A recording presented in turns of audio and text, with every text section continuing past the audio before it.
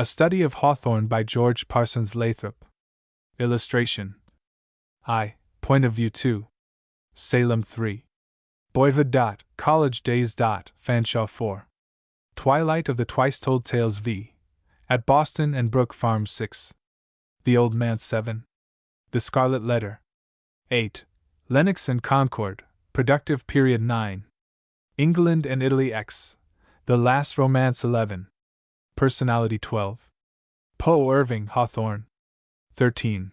The Loss and the Gain. Appendix I. Appendix 2. Appendix 3. A Study of Hawthorne. Point of view. This book was not designed as a biography, but is rather a portrait. And, to speak more carefully still, it is not so much this, as my conception of what a portrait of Hawthorne should be. For I cannot write with the authority of one who had known him and had been formally entrusted with the task of describing his life. On the other hand, I do not enter upon this attempt as a mere literary performance, but have been assisted in it by an inward impulse, a consciousness of sympathy with the subject, which I may perhaps consider a sort of inspiration. My guide has been intuition, confirmed and seldom confuted by research. Perhaps it is even a favoring fact that I should never have seen Mr. Hawthorne. A personality so elusive as his may possibly yield its traits more readily to one who can never obtrude actual intercourse between himself and the mind he is meditating upon. An honest report upon personal contact always has a value denied to the reviews of aftercomers, yet the best criticism and biography is not always that of contemporaries.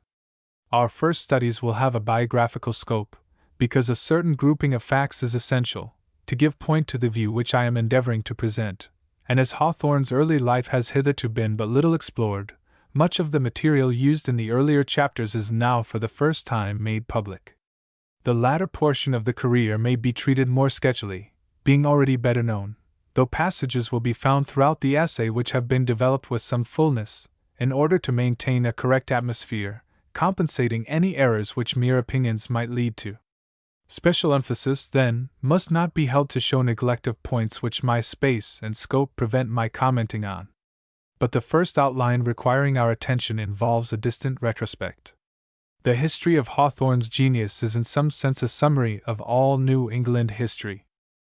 From amid a simple, practical, energetic community, remarkable for its activity in affairs of state and religion, but by no means given to dreaming, this fair flower of American genius rose up unexpectedly enough, breaking the cold New England sod for the emission of a light and fragrance as pure and pensive as that of the arbutus in our woods, in spring.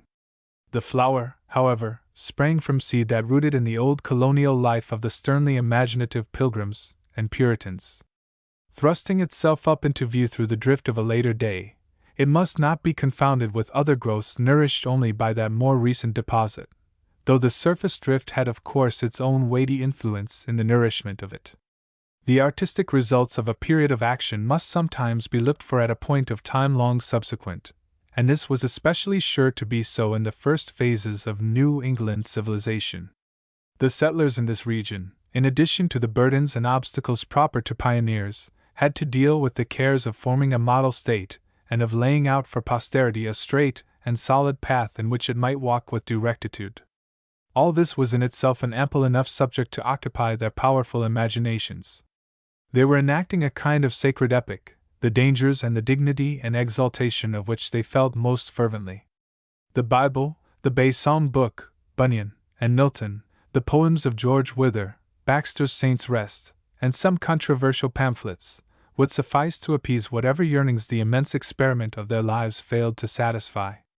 Gradually, of course, the native press and newcomers from England multiplied books in a community which held letters in unusual reverence. But the continuous work of subduing a new country, the dependence upon the motherland for general literature, and finally the excitements of the Revolutionary period, deferred the opportunity for any aesthetic expression of the forces that had been at work here ever since Winthrop stepped from the Arbella onto the shore of the New World. With noble manliness and sturdy statesmanship enough in him to uphold the whole future of a great people. When Hawthorne came, therefore, his utterance was a culmination of the 2 preceding centuries. An entire side of the richly endowed human nature to which we owe the high qualities of New England, a nature which is often so easily disposed of as meager, cold, narrow, and austere, this side, long suppressed and thrown into shade by the more active front, found expression at last in these pages so curiously compounded of various elements, answering to those traits of the past which Hawthorne's genius revived. The sensuous substance of the early New England character had piously surrendered to the severe maxims which religion and prudence imposed, and so complete was its suppression, that all this part of Puritan nature missed recording itself, except by chance glimpses through the history of the times. For this voluntary oblivion it has been rarely compensated in the immortality it meets with through Hawthorne. Not that he set himself with forethought to the illustration of it, but, in studying as poet and dramatist the past from which he himself had issued, he sought, naturally, to light it up from the interior, to possess himself of the very fire which burned in men's breasts, and set their minds in movement at that epoch. In his own person and his own blood the same elements, the same capabilities still existed, however modified or differently ordered. The records of Massachusetts Bay are full of suggestive incongruities between the ideal, single-souled life which its founders hoped to lead, and the jealousies, the opposing opinions, or the intervolved passions of individuals and of parties, which sometimes unwittingly cloak themselves in religious tenets. Placing himself in the position of these beings, then, and conscious of all the strong and various potencies of emotion which his own nature, inherited from them, held in curb, it was natural that Hawthorne should give weight to this contrast between the intense, prison life of shut sensibilities and the formal outward appearance to which it was molded. This, indeed, is the source of motive in much of his writing, notably so in The Scarlet Letter. It is thus that his figures get their tremendous and often terrible relief. They are seen as close as we see our faces in a glass, and brought so intimately into our consciousness that the throbbing of their passions sounds like the mysterious, internal beating of our own hearts in our own ears.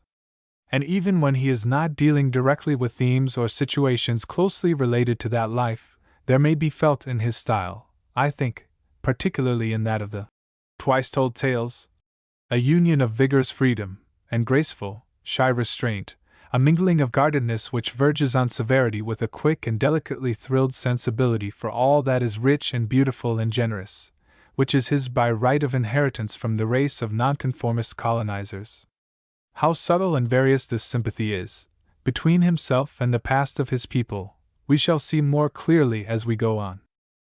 Salem was, in fact, Hawthorne's native soil, in all senses, as intimately and perfectly so as Florence was the only soil in which Dante and Michelangelo could have had their growth.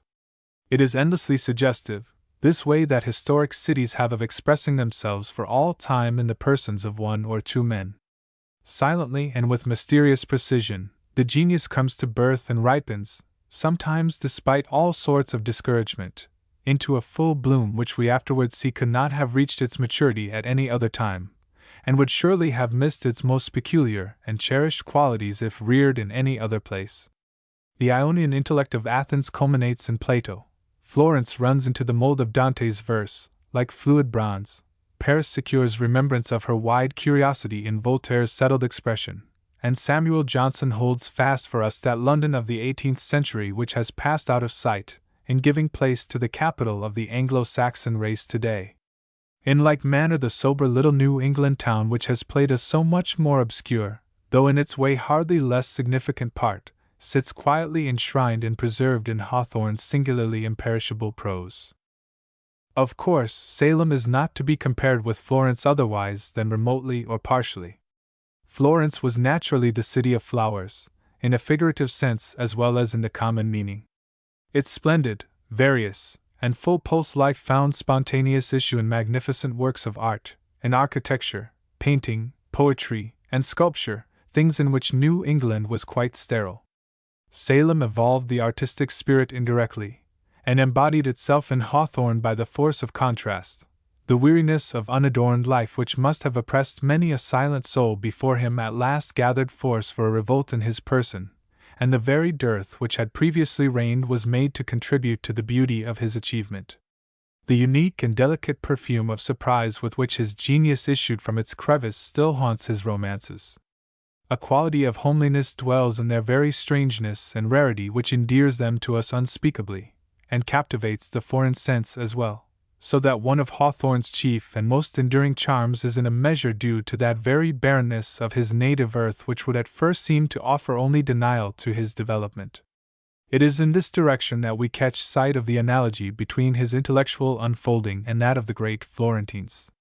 It consists in his drawing up into himself the nourishment furnished by the ground upon which he was born, and making the more and the less productive elements reach a climax of characteristic beauty. One marked difference, however, is that there was no abundant and inspiriting municipal life of his own time which could enter into his genius. It was the consciousness of the past of the place that affected him. He himself has expressed as much. This old town of Salem, my native place, though I have dwelt much away from it, both in boyhood and maturer years, possesses, or did possess, a hold on my affections, the force of which I have never realized during my seasons of actual residence here. And yet, though invariably happiest elsewhere, there is within me a feeling for old Salem, which, in lack of a better phrase, I must be content to call affection. But the sentiment has likewise its moral quality. The figure of that first ancestor, invested by family tradition with a dim and dusky grandeur, was present to my boyish imagination as far back as I can remember. It still haunts me, and induces a kind of home feeling with the past, which I scarcely claim in reference to the present phase of the town. It is by briefly reviewing that past, then trying to reproduce in imagination the immediate atmosphere of Hawthorne's youth, and comparing the two, that we shall best arrive at the completion of our proposed portrait. We have first to study the dim perspective and the suggestive coloring of that historic background from which the author emerges, and then to define clearly his own individual traits as they appear in his published works and notebooks. The eagerness which admirers of such a genius show to learn all permissible details of his personal history is, when freed from the vulgar and imbecile curiosity which often mars it, a sort of homage that it is right to satisfy. It is a respect apt to be paid only to men whose winning personal qualities have reached through their writing, and touched a number of grateful and appreciative hearts. But two objections may be urged against giving such details here. One is, that Hawthorne especially disapproved the writing of a life of himself. The other, that the history of Salem and the works of Hawthorne are easily accessible to any one, without intervention. Of the first it may frankly be said, indeed, that Hawthorne alone could have adequately portrayed his life for us, though in the same breath it should be added that the idea of his undertaking to do it is almost preposterous. To such a spirit as his, the plan would have had an exquisite absurdity about it, that might even have savored of imposition. The mass of trivial details essential to the accurate and consecutive account of an entire life could never have gained his serious attention. His modesty would have made as little of them as of boyish slate scribblings, full of significance, fun, and character to observers, but subjected to the sponge without a pang by their producer. There is something natural and fine in this. I confess that to me the spectacle presented by Goethe when dwelling on the minutest incidents of his childhood with senile vanity and persistence, and fashioning with avaricious care the silver shrine and crystal case in which, like a very different sort of St. Charles Borromeo, he hopes to have the reverent ages view him, is one which increases my sense of his defective though splendid personality. And yet I cannot suppress the opposite feeling, that the man of note who lets his riches of reminiscence be buried with him inflicts a loss on the world which it is hard to take resignedly. In the notebooks of Hawthorne this want is to a large extent made good. His shrinking sensitiveness in regard to the embalming process of biography is in these somewhat abetted, so that they have been of incalculable use in assisting the popular eye to see him as he really was. Other material for illustration of his daily life is somewhat meager, and yet, on one account, this is perhaps a cause for rejoicing. There is a halo about every man of large poetic genius which it is difficult for the world to wholly miss seeing, while he is alive. Afterward, when the biographer comes, we find the actual dimensions, the physical outline, more insisted upon. That is the biographer's business, and it is not altogether his fault, though partly so, that the public regard is thus turned away from the peculiar but impalpable sign that floats above the poet's actual stature. But under this subtle influence, forgetting that old, luminous hallucination, if it be one, We suddenly feel the want of it, are dissatisfied, and, not perceiving that the cause lies largely with us, we fall to detracting from the subject. Thus it is fortunate that we have no regular biography of Shakespeare authoritative enough to fade our own private conceptions of him, and it is not an unmixed though that some degree of similar mystery should soften and give tone to the life of Hawthorne. Not that Hawthorne could ever be seriously disadvantaged by a complete record, for behind the greatness of the writer, in this case, there stands a person eminent for strength and loveliness, as few men are eminent in their private lives. But it is with dead authors somewhat as it proved with those Etruscan warriors, who, seen through an eye-hole lying in perfect state within their tombs, crumbled to a powder when the sepulchres were opened. The contact of life and death is too unsympathetic. Whatever stuff the writer be made of, it seems inevitable that he should suffer injury from exposure to the busy and prying light of subsequent life, after his so deep repose in death. "Would you have me a damned author?" exclaims Oberon in The Devil in Manuscript. Footnote: see the snow image, and other twice-told tales. To undergo sneers, taunts, abuse, and cold neglect, and faint praise bestowed against the giver's conscience. An outlaw from the protection of the grave, one whose ashes every careless foot might spurn, unhonored in life, and remembered scornfully in death. This, to be sure, is a heated statement, in the mouth of a young author who is about to cast his unpublished works into the fire, but the dread expressed here is by no means unfounded.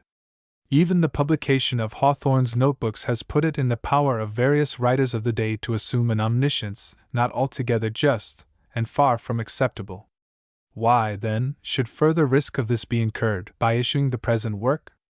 It is precisely to put a limit to misconstructions, as well as to meet, however imperfectly, the desire of genuine appreciators, that it has been written.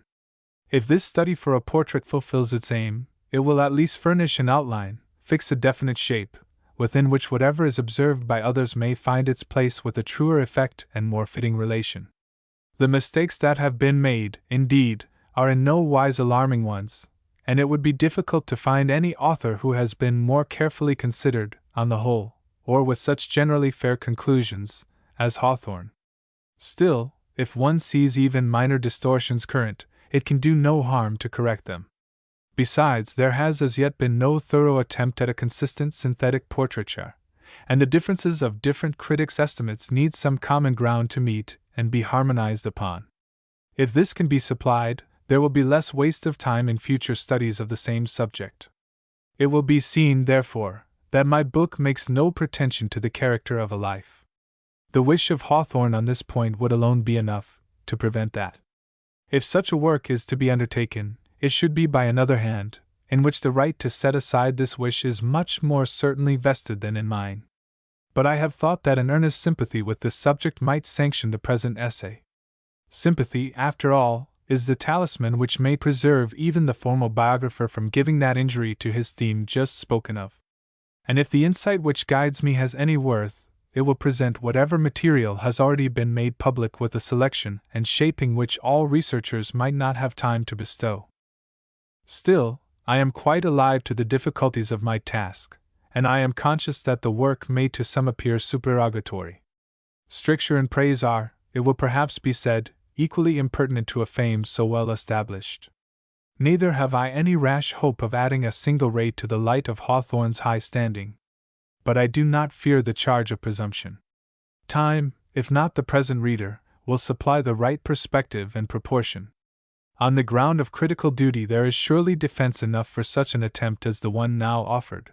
The relative rank of Hawthorne, and other distinctions touching him, seem to call for a fuller discussion than has been given them. I hope to prove, however, that my aim is in no wise a partisan one.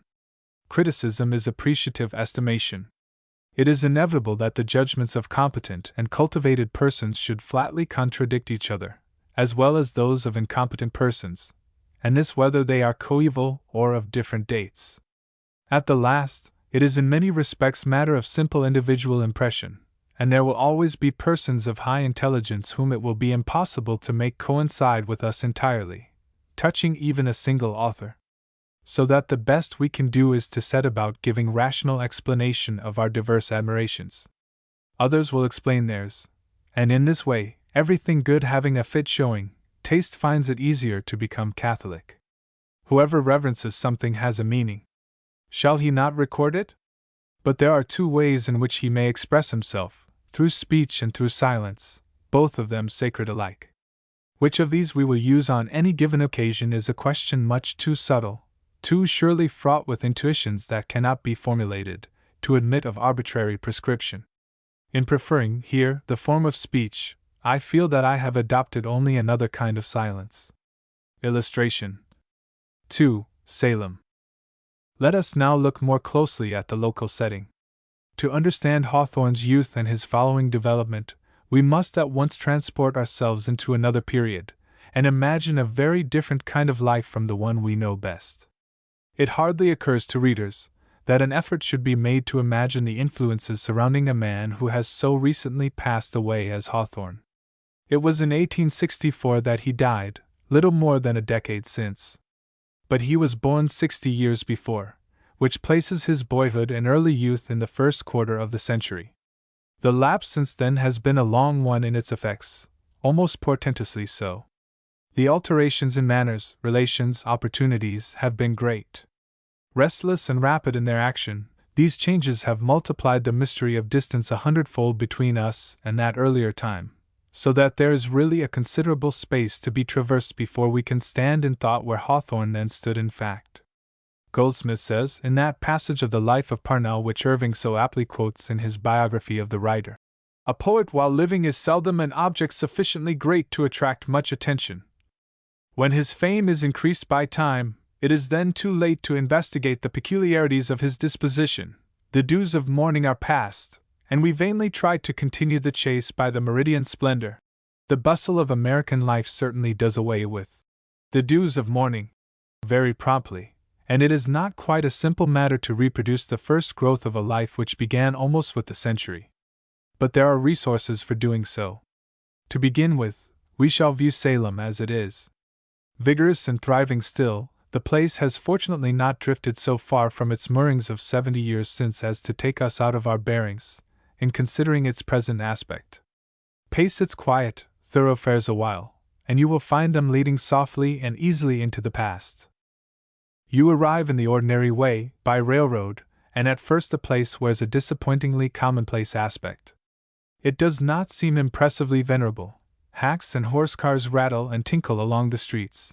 People go about their affairs in the usual way, without any due understanding that they ought to be picturesque and should devote themselves to falling into effective groups posed in vistas of historic events. Is antiquity, then, afraid to assert itself, even here in this stronghold, so far as to appear upon the street? No, but one must approach these old towns with reverence, to get at their secrets. They will not yield inspiration or meaning save to an imaginative effort. Under the influence of that, the faded past, traced in sympathetic ink, as it were, revives and starts into distinctness. Passing down Essex Street, or striking off from its modest bustle a little way, we come upon shy, ungainly relics of other times. Grey gambrel-roofed houses stand out here and there, with thick-throated chimneys that seem to hold the whole together. Again you pass buildings of a statelier cast, with carved pilasters on the front and arched doorways bordered with some simple, dainty line of carving. Old plaster-covered urns, perhaps, stand on the brick garden wall, and the plaster is peeling off in flakes that hang long and reluctant before falling to the ground.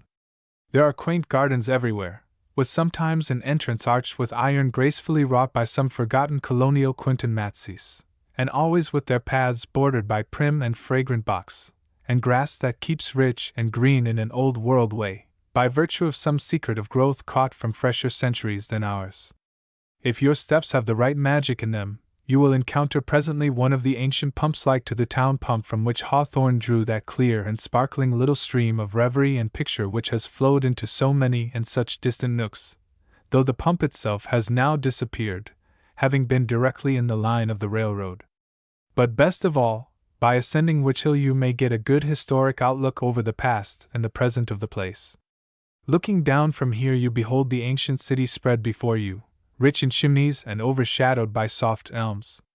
At one point a dark, strong steeple lifts itself like a huge gravestone above the surrounding houses, terminating in a square top or a blunt dome, and yonder is another, more ideal in its look, rising slight and fine, and with many ascents and alternating pauses, to reach a delicate pinnacle at great height in the air.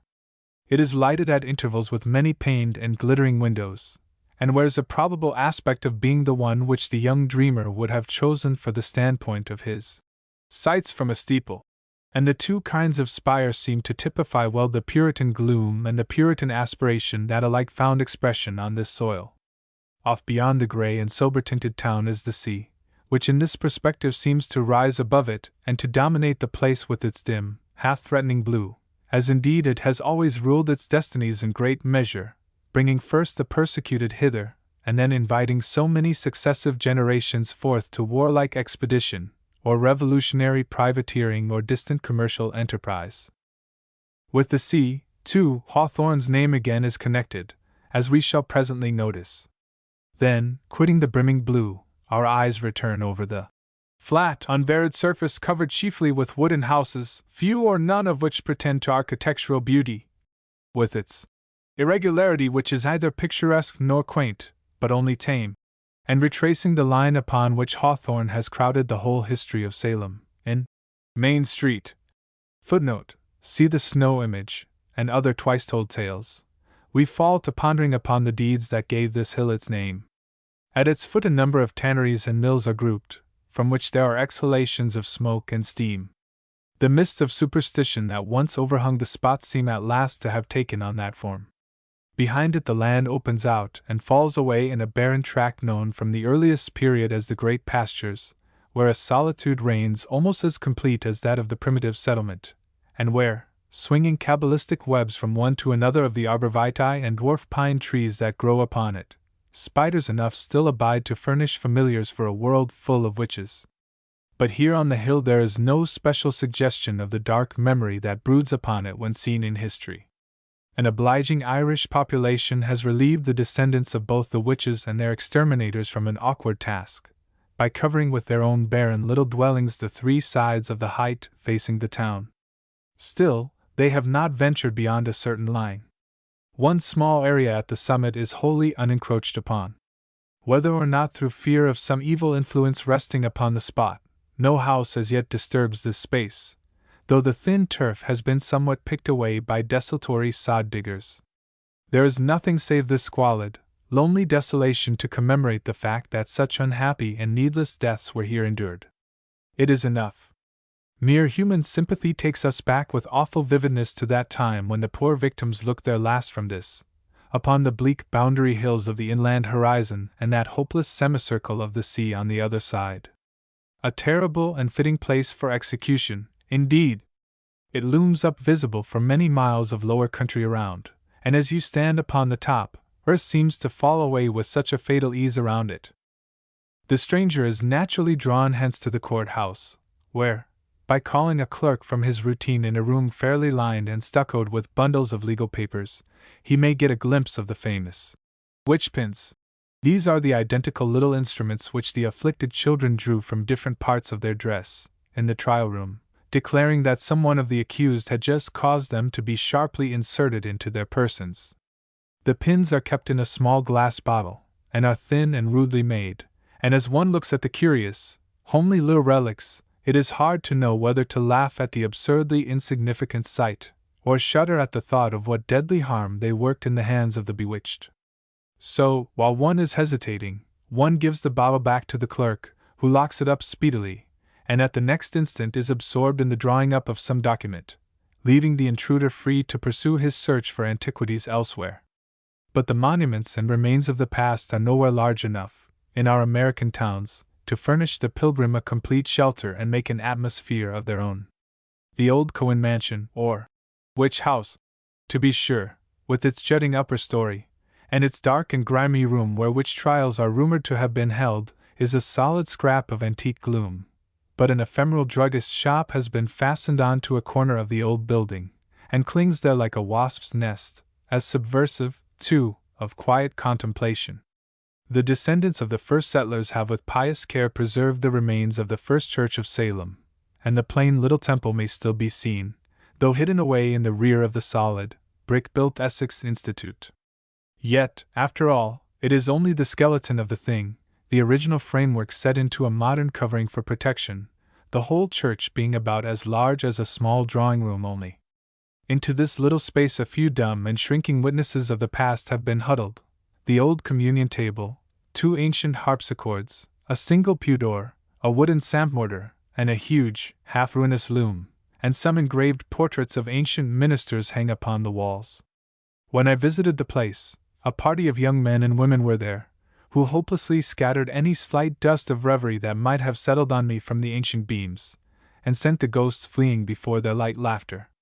The young women fingered the old harpsichords, and incontinently thrummed upon them, and one cried, "Play a waltz!"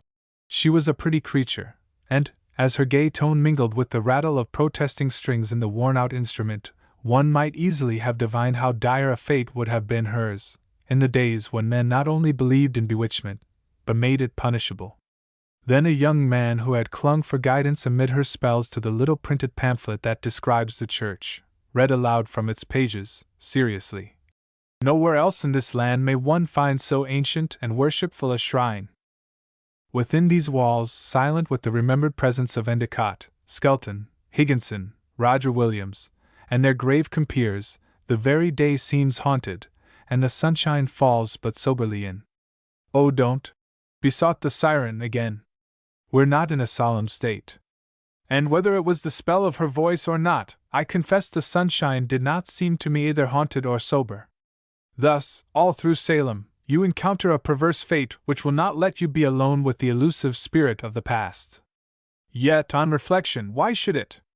This perverse fate is simply the life of today, which has certainly an equal right to the soil with that of our dreams and memories.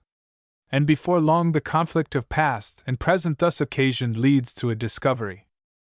In the first place, it transpires that the atmosphere is more favorable than at first appears for backward-reaching reverie. The town holds its history in reverence, and a good many slight traces of antiquity, with the quiet respect maintained for them in the minds of the inhabitants, finally make a strong cumulative attack on the imagination. The very meagerness and minuteness of the physical witnesses to a former condition of things cease to discourage, and actually become an incitement more effective than bulkier relics might impart. The delicacy of suggestion lends a zest to your dream, and the sober streets open out before you into vistas of austere reminiscence. The first night that I passed in Salem, I heard a church bell ringing loudly, and asked what it was. It was the 9 o'clock bell, and it had been appointed to ring thus every night, 100 years ago or more. How it reverberated through my mind, till every brain cell seemed like the empty chamber of a vanished year. Then, in the room where I slept, there was rich and ponderous furniture of the fashion of ALD. The bed was draped and canopied with hangings that seemed full of spells and dreamery, and there was a mirror, tall, and swung between stately mahogany posts spreading their feet out on the floor, which recalled that fancy of Hawthorne's, in the tale of Old Esther Dudley. Footnote: see also American Notebooks, Volume 1, and the first chapter of The House of the Seven Gables, about parish dames and grandees made to sweep in procession through the inner world of a glass. Such small matters as these engage the fancy, and lead it back through a systematic review of local history with unlooked-for nimbleness.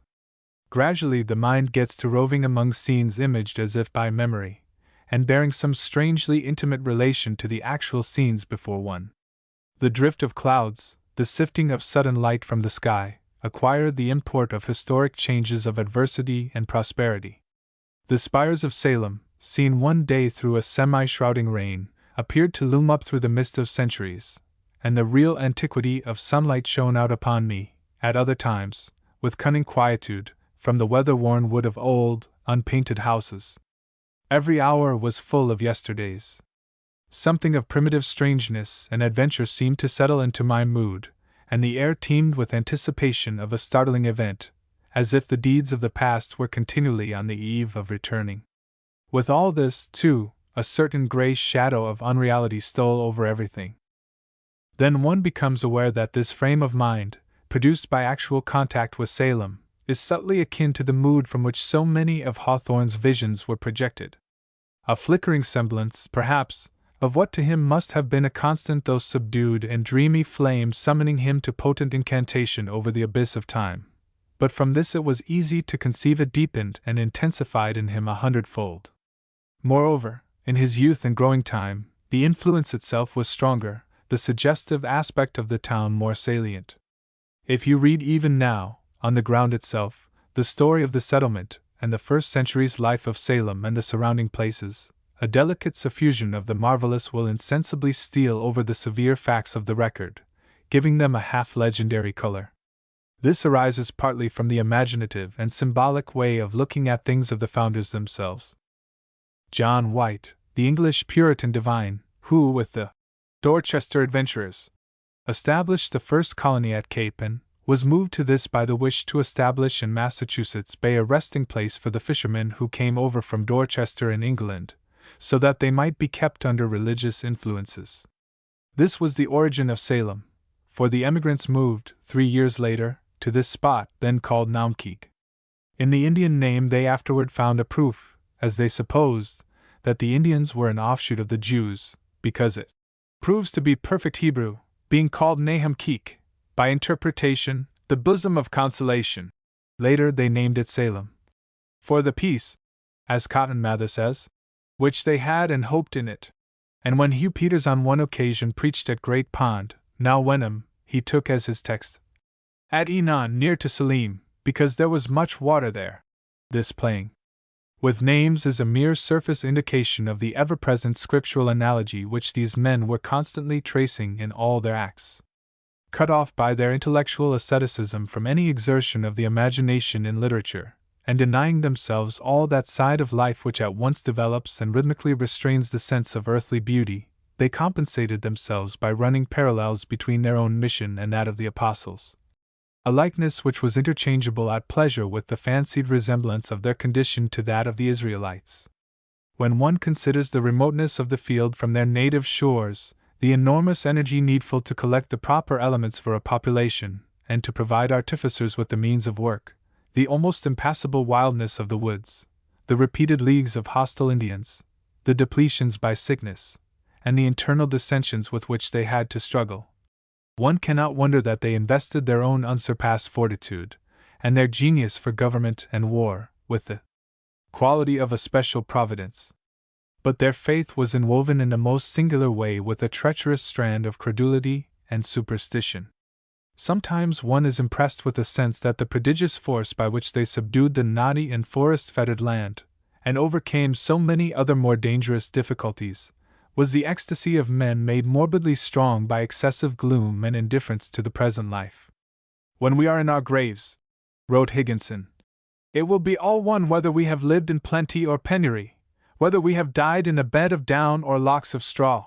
And Hawthorne speaks of the Puritan temperament as accomplishing so much, precisely because it imagined and hoped so little.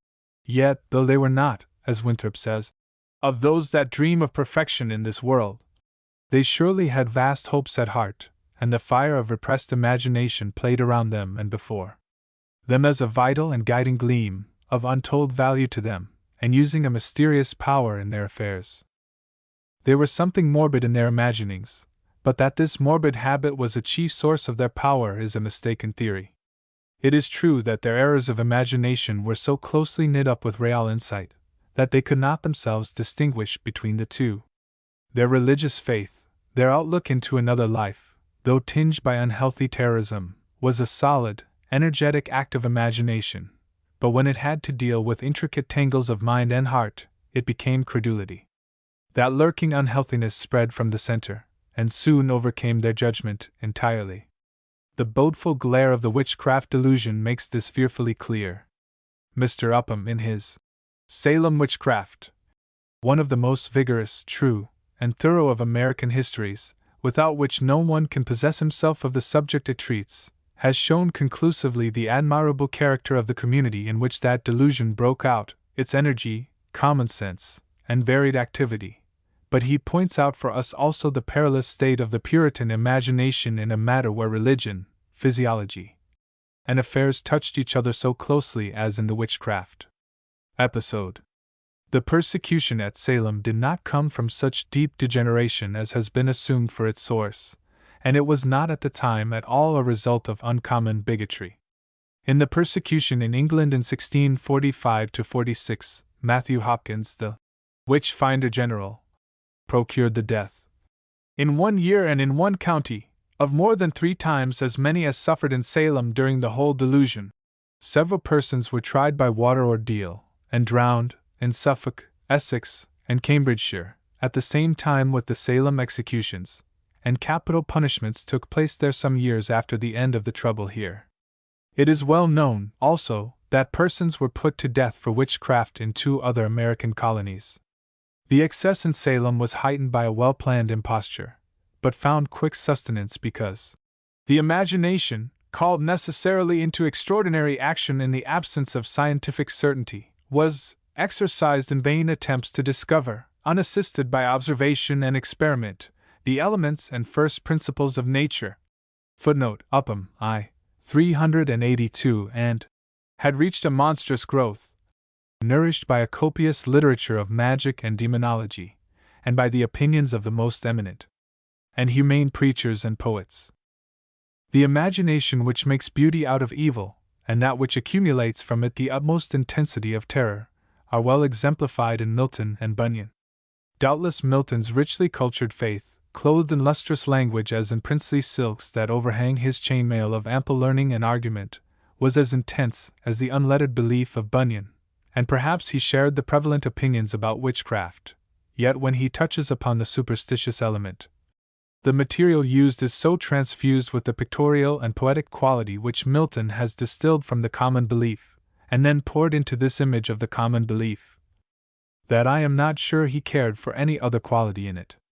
Nor uglier followed the night hag, when, called in secret, riding through the air she comes, lured by the smell of infant blood, to dance with Lapland witches, while the laboring moon ellipses at their charms.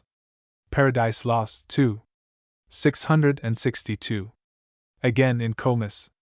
Some say, no evil thing that walks by night, blue meagre hag, or stubborn, unlaid ghost that breaks his magic chains at curfew time, no goblin, or swart fairy of the mine, hath hurtful power o'er true virginity. How near these passages come to Shakespeare, where he touches the same string! And is it not clear that both poets exulted so in the beauty born among dark, earthy depths of fear, that they would have rejected any and every horror which failed to contribute something to the beautiful?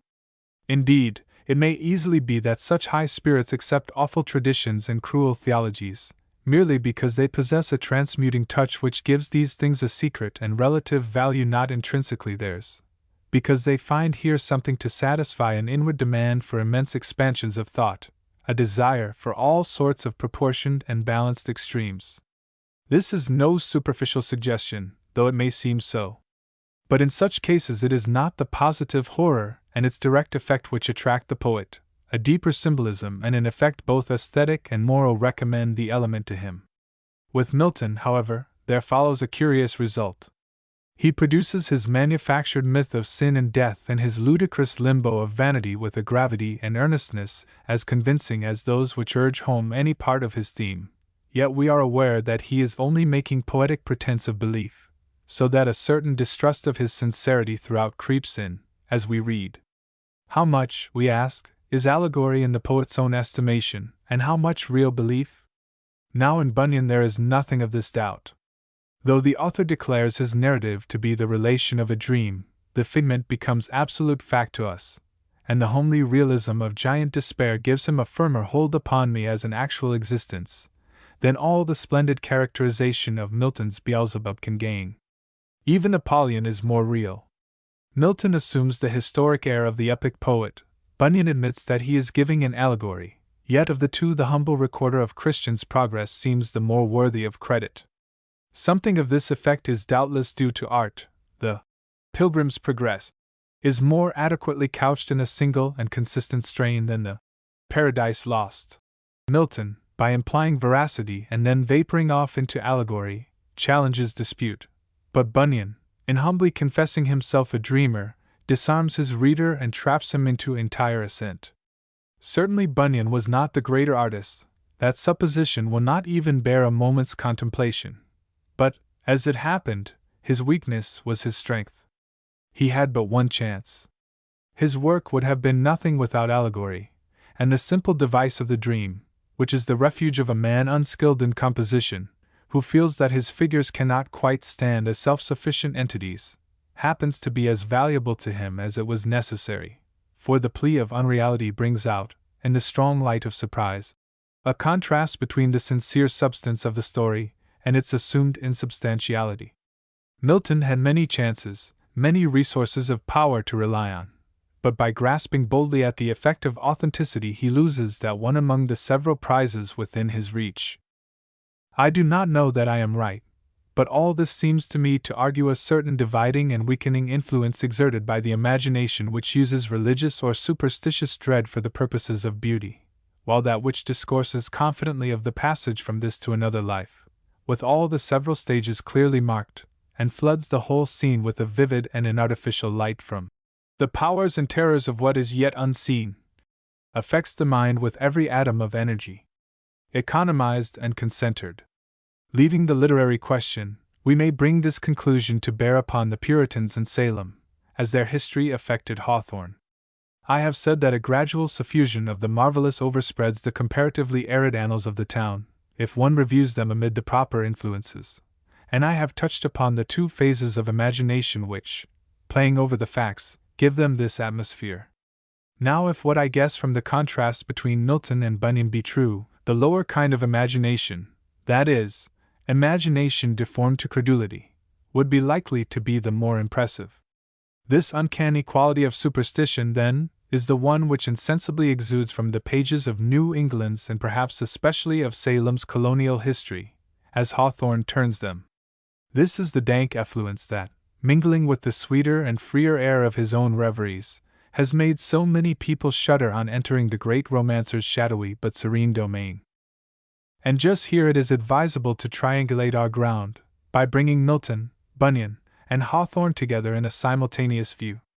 Wide apart as the first two stand, they seem to effect a kind of union in this modern genius. Or rather, their influence here conjoins, as the rays from two far-separated stars meet in the eye of him who watches the heavens for inspiration.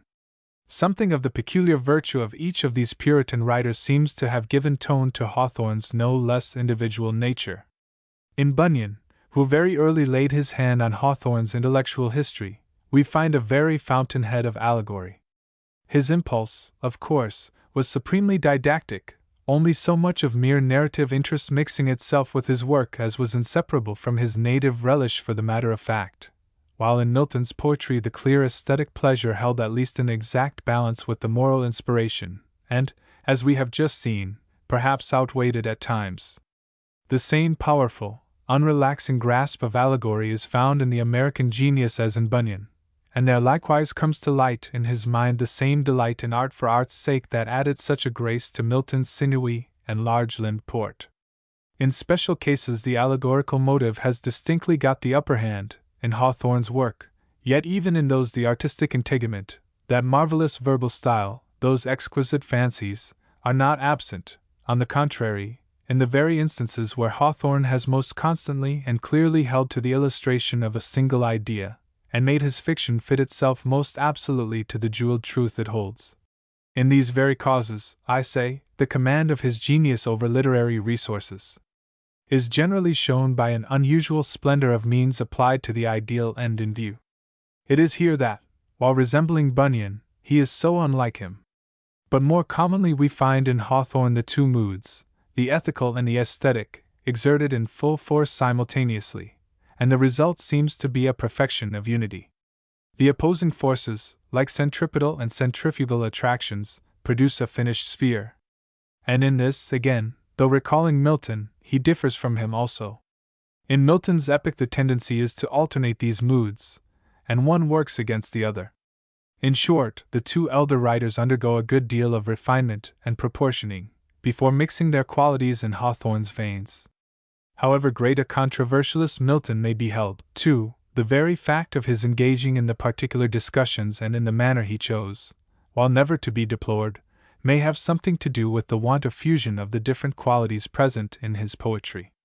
We may say, and doubtless it is so, that Hawthorne could never have written such magnificent pamphlets as the Iconoclast, the Apology, the Tetrachordon. I grant that his refinement, though bringing him something which Milton did not have, has cost him something else which Milton possessed.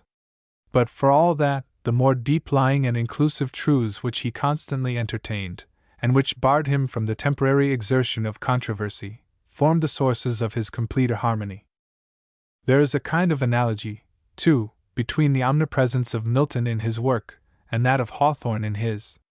The great Puritan singer cannot create persons, his Satan is Milton himself in singing robes, assuming for mere arguments and epic's sake that side of a debate which he does not believe, yet carrying it out in the most masterly way. His angels and archangels are discriminated, but still they are not divested of his informing quality, and Comus, and Samson agonists, howsoever diverse, are illustrations of the athletic prime and the autumnal strength of the poet himself, rather than anywise dramatic evolutions of his themes. Bunyan, with much less faculty for any subtle discrimination of characters, also fails to give his persons individuality, though they stand very distinctly for a variety of traits. It is with Bunyan as if he had taken an average human being, and separating his impulses, good and evil, had tried to make a new man or woman out of each, so that there is hardly life-blood enough to go round among them. Milton's creatures are in a certain way more vital, though less real. Bunyan's characters being traits, the others are moods. Yet both groups seem to have been cast in a large, elemental mold. Now, Hawthorne is vastly more an adept than either Milton or Bunyan in keeping the creatures of his spirit separate, while maintaining amongst them the bond of a common nature. But besides this bond they are joined by another, by something which continually brings us back to the author himself. It is like a family resemblance between widely separated relatives, which suggests in the most opposite quarters the original type of feature of some strong, far-back progenitor. These characters, with far more vivid presence and clear definition than those of the other two writers, are at the same time based on large and elementary forces, like theirs. They are for the most part embodied moods, or emotions expanded to the stature of an entire human being, and made to endure unchanged for years together. Thus, while Hawthorne, as we shall see more fully further on, is essentially a dramatic genius, Bunyan a simple allegorist, and Milton an odic poet of unparalleled strength, who, taking dramatic and epic subjects and failing to fill them, makes us blame not his size and shape, but the too minute intricacies of the theme, there is still a sort of underground connection between all three. It is curious to note, further, the relation of Milton's majestic and multitudinous speech, the chancellor-like stateliness of his wit, in prose, to Hawthorne's resonant periods, and dignity that is never weakened though admirably modified by humor. Altogether, if one could compound Bunyan and Milton, combine the realistic imagination of the one with the other's passion for ideas, pour the ebullient, undulating prose style of the poet into the veins of the allegorist's firm, leather-jerkined English, and make a modern man and author of the whole, the result would not be alien to Hawthorne. Yet that native love of historic murkiness and mossy tradition which we have been learning to associate with Salem would have to be present in this compound being, to make the likeness complete. And this, with the trains of reverie and the cast of imagination which it must naturally breed, would be the one thing not easily supplied, for it is the predisposition which gives to all encircling qualities in Hawthorne their peculiar coloring and charm. That predisposition did not find its sustenance only in the atmosphere of sadness and mystery that hangs over the story of Salem. Bygone generations have left in the town a whole legacy of legend and shudder-rousing passages of family tradition, with many well-supported tales of supernatural hauntings.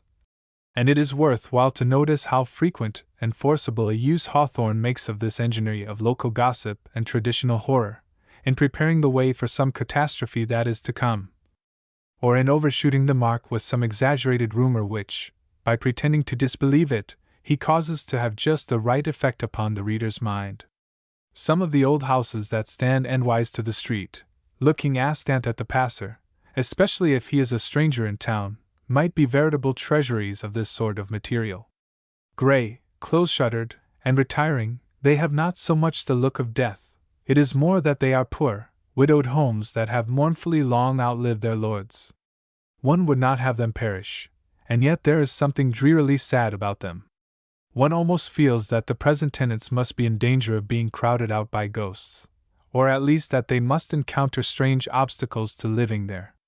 Are not their windows darkened by the light of other days? An old mansion of brick or stone has more character of its own, and is less easily overshadowed by its own antiquity. But these impressible wooden abiding places, that have managed to cling to the soil through so many generations, seem rife with the inspirations of mortality. They have a depressing influence, and must often mold the occupants, and leave a peculiar impress on them. We are all odd enough in our way, whatever our origin or habitation. But is it not possible that in a town of given size, placed under specified conditions, there should be a greater proportion of oddities produced than in another differently circumstanced?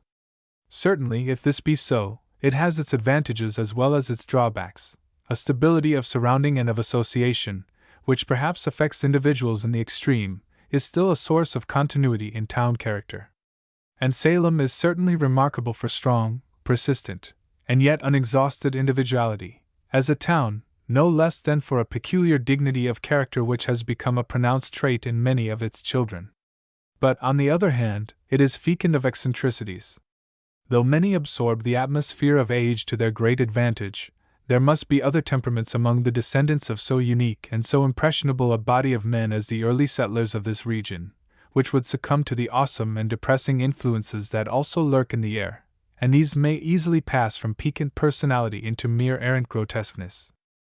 Whether from instinctive recognition of this or not, it has never seemed to me remarkable that people here should see apparitions of themselves, and die within the year. It did not strike me as strange when I was told of persons who had gone mad with no other cause than that of inherited insanity, as if, having tried every species of sane activity for 200 or 300 years, a family should take to madness from sheer disgust with the monotony of being healthy, nor could any case of warped idiosyncrasy, or any account of half-maniacal genius be instanced that seemed at all out of keeping.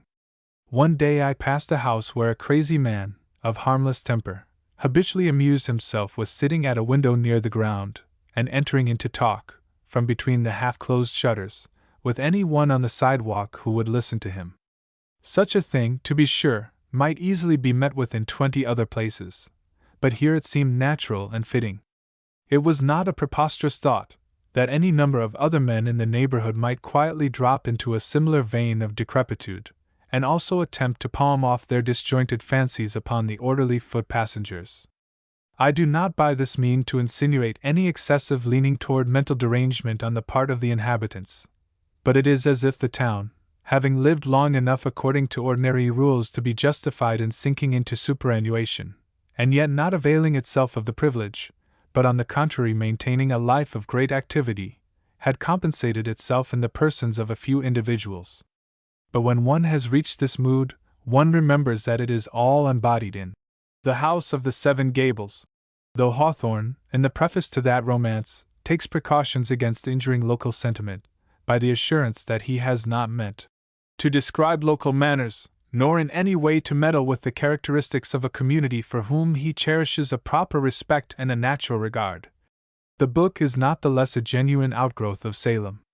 Perhaps the aspect under which Salem presents itself to me is tinged with fancy, though Hawthorne in the same story has called it a town noted for its frugal, discreet, well-ordered, and home-loving inhabitants, but in which, be it said, there are odder individuals, and now and then stranger occurrences, than one meets with almost anywhere else. But it is certain that poor Hepzibah Pyncheon, and the pathetic Clifford, and quaint Uncle Venner, are types which inevitably present themselves as belonging preeminently to this place. Not less subtle is the connection with it of the old Wizard Mall, and the manner of his death at the witchcraft epoch, for it is hinted in the romance that old Colonel Pyncheon joined in denouncing the poor man, urged by designs on a piece of land owned by Mall, and Mr. Upham's careful research has shown that various private piques were undoubtedly mixed up in the witchcraft excitement, and swelled the list of accusations. Young Halgrave, the photographer, also, represents in a characteristic way the young life of the place, the germ that keeps it fresh, and even dreams at times of throwing off entirely the visible remains of the past.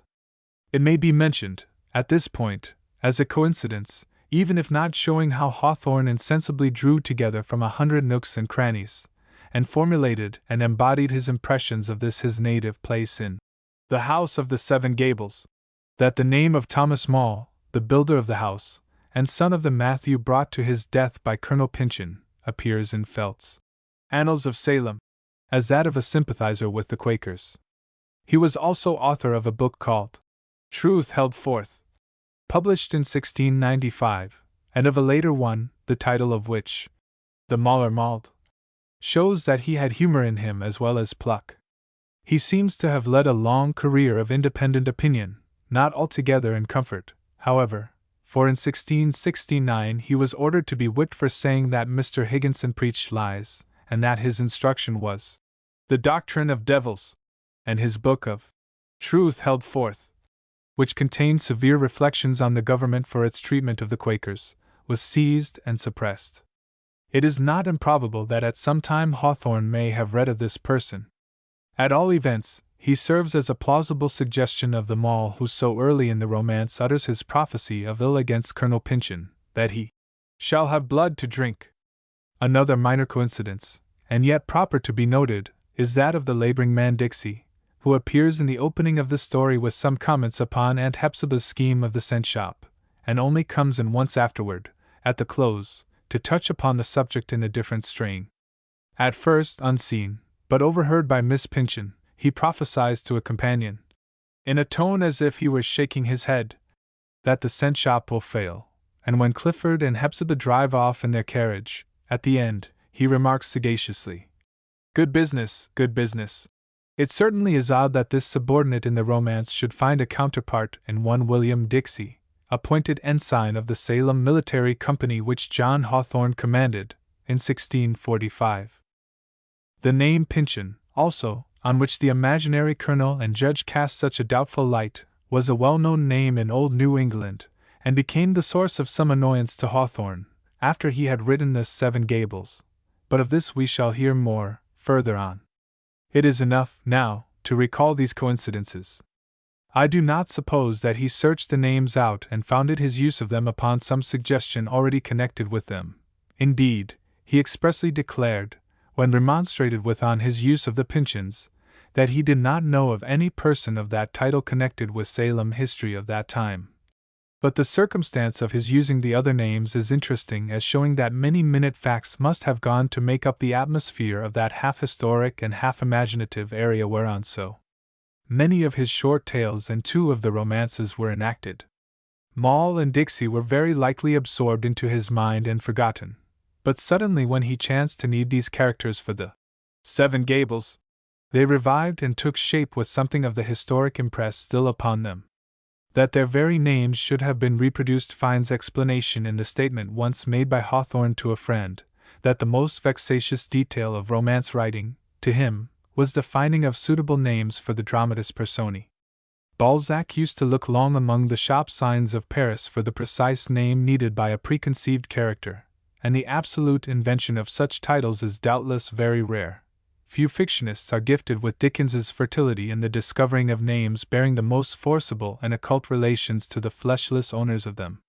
And it is interesting to find that Hawthorne, somewhat as Scott drew from the local repertory of his countrymen's nomenclature, found many of his surnames among those of the settlers of New England. Hooper, Prynne, Felton, Dalliver, Hunnewell, and others belong specially to these and to their descendants. Roger Chillingworth, by the by, recalls the celebrated English divine and controversialist, William, and Bishop Miles Coverdale's name has been transferred, in Blithedale, from the reign of Edward VI to the experimental era of Brook Farm. It has been urged as a singular deficiency of Hawthorne's, that he could not glorify the moral strength and the sweeter qualities of the Puritans and of their lives. But there was nothing in the direction of his genius that called him to this. As well urge against him that he did not write philanthropic pamphlets, or give himself to the inditing of biographies of benevolent men, or compose fictions on the plan of Sir Charles Grandison, devoted to the illumination of praiseworthy characters. It is the same criticism which condemns Dickens for ridiculing certain preachers, and neglecting to provide the antidote in form of a model apostle, contrasted in the same book. This is the criticism which would reduce all fiction to the pattern of the religious tract. Certain men have certain things before them to do. They cannot devote a lifetime to proving in their published works that they appreciate the excellence of other things which they have no time and no supreme command to do. Nothing, then, is more unsafe than to imply from their silence that they are deficient in particular phases of sympathy. The exposition of the merits of the New England founders has been steadily in progress from their own time to the present, and they have found a worthy monument in the profound and detailed history of Palfrey. All the more reason why the only man yet born who could fill the darker spaces of our early history with palpitating light of that wide-eyed truth and eternal human consciousness which cast their deep blaze through Hawthorne's books, should not forego his immortal privilege.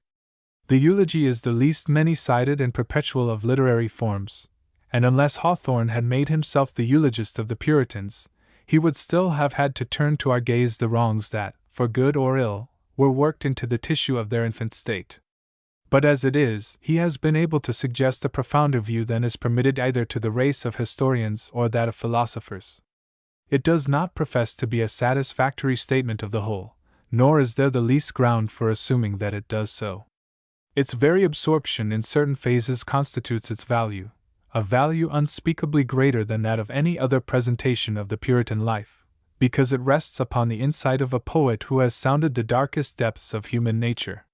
Had Hawthorne passed mutely through life, these gloomy grounded pictures of Puritanism might have faded from the air like the specters of things seen in dazzling light, which flit vividly before the eye for a time, then vanish forever. But in order to his distinctive coloring, no distortion had to be practiced, and I do not see why Hawthorne should be reckoned to have had no sight for that which he did not record. With his unique and penetrating touch he marked certain salient and solemn features which had sunk deep into his sensitive imagination, and then filled in the surface with his own profound dramatic emanations. But in his subtle and strong moral insight, his insatiable passion for truth, he surely represented his Puritan ancestry in the most worthy and obviously sympathetic way. No New Englander, moreover, with any depth of feeling in him, can be entirely wanting in reverence for the nobler traits of his stern forefathers, or in some sort of love for the whole body of which his own progenitors formed a group. Partly for his romantic purposes, and merely as an expedient of art, Hawthorne chose to treat this life at its most picturesque points, and to heighten the elements of terror which he found there was an aesthetic obligation with him. But there is even a subtler cause at work toward this end. The touches of assumed repugnance toward his Puritan forefathers, which appear here and there in his writings, are not only related to his ingrained shyness, which would be cautious of betraying his deeper and truer sentiment about them, but are the ensigns of a proper modesty in discoursing of his own race, his own family, as it were. He shields an actual veneration and a sort of personal attachment for those brave earlier generations under a harmless pretense that he does not think at all too tenderly of them. It is a device frequently and freely practiced, and so characteristically American, and especially Hawthornesque, that it should not have been overlooked for even a moment. By these means, too, he takes the attitude of admitting the ancestral errors, and throws himself into an understanding with those who look at New England and the Puritans merely from the outside. Here is a profound resort of art to prepare a better reception for what he is about to present, by not seeming to insist on an open recognition from his readers of the reigning dignity and the noble qualities in the Puritan colony, which he himself, nevertheless, is always quietly conscious of. And in this way he really secures a broader truth, while reserving the pride of locality and race intact.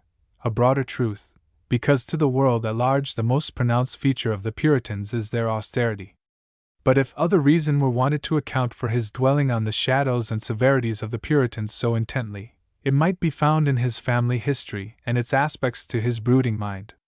His own genealogy was the gate which most nearly conducted him into the still and haunted fields of time which those brave but stern religious exiles peopled. The head of the American branch of the Hathorne, or Hawthorne family, was Major William Hathorne, of Wycastle, Wilton, Wiltshire. Footnote: this name appears in the American notebooks, August 22, 1837, as Wycastle, Wigton. I cannot find any but the Scotch Wigton, and have substituted the Wilton of Wiltshire as being more probable. Memorials of the family exist in the adjoining county of Somerset. A. N. B. October 1836. In England, a younger son, who came to America with Winthrop and his company, by the Arbella, arriving in Salem Bay June 12, 1630. He probably went first to Dorchester, having grants of land there, and was made a freeman about 1634, and representative, or one of, the 10 men, in 1635.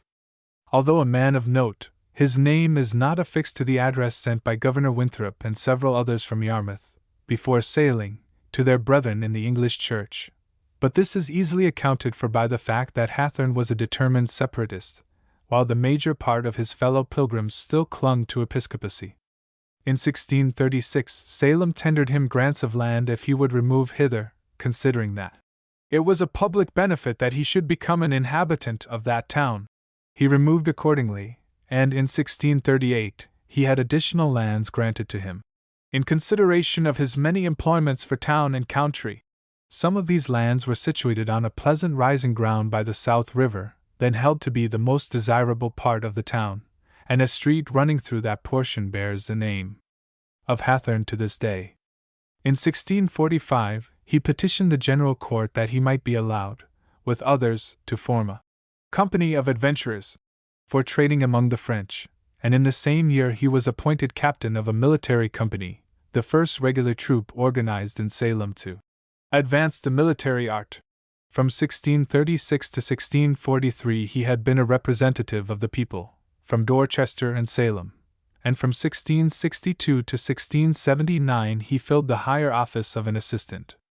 It was in 1667 that he was empowered to receive for the town a tax of 20 pounds of powder per ton for every foreign vessel over 20 tons trading to Salem and Marblehead, thus forestalling his famous descendant in sitting at the receipt of customs. Besides these various activities, he officiated frequently as an attorney at law, and in the Indian campaign of 1676, in Maine, he left no doubt of his efficiency as a military commander. He led a portion of the army of 1,200 men which the colony had raised, and in September of this year he surprised 400 Indians at Cacheco.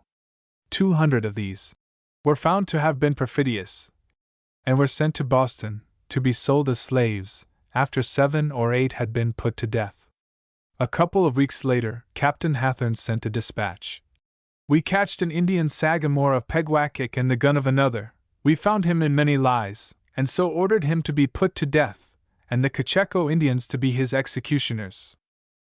There was some reason for this severity, for in crossing a river the English had been ambuscaded by the savages. The captain adds, "We have no bread these 3 days." This early ancestor was always prominent. He had been one of a committee in 1661, who reported concerning the patent, laws, and privileges and duties to His Majesty of the colonists, opposing all appeals to the Crown as inconsistent with their charter, and maintained the right of their government to defend itself against all attempts at overthrow. 2 years later he was charged by Charles's commissioners with seditious words, and apologized for certain, unadvised, expressions, but the committee of 1661 reported at a critical time, and it needed a good deal of stout-heartedness to make the declarations which it did, and on the whole William Hawthorne may stand as a sturdy member of the community. He is perhaps the only man of the time who has left a special reputation for eloquence. Eliot speaks of him as the most eloquent man of the assembly, a friend of Winthrop, but often opposed to Endicott, who glided with the popular stream, as reputable for his piety as for his political integrity. And Johnson, in his Wonder-working Providence, naming the chief props of the state, says, "Yet through the Lord's mercy we still retain among our democracy the godly Captain William Hawthorne, whom the Lord hath endued with a quick apprehension, strong memory, and rhetoric, volubility of speech, which hath caused the people to make use of him often in public service, especially when they have had to do with any foreign government." It is instructive to find what ground he took during the Quaker persecutions of 1657 to 1662. Endicott was a forward figure in that long-sustained horror, and if Hawthorne naturally gravitated to the other extreme from Endicott, he would be likely, one supposes, to have sympathized with the persecuted.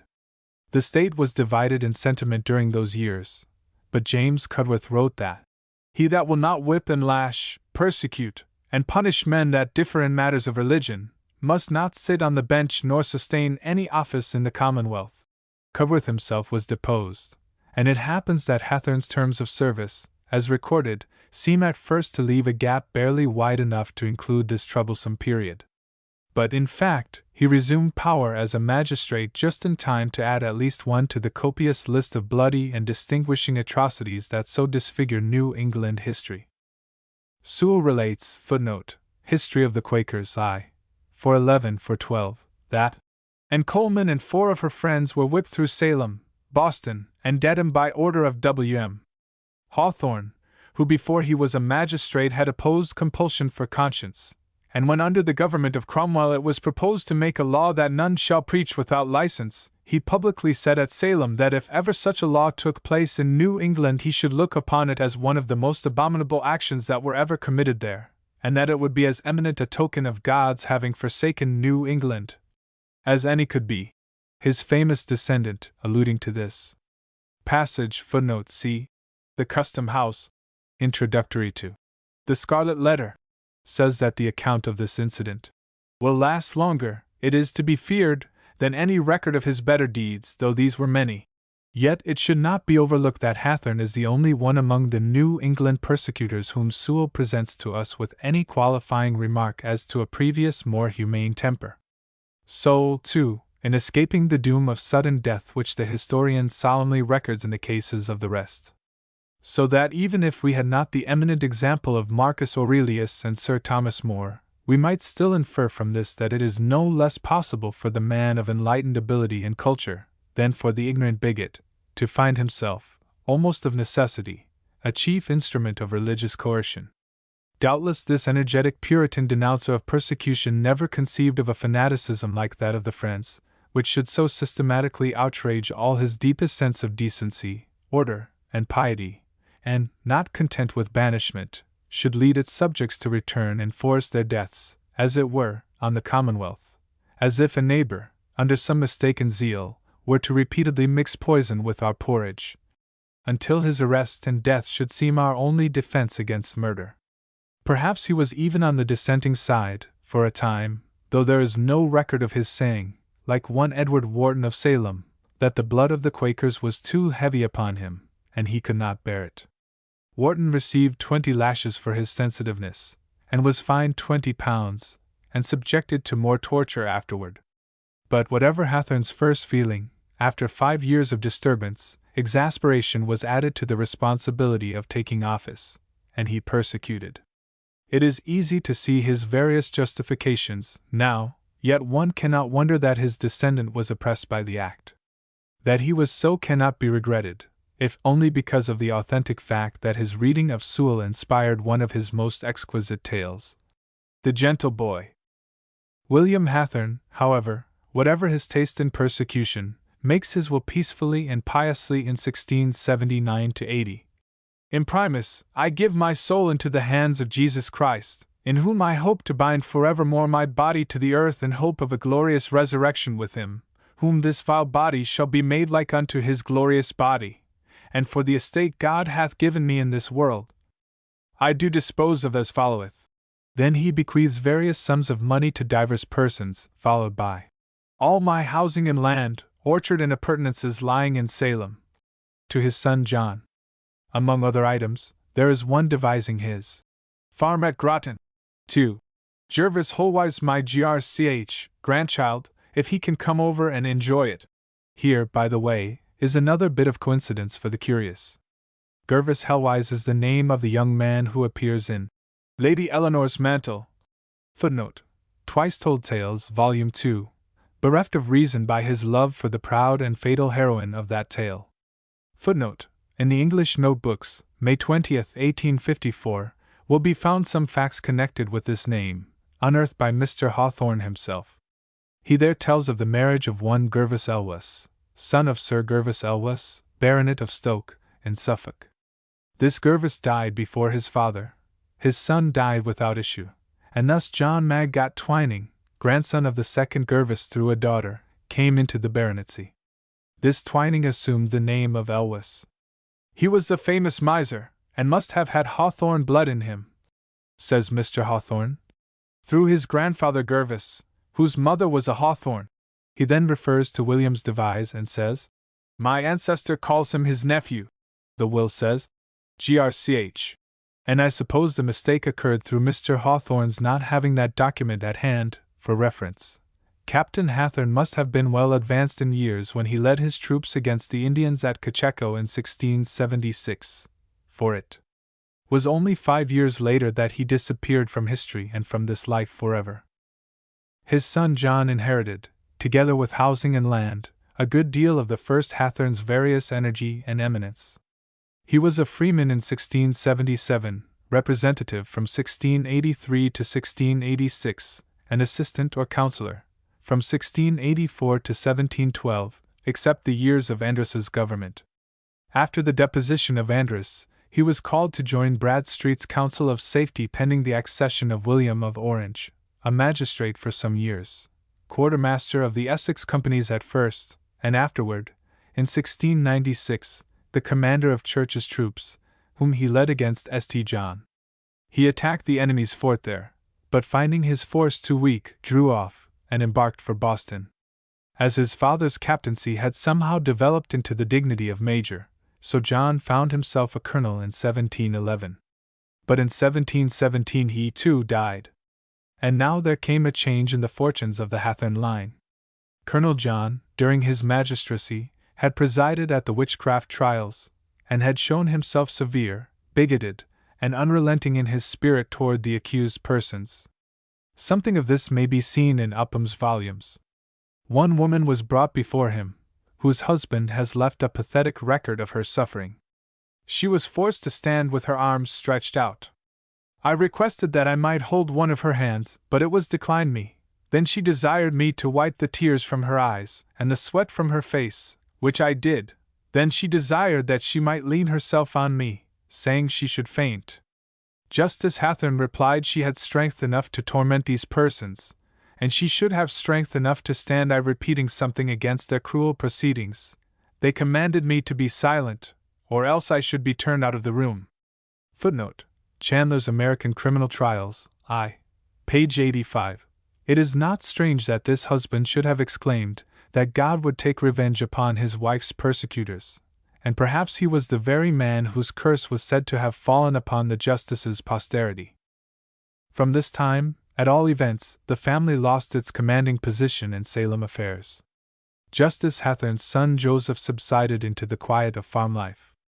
The only notable association with his name is that he married Sarah Bowditch, a sister of the grandfather of the distinguished mathematician, Nathaniel Bowditch.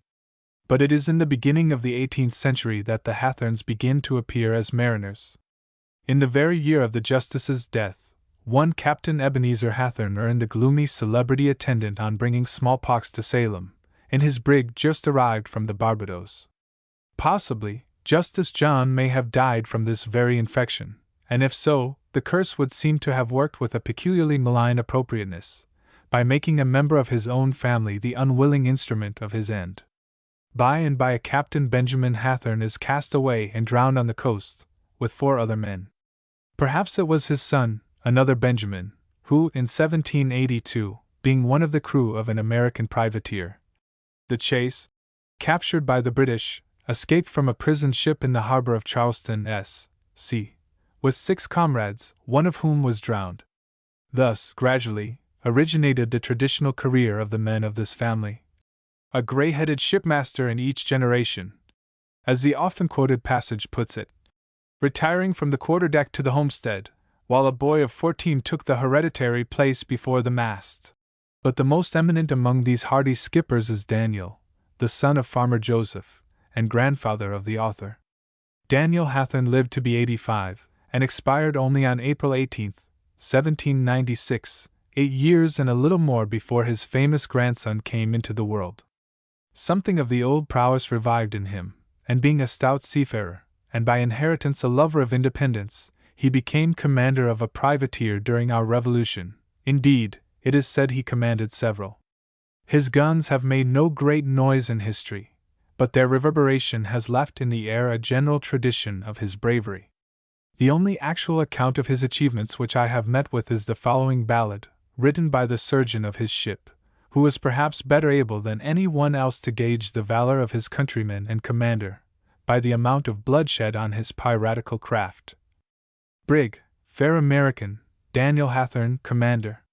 The 22nd of August, before the close of day, all hands on board our privateer, we got her under way.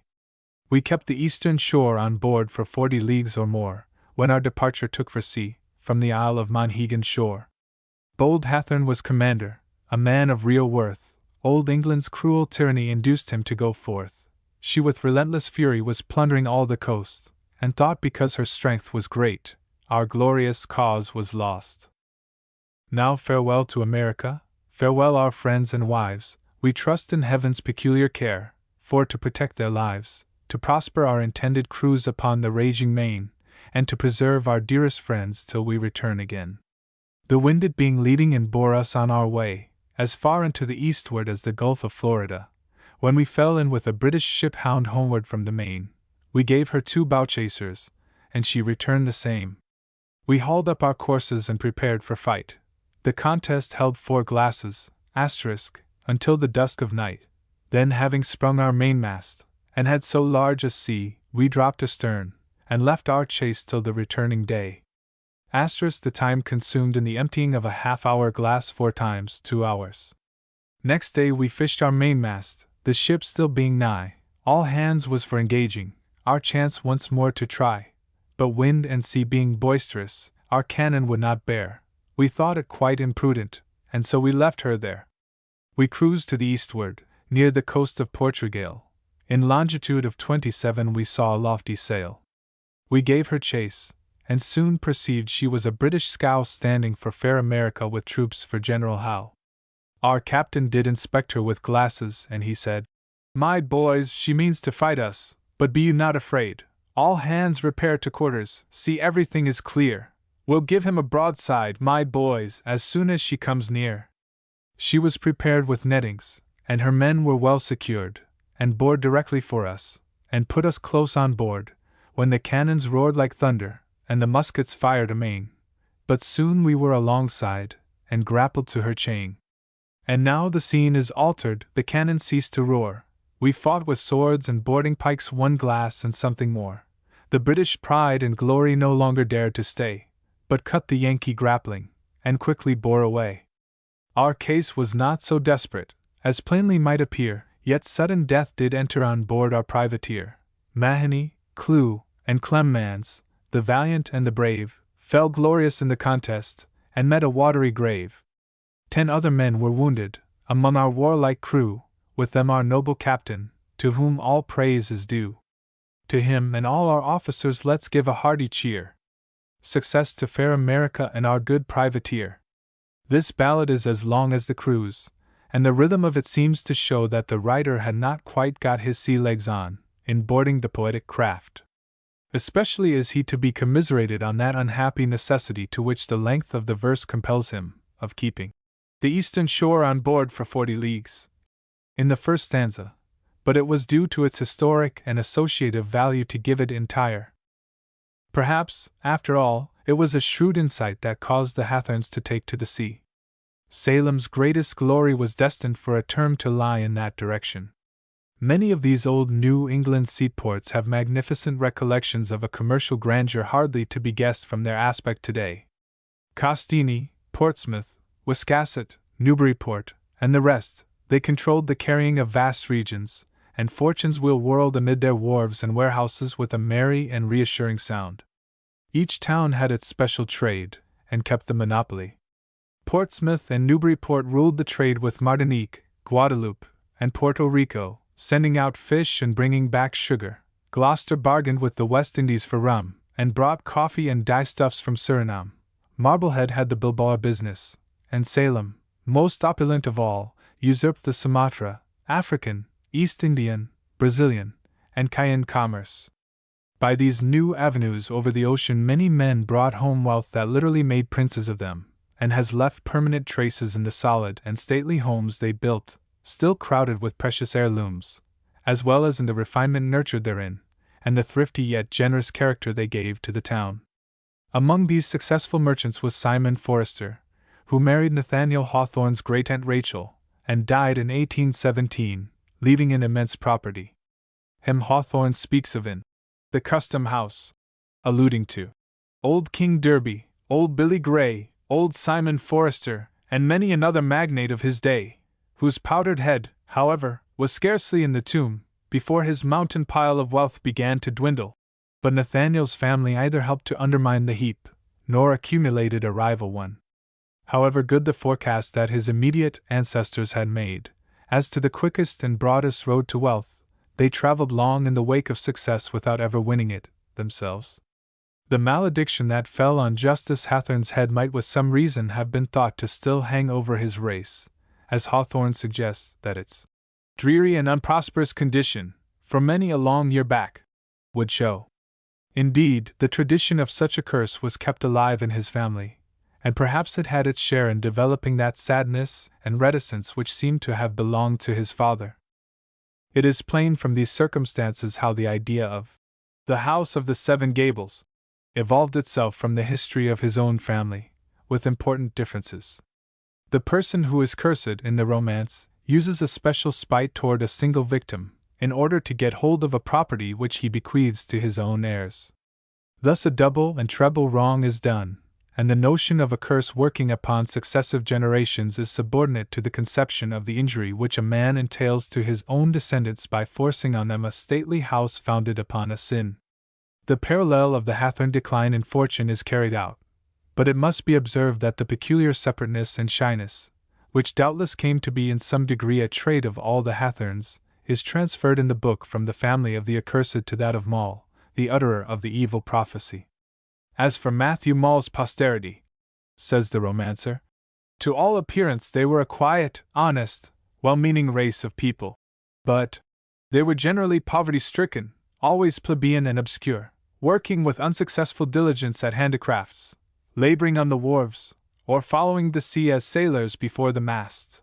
And, so long as any of the race were to be found, they had been marked out from other men, not strikingly, nor as with a sharp line, but with an effect that was felt, rather than spoken of, by an hereditary character of reserve.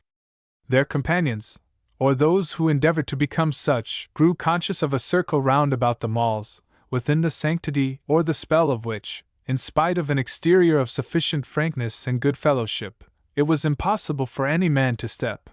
The points of resemblance here may be easily distinguished. In the American Notebooks occurs an anecdote which recalls the climax of the romance. It concerns Philip English, who had been tried for witchcraft by John Hathorne, and became his bitter enemy. On his deathbed, he consented to forgive him. "But if I get well," said he, "I'll be damned if I forgive him." One of English's daughters, he had no sons, afterward married a son of John Hathorne. How masterly is the touch of the artist's crayon in this imaginative creation, based upon the mental and moral anatomy of actual beings. It is a delicate study of the true creative art to follow out this romantic shape, and contrast it with the real creatures and incidents to which it has a sort of likeness.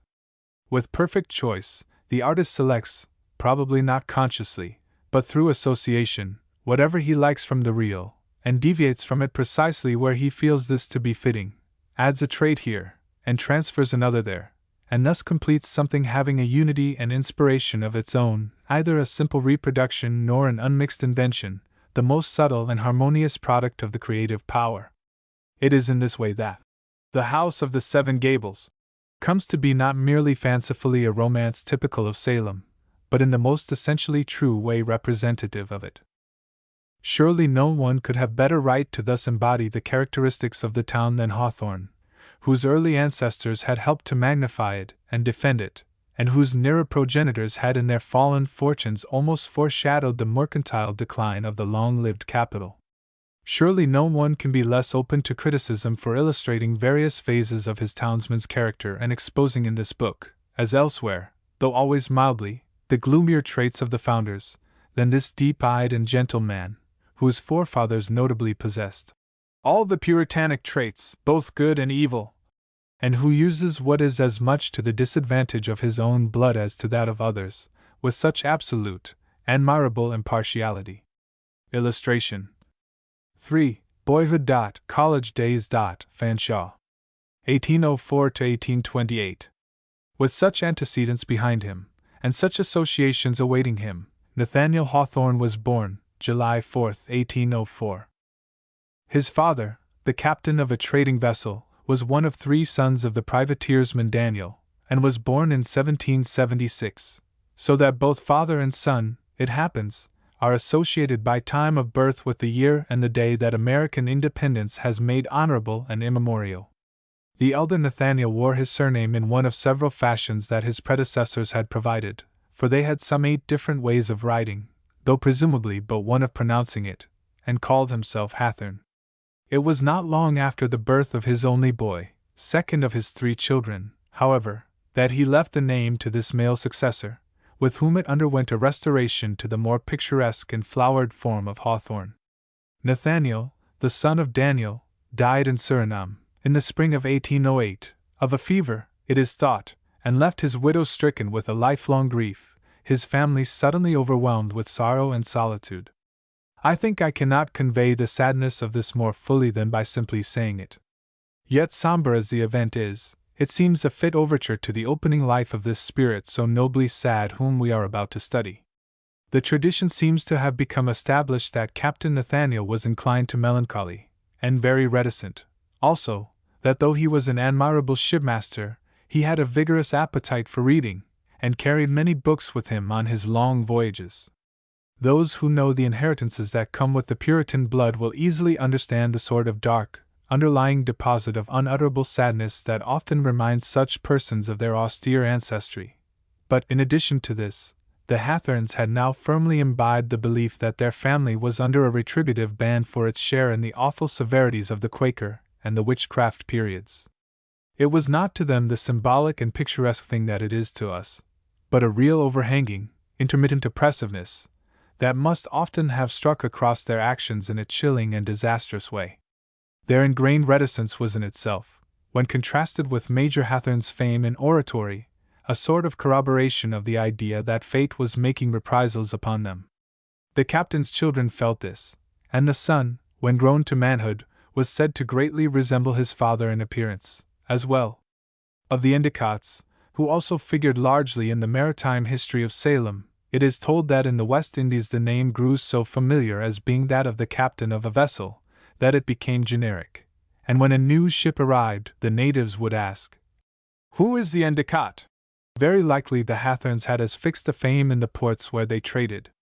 At all events, some 40 years after the captain's death at Suriname, a sailor one day stopped Mr. Surveyor Hawthorne on the steps of the Salem Custom House, and asked him if he had not once a relative, an uncle or a father, who died in Suriname at the date given above. He had recognized him by his likeness to the father, of whom Nathaniel probably had no memory at all. But he inherited much from his mother, too.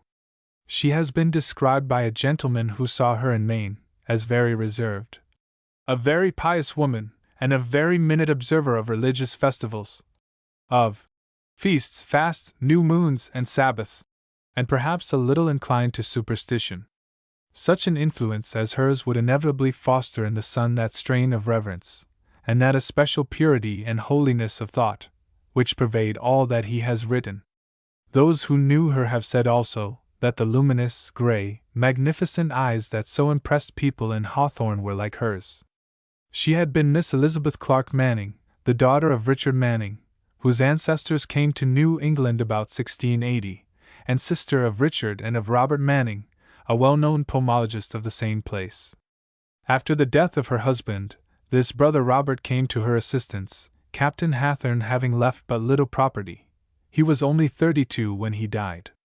Nathaniel had been born in a solid, old-fashioned little house on Union Street, which very appropriately faced the old shipyard of the town in 1760, and it appears that in the year before his birth, the custom house of that time had been removed to a spot opposite the long brick building owned by W. S. Gray and Benjamin H. Hawthorne, as if the future Surveyors' Association with the revenue were already drawing nearer to him. The widow now moved with her little family to the house of her father, in Herbert Street, the next one eastward from Union. The land belonging to this ran through to Union Street, adjoining the house they had left, and from his top-floor study here, in later years, Hawthorne could look down on the less lofty roof under which he was born. The Herbert Street house, however, was spoken of as being on Union Street, and it is that one which is meant in a passage of the American Notebooks, October 25, 1838, which says, "In this dismal chamber fame was won," as likewise in the longer reverie in the same volume, dated October 4, 1840. Certainly, the sister of Hawthorne writes to me of him. No man ever needed less a formal biography, but the earlier portion of his life, of which so little record has been made public, must needs bear so interesting a relation to his later career, that I shall examine it with as much care as I may. Very few details of his early boyhood have been preserved, but these go to show that his individuality soon appeared. He was a pleasant child, quite handsome, with golden curls, is almost the first news we have of him, but his mastering sense of beauty soon made itself known. While quite a little fellow, he is reported to have said of a woman who was trying to be kind to him, "Take her away! She is ugly and fat, and has a loud voice." When still a very young schoolboy, he was fond of taking long walks entirely by himself, was seldom or never known to have a companion, and in especial, haunted Leg's Hill, a place some miles from his home. The impression of his mother's loss and loneliness must have taken deep and irremovable hold upon his heart. The wide, bleak, uncomprehended fact that his father would never return, that he should never see him, seems to have sunk into his childish reveries like a cabalistic spell, turning thought and feeling and imagination toward mournful and mysterious things. Before he had passed from his mother's care to that of the schoolmaster, it is known that he would break out from the midst of childish broodings, and exclaim, "There, mother! I is going away to sea some time." Then, with an ominous shaking of the head, "And I'll never come back again." The same refrain lurked in his mind when, a little older, he would tell his sisters fantastic tales, and give them imaginary accounts of long journeys, which he should take in future, in the course of which he flew at will through the air. On these occasions he always ended with the same hopeless prophecy of his failing to return. No doubt, also, there was a little spice of boyish mischief in this, and something of the fictionist, for it enabled him to make a strong impression on his audience. He brought out the denouement in such a way as to seem, so one of those who heard him has written, to enjoin upon them the advice to value him the more while he stayed with them. This choice of the lugubrious, however, seems to have been native to him, for almost before he could speak distinctly he is reported to have caught up certain lines of Richard III, which he had heard read, and his favorite among them, always declaimed on the most unexpected occasions and in his loudest tone, was, "Stand back, my lord, and let the coffin pass." Though he has nowhere made allusion to the distant and sudden death of his father, Hawthorne has mentioned an uncle lost at sea, in the English Notes, footnote, June 30, 1854, a startling passage. "If it is not known how and when a man dies," he says, "it makes a ghost of him for many years thereafter, perhaps for centuries. King Arthur is an example, also the Emperor Frederick, Barbarossa, and other famous men who were thought to be alive ages after their disappearance. So with private individuals. I had an Uncle John, who went a voyage to sea about the beginning of the War of 1812, and has never returned to this hour. But as long as his mother lived, as many as 20 years, she never gave up the hope of his return, and was constantly hearing stories of persons whose descriptions answered to his. Some people actually affirmed that they had seen him in various parts of the world. Thus, so far as her belief was concerned, he still walked the earth. And even to this day I never see his name, which is no very uncommon one, without thinking that this may be the lost uncle. At the time of that loss Hawthorne was but 8 years old. He wrote this memorandum at 50, and all that time the early impression had remained intact, and the old semi-hallucination about the uncle's being still alive hung about his mind through 40 years.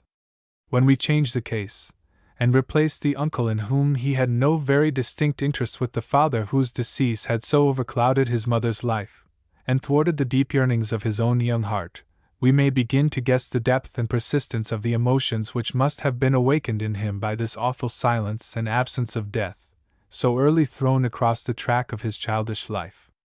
I conceive those lonely schoolboy walks, overblown by shadow-freighting murmurs of the pine and accompanied by the far-off, muffled roll of the sea, to have been full of questionings too deep for words, too sacred for other companionship than that of uninquisitive nature, questionings not even shaped and articulated to his own inner sense. Yet, whatever half-created, formless world of profound and tender speculations and sad reflections the boy was molding within himself, this did not master him. The seed, as time went on, came to miraculous issue, but as yet the boy remained, healthily and for the most part happily, a boy still.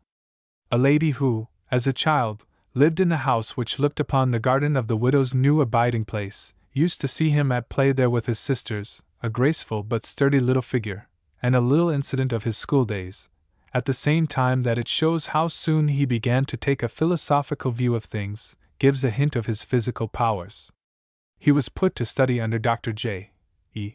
Worcester, the famous lexicographer, who, on graduating at Yale, in 1811, had come to Salem and taken a school there for a few years. Winky face, and it is told of him at this time, on the best authority, that he frequently came home with accounts of having fought with a comrade named John Knights. "But why do you fight with him so often?" asked one of his sisters. "I can't help it," he said. "John Knights is a boy of very quarrelsome disposition." Something in the judicial, reproving tone of the reply seems to hint that Hawthorne had taken the measure of his rival, physically as well as mentally, and had found himself more than a match for the poor fellow. All that is known of his bodily strength in mature boyhood and at college weighs on this side, and Horatio Bridge, footnote, see prefatory note to the Snow Image, his classmate and most intimate friend at Bowdoin College, tells me that, though remarkably calm-tempered, any suspicion of disrespect roused him into readiness to give the sort of punishment that his athletic frame warranted. But one of the most powerful influences acting on this healthy, unsuspected, unself-suspecting genius must have been that of books. The house in Herbert Street was well provided with them, and he was allowed to make free choice. His selection was seldom, if ever, questioned, and this was well, for he thus drew to himself the mysterious element on which his genius throve. Shakespeare, Milton, Pope, and Thomson are mentioned among the first authors with whom he made acquaintance on first beginning to read, and The Castle of Indolence seems to have been one of his favorite poems while a boy.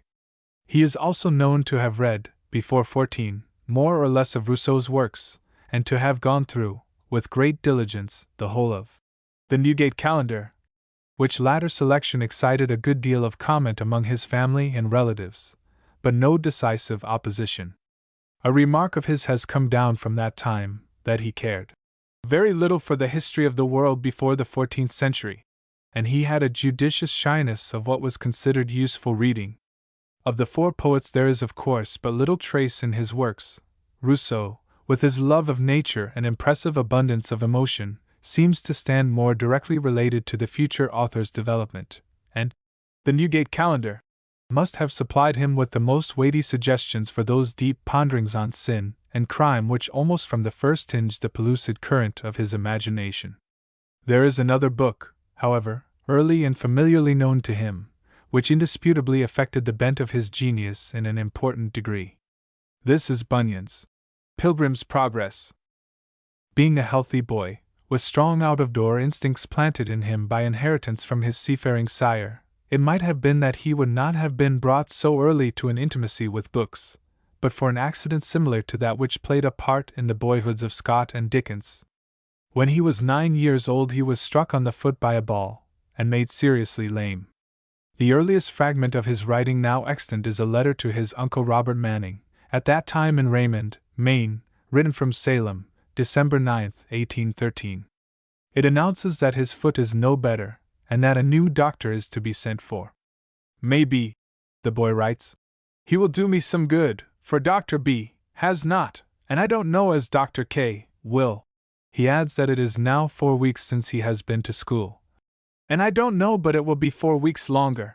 This weighing of possibilities, and this sense of the uncertain future, already quaintly show the disposition of the man he is to grow into, though the writing is as characterless as extreme youth, exaggerated distinctness, and copybooks could make it. The little invalid has not yet quite succumbed, however, for the same letter details that he has hopped out into the street once since his lameness began, and been out in the office and had 4 cakes. But the trouble was destined to last much longer than even the young seer had projected his gaze. There was some threat of deformity, and it was not until he was nearly 12 that he became quite well. Meantime, his kind schoolmaster, Dr. Worcester, at whose sessions it may have been that Hawthorne read Enfield's Speaker, the name of which had a classical sound in his ears. Long, long afterward, when he saw the author's tombstone in Liverpool, came to hear him his lessons at home. The good pedagogue does not figure after this in Hawthorne's boyish history, but a copy of Worcester's dictionary still exists and is in present use, which bears in a tremulous writing on the fly-leaf the legend, Nathaniel Hawthorne Esq. with the respects of J. E. Worcester. For a long time, in the worst of his lameness, the gentle boy was forced to lie prostrate, and choosing the floor for his couch, he would read there all day long. He was extremely fond of cats, a taste which he kept through life, and during this illness, forced to odd resorts for amusement, he knitted a pair of stockings for the cat who reigned in the household at the time. When tired of reading, he diverted himself with constructing houses of books for the same feline pet, building walls for her to leap, and perhaps erecting triumphal arches for her to pass under. In this period he must have taken a considerable range in literature, for his age, and one would almost say that nature, seeing so rare a spirit in a sound body that kept him sporting and away from reading, had devised a seemingly harsh plan of luring him into his proper element. It was more likely after this episode than before that Bunyan took that hold upon him so fraught with consequences. He went every Sunday to his grandmother Hawthorne's, and every Sunday he would lay hands upon the book, then, going to a particular 3-cornered chair in a particular corner of the room, he would read it by the hour, without once speaking. I have already suggested the relations of the 3 minds, Milton, Bunyan, and Hawthorne. The more obvious effect of this reading is the allegorical turn which it gave the boy's thoughts, manifest in many of his shorter productions while a young man, the most curious and complete issue being that of the Celestial Railroad, in the Mosses, where Christian's pilgrimage is so deftly parroted in a railroad route to the heavenly goal.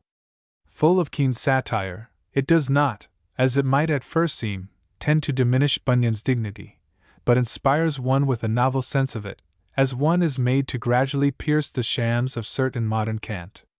But a more profound consequence was the direction of Hawthorne's expanding thought towards sin and its various and occult manifestations.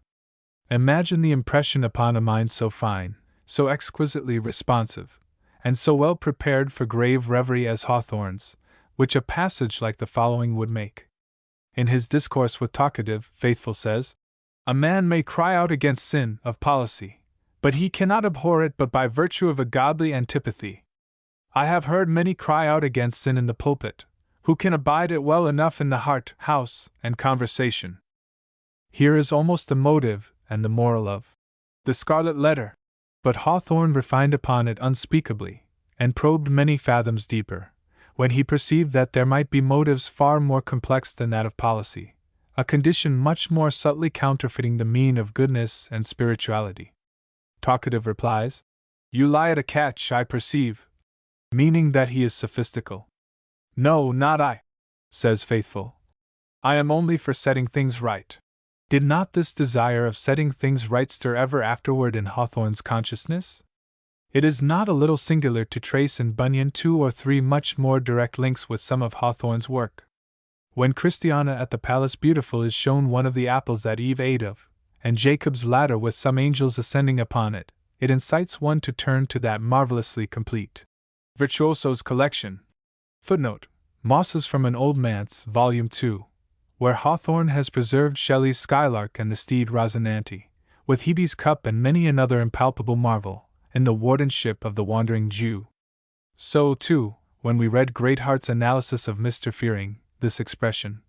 He had, I think, a slough of despond in his mind, a slough that he carried everywhere with him. We can detect the root of symbolical conceptions like that of the bosom serpent. Footnote: Mosses from an Old Manse, Volume 2. I cannot refrain from copying here some passages from this same portion which recall in an exceptional way some of the traits of Hawthorne, enough, at least, to have given them a partially prophetic power over his character. Mr. Greatheart says of Mr. Fearing, "He desired much to be alone, yet he always loved good talk, and often would get behind the screen to hear it." So Hawthorne screened himself behind his genial reserve. He also loved much to see ancient things, and to be pondering them in his mind. What follows is not so strictly analogous throughout. Mr. Honest asks Greatheart why so good a man as Fearing should be all his days so much in the dark, and he answers, "There are two sorts of reasons for it. One is, the wise God will have it so, some must pipe, and some must weep. And for my part, I care not at all for that profession which begins not in heaviness of mind. The first string that the musician usually touches is the bass, when he intends to put all in tune. God also plays upon this string first, when he sets the soul in tune for himself. Only there was the imperfection of Mr. Fearing. He could play upon no other music but this, till towards his latter end." Let the reader by no means imagine a moral comparison between Hawthorne and Bunyan's Mr. Fearing. The latter, as his creator says, was a good man, though much down in spirit. And Hawthorne, eminent in uprightness, was also overcast by a behest to look for the most part at the darker phases of human thinking and feeling. Yet there could not have been the slightest real similarity between him and the excellent but weak-kneed Mr. Fearing, whose life is made heavy by the doubt of his inheritance in the next world. Still, though the causes differ, it could be said of Hawthorne, as of Master Fearing, difficulties, lions, or Vanity Fair, he feared not at all. It was only sin, death, and hell that were to him a terror. I mean merely that Hawthorne may have found in this character sketch, Bunyan's most elaborate one, for the typical subject of which he shows an evident fondness and leniency, something peculiarly fascinating, which may not have been without its shaping influence for him. But the intimate, affectionate, and lasting relation between Bunyan's allegory and our romancer is something to be perfectly assured of. The affinity at once suggests itself, and there are allusions in the notebooks and the works of Hawthorne which recall and sustain it. So late as 1854, he notes that an American would never understand the passage in Bunyan about Christian and hopeful going astray along a bypath into the grounds of giant despair, from there being no stiles and bypaths in our country. Rarely, too, as Hawthorne quotes from or alludes to other authors, there is a reference to Bunyan in the Blithedale Romance, and several are found in the Scarlet Letter. It is in that romance that the most powerful suggestion of kinship between the two imaginations occurs. After Mr. Dimmesdale's interview with Hester, in the wood, he suffers the most freakish temptations to various blasphemy on returning to the town. He meets a deacon, and desires to utter evil suggestions concerning the communion supper. Then a pious and exemplary old dame, fortunately deaf, into whose ear a mad impulse urges him to whisper what then seemed to him an unanswerable argument against the immortality of the soul. And after muttering some incoherent words, he sees an expression of divine gratitude and ecstasy that seemed like the shine of the celestial city on her face. Then comes the most frightful temptation of all, as he sees approaching him a maiden newly won into his flock. She was fair and pure as a lily that had bloomed in paradise. The minister knew well that he himself was enshrined within the stainless sanctity of her heart, which hung its snowy curtains about his image, imparting to religion the warmth of love, and to love a religious purity. Satan, that afternoon, had surely led the poor young girl away from her mother's side, and thrown her into the pathway of this sorely tempted, or, shall we not rather say, this lost and desperate man. As she drew nigh, the archfiend whispered to him to condense into small compass and drop into her tender bosom a germ of evil that would be sure to blossom darkly soon, and bear black fruit betimes. Now, in the valley of the shadow of death, poor Christian was so confounded that he did not know his own voice. Just when he was come over against the mouth of the burning pit, One of the wicked ones got behind him and stepped up softly to him, and whisperingly suggested many grievous blasphemies to him, which he verily thought had proceeded from his own mind. I need not enlarge upon the similar drift of these two extracts, still less mark the matured, detailed, and vividly human and dramatic superiority of Hawthorne's use of the element common to both. For other reading in early boyhood he had Spenser. It is said that the first book which he bought with his own money was The Fairy Queen, for which he kept a fondness all his life. Froissart's Chronicles and Clarendon's History of the Rebellion. The incident of Dr. Johnson's penance in Uttoxeter Market dwelt so intimately in Hawthorne's mind, he has treated it in the True Stories, and touches very tenderly upon it in Our Old Home, where he says that he has always been profoundly impressed by it, that I fancy a childish impression must have endeared it to him, and Boswell may have been one of his acquisitions at this time. Perhaps Dr. Worcester made the book known to him, and he would not be at a loss to find endless entertainment there. It was in November, 1813, that the accident at Ball disabled him. In June of the same year an event had taken place which must have entered strongly into his heart, as into that of many another Salem boy. Young Lawrence, of the American Navy, who had won honors for himself at Tripoli and in the then prevailing war with Great Britain, had just been promoted, for gallant achievements off the coast of Brazil, to a captaincy, and put in command of the frigate Chesapeake, at Boston. A British frigate, the Shannon, had been cruising for some time in the neighborhood, seeking an encounter with the Chesapeake, and the valiant Lawrence felt compelled to go out and meet her, though he had only just assumed command, had had no time to discipline his crew, some of whom were disaffected, and was without the proper complement of commissioned officers. Americans know the result, how the Chesapeake was shattered and taken in a 15 minutes fight off Marblehead, and how Lawrence fell with a mortal wound, uttering those unforgotten words, "Don't give up the ship." The battle was watched by crowds of people from Salem, who swarmed upon the hillsides to get a glimpse of the result. When the details at last reached the town, many days afterward, Captain George Crowninshield fitted out a flag of truce, sailed for Halifax with 10 shipmasters on board, and obtained the bodies of Lawrence and his lieutenant, Ludlow. Late in August they returned, and the city gave itself to solemnities in honor of the lost heroes, with the martial dignity of processions and the sorrowing sound of dirges. Cannon reverberated around them, and flags drooped above them at half-mast, shorn of their splendor. Joseph Story delivered an eloquent oration over them, and there was mourning in the hearts of every one, mixed with that spiritualized sense of national grandeur and human worth that comes at hours like this. Among the throngs upon the streets that day must have stood the boy Nathaniel Hawthorne, not too young to understand, and imbibing from this spectacle, as from many other sources, that profound love of country, that ingrained, ineradicable American quality, which marked his whole maturity. I have not found any distinct corroboration of the report that Nathaniel again lost the use of his limbs, before going to Maine to live. In another brief, boyish letter dated Salem, Monday, July 21, 1818. All these documents are short, and allude to the writer's inability to find anything more to say. He speaks of wanting to go to dancing school a little longer, before removing with his mother to the house which his uncle is building at Raymond. He has also, he says, been to Nahant, which he likes, because fish are very thick there, both items seeming to show a proper degree of activity. There has been a tendency among persons who have found nothing to obstruct the play of their fancies, to establish a notion of almost ill-balanced mental precocity in this powerful young genius, who seems to have advanced as well in muscular as in intellectual development. It was in October, 1818, that Mrs. Hawthorne carried her family to Raymond, to occupy the new house, a dwelling so ambitious, gauged by the primitive community thereabouts, that it gained the title of Manning's Folly. Raymond is in Cumberland County, a little east of Sebago Lake, and the house, which is still standing, mossy and dismantled, is near what has since been called Rideau's Mills. Though built by Robert Manning, it was purchased afterward by his brother Richard, whose widow married Mr. Rideau, the owner of these mills.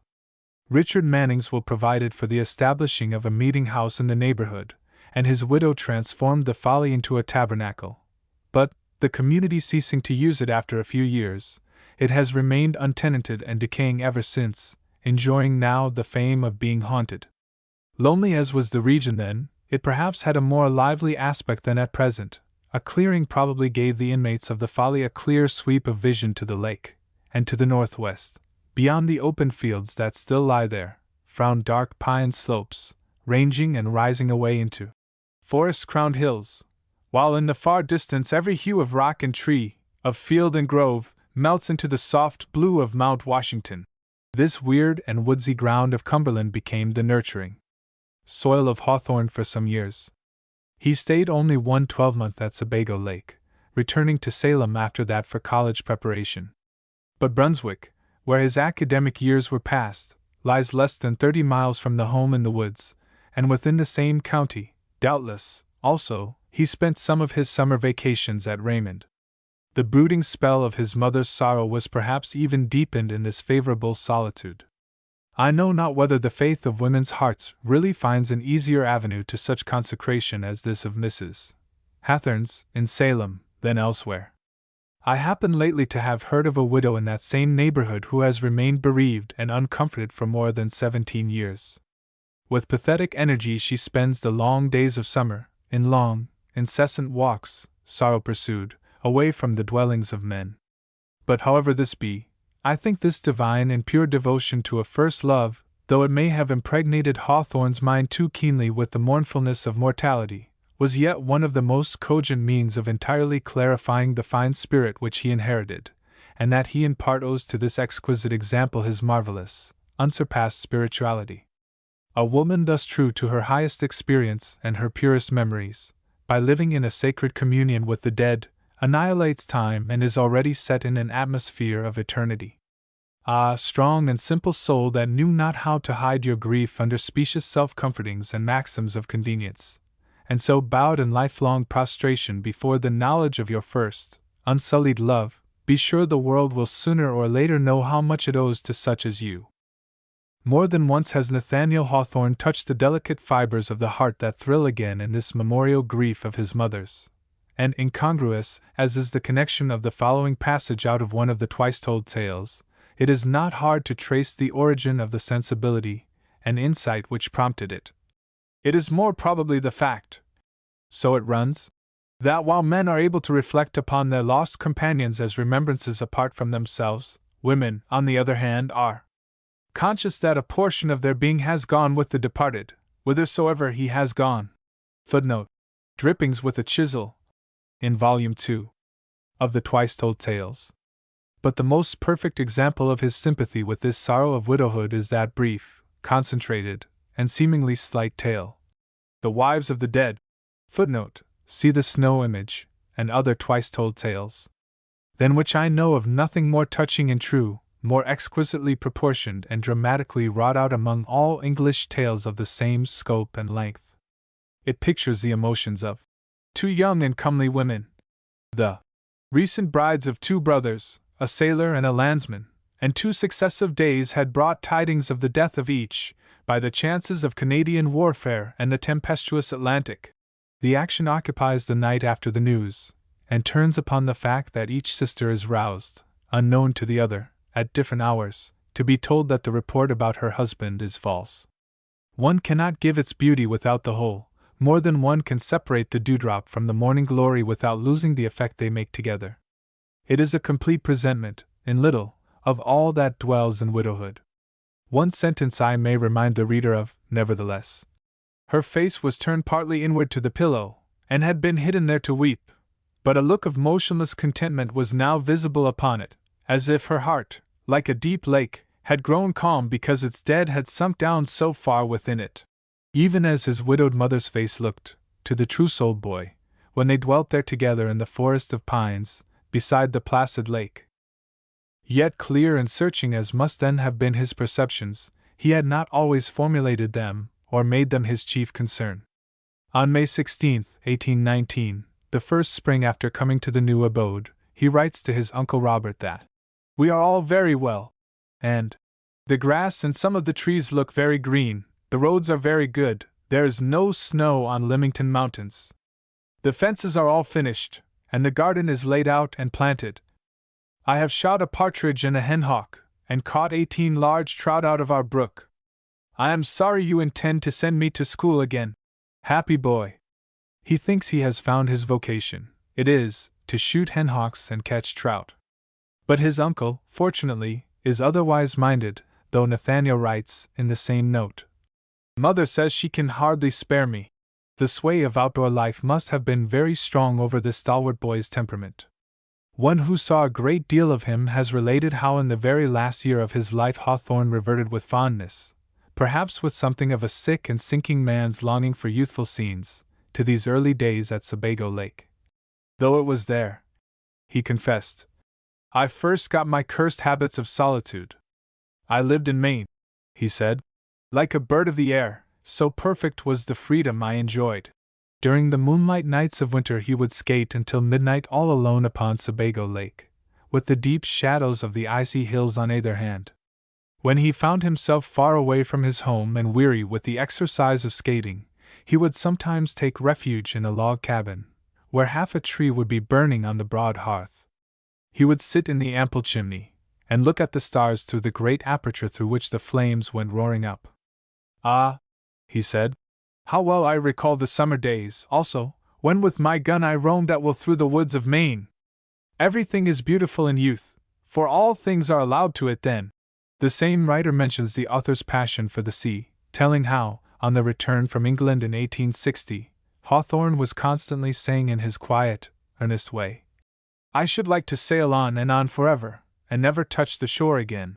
I have it from his sister that he used to declare that, had he not been sent to college, he should have become a mariner, like his predecessors. Indeed, he had the fresh air and the salt spray in his blood. Still, it is difficult to believe that by any chance he could have missed carrying out his inborn disposition toward literature. After we have explained all the fostering influences and formative forces that surround and stamp a genius of this sort, we come at last to the inexplicable mystery of that interior impulse which, if it does not find the right influences at first, presses forth, breaks out to right and left, and keeps on pushing, until it feels itself at ease. It cannot wholly make its own influences, but it fights to the death before it will give up the effort to lay itself open to these, that is, to get into a proper surrounding.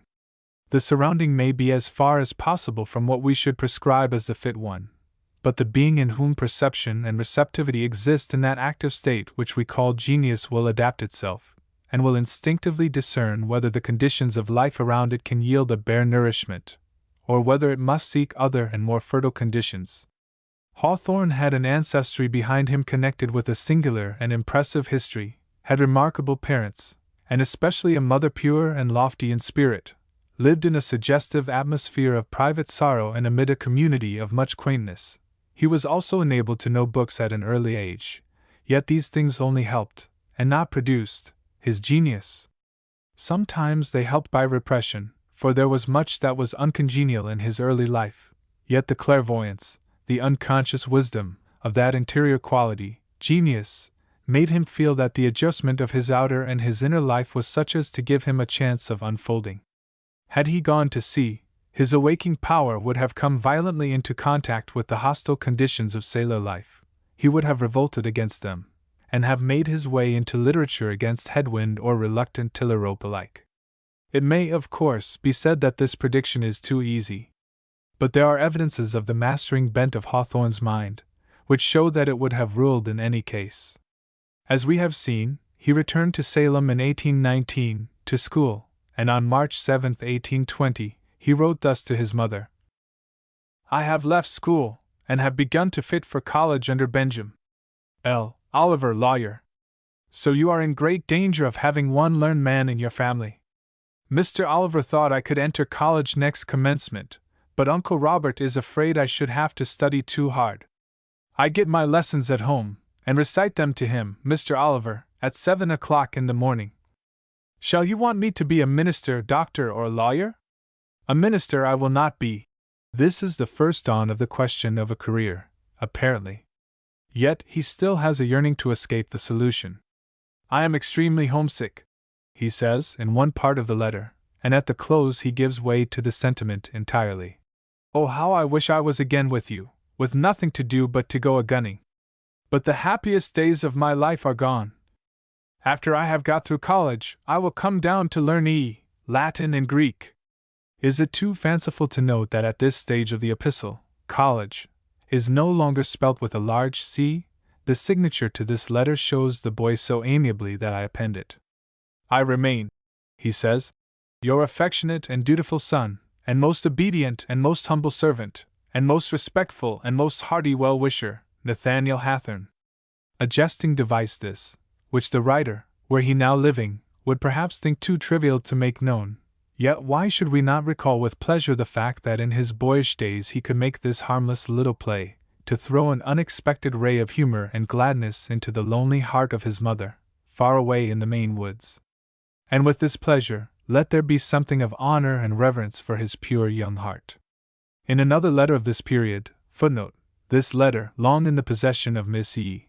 P.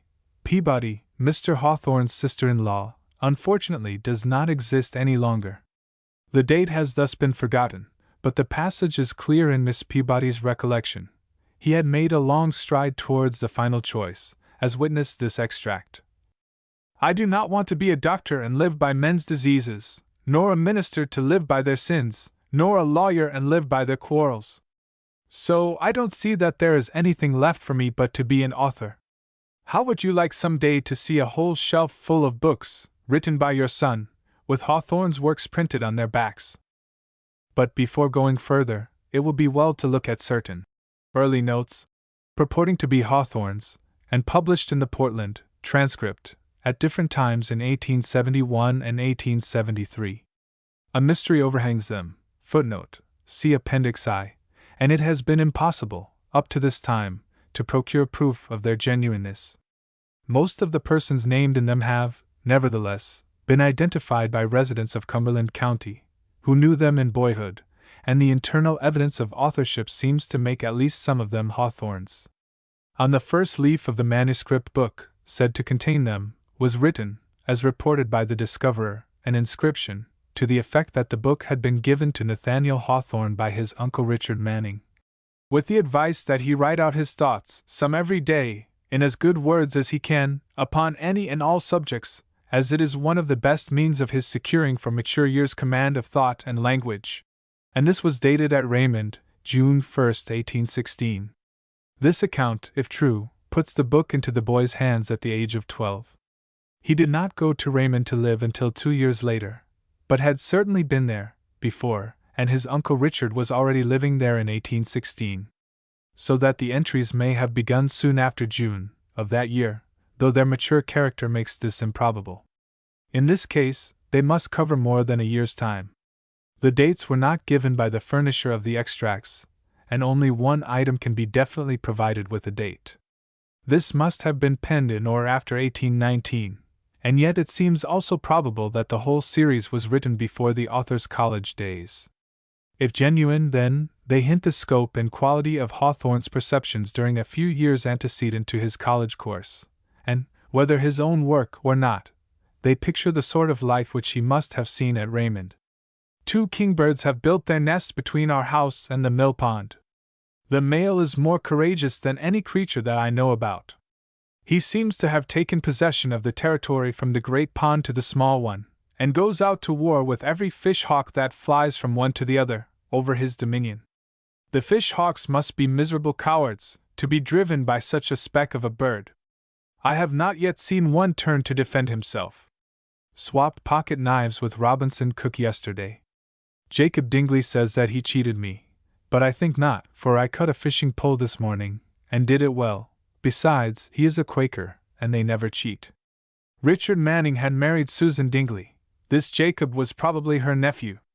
In this allusion to Quakers one might fancy a germ of tolerance which ripened into the gentle boy. Captain Britton from Otisfield was at Uncle Richard's today. Not long ago, Uncle brought here from Salem a new kind of potatoes called long reds. Captain Britton had some for seed, and Uncle asked how he liked them. He answered, they yield well, grow very long, one end is very poor, and the other good for nothing. I laughed about it after he was gone, but Uncle looked sour and said there was no wit in his answer, and that the saying was stale. It was new to me, and his way of saying it very funny. Perhaps Uncle did not like to hear his favorite potato spoken of in that way, and that if the captain had praised it he would have been called witty.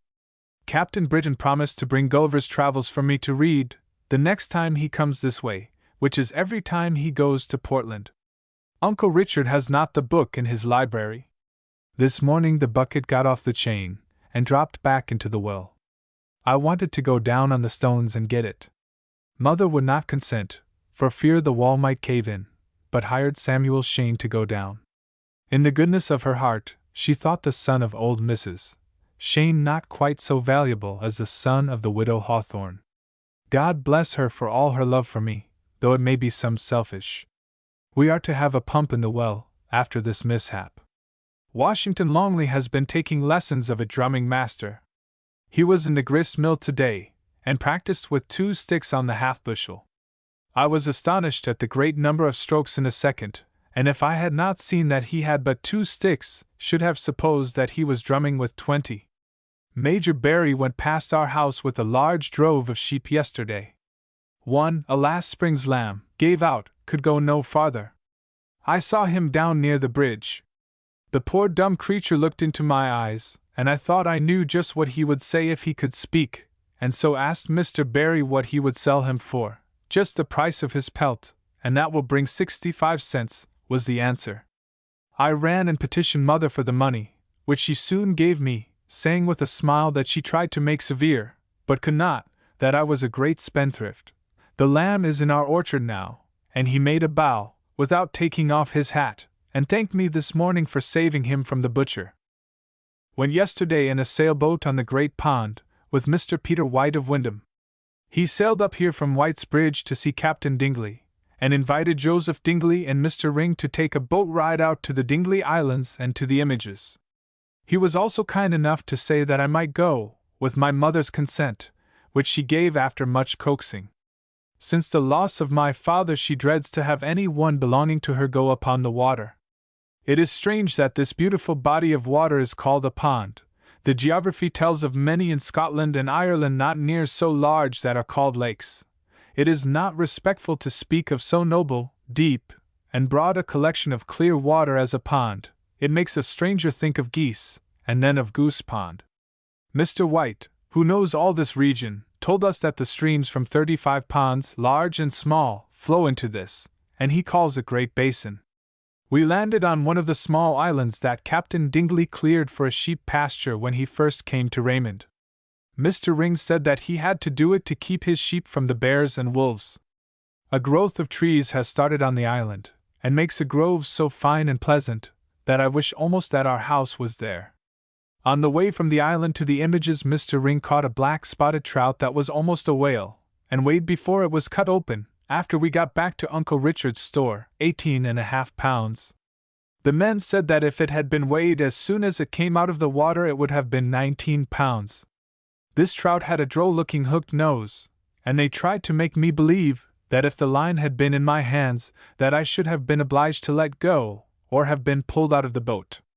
They were men, and had a right to say so. I am a boy, and have a right to think differently. We landed at the Images, when I crept into the cave and got a drink of cool water. In coming home we sailed over a place, not far from the Images, where Mr. White has, at some time, let down a line 400 feet without finding bottom.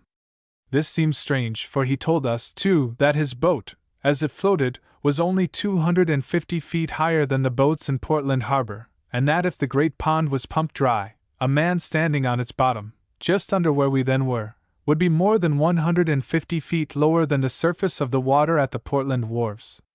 Coming up the Dingley Bay, had a good view of Rattlesnake Mountain, and it seemed to me wonderfully beautiful as the almost setting sun threw over its western crags streams of fiery light. If the Indians were very fond of this part of the country, it is easy to see why. Beavers, otters, and the finest fish were abundant, and the hills and streams furnished constant variety. I should have made a good Indian, if I had been born in a wigwam. To talk like sailors, we made the old hemlock stub at the mouth of the Dingley Mill brook just before sunset, and sent a boy ashore with a hawser, and was soon safely moored to a bunch of alders. After we got ashore, Mr. White allowed me to fire his long gun at a mark. I did not hit the mark, and am not sure that I saw it at the time the gun went off, but believe, rather, that I was watching for the noise that I was about to make. Mr. Ring said that with practice I could be a gunner, and that now, with a very heavy charge, he thought I could kill a horse at 8 paces. Mr. White went to Uncle Richard's for the night, and I went home and amused my mother with telling how pleasantly the day had passed. When I told her what Mr. Ring said about my killing a horse, she said he was making fun of me. I had found that out before. Mr. Marchgay killed a rattlesnake yesterday not far from his house, that was more than 6 feet long and had 12 rattles. This morning Mr. Jacob Mitchell killed another near the same place, almost as long. It is supposed that they were a pair, and that the second one was on the track of its mate. If every rattle counts a year, the first one was 12 years old. Eliac Maxfield came down to mill today and told me about the snakes. Mr. Henry Turner of Otisfield took his axe and went out between Saturday and Moose Ponds to look at some pine trees. A rain had just taken off enough of the snow to lay bare the roots of a part of the trees. Under a large root there seemed to be a cavity, and on examining closely something was exposed very much like long black hair. He cut off the root, saw the nose of a bear, and killed him, pulled out the body, saw another, killed that, and dragged out its carcass, when he found that there was a third one in the den, and that he was thoroughly awake, too.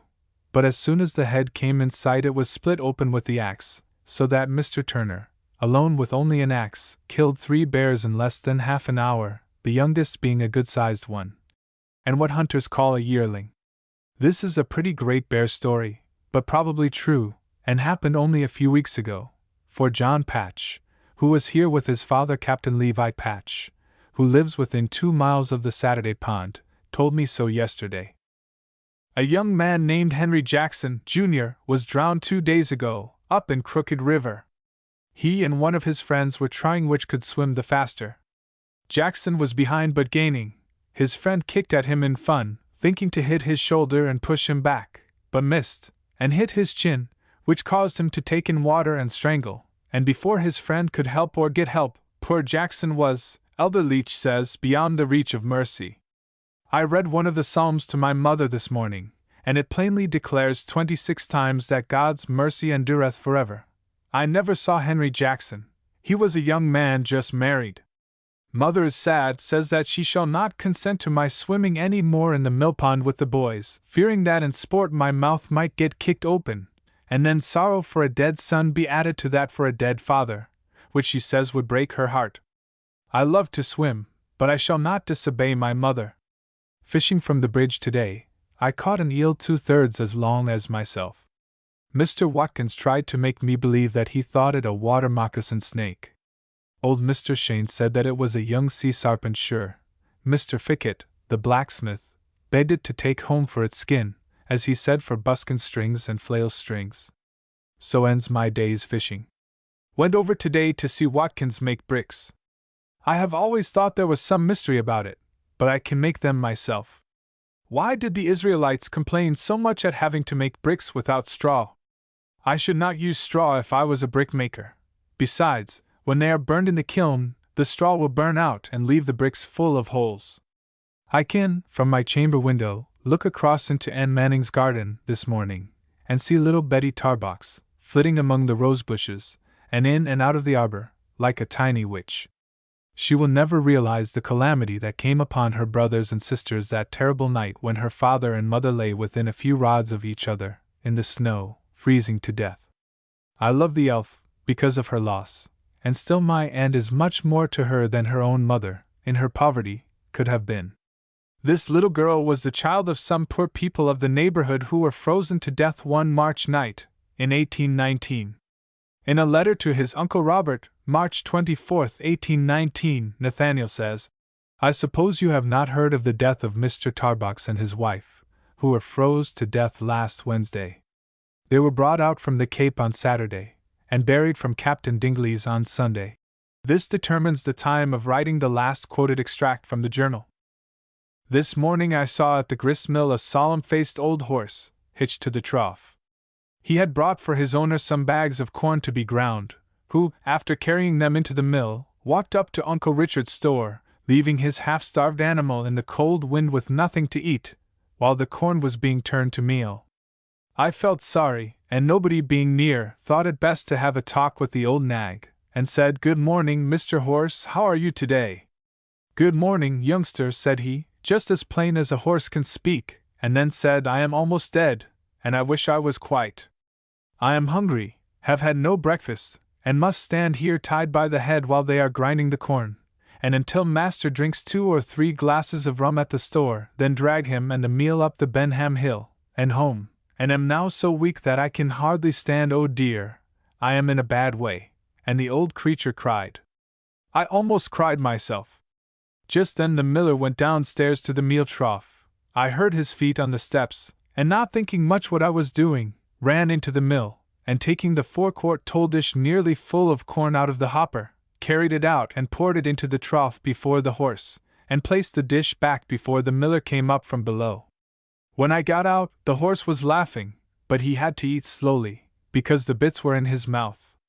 I told him that I was sorry, but did not know how to take them out, and should not dare to if I did, for his master might come out and see what I was about. "Thank you," said he, "a luncheon of corn with the bits in is much better than none.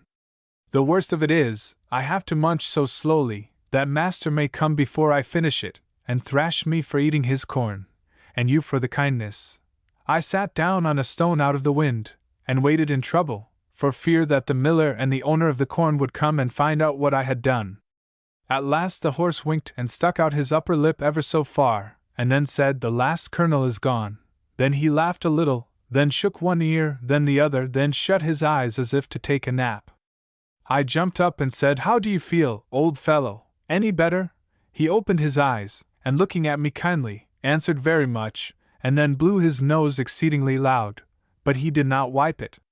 Perhaps he had no wiper. I then asked if his master whipped him much. He opened his eyes, and looking at me kindly, answered, "Not much lately. He used to till my hide got hardened, but now he has a white oak goad stick with an iron brad in its end, with which he jabs my hind quarters and hurts me awfully." I asked him why he did not kick up and knock his tormentor out of the wagon. "I did try once," said he, "but am old and was weak, and could only get my heels high enough to break the whiffletree, and besides lost my balance and fell down flat. Master then jumped down, and getting a cudgel struck me over the head, and I thought my troubles were over." This happened just before Mr. Benham's house, and I should have been finished and ready for the crows, if he had not stepped out and told master not to strike again. If he did, he would shake his liver out. That saved my life, but I was sorry, though Mr. Ham meant good. The goad with the iron brad was in the wagon, and snatching it out I struck the end against a stone, and the stabber flew into the mill pond. "There," says I, "old colt," as I threw the goad back into the wagon, "he won't harpoon you again with that iron." The poor old brute knew well enough what I said, for I looked him in the eye and spoke horse language. At that moment the brute that owned the horse came out of the store, and down the hill towards us. I slipped behind a pile of slabs. The meal was put in the wagon, the horse unhitched, the wagon mounted, the goad picked up and a thrust made, but Dobbin was in no hurry. Looking at the end of the stick, the man bawled, "What little devil has had my goad?" and then began striking with all his strength. But his steed only walked, shaking his head as he went across the bridge, and I thought I heard the ancient equus say as he went, "Thrash as much as you please, for once you cannot stab." I went home a little uneasy, not feeling sure that the feeding the man's corn to his horse was not stealing, and thinking that if the miller found it out, he would have me taken down before Squire Longley. Polly Maxfield came riding to mill today on horseback. She rode as gracefully as a trooper. I wish with all my heart that I was as daring a rider or half so graceful. This morning walked down to the pulpit Rock Hill, and climbed up into the pulpit. It looks like a rough place to preach from, and does not seem so much like a pulpit when one is in it, as when viewing it from the road below. It is a wild place, and really a curiosity. I brought a book and sat in the rocky recess, and read for nearly an hour. This is a point on the road known to all teamsters. They have a string of names for reference by which they tell each other where they met fellow teamsters and where their loads got stuck, and I have learned them from those who stop for drinks at the store. One meets another near our house, and says, "Where did you meet Bill?" "Just this side of Small's Brook," or "at the top of Gray's Pinch, at the dry mill pond, just the other side of Lemmy Jones's, on the long causeway, at James Goins, coming down the Pulpit Rock Hill, coming down Tarkle Hill." I have heard these answers till I have them by heart, without having any idea where any of the places are, excepting the one I have seen today. While on the bridge near the pulpit, Mr. West, who lives not far away, came along and asked where I had been. On my telling him, he said that no money would hire him to go up to that pulpit, that the devil used to preach from it long and long ago, that on a time when hundreds of them were listening to one of his sermons, a great chief laughed in the devil's face, upon which he stamped his foot, and the ground to the southwest, where they were standing, sunk 50 feet, and every Indian went down out of sight, leaving a swamp to this day. He declared that he once stuck a pole in there, which went down easily several feet, but then struck the skull bone of an Indian, when instantly all the hassocks and flags began to shake. He heard a yell as from 50 overgrown Pequots, that he left the pole and ran for life. Mr. West also said that no Indian had ever been known to go near that swamp since, but that whenever one came that way, he turned out of the road near the house of Mr. West, and went straight to Thomas Pond, keeping to the eastward of Pulpit Rock, giving it a wide berth. Mr. West talked as though he believed what he said. A peddler named Dominicus Jordan was today in Uncle Richard's store, telling a ghost story. I listened intently, but tried not to seem interested. The story was of a house, the owner of which was suddenly killed. Since his death the west garret window cannot be kept closed, though the shutters be hasped and nailed at night, they are invariably found open the next morning, and no one can tell when or how the nails were drawn. There is also on the farm an apple tree, the fruit of which the owner was particularly fond of, but since his death no one has been able to get one of the apples. The tree hangs full nearly every year, but whenever any individual tries to get one, stones come in all directions as if from some secret infernal battery, or hidden catapult, and more than once have those making the attempts been struck. What is more strange, the tree stands in an open field, there being no shelter near from which tricks can be played without exposure. Jordan says that it seems odd to strangers to see that tree loaded with apples when the snow is 4 feet deep, and what is a mystery, there are no apples in the spring. No one ever sees the wind blow one off, none are seen on the snow, nor even the vestige of one on the grass under the tree, and that children may play on the grass under and around it while it is in the blossom, and until the fruit is large enough to tempt them, with perfect safety, but the moment one of the apples is sought. For the air is full of flying stones. He further says that late one starlight night he was passing the house, and looking up saw the phantom walk out of the garret window with cane in hand, making all the motions as if walking on terra firma, although what appeared to be his feet were at least 6 yards from the ground, and so he went walking away on nothing, and when nearly out of sight there was a great flash and an explosion as of 20 field pieces, then, nothing. This story was told with seeming earnestness, and listened to as though it was believed. How strange it is that almost all persons, old or young, are fond of hearing about the supernatural, though it produces nervousness and fear. I should not be willing to sleep in that garret, though I do not believe a word of the story. The lumbermen from Sakarapa are getting their logs across the great pond. Yesterday a strong northwest wind blew a great raft of many thousands over almost to the mouth of the Dingley Brook.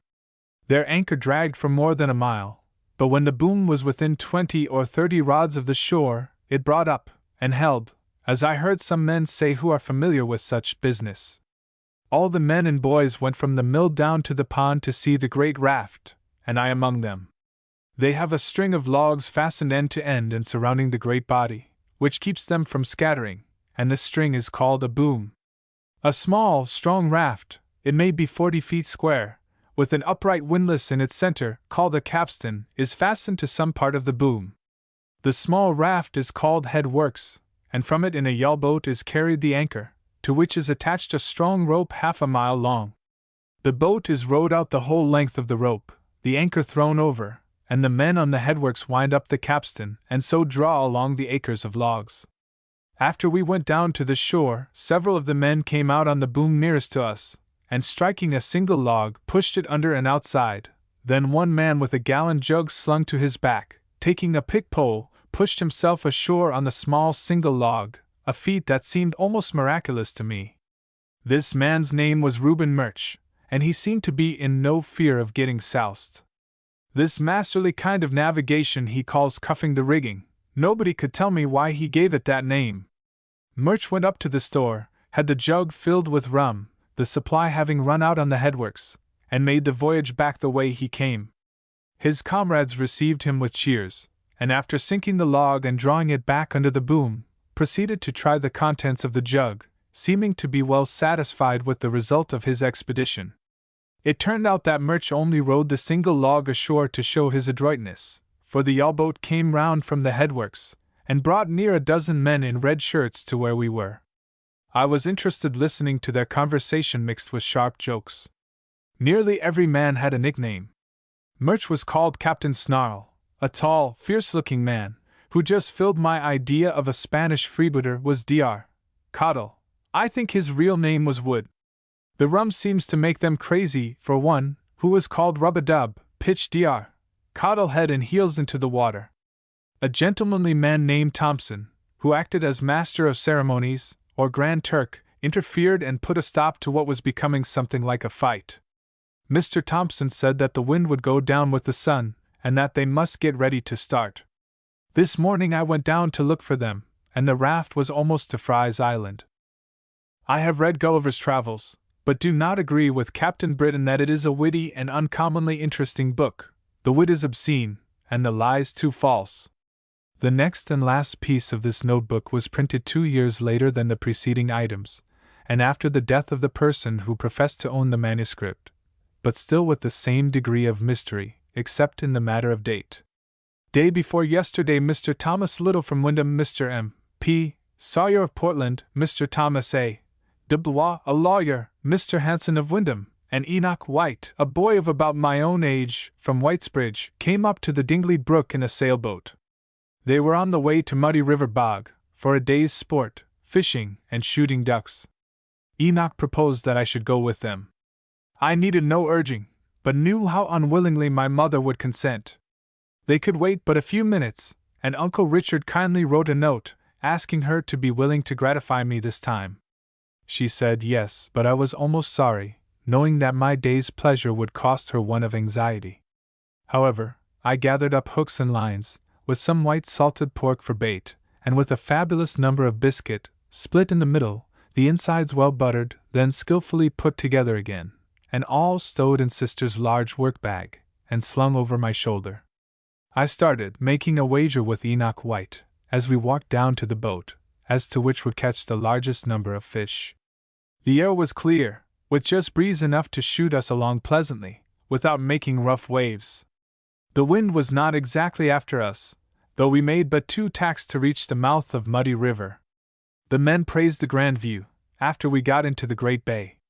We could see the White Hills to the northwest, though Mr. Little said they were 80 miles from us, and grand old Rattlesnake, to the northeast, in its immense jacket of green oak, looked more inviting than I had ever seen it, while Fry's Island, with its close growth of great trees growing to the very edge of the water, looked like a monstrous green raft, floating to the southeastward. Whichever way the eye turned, something charming appeared. Mr. Little seems to be familiar with every book that has ever been written, and must have a great memory. Among other things, he said, "Gentlemen, do you know that this should be called the sea, instead of the great pond, that ships should be built here and navigate this water?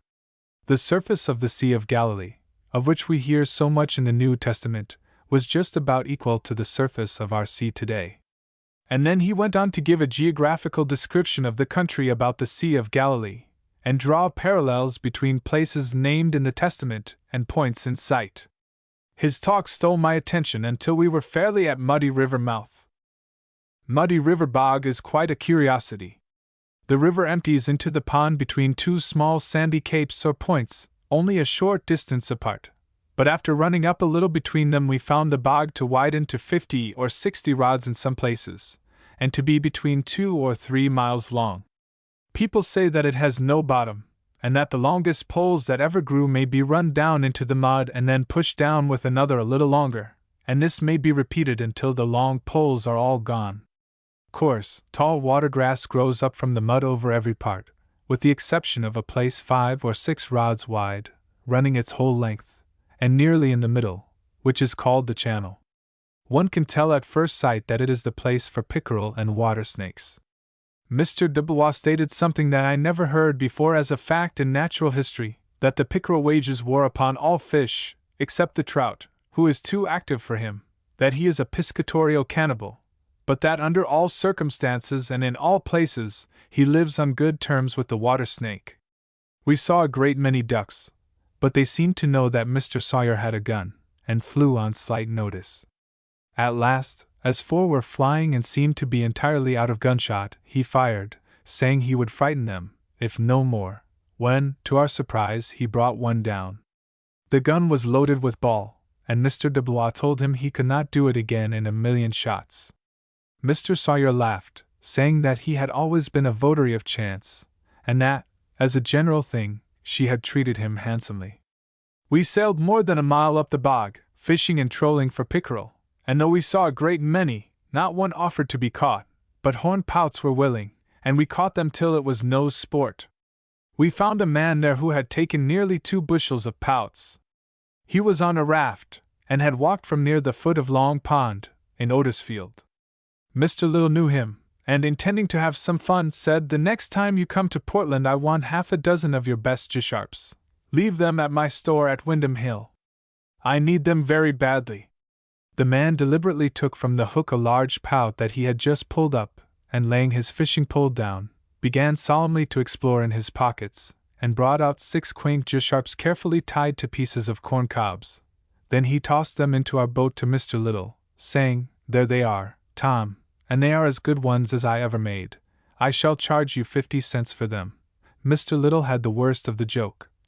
But as the other men began to rally him, he took out the silver, and paid the $50, but they laughed at him till he told them, if they would say no more about it, he would give them all the brandy they could drink when they got home. Mr. Dubois said he would not be bribed, that he must tell Peter White when he got to Windham Hill. Mr. Little said he would not have Peter White know it for a yoke of steers. After fishing till all were tired, we landed on a small dry knoll that made out into the bog, to take our luncheon. The men had a variety of eatables, and several bottles that held no eatables.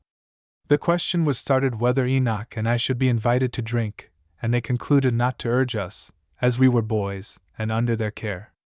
So Mr. Dubois said, "Boys, anything to eat that is in our baskets is as much yours as ours. Help yourselves, but we shall not invite you to drink spirits." We thanked them, and said that we had plenty of our own to eat, and had no relish for spirits, but were very thirsty for water. Mr. Little had been there before, and directed us to a spring of the best of water, that boiled up like a pot from the ground, just at the margin of the bog. Before starting to return, the bet between Ino and myself had to be settled. By its conditions, the one who caught the largest number of fish was to have all the hooks and lines of the other. I counted my string and found 25.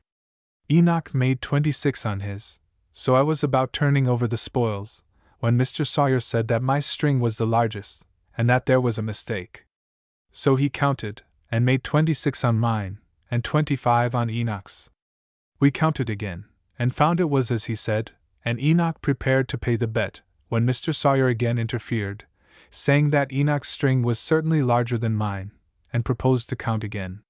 This time I had but 24, and Enoch 27. All the men counted them several times over, until we could not tell which was which, and they never came out twice alike. At length Mr. Dubois said solemnly, "Stop this, Sawyer, you have turned these fish into a pack of cards, and are fooling us all." The men laughed heartily, and so should I if I had known what the point of the joke was. Mr. Dubois said the decision as to our bet would have to go over to the next term. After starting for home, while running down the bog, Mr. Sawyer killed 3 noble black ducks at one shot, but the gun was not loaded this time with ball. Mr. Hanson struck with his fishing pole, and killed a monstrous water snake. Mr. Little measured a stick with his hands, and using it as a rule, declared him to be 5 feet long. If I thought any such snakes ever went over to Dingley Bay, I never would go into the water there again. When we got out of the bog into the open water, we found a lively breeze from the northwest, and they landed me at the Dingley Brook in less than an hour, and then kept on like a great white bird down towards the Cape, and for the outlet. I stood and watched the boat until it was nearly halfway to Fry's Island, loath to lose sight of what had helped me to enjoy the day so much. Taking my fish, I walked home, and greeted Mother just as the sun went out of sight behind the hills in Baldwin. The fish were worthless, but I thought I must have something to show for the day spent. After exhibiting them to Mother and sister, and hearing the comments as to their ugliness, and much speculation as to what their horns were for, I gave them to Mr. Lambert, who said that pouts were the best of fish after they were skinned. I have made this account of the expedition to please Uncle Richard, who is an invalid and cannot get out to enjoy such sport, and wished me to describe everything just as it had happened, whether witty or silly, and give my own impressions. He has read my diary, and says that it interested him, which is all the reward I desire. And now I add these lines to keep in remembrance the peculiar satisfaction I received in hearing the conversation, especially of Mr. Dubois and Mr. Little. August, 1818, Raymond. These extracts from the Raymond Journal, if they be genuine, as in most respects I believe they must be, will furnish a clue, otherwise wanting, to the distinct turn which the boy's mind took toward authorship after his return to Salem, and on passing the propylon of classical culture. We can also see in them, I think, the beginning of that painstaking accumulation of fact, the effort to be first of all accurate, which is a characteristic of his mature and authenticated notebooks. Very significant, too, is the dash of the supernatural and his tone concerning it. A habit of thus preserving impressions, and of communing with himself through the pen, so constant and assiduous as we know it to have been in his later years, even when mind and time were preoccupied, must have been formed early, to retain so strong a hold upon him. But there is another reason for supposing that he had begun to compose with care before coming from Raymond to Salem, and this is found in the fact that, in 1820, he began issuing, probably to a very small and intimate circle of subscribers, a neat little weekly paper printed with the pen on sheets of a much curtailed note size, and written in an excellent style. The first number, dated Monday, August 21, 1820, opens with the editor's address. Our feelings upon sending into the world the first number of The Spectator may be compared to those of a fond parent, when he beholds a beloved child about to embark on the troubled ocean of public life. Perhaps the iron hand of criticism may crush our humble undertaking, ere it is strengthened by time. Or it may pine in obscurity, neglected and forgotten by those, with whose assistance it might become the pride and ornament of our country. We beg leave farther to remark that in order to carry on any enterprise with spirit, money is absolutely necessary. Money, although it is the root of all evil, is also the foundation of everything great and good, and therefore our subscribers will please carefully to remember that the terms are 2 cents per month. A little further on there is this allusion to the scriptural proverb cited above. We have been informed that this expression is incorrect, and that it is the love of money which is the root of all evil. But money is certainly the cause of the love of money.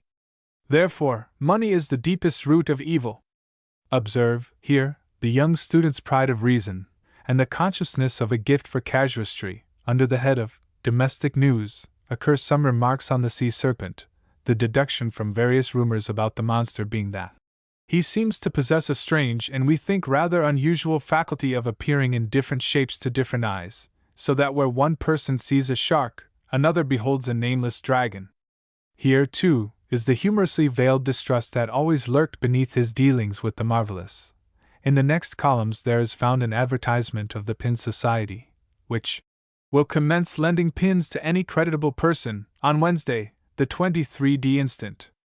No numbers except 10, 20, and 30 will be lent, and the rate of interest is to be 1 pin on every 10 per day. This bold financial scheme is also carried on by the editor in person, a combination which in these days would lay him open to suspicions of unfair dealing. I have seen a little manuscript book containing the remarkable constitution and bylaws of this society, in which there were but 2 members, and it is really a curious study of whimsical intricacy, the work of a mind perfectly accustomed to solitude and fertile in resources for making monotony various and delightful. It does not surprise one to meet with the characteristic announcement from this editor that he has concluded not to insert deaths and marriages, except of very distinguished persons, in the Spectator. We can see but little use in thus giving to the world the names of the crowd who are tying the marriage knot, and going down to the silent tomb. There is some poetry at the end of the paper, excellent for a boy, but without the easy inspiration of the really witty prose. It would seem that this weekly once made a beginning, which was also an end, before nourishing up into the series of which I have synopsized the first issue, for there is another number 1 without date, but apparently earlier. This contains some exemplary sentiments on solitude, with a touch of what was real profundity in so inexperienced a writer. Man is naturally a sociable being, he says, and apart from the world there are no incitements to the pursuit of excellence, there are no rivals to contend with, and therefore there is no improvement. The heart may be more pure and uncorrupted in solitude than when exposed to the influences of the depravity of the world, but the benefit of virtuous examples is equal to the detriment of vicious ones, and both are equally lost. The domestic intelligence of this number is as follows. The lady of Dr. Winthrop Brown, a son and heir. Mrs. Hawthorne's cat, 7 kittens. We hear that both of the above ladies are in a state of convalescence. Also, intentions of marriage. The beautiful and accomplished Miss Keziah Dingley will shortly be united to Dominicus Jordan Esq. The young author appears to have allowed himself in this paragraph the stimulus of a little fiction respecting real persons. Dominicus Jordan is the peddler of the Raymond Notes. Who Miss Keziah was I do not know, but from the name I guess her to have been a relative, by appellation at least, through Richard Manning's wife. If Hawthorne did not himself call Miss Dingley aunt, he may very likely have heard her commonly spoken of by that title. Did the old boyish association perhaps unconsciously supply him with a name for the Indian aunt of Septimius Felton? The next item is deaths. We are sorry to be under the necessity of informing our readers that no deaths of importance have taken place, except that of the publisher of this paper, who died of starvation, owing to the slenderness of his patronage. Notwithstanding this discouraging incident, one of the advertisements declares that employment will be given to any number of indigent poets and authors at this office. But shortly afterward is inserted the announcement that Nathaniel Hawthorne proposes to publish by subscription a new edition of The Miseries of Authors, to which will be added a sequel, containing facts and remarks drawn from his own experience. In number 2 of the new series, the editor speaks of a discourse by Dr. Stoughton on Tuesday evening. With the amount of the contribution which was taken up, we are unacquainted, as, having no money in our pockets, we departed before it commenced. This issue takes a despondent view of the difficulties that beset editors. There is a clever paragraph of domestic news, again. As we know of no news, it says, we hope our readers will excuse us for not inserting any. The law which prohibits paying debts when a person has no money will apply in this case. Next we have a very arch dissertation on industry. It has somewhere been remarked that an author does not write the worse for knowing little or nothing of his subject. We hope the truth of this saying will be manifest in the present article. With the benefits of industry we are not personally acquainted. The desperate editor winds up his week's budget with a warning to all persons who may be displeased by observations in the Spectator, that he is going to take fencing lessons and practice shooting at a mark. We also, he adds, think it advisable to procure a stout oaken cudgel to be the constant companion of our peregrinations. The assumption of idleness in the essay on industry, just quoted, breaks down entirely in a later number, when the editor, in apologizing for inaccuracies in the printing of his paper, enumerates his different occupations. In the first place we study Latin and Greek. Secondly we write in the employment of William Manning Esq., at that time proprietor of an extensive line of stagecoaches. Thirdly, we are secretary, treasurer, and manager of the Pin Society. Fourthly, we are editor of the Spectator. Fifthly, sixthly, and lastly, our own printers, printing press and types. But the young journalist carried on his labors unabatedly, for the term of some 5 weeks, and managed to make himself very entertaining. I take from an essay, on benevolence, a fragment which has a touch of poetry out of his own life. Benevolence, he says, is to protect the fatherless, and to make the widow's heart sing for joy. One of the most cherishable effusions is that on wealth, in which the venerable writer drops into a charmingly confidential and reminiscent vein. All men, he begins, from the highest to the lowest, desire to pursue wealth. In process of time, if we obtain possession of a sum at first fixed as the ultimatum, we generally find ourselves as far from being contented as at first. When I was a boy, I one day made an inroad into a closet, to the secret recesses of which I had often wished to penetrate. I there discovered a quantity of very fine apples. At first I determined to take only one, which I put in my pocket. But those which remained were so very inviting that it was against my conscience to leave them, and I filled my pockets and departed, wishing that they would hold more. But alas! An apple which was unable to find space enough among its companions bounced down upon the floor before all the family. I was immediately searched, and forced, very unwillingly, to deliver up all my booty. In the same number which contains this composition appears the token of what was doubtless Hawthorne's first recognition in literature. It is a communication of tenor following. Mr. Editor, I have observed in some of your last papers essays on various subjects, and am very much pleased with them, and wish you to continue them. If you will do this, you will oblige Maria Louisa Hawthorne. We hail the above communication, writes the editor with exaggerated gratitude, as the dawn of a happy day for us. In his next and final issue, though September 18, 1820, he satirically evinces his dissatisfaction at the want of a literary fraternity in his native land through this request. As it is part of the plan of the Spectator to criticize home-manufactured publications, we most earnestly desire some of our benevolent readers to write a book for our special benefit. At present we feel as we were wont to do in the days of our boyhood, when we possessed a hatchet, without anything to exercise it upon. We engage to execute the printing and binding, and to procure the paper for the work, free of all expense to the author. If this request should be denied us, we must infallibly turn our arms against our own writings, which, as they will not stand the test of criticism, we feel very unwilling to do. We do not wish that the proposed work should be too perfect. The author will please to make a few blunders for us to exercise our talents upon. In these quotations one sees very clearly the increased maturity, though it be only by a year or two, of the lad, since the engrossing of his records at Raymond. We get in these his entire mood, catch gleams of a steady fire of ambition under the light, self-possessed air of assumed indifference, and see how easily already his humor began to play, with that clear and sweet ripeness that warms some of his more famous pages, like late sunshine striking through clusters of mellow and translucent grapes. Yet our grasp of his mental situation at this point would not be complete, without recognition of the graver emotions that sometimes throbbed beneath the surface. The doubt, the hesitancy that sometimes must have weighed upon his lonely, self-reliant spirit with weary movelessness, and all the pain of awakening ambition and departing boyhood, seemed to find a symbol in this stanza from the fourth Spectator. Days of my youth, ye fleet away, as fades the bright sun's cheering ray, and scarce my infant hours are gone, ere manhood's troubled step comes on. My infant hours return no more, and all their happiness is o'er. The stormy sea of life appears, a scene of tumult and of tears. Of the vexations of unfledged manhood the boy of 16 did not speak without knowledge.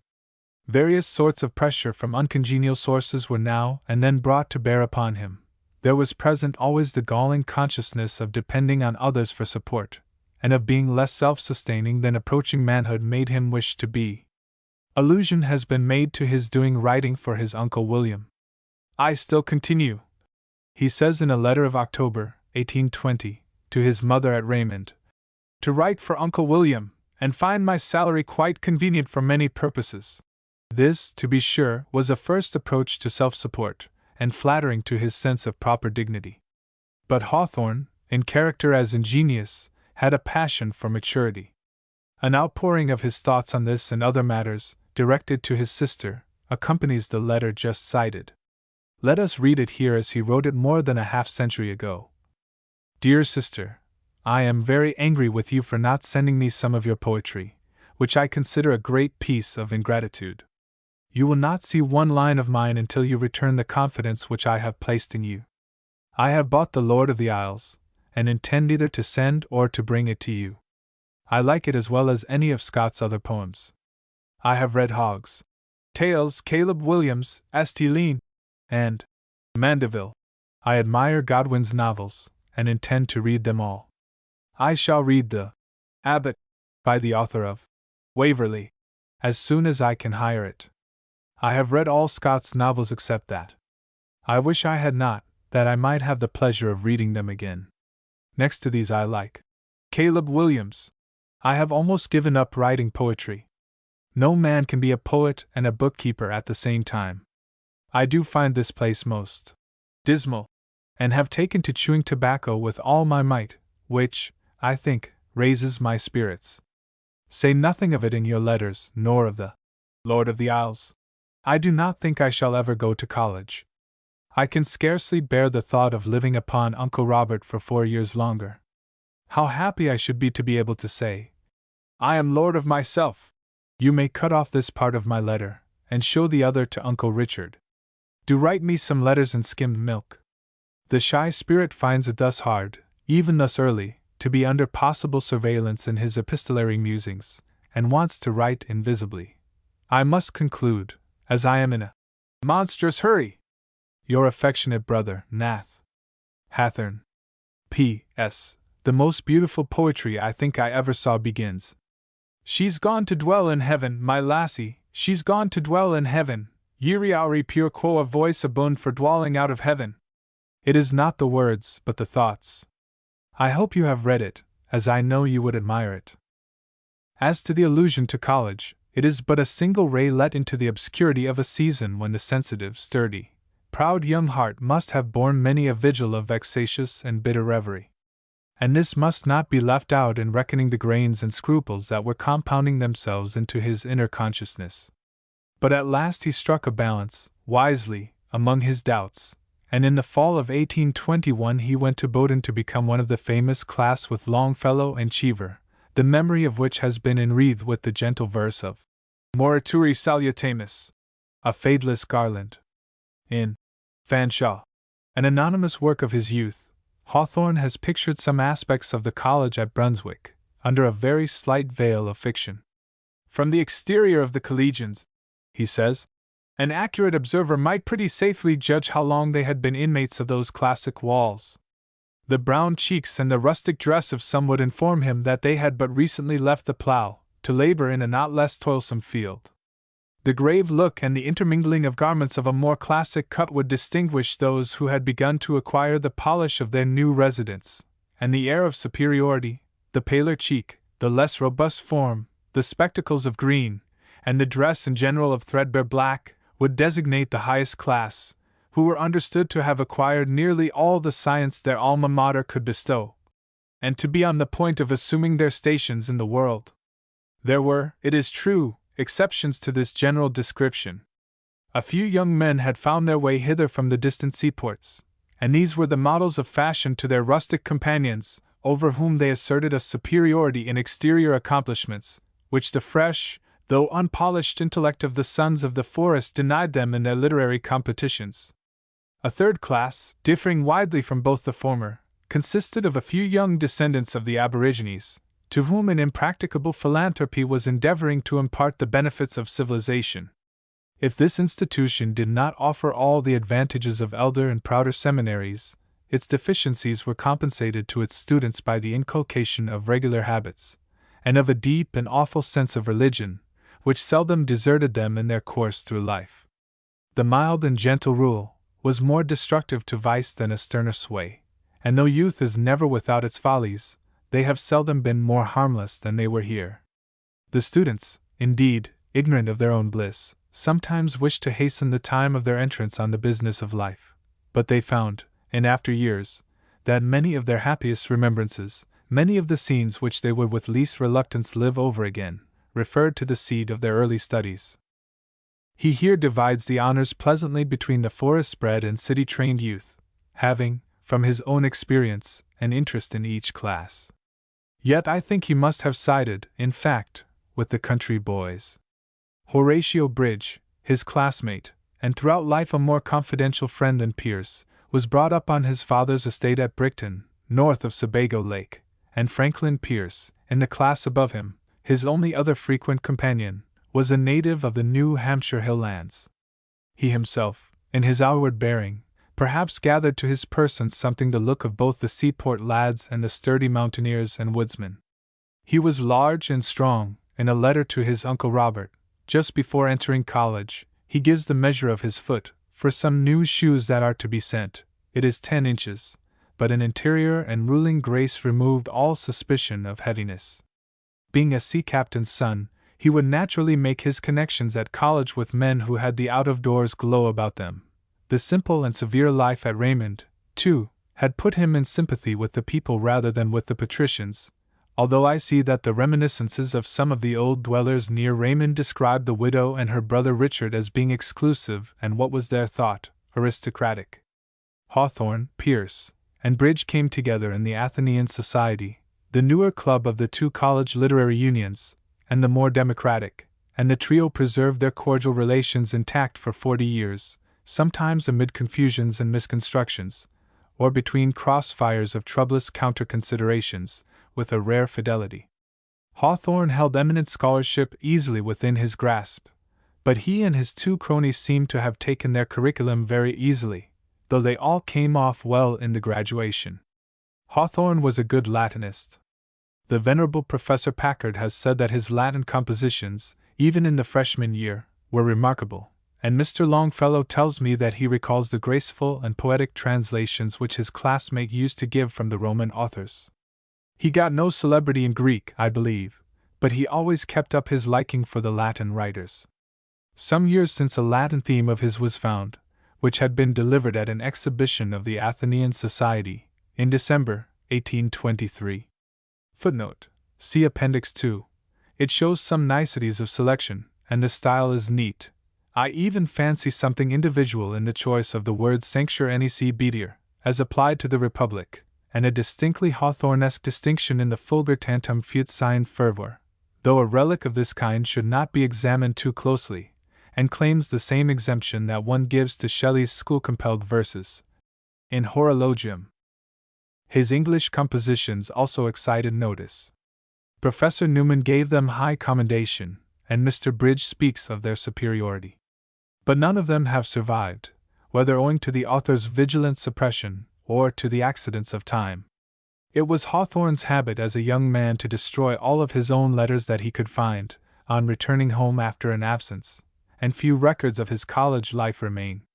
Here is a brief note, however. Brunswick, August 12, 1823. My dear uncle, I received your letter in due time, and should have answered it in due season, if I had not been prevented, as L. conjectures, by laziness. The money was very acceptable to me, and will last me till the end of the term, which is 3 weeks from next Wednesday. I shall then have finished 1/2 of my college life. I suppose your farm prospers, and I hope you will have abundance of fruit, and that I shall come home time enough to eat some of it, which I should prefer to all the pleasure of cultivating it. I have heard that there is a steamboat which runs twice a week between Portland and Boston. If this be the case, I should like to come home that way, if Mother has no apprehension of the boilers bursting. I really have had a great deal to do this term, as, in addition to the usual exercises, we have to write a theme or essay of 3 or 4 pages, every fortnight, which employs nearly all my time, so that I hope you will not impute my neglect of writing wholly to laziness. Your affectionate nephew, Nath. Hathorne.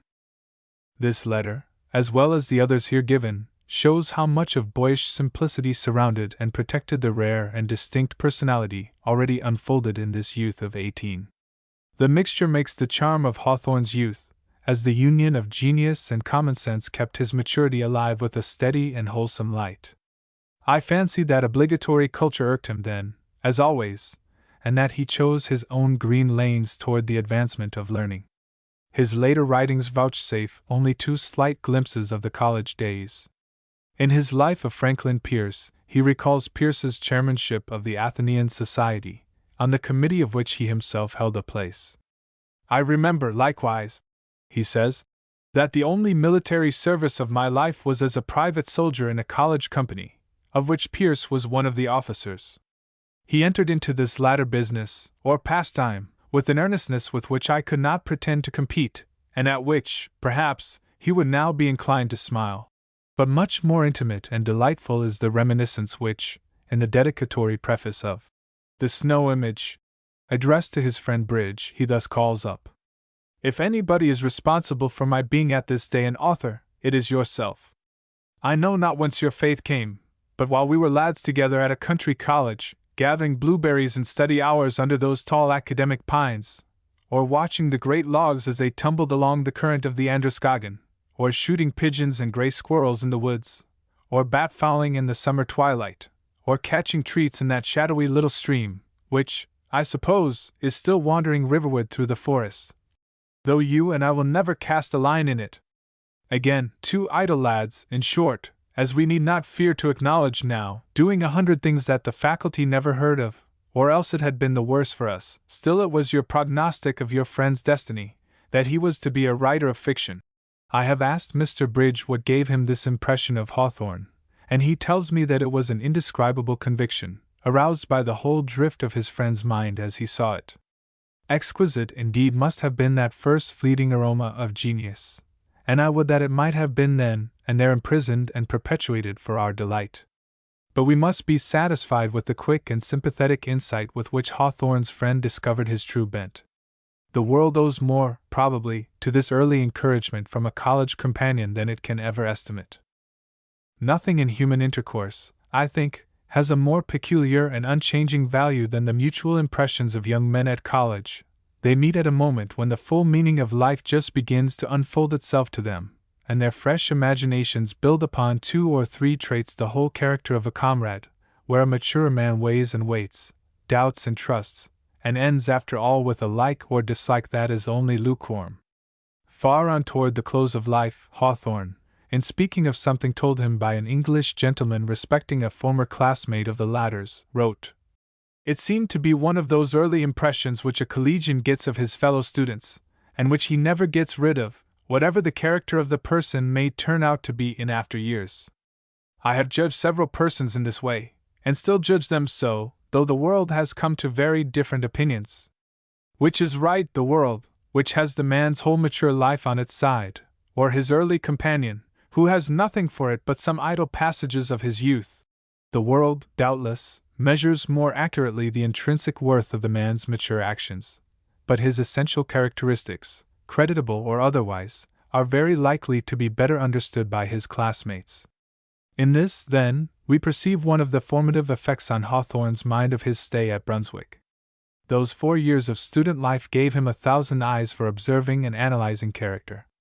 He learned then, also, to choose men on principles of his own. Always afterward he was singularly independent in selecting friends, often finding them even in unpopular and out-of-the-way persons. The affinity between himself and Bridge was ratified by 40 years of close confidence, and Hawthorne never swerved from his early loyalty to Pierce, though his faithfulness gave him severe trials, both public and private, afterward. I am not of those who explain this steadfastness by a theory of early prepossession on Hawthorne's part, blinding him to Pierce's errors or defects. There is ample proof in the correspondence between Bridge and himself, which I have seen, that he constantly and closely scanned his distinguished friend the President's character with his impartial and searching eye for human character, whatsoever its relations to himself. I believe if he had ever found that the original nucleus of honor and of a certain candor which had charmed him in Pierce was gone, he would, provided it seemed his duty, have rejected the friendship. As it was, he saw his old friend and comrade undergoing changes which he himself thought hazardous, saw him criticized in a post where no one ever escaped the severest criticism, and beheld him return to private life amid unpopularity, founded, as he thought, upon misinterpretation of what was perhaps error, but not dishonesty.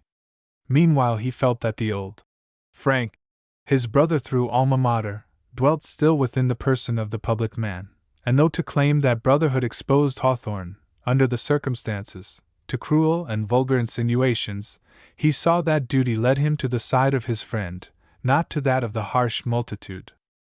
Perhaps his very earliest contribution to light literature was an apocryphal article which he is said to have written when about 18 or 19. Just then there came into notice a voracious insect, gifted with peculiar powers against pear trees. Knowing that his uncle was especially concerned in fruit culture, Hawthorne wrote, and sent from college to a Boston paper, a careful description of the new destroyer, his habits, and the proper mode of combating him, all drawn from his own imagination. It was printed, so the tale runs, and a package of the papers containing it arrived in Salem just as the author reached there for a brief vacation. Mr. Manning is said to have accepted in good faith the knowledge which the article supplied, but Hawthorne's amusement was not unmixed with consternation at the success of his first essay. In the 2 or 3 letters from him at college which still survive, there is no open avowal of the inner life, which was then the supplier of events for his outwardly monotonous days. Not a breath of that strain of reverie and fancy which impressed Bridges' mind.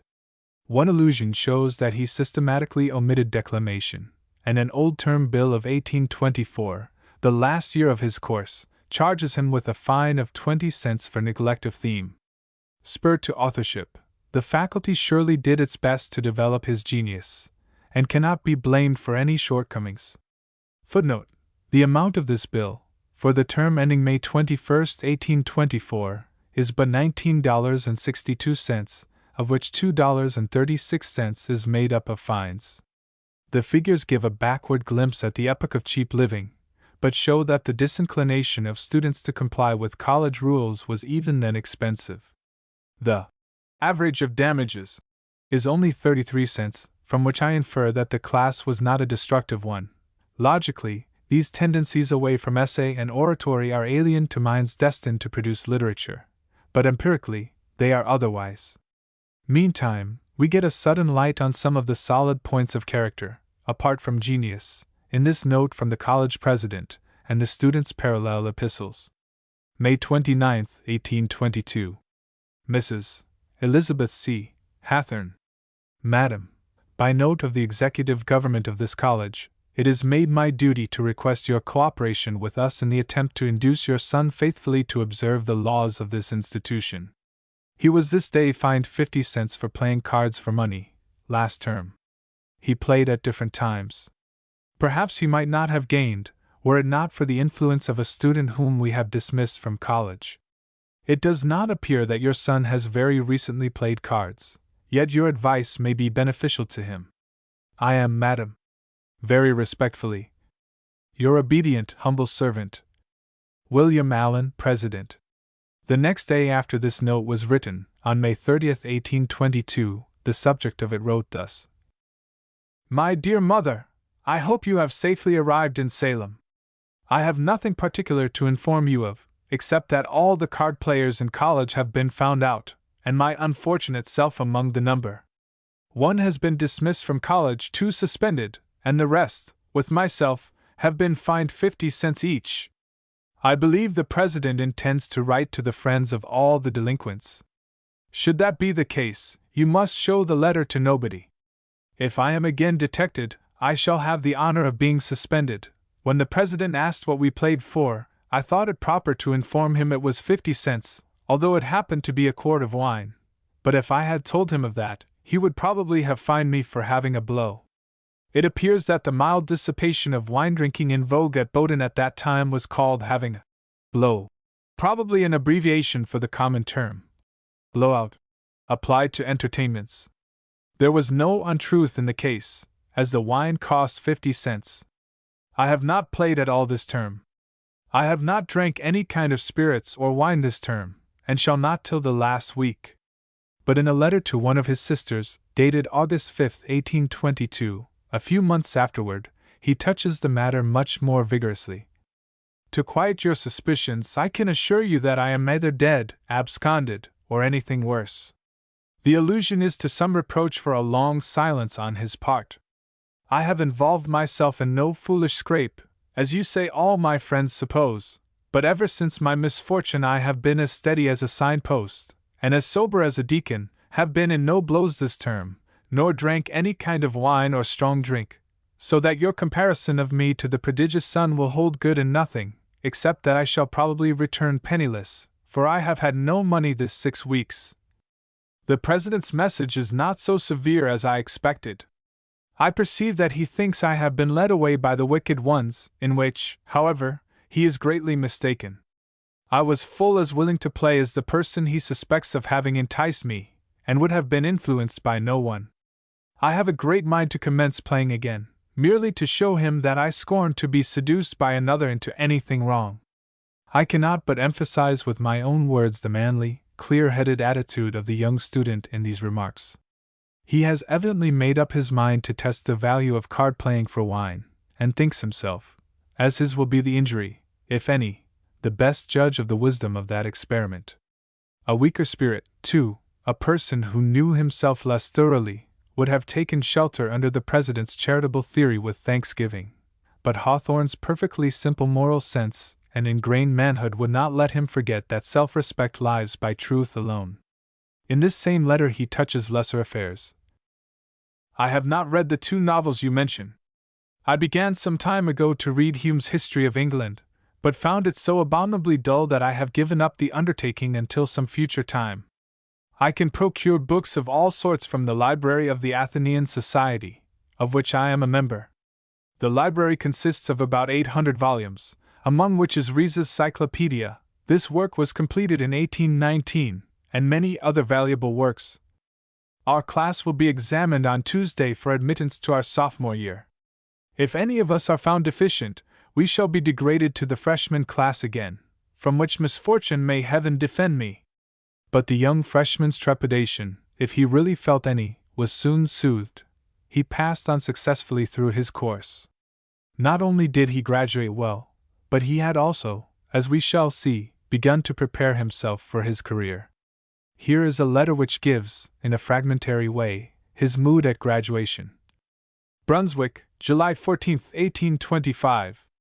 My dear sister, I am not very well pleased with Mr. Dyke's report of me.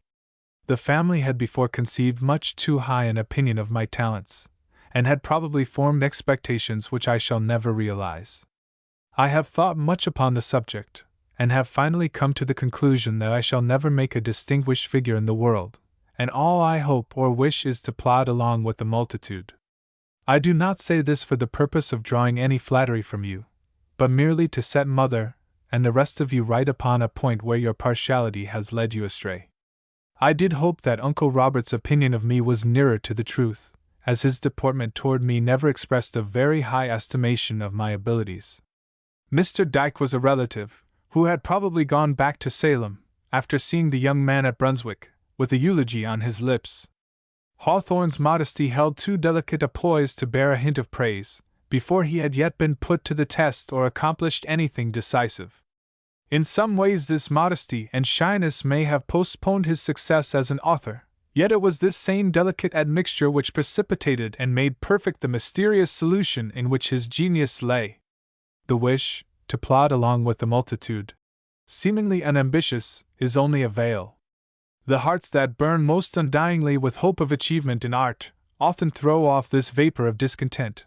They feel a prophetic thrill of that nameless suffering through which every seeker of truth must pass, and they long beforehand for rest, for the sweet obscurity of the ungifted. Another part of this letter shows the writer standing at college. Did the President write to you about my part? He called me to his study, and informed me that, though my rank in the class entitled me to a part, yet it was contrary to the law to give me one, on account of my neglect of declamation. As he inquired Mother's name and residence, I suppose that he intended to write to her on the subject. If so, you will send me a copy of the letter. I am perfectly satisfied with this arrangement, as it is a sufficient testimonial to my scholarship, while it saves me the mortification of making my appearance in public at commencement. Perhaps the family may not be so much pleased by it. Tell me what are their sentiments on the subject.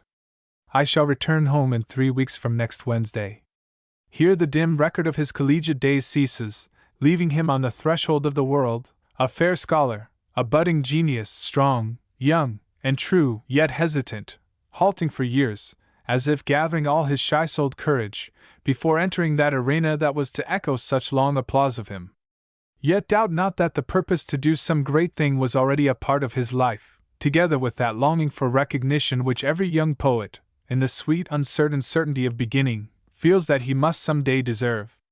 Were not these words, which I find in Fanshawe, drawn from the author's knowledge of his own heart? He called up the years that, even at his early age, he had spent in solitary study, in conversation with the dead, while he had scorned to mingle with the living world, or to be actuated by any of its motives.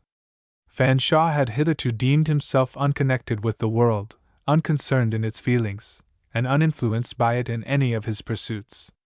In this respect he probably deceived himself. If his inmost heart could have been laid open, there would have been discovered that dream of undying fame, which, dream as it is more powerful than 1,000 realities. Already, while at Bowdoin, Hawthorne had begun to write verses, and perhaps to print some of them anonymously in the newspapers. From some forgotten poem of his on the sea, a single stanza has drifted down to us, like a bit of beechwood, the relic of a bark too frail to last.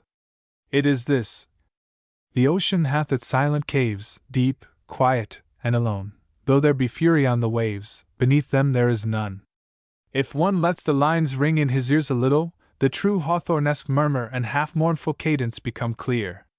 I am told, by the way, that when the Atlantic cable was to be laid, someone quoted this to a near relative of the writer's, not remembering the name of the author, but thinking it conclusive proof that the ocean depths would receive the cable securely. Another piece is preserved complete, and much more nearly does the writer justice. Moonlight.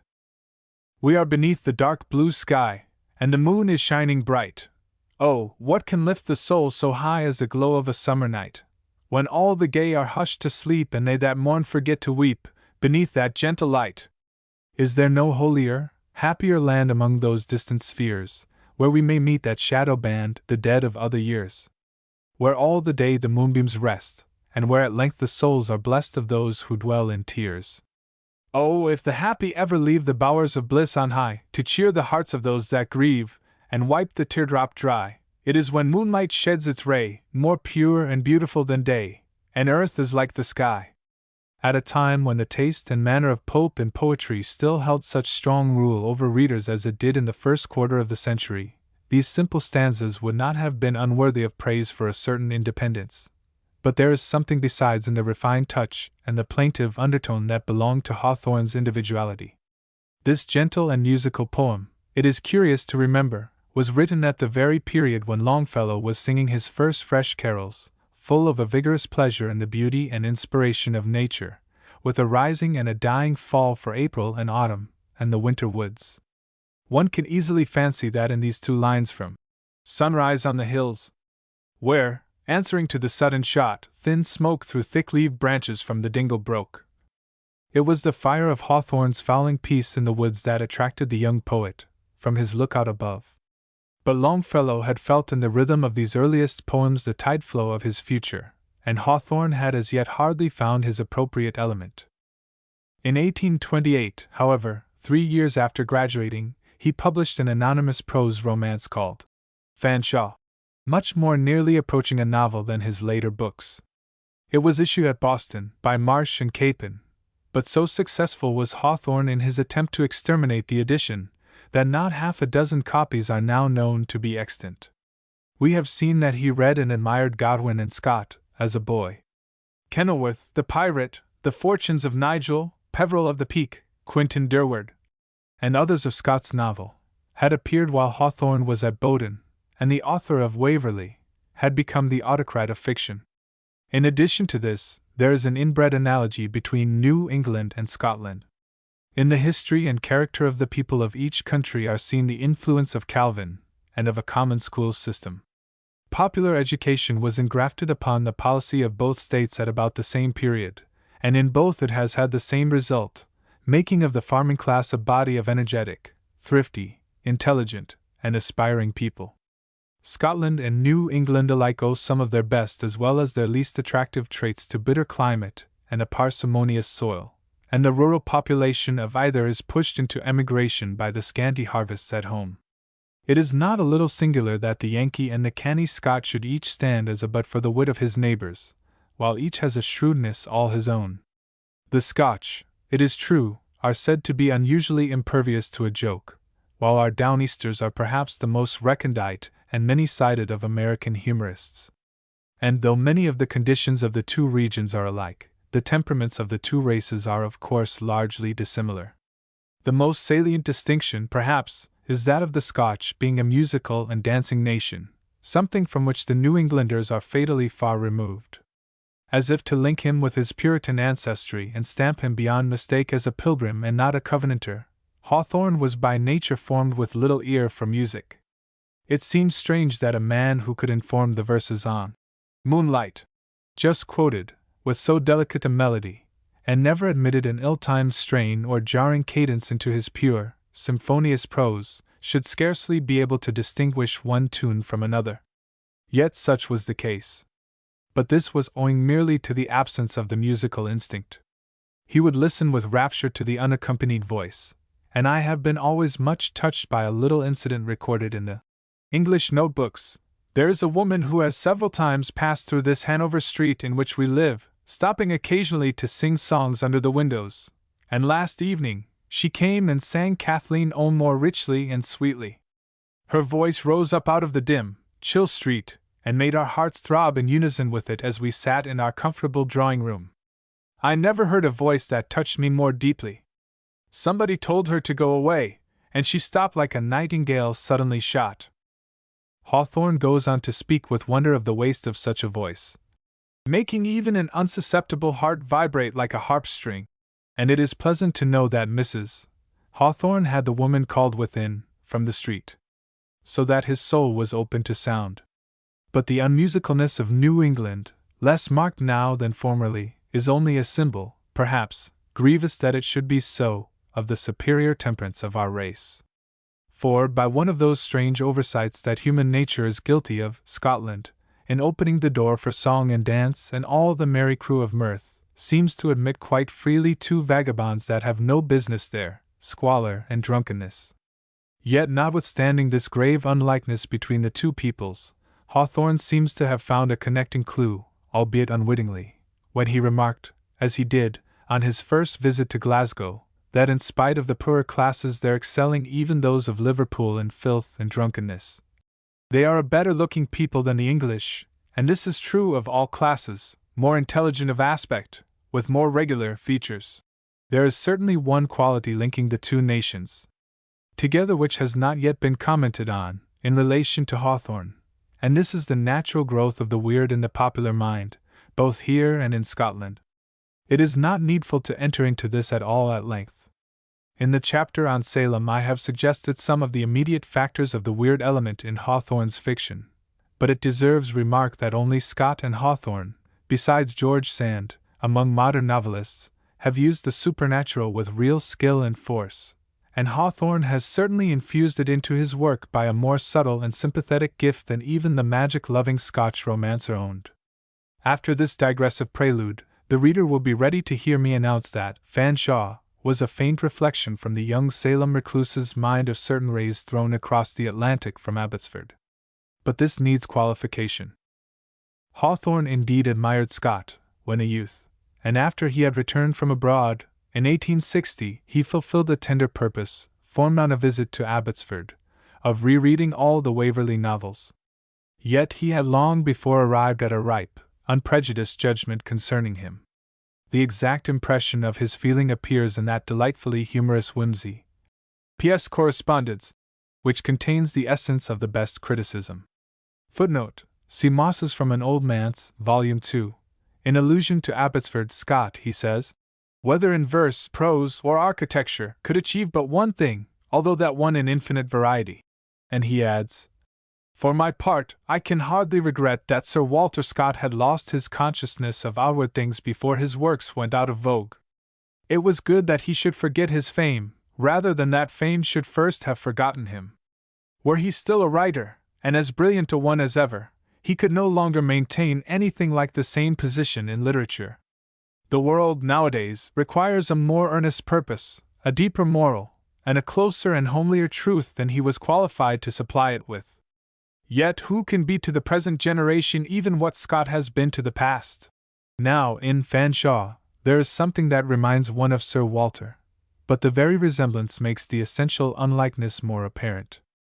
The scene of the tale is laid at Harley College, in an ancient, though not very populous settlement in a retired corner of one of the New England states. This, no doubt, is a reproduction of Bowdoin. Mr. Longfellow tells me that the descriptions of the seminary and of the country around it strongly suggest the Brunswick College.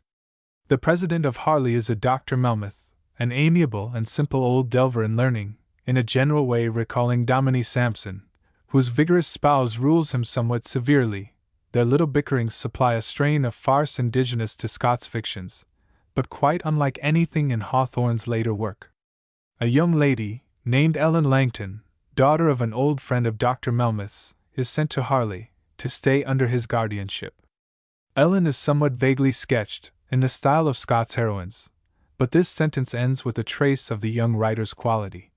If pen could give an adequate idea of Ellen Langton's beauty, it would achieve what pencil never could, for though the dark eyes might be painted, the pure and pleasant thoughts that peeped through them could only be seen and felt. This maiden the doctor once took into his study, to begin a course of modern languages with her, but she, having discovered an old romance among his heavy folios, contrived by the sweet charm of her voice to engage his attention, and quite beguiled him from severer studies. Naturally, she enthralls two young students at the college, one of whom is Edward Walcott, a wealthy, handsome, generous, healthy young fellow from one of the seaport towns, and the other, Fanshawe, the hero, who is a poor but ambitious recluse, already passing into a decline through overmuch devotion to books and meditation. Fanshawe, though the deeper nature of the two, and intensely moved by his new passion, perceiving that a union between himself and Ellen could not be a happy one, resigns the hope of it from the beginning. But circumstances bring him into intimate relation with her. The real action of the book, after the preliminaries, takes up only some 3 days, and turns upon the attempt of a man named Butler to entice Ellen away under his protection, then marry her, and secure the fortune to which she is heiress. This scheme is partly frustrated by circumstances, and Butler's purpose towards Ellen then becomes a much more sinister one. From this she is rescued by Fanshawe, and knowing that he loves her, but is concealing his passion, she gives him the opportunity and the right to claim her hand. For a moment, the rush of desire and hope is so great that he hesitates. Then he refuses to take advantage of her generosity, and parts with her for the last time. Ellen becomes engaged to Walcott, who had won her heart from the first, and Fanshawe, sinking into rapid consumption, dies before his class graduates. It is easy to see how the sources of emotion thus opened attracted Hawthorne. The noble and refined nature of Fanshawe, and the mingled craftiness, remorse, and ferocity of Butler, are crude embodiments of the same characteristics which he afterward treated in modified forms. They are the two poles, the extremes, both of them remote and chilly, of good and evil, from which the writer withdrew, after exploring them, into more temperate regions. The movement of these persons is visionary, and their personality faint. But I have marked a few characteristic portions of the book which suggest its tone. When the young lady's flight with the stranger actually takes place, young Walcott and President Melmoth ride together in the pursuit, and at this point there occurs a dialogue which is certainly as laughable and is better condensed than most similar passages in Scott, whom it strongly recalls.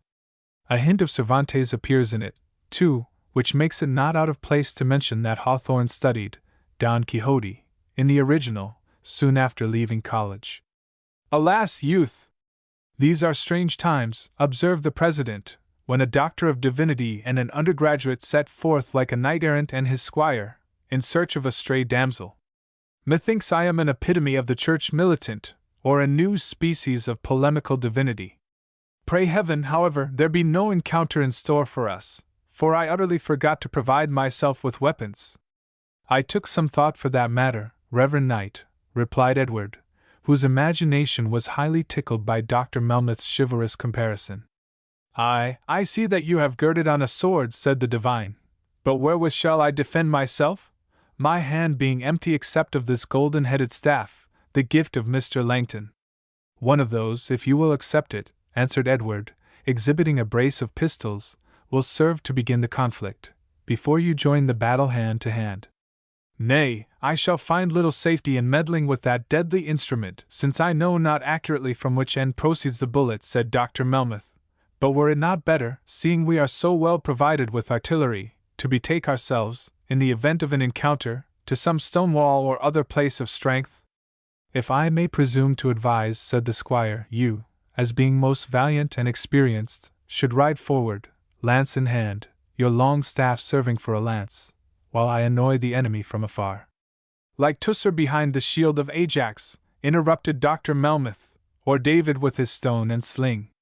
No, no, young man, I have left unfinished in my study a learned treatise, important not only to the present age, but to posterity, for whose sakes I must take heed to my safety. But lo! Who rides yonder? In one place only does the author give full rein to his tragic power, but this is a vigorous burst, and remarkable also for its sure and trenchant analysis. During his escape with Ellen, Butler is moved to stop at a lonely hut inhabited by his mother, where he finds her dying, and torn by the sight of her suffering while she raves and yearns for his presence, he makes himself known to her. At that unforgotten voice, the darkness burst away at once from her soul. She arose in bed, her eyes and her whole countenance beaming with joy, and threw her arms about his neck. A multitude of words seemed struggling for utterance, but they gave place to a low moaning sound, and then to the silence of death. The one moment of happiness, that recompensed years of sorrow, had been her last.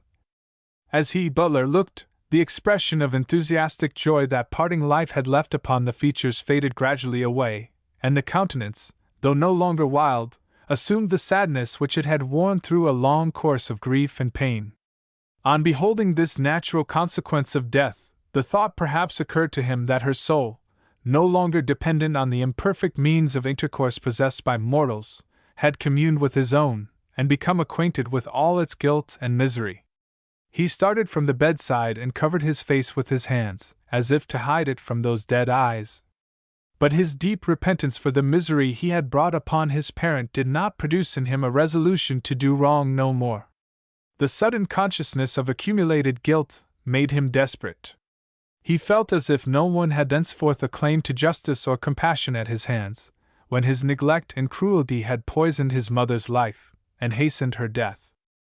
What separates this story from the rest of Hawthorne's works is an intricate plot, with passages of open humor, and a rather melodramatic tone in the conclusion. These are the result in part of the prevalent fashion of romance, and in part of a desire to produce effects not quite consonant with his native bent.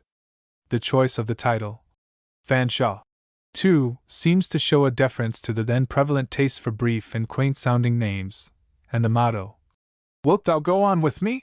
from Southey, placed on his title page, together with quotations at the heads of chapters, belongs to a past fashion.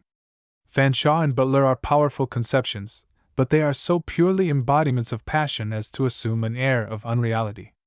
Butler is like an evil wraith, and Fanshawe is as evanescent as a sad cloud in the sky, touched with the first pale light of morning. Fanshawe, with his pure heart and high resolves, represents that constant aspiration toward lofty moral truth which marked Hawthorne's own mind, and Butler is a crude example of the sinful spirit which he afterward analyzed under many forms. The verbal style has few marks of the maturer mold afterward impressed on it, except that there is the preference always noticeable in Hawthorne for Latin wording. 2 or 3 phrases, however, show all the limpidness and ease for which he gained fame subsequently. For instance, when Fanshawe is first surprised by his love for Ellen, he returns to his room to study. The books were around him which had hitherto been to him like those fabled volumes of magic, from which the reader could not turn away his eye, till death were the consequence of his studies. This, too, is a pretty description of Ellen. Terror had at first blanched her as white as a lily. Shame next bore sway, and her blushing countenance, covered by her slender white fingers, might fantastically be compared to a variegated rose, with its alternate stripes of white and red. Its restraint is perhaps the most remarkable trait of the novel, for though this comes of timidity, it shows that Hawthorne, whether this be to his advantage or not, was not of the order of young genius which begins with timid and excessive exhibition of power. His early acquaintance with books, breeding a respect for literary form, his shy, considerate modes of dealing with any intellectual problem or question requiring judgment, and the formal taste of the period in letters, probably conspired to this end. 4. Twilight of the Twice-Told Tales. 1828 to 1838. We have now reached the point where the concealed foundations of Hawthorne's life terminate, and the final structure begins to appear above the surface, like the topmost portion of a coral island slowly rising from the depths of a solitary ocean. When he left college, his friends Silly and Pierce entered into law, the gateway to politics. Bridge returned to his father's estate at Brighton, to engage later in a large enterprise there, and other classmates took up various activities in the midst of other men, but for Hawthorne no very clear path presented itself. Literature had not yet attained, in the United States, the rank of a distinct and powerful profession. 15 years before, Brockden Brown had died prematurely after a hapless struggle, worn out with overwork, the first man who had undertaken to live by writing in this country since its colonization. The North American Review, indeed, in Boston, was laying the cornerstone of a vigorous periodical literature, and in this year of 1825 William Cullen Bryant had gone to New York to edit the New York Review, after publishing at Cambridge his first volume of poetry, The Ages. Irving was an author of recent but established fame, who was drawing chiefly from the rich supplies of European manners, legend, and history, while Cooper, in his pleasant pioneer land beside Otsego Lake, had begun to make clear his claim to a wide domain of native and national fiction. But to a young man of reserved temper, having few or no friends directly connected with publication, and living in a somber, old-fashioned town, isolated as all like towns were before the era of railroads, the avenue to publicity and a definite literary career was dark and devious enough. I suppose it was after his venture of Fanshawe that he set about the composition of some shorter stories which he called 7 Tales of My Native Land. Footnote: the motto prefixed to these was, "We are 7." His sister, to whom he read these, has told me that they were very beautiful, but no definite recollection of them remains to her, except that some of them related to witchcraft, and some to the sea, being stories of pirates and privateers. In one of these latter were certain verses, beginning, "The pirates of the sea, they were a fearful race."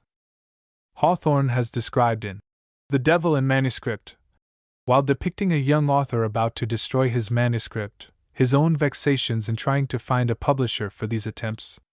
"They have been offered to some 17 booksellers. It would make you stare to read their answers. One man publishes nothing but schoolbooks, another has 5 novels already under examination, another gentleman is just giving up business on purpose, I verily believe, to escape publishing my book. In short, of all the 17 booksellers, only one has vouchsafed even to read my tales, and he, a literary dabbler himself, I should judge, has the impertinence to criticize them, proposing what he calls vast improvements, and concluding that he will not be concerned on any terms. But there does seem to be one honest man among these 17 unrighteous ones, and he tells me fairly that no American publisher will meddle with an American work, seldom if by a known writer, and never if by a new one, unless at the writer's risk." He indeed had the most discouraging sort of search for a publisher, but at last a young printer of Salem promised to undertake the work. His name was Ferdinand Andrews, and he was at one time half owner with Caleb Cushing of an establishment from which they issued the Salem Gazette. In 1822, the same journal in which Hawthorne published various papers at a later date, when Mr. Caleb Foote was its editor. Andrews was ambitious, and evidently appreciative of his young townsman's genius, but he delayed issuing the 7 Tales so long that the author, exasperated, recalled the manuscript.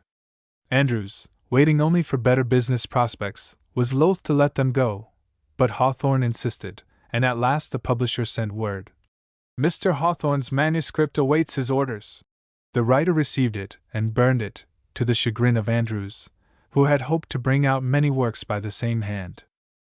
This, at the time, must have been an incident of incalculable and depressing importance to Hawthorne, and the intense emotion it caused may be guessed from the utterances of the young writer in the sketch just alluded to, though he has there veiled the affair in a light film of sarcasm. The hero of that scene is called Oberon, one of the famed names which Hawthorne himself used at times in contributing to periodicals. "What is more potent than fire," said he, in his gloomiest tone, "even thought, invisible and incorporeal as it is, cannot escape it. All that I had accomplished, all that I planned for future years, has perished by one common ruin, and left only this heap of embers. The deed has been my fate. And what remains? A weary and aimless life, a long repentance of this hour, and at last an obscure grave, where they will bury and forget me." There is also an allusion to the tales founded on witchcraft. "I could believe, if I chose," says Oberon, "that there is a devil in this pile of blotted papers. You have read them, and know what I mean, that conception in which I endeavored to embody the character of a fiend, as represented in our traditions and the written records of witchcraft. Oh, I have a horror of what was created in my own brain, and shudder at the manuscripts in which I gave that dark idea a sort of material existence. You remember how the hellish thing used to suck away the happiness of those who subjected themselves to his power." This is curious, as showing the point from which Hawthorne had resolved to treat the theme. He had instinctively perceived that the only way to make the witchcraft illusion available in fiction was to accept the witch as a fact, an actual being, and expend his art upon developing the abnormal character, while other writers, who have attempted to use the subject for romantic ends, have uniformly taken the historical view, and sought to extract their pathos from the effect of the delusion on innocent persons. The historical view is that of intelligent criticism, but Hawthorne's effort was the harbinger and token of an original imagination. After the publication of Fanshawe and the destruction of his 7 Tales, Hawthorne found himself advanced not so much as by a single footstep on the road to fame. "Fame!" he exclaims in meditation. "Some very humble persons in a town may be said to possess it, as the penny post, the town crier, the constable, and they are known to everybody, while many richer, more intellectual, worthier persons are unknown by the majority of their fellow citizens. But the fame that he desired was, I think, only that which is the recognition by the public that a man is on the way to truth. An outside acknowledgment of this is invaluable even to the least vain of authors, because it assures him that, in following his own inner impulse through every doubt and discouragement, he has not been pursuing a chimera, and gives him new heart for the highest enterprises of which he is capable. To attain this, amid the peculiar surroundings of his life, was difficult enough. At that time, Salem's society was more peculiarly constituted than it has been in later years. A strong circle of wealthy families maintained rigorously the distinctions of class. Their entertainments were splendid, their manners magnificent, and the fame of the beautiful women born amongst them has been confirmed by a long succession reaching into the present day. They prescribed certain fashions, customs, punctilios, to disregard which was social exile for the offending party, and they were divided even among themselves, I am told, by the most inveterate jealousies. It is said that certain people would almost have endured the thumbscrew rather than meet and speak to others. There seems to be good authority for believing that Hawthorne could have entered this circle, had he so chosen.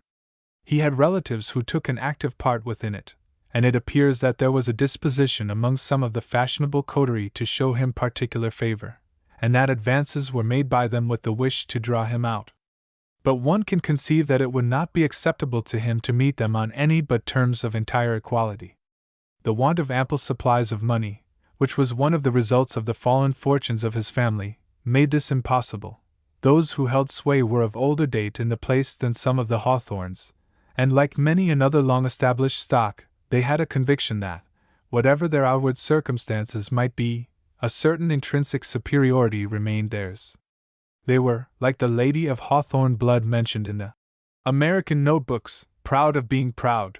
The Hawthornes, it was said, were as unlike other people as the Jews were to Gentiles, and the deep-rooted reserve which enveloped Hawthorne himself was a distinct family trait. So that, feeling himself to be in an unfair position, he doubtless found in these facts enough to cause him acute irritation of that sort, which only very young or very proud and shrinking men can know. Besides this, the altered circumstances of his line, and his years in Maine, had brought him acquainted with humbler phases of life, and had doubtless developed in him a sympathy with simpler and less lofty people than these magnates. His father had been a Democrat, and loyalty to his memory, as well as the very pride just spoken of, conspired to lead him to that unpopular side. This set up another barrier between himself and the rich and powerful Whigs, for political feeling was almost inconceivably more bitter then than now.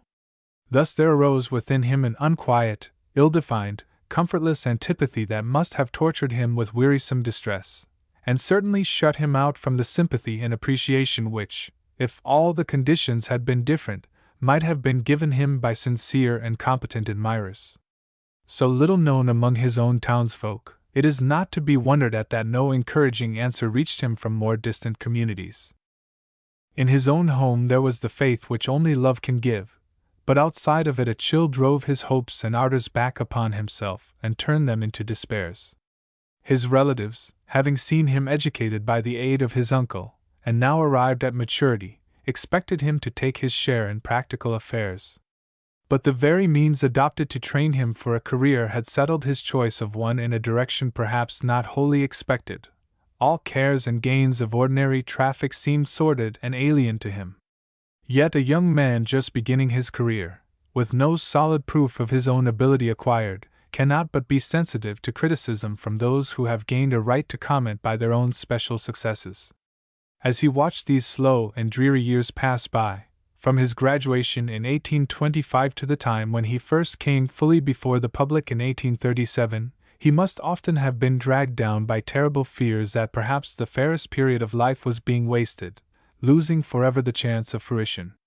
"I sat down by the wayside of life," he wrote long after, "like a man under enchantment, and a shrubbery sprang up around me, and the bushes grew to be saplings, and the saplings became trees, until no exit appeared possible, through the entangling depths of my obscurity." Judge in what a silence and solitary self-communing the time must have passed, to leave a thought like this. To think, as the sun goes down, what events have happened in the course of the day, events of ordinary occurrence. As the clocks have struck, the dead have been buried. Or this: a recluse like myself, or a prisoner, to measure time by the progress of sunshine through his chamber. His notebooks show how the sense of unreality vexed and pursued him, and how the sadness and solemnity of life returned upon him again and again, and how he clothed these dark visitants of his brain with the colors of imagination, and turned them away from him in the guise of miraculous fantasies. He talks with himself of writing the journal of a human heart for a single day, in ordinary circumstances. The lights and shadows that flit across it, its internal vicissitudes. But this is almost precisely what his printed notebooks have revealed to us. Only now and then do we get precisely the thought that is passing through his mind at the moment. It more often throws upon the page a reflected image, some strange and subtle hint for a story, the germs of delicate fabrics long afterward matured, some merry or sad conceit, some tender yet piercing inference, like the shadows of clouds passing quickly across a clear sky, and casting momentary glooms and glances of light on the ground below. These journals do not begin until a date 7 years after Fanshawe was published, but it is safe to assume that they mirror pretty closely the general complexion of the intervening years. His mode of life during this period was fitted to nurture his imagination, but must have put the endurance of his nerves to the severest test. The statement that for several years he never saw the sun is entirely in error, but it is true that he seldom chose to walk in the town except at night, and it is said that he was extremely fond of going to fires if they occurred after dark. In summer he was up shortly after sunrise, and would go down to bathe in the sea. The morning was chiefly given to study, the afternoon to writing, and in the evening he would take long walks, exploring the coast from Gloucester to Marblehead and Lynn, a range of many miles. Or perhaps he would pace the streets of the town, unseen but observing, gathering material for something in the vein of his delicious night sketches.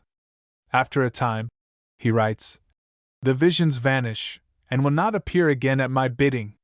Then, it being nightfall, a gloomy sense of unreality depresses my spirits, and impels me to venture out before the clock shall strike bedtime, to satisfy myself that the world is not made of such shadowy materials as have busied me throughout the day. A dreamer may dwell so long among fantasies, that the things without him will seem as unreal as those within. Or, if he chose a later hour, he might go abroad to people the deserted thoroughfares with wilder phantoms. Sometimes he took the day for his rambles, wandering perhaps over Endicott's ancient orchard farm and among the antique houses and grassy cellars of Old Salem village, the witchcraft ground, or losing himself among the pines of Montserrat and in the silence of the great pastures, or strolling along the beaches to talk with old sailors and fishermen. His tramps along the Manchester and Beverly shores or from Marblehead to Nahant were productive of such delicate tracings as Footprints by the Seashore, or the dream autobiography of The Village Uncle. "Grudge me not the day," he says in the former sketch, "that has been spent in seclusion, which yet was not solitude, since the great sea has been my companion, and the little sea birds my friends, and the wind has told me his secrets, and airy shapes have flitted around my hermitage." Such companionship works an effect upon a man's character, as if he had been admitted to the society of creatures that are not mortal. This touches the inmost secret of those lonely, youthful years, which molded the pure-hearted muser with ethereal, unsuspected fingers. Elsewhere, Hawthorne has given another glimpse into his interior life at this time. This scene came into my fancy as I walked along a hilly road, on a starlight October evening. In the pure and bracing air I became all soul, and felt as if I could climb the sky, and run a race along the Milky Way.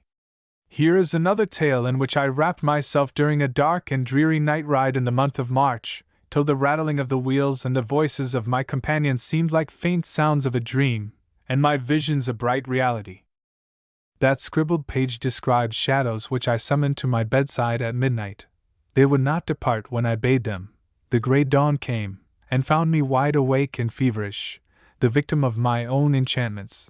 Susan, the imaginary wife in The Village Uncle, is said to have had a prototype in the daughter of a Salem fisherman, whose wit and charm gave Hawthorne frequent amusement, and I suppose that not seldom he reaped delightful suggestions from his meetings with frank, unconscious, and individual people of tastes and life unlike his own.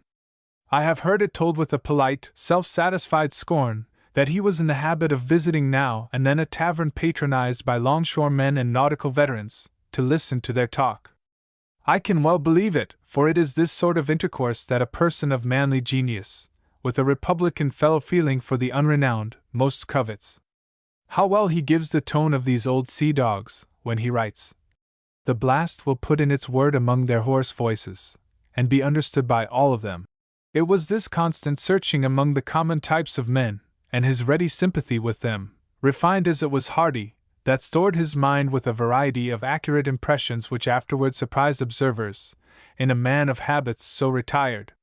His uncles, the Mannings, were connected with extensive stagecoach lines at this time, and Hawthorne seems to have used these as antennae to bring himself in contact with new and nutritive regions and people.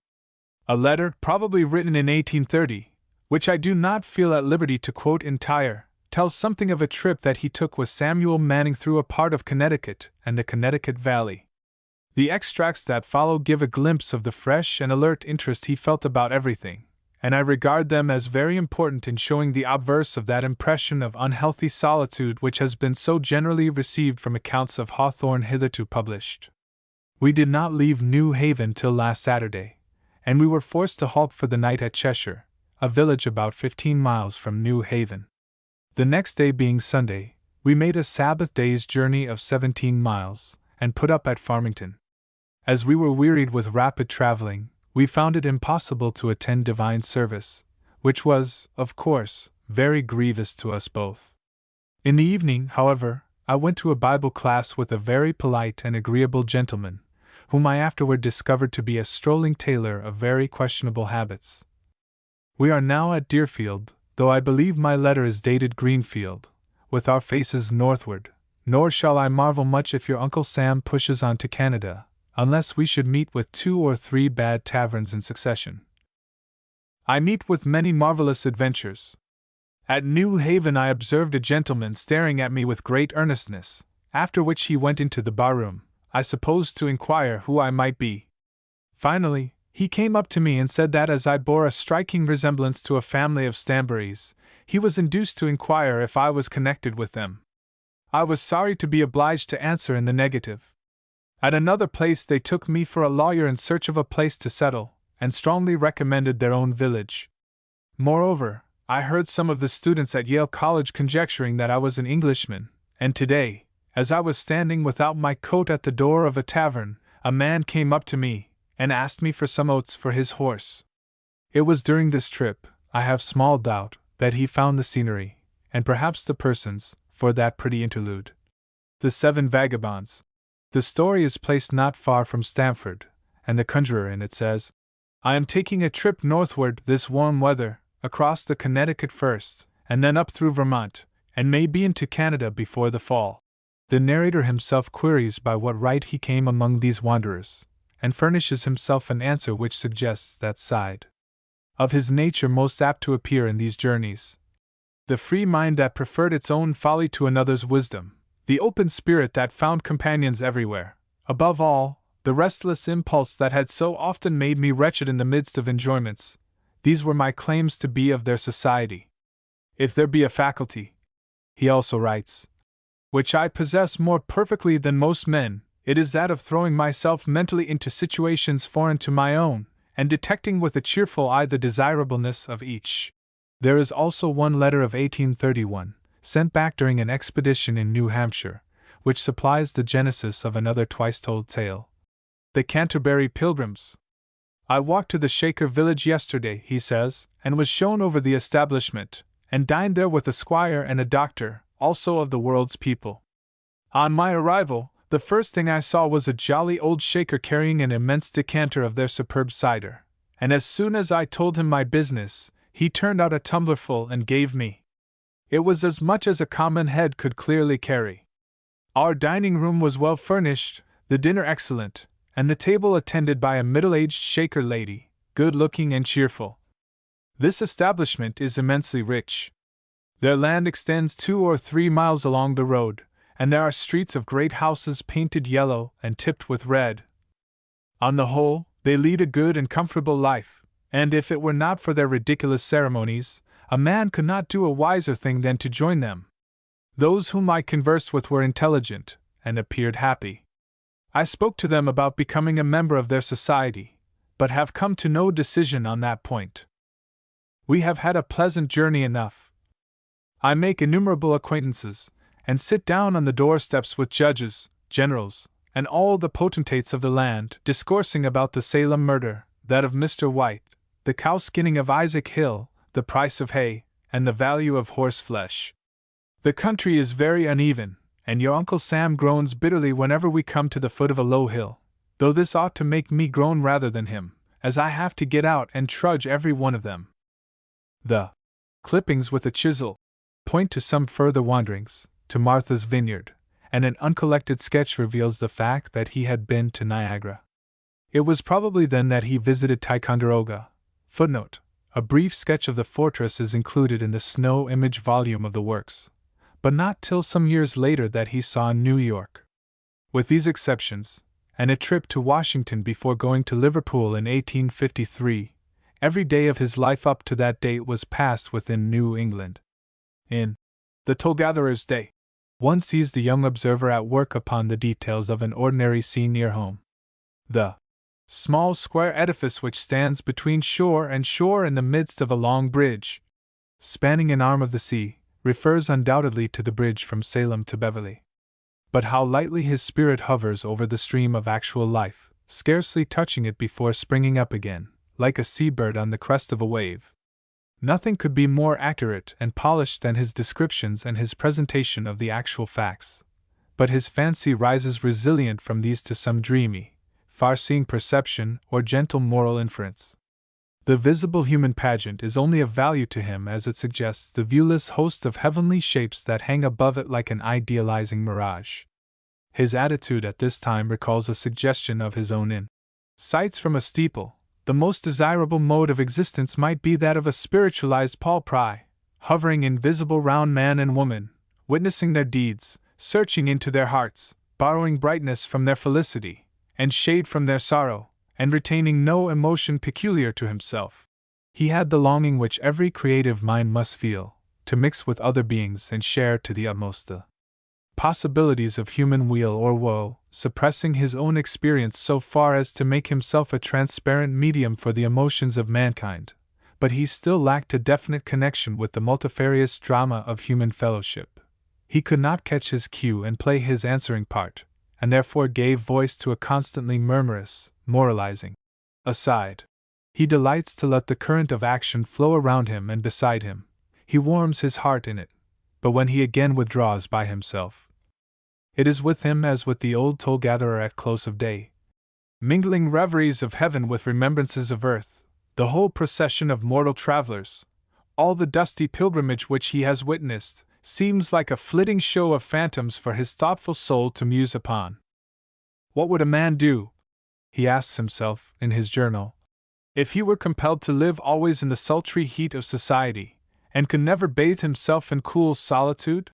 As yet, this bracing influence of quietude, so essential to his well-being, fascinates him, and he cannot shake off its influence so far as to enter actively and for personal interests into any of the common pursuits even of the man who makes a business of literature.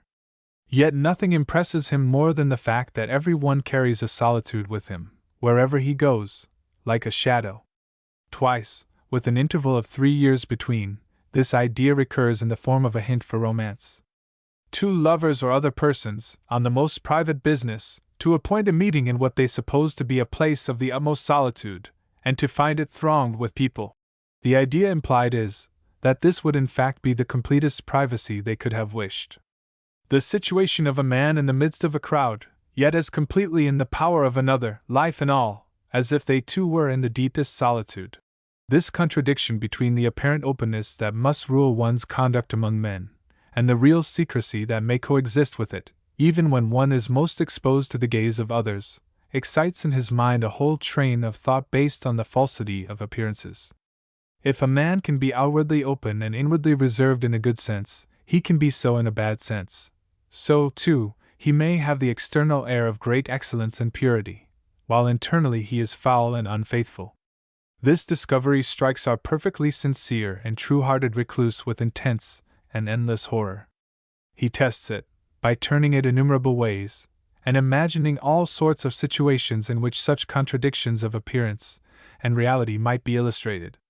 At one time, he conceives of a friend who should be true by day and false at night. At another he suggests our body to be possessed by two different spirits, so that half the visage shall express one mood, and the other half another. A man living a wicked life in one place and simultaneously a virtuous and religious one in another. Then he perceives that this same uncertainty and contradiction affects the lightest and seemingly most harmless things in the world. The world is so sad and solemn, he muses, that things meant in jest are liable, by an overpowering influence, to become dreadful earnest. And then he applies this, as in the following: a virtuous but giddy girl to attempt to play a trick on a man. He sees what she is about, and contrives matters so that she throws herself completely into his power, and is ruined, all in jest. Likewise, the most desirable things, by this same law of contradiction, often prove the least satisfactory. Thus, a person or family long desires some particular good. At last it comes in such profusion as to be the great pest of their lives. And this is equally true, he finds, whether the desired thing be sought in order to gratify a pure instinct or a wrong and revengeful one. As an instance, merely suppose a woman sues her lover for breach of promise, and gets the money by installments, through a long series of years. At last, when the miserable victim were utterly trodden down, the triumpher would have become a very devil of evil passions, they having overgrown his whole nature, so that a far greater evil would have come upon himself than on his victim. This theme of self-punished revenge, as we know, was afterward thoroughly wrought out in The Scarlet Letter. Another form in which the thought of this pervading falsehood in earthly affairs comes to him is the frightful fancy of people being poisoned by communion wine. Thus does the insincerity and corruption of man, the lie that is hidden in nearly every life and almost every act, rise and thrust itself before him, whichever way he turns, like a serpent in his path. He is in the position of the father confessor of whom he at one time thinks, and of his reflections on character, and the contrast of the inward man with the outward, as he looks around his congregation, all whose secret sins are known to him. But Hawthorne does not let this hissing serpent either rout him or poison him. He is determined to visit the ways of life, to find the exit of the maze, and so tries every opening, unalarmed. The serpent is in all. It proves to be a deathless, large-coiled hydra, encircling the young explorer's virgin soul, as it does that of every pure aspirer, and trying to drive him back on himself, with a sting in his heart that shall curse him with a lifelong venom. It does, indeed, force him to recoil, but not with any mortal wound.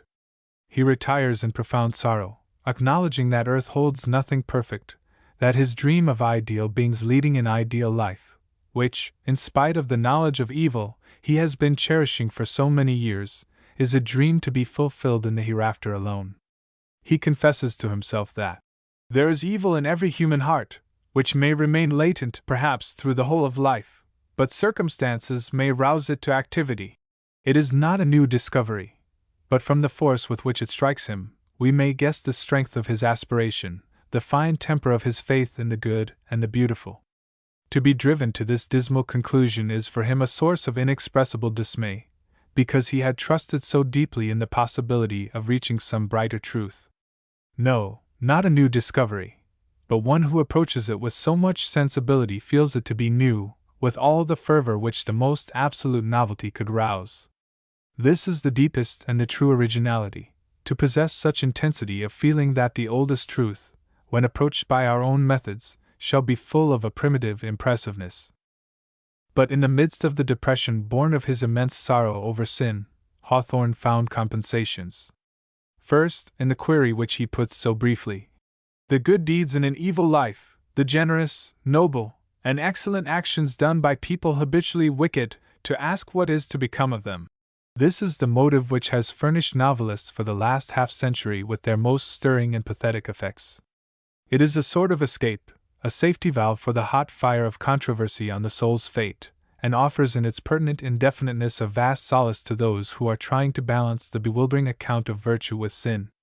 Hawthorne found that here was a partial solution of the problem, and he enlarged upon it, toward the end of his life, in The Marble Faun.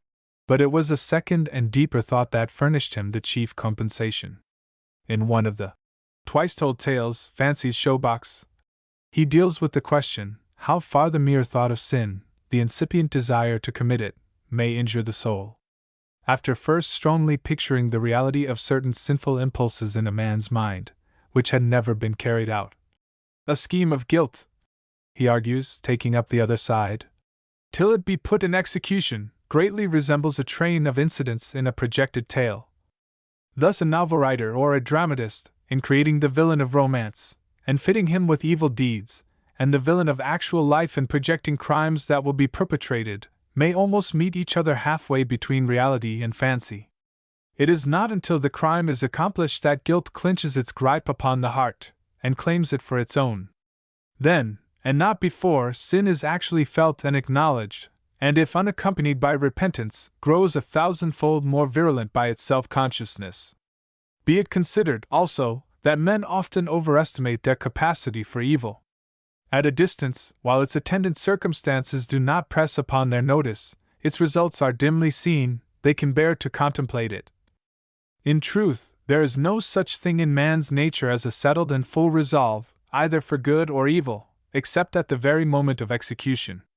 Let us hope, therefore, that all the dreadful consequences of sin will not be incurred, unless the act have set its seal upon the thought. Yet man must not disclaim his brotherhood, even with the guiltiest, since, though his hand be clean, his heart has surely been polluted by the flitting phantoms of iniquity. That is, purity is too spotless a thing to exist in absolute perfection in a human being, who must often feel at least the dark flush of passionate thoughts falling upon him, however blameless of life he may be. From this lofty conception of purity comes that equally noble humility of always feeling his brotherhood, even with the guiltiest. What more logical issue from the Christian idea, what more exquisitely tender rendering of it than this? Let the whole world be cleansed, or not a man or woman of us can be clean," was his exclamation, many years later, in that English workhouse which he describes in a heartrending chapter of Our Old Home, called Outside Glimpses of English Poverty.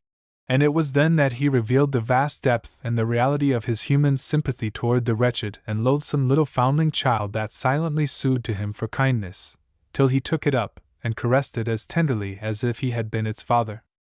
Armed with these two perceptions, of the good that still persists in evil persons, and the deep charity which every one must feel towards even the most abject fellow being, Hawthorne moves forth again to trace the maze, and lo, the serpent drops down, cowering.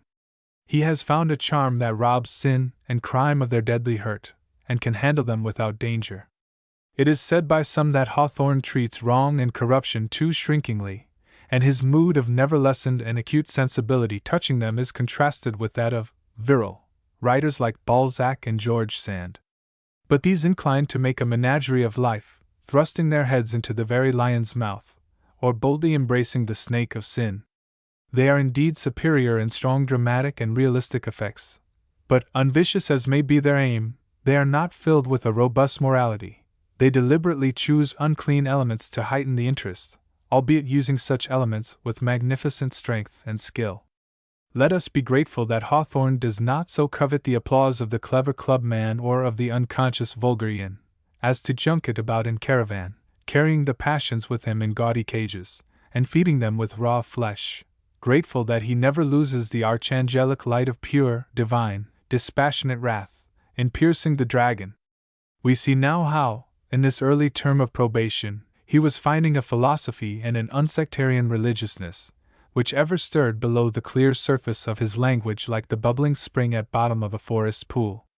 It has been thought that Hawthorne developed late. But the most striking thing about the twice-told tales, and the first entries in the American notebooks, is their evidence of a calm and mellow maturity. These stories are like the simple but well-devised theme which a musician prepares as the basis of a whole composition. They show the several tendencies which underlie all the subsequent works. First, there are the scenes from New England history. Endicott and the Red Cross, the Maypole of Merry Mount, the Grey Champion, the Tales of the Province House. Then we have the psychological vein in the prophetic pictures, the minister's black veil, Dr. Heidegger, Fancy's showbox. And along with this the current of delicate essay writing, as in The Haunted Mind, and Sunday at Home. Little Annie's Ramble, again, foreshadows his charming children's tales. It is rather remarkable that he should thus have sounded, though faintly, the whole diapason in his first works. Moreover, he had already at this time attained a style at once flowing and large in its outline, and masterly in its minuteness. But this maturity was not one without deep suffering and long-deferred hope. If actual contact with men resulted in such grave and sorrowful reflection as we have traced, how drearily trying must have been the climaxes of solitary thought after a long session of seclusion. And much the larger portion of his time was consumed amid an absolute silence, a privacy unbroken by intimate confidences and rife with exhausting and depressing reactions from intense imagination and other severe intellectual exercise. Not only must the repression of this period have amounted at times to positive anguish, but there was also the perplexing perception that his life's fairest possibilities were still barren. Every individual has a place in the world, and is important to it in some respects, whether he chooses to be so or not. So runs one of the extracts from the American notebooks. And now and then we get from the same source a glimpse of the haunting sense that he is missing his fit relation to the rest of the race, the question whether his pursuit was not in some way futile like all the human pursuits he had noticed, whether it was not to be nipped by the same perversity and contradiction that seemed to affect all things mundane. Here is one of his proposed plots, which turns an inner light upon his own frame of mind. Various good and desirable things to be presented to a young man, and offered to his acceptance, as a friend, a wife, a fortune, but he to refuse them all, suspecting that it is merely a delusion. Yet all to be real, and he to be told so when too late. Is this not, in brief, what he conceives may yet be the story of his own career? Another occurs, in the same relation. A man tries to be happy in love, he cannot sincerely give his heart, and the affair seems all a dream. In domestic life the same, in politics, a seeming patriot, but still he is sincere, and all seems like a theater. These items are the merest indicia of a whole history of complex emotions, which made this epoch one of continuous though silent and unseen struggle. In a preface prefixed to the tales, in 1851, the author wrote, "They are the memorials of very tranquil and not unhappy years." Tranquil they of course were, and to the happy and successful man of 47, the vexing moods and dragging loneliness of that earlier period would seem not unhappy, because he could then see all the good it had contained. I cannot agree with Edwin Whipple, who says of them, "There was audible to the delicate ear a faint and muffled growl of personal discontent, which showed they were not mere exercises of penetrating imaginative analysis, but had in them the morbid vitality of a despondent mood. For this applies to only one of the number, the ambitious guest. Nor do I find in them the misanthropy, which he defines at some length.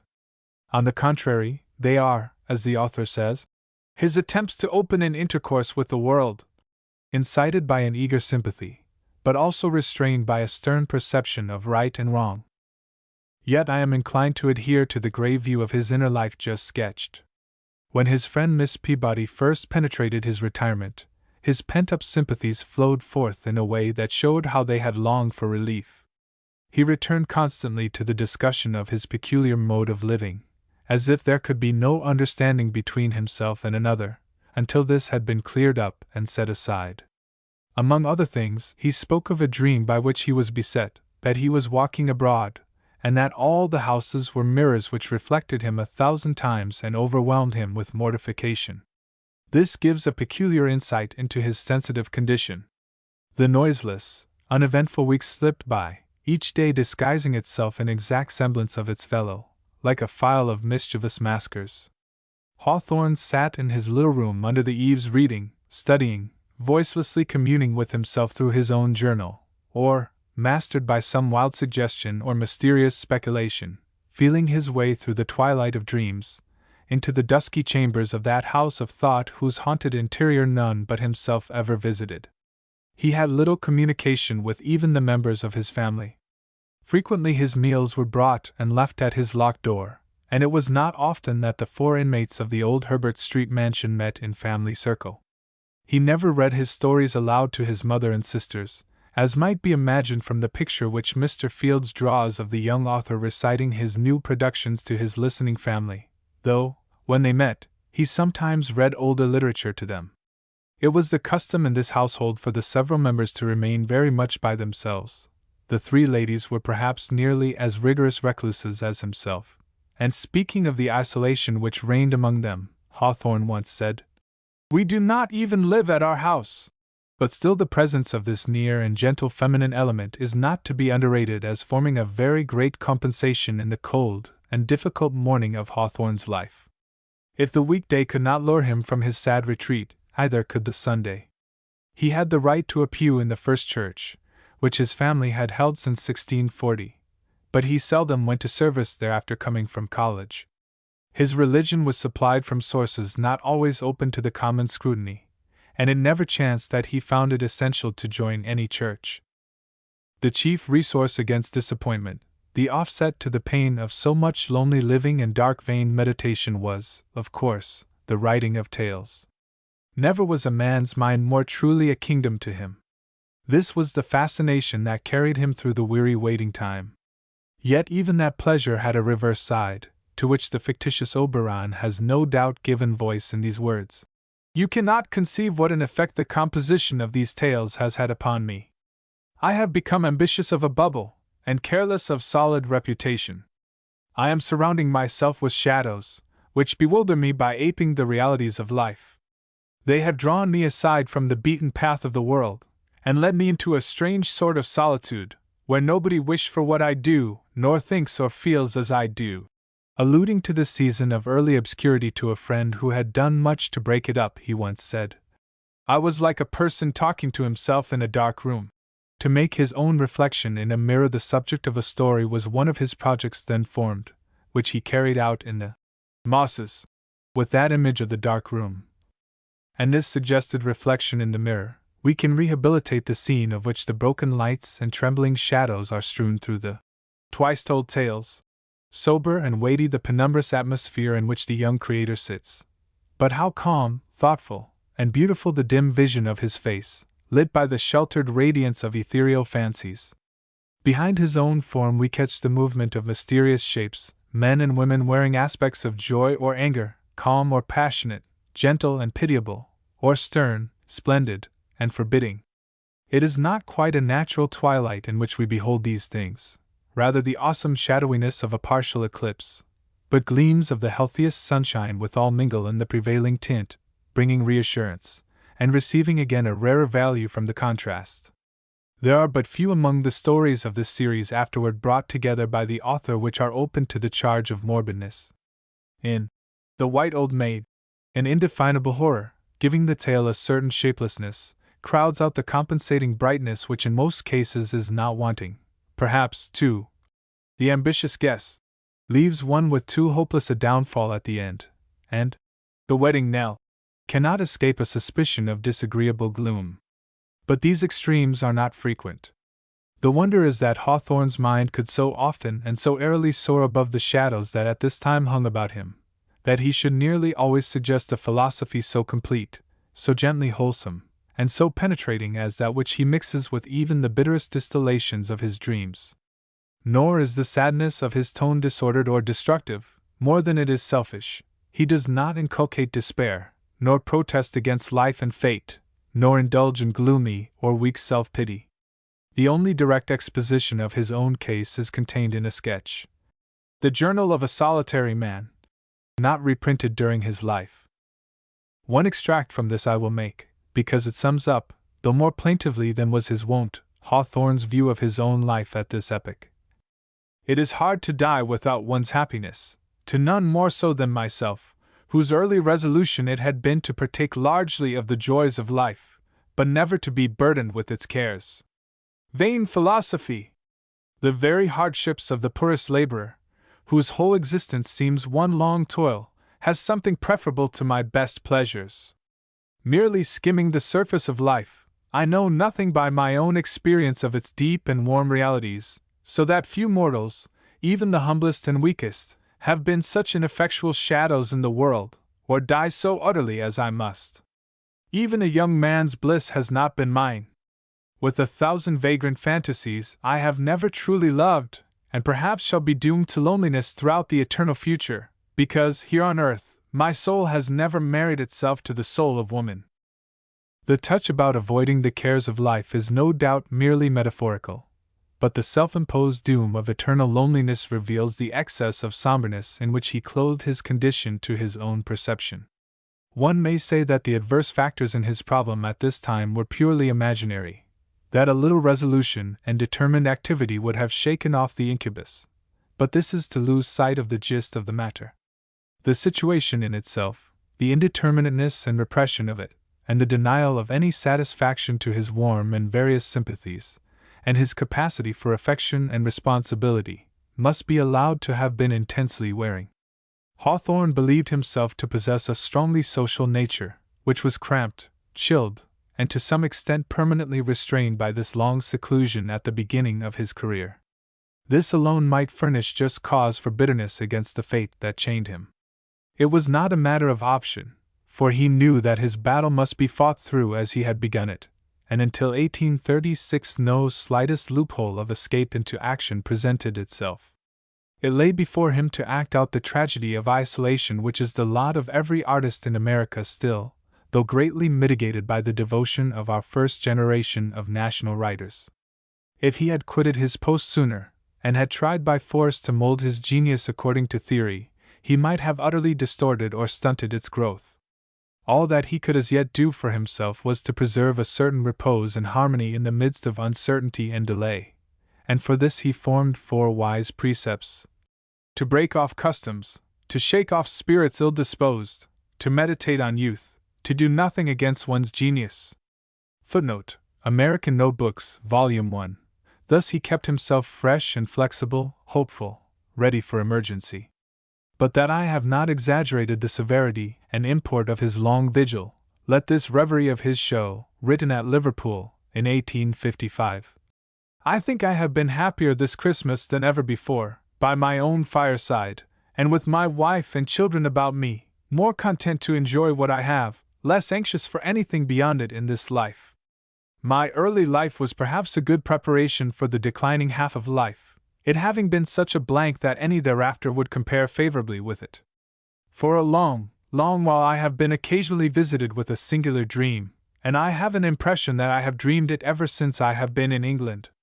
It is that I am still at college, or sometimes even at school, and there is a sense that I have been there unconscionably long, and have quite failed to make such progress as my contemporaries have done, and I seem to meet some of them with a feeling of shame and depression that broods over me as I think of it, even when awake. This dream, recurring all through these 20 or 30 years, must be one of the effects of that heavy seclusion in which I shut myself up for 12 years after leaving college, when everybody moved onward, and left me behind. Experiences which leave effects like this must bite their way into the heart and soul with a fearful energy. This precursive solitude had tinged his very lifeblood, and woven itself into the secret tissues of his brain. Yet, patiently absorbing it, he wrote late in life to a friend, "I am disposed to thank God for the gloom and chill of my early life, in the hope that my share of adversity came then, when I bore it alone." It was under such a guise that the test of his genius and character came to him. Every great mind meets once in life with a huge opposition that must somehow be made to succumb, before its own energies can know their full strength, gain a settled footing, and make a roadway to move forward upon. Often these obstacles are viewless to others, and the combat is unsuspected, the site of many a penal remains untraced, but nonetheless these are the pivots on which entire personal histories turn. Hawthorne's comparatively passive endurance was of infinitely greater worth than any active eruption into the outer world would have been. It is obvious that we owe to the innumerable devious wanderings and obscure sufferings of his mind, under the influences just reviewed, something of his sure and subtle touch in feeling out the details of morbid moods. For though his mind remained perfectly healthy, it had acquired acute sympathy with all hidden tragedies of heart and brain. But another and larger purpose was not less well served by this probation. The ability of American life to produce a genius in some sense exactly responding to its most distinctive qualities had yet to be demonstrated, and this could only be done by someone who would stake life and success on the issue, for it needed that a soul and brain of the highest endowment should be set apart solely for the experiment, even to the ruin of it if required, before the truth could be ascertained. Hawthorne, the slowly produced and complex result of a line of New Englanders who carried American history in their very limbs, seemed providentially offered for the trial. It was well that temperament and circumstance drew him into a charmed circle of reserve from the first, well, also, that he was further matured at a simple and rural college pervaded by a homely American tone. Still more fortunate was it that nothing called him away to connect him with European culture, on graduating. To interpret this was the honorable office of his classmate Longfellow, who, with as much ease as dignity and charm, has filled the gap between the two half-worlds. The experiment to be tried was, simply, whether with books and men at his command, and isolated from the immediate influence of Europe, this American could evolve any new quality for the enrichment of literature. The conditions were strictly carried out, even after he began to come in contact with men. In the intervals of his retirement, he saw only pure American types. A foreigner must have been a rare bird in Salem, in those days, for the maritime element which might have brought him was still American. Hawthorne, as we have seen, and as his notebooks show, pushed through the farming regions and made acquaintance with the men of the soil, and probably the first alien of whom he got at all a close view was the Monsieur S., whom he found at Bridges, on his visit to the latter, in 1837, described at length in the notebooks. So much did Hawthorne study from these types, and so closely, that he might, had his genius directed, have written the most homely and realistic novels of New England life from the material which he picked up quite by the way.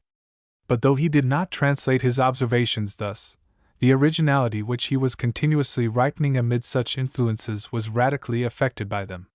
They established a broad, irrepressible Republican sentiment in his mind, They assisted his natural, manly independence and simplicity to assert themselves unaffectedly in letters, and they had not a little to do, I suspect, with fostering his strong turn for examining with perfect freedom and a certain refined shrewdness into everything that came before him, without accepting prescribed opinions. The most characteristic way, perhaps, in which this American nurture acted was by contrast, for the universal matter-of-fact tone which he found among his fellow citizens was an incessant spur to him to maintain a counteracting idealism. Thus, singularly enough, the most salient feature of the new American product was its apparent denial of the national trait of practical sagacity. It is not to be supposed that Hawthorne adhered consciously to the aim of asserting the American nature in fiction. These things can be done only half-consciously, at the most.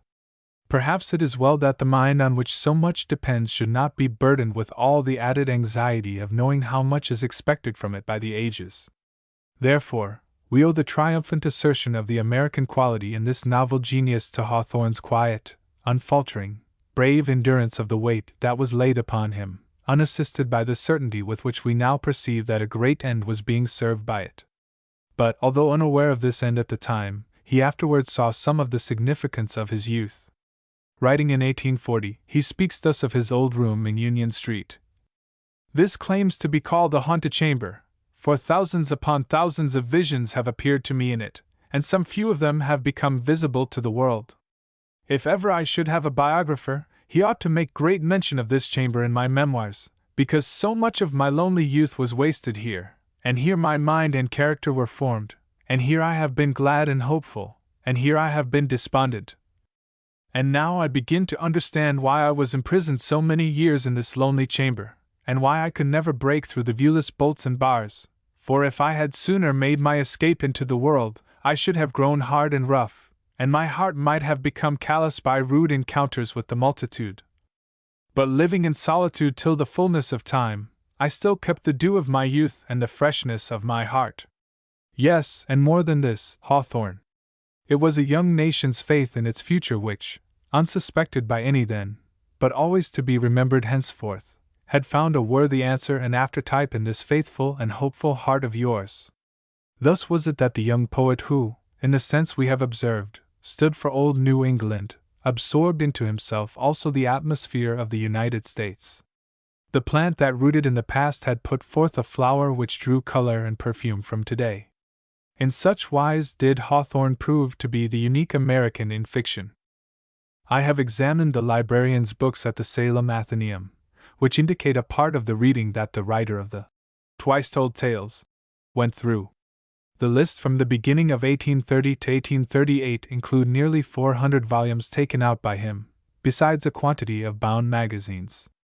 This gives no account of his dealings with books in the previous 5 years, when he was not a shareholder in the Athenaeum, nor does it, of course, let us know anything of what he obtained from other sources. When Miss E. P. Peabody made his acquaintance, in 1836–37, he had, for example, read all of Balzac that had then appeared, and there is no record of this in the library lists. These lists alone, then, giving 400 volumes in 7 years, supply him with 1 volume a week, not, on the whole, a meager rate, when we consider the volumes of magazines, the possible sources outside of the library, and the numberless hours required for literary experiment. I do not fancy that he plodded through books, but rather that he read with the easy energy of a vigorous, original mind, though he also knew the taste of severe study. "Bees," he observes in one place, "are sometimes drowned, or suffocated, in the honey which they collect. So some writers are lost in their collected learning." He did not find it necessary to mount upon a pyramid of all learning previous to his epoch, in order to get the highest standpoint for his own survey of mankind. Neither was he a man of parts, precisely, being in himself a distinct whole. His choice of reading was ruled by a fastidious need. He was fond of travels for a rainy day, and knew Mandeville, but at other times he took up books which seemed to lie quite aside from his known purposes. Footnote: see Appendix 3. Voltaire appears to have attracted him constantly. He read him in the original, together with Rousseau. At one time he examined Pascal, at another he read something of Corneille and a part of Racine. Of the English dramatists, he seems at this time to have tried only Massinger. Inchbald's Theatre also occurs. The local American histories took his attention pretty often, and he perused a variety of biography. Lives of the philosophers, Plutarch's Lives, biographies of Muhammad, Pitt, Jefferson, Goldsmith, Coleridge, Shelley, and Keats, Baxter, Heber, Sir William Temple, and others. Brewster's Natural Magic, and Sir Walter Scott's essay on Demonology and Witchcraft are books that one would naturally expect him to read, and he had already begun to make acquaintance with the English state trials, for which he always had a great liking. Calhoun on the Police would seem not entirely foreign to one who mentally pursued so many malefactors, but it is a little surprising that he should have found himself interested in Babbage on the Economy of Machinery.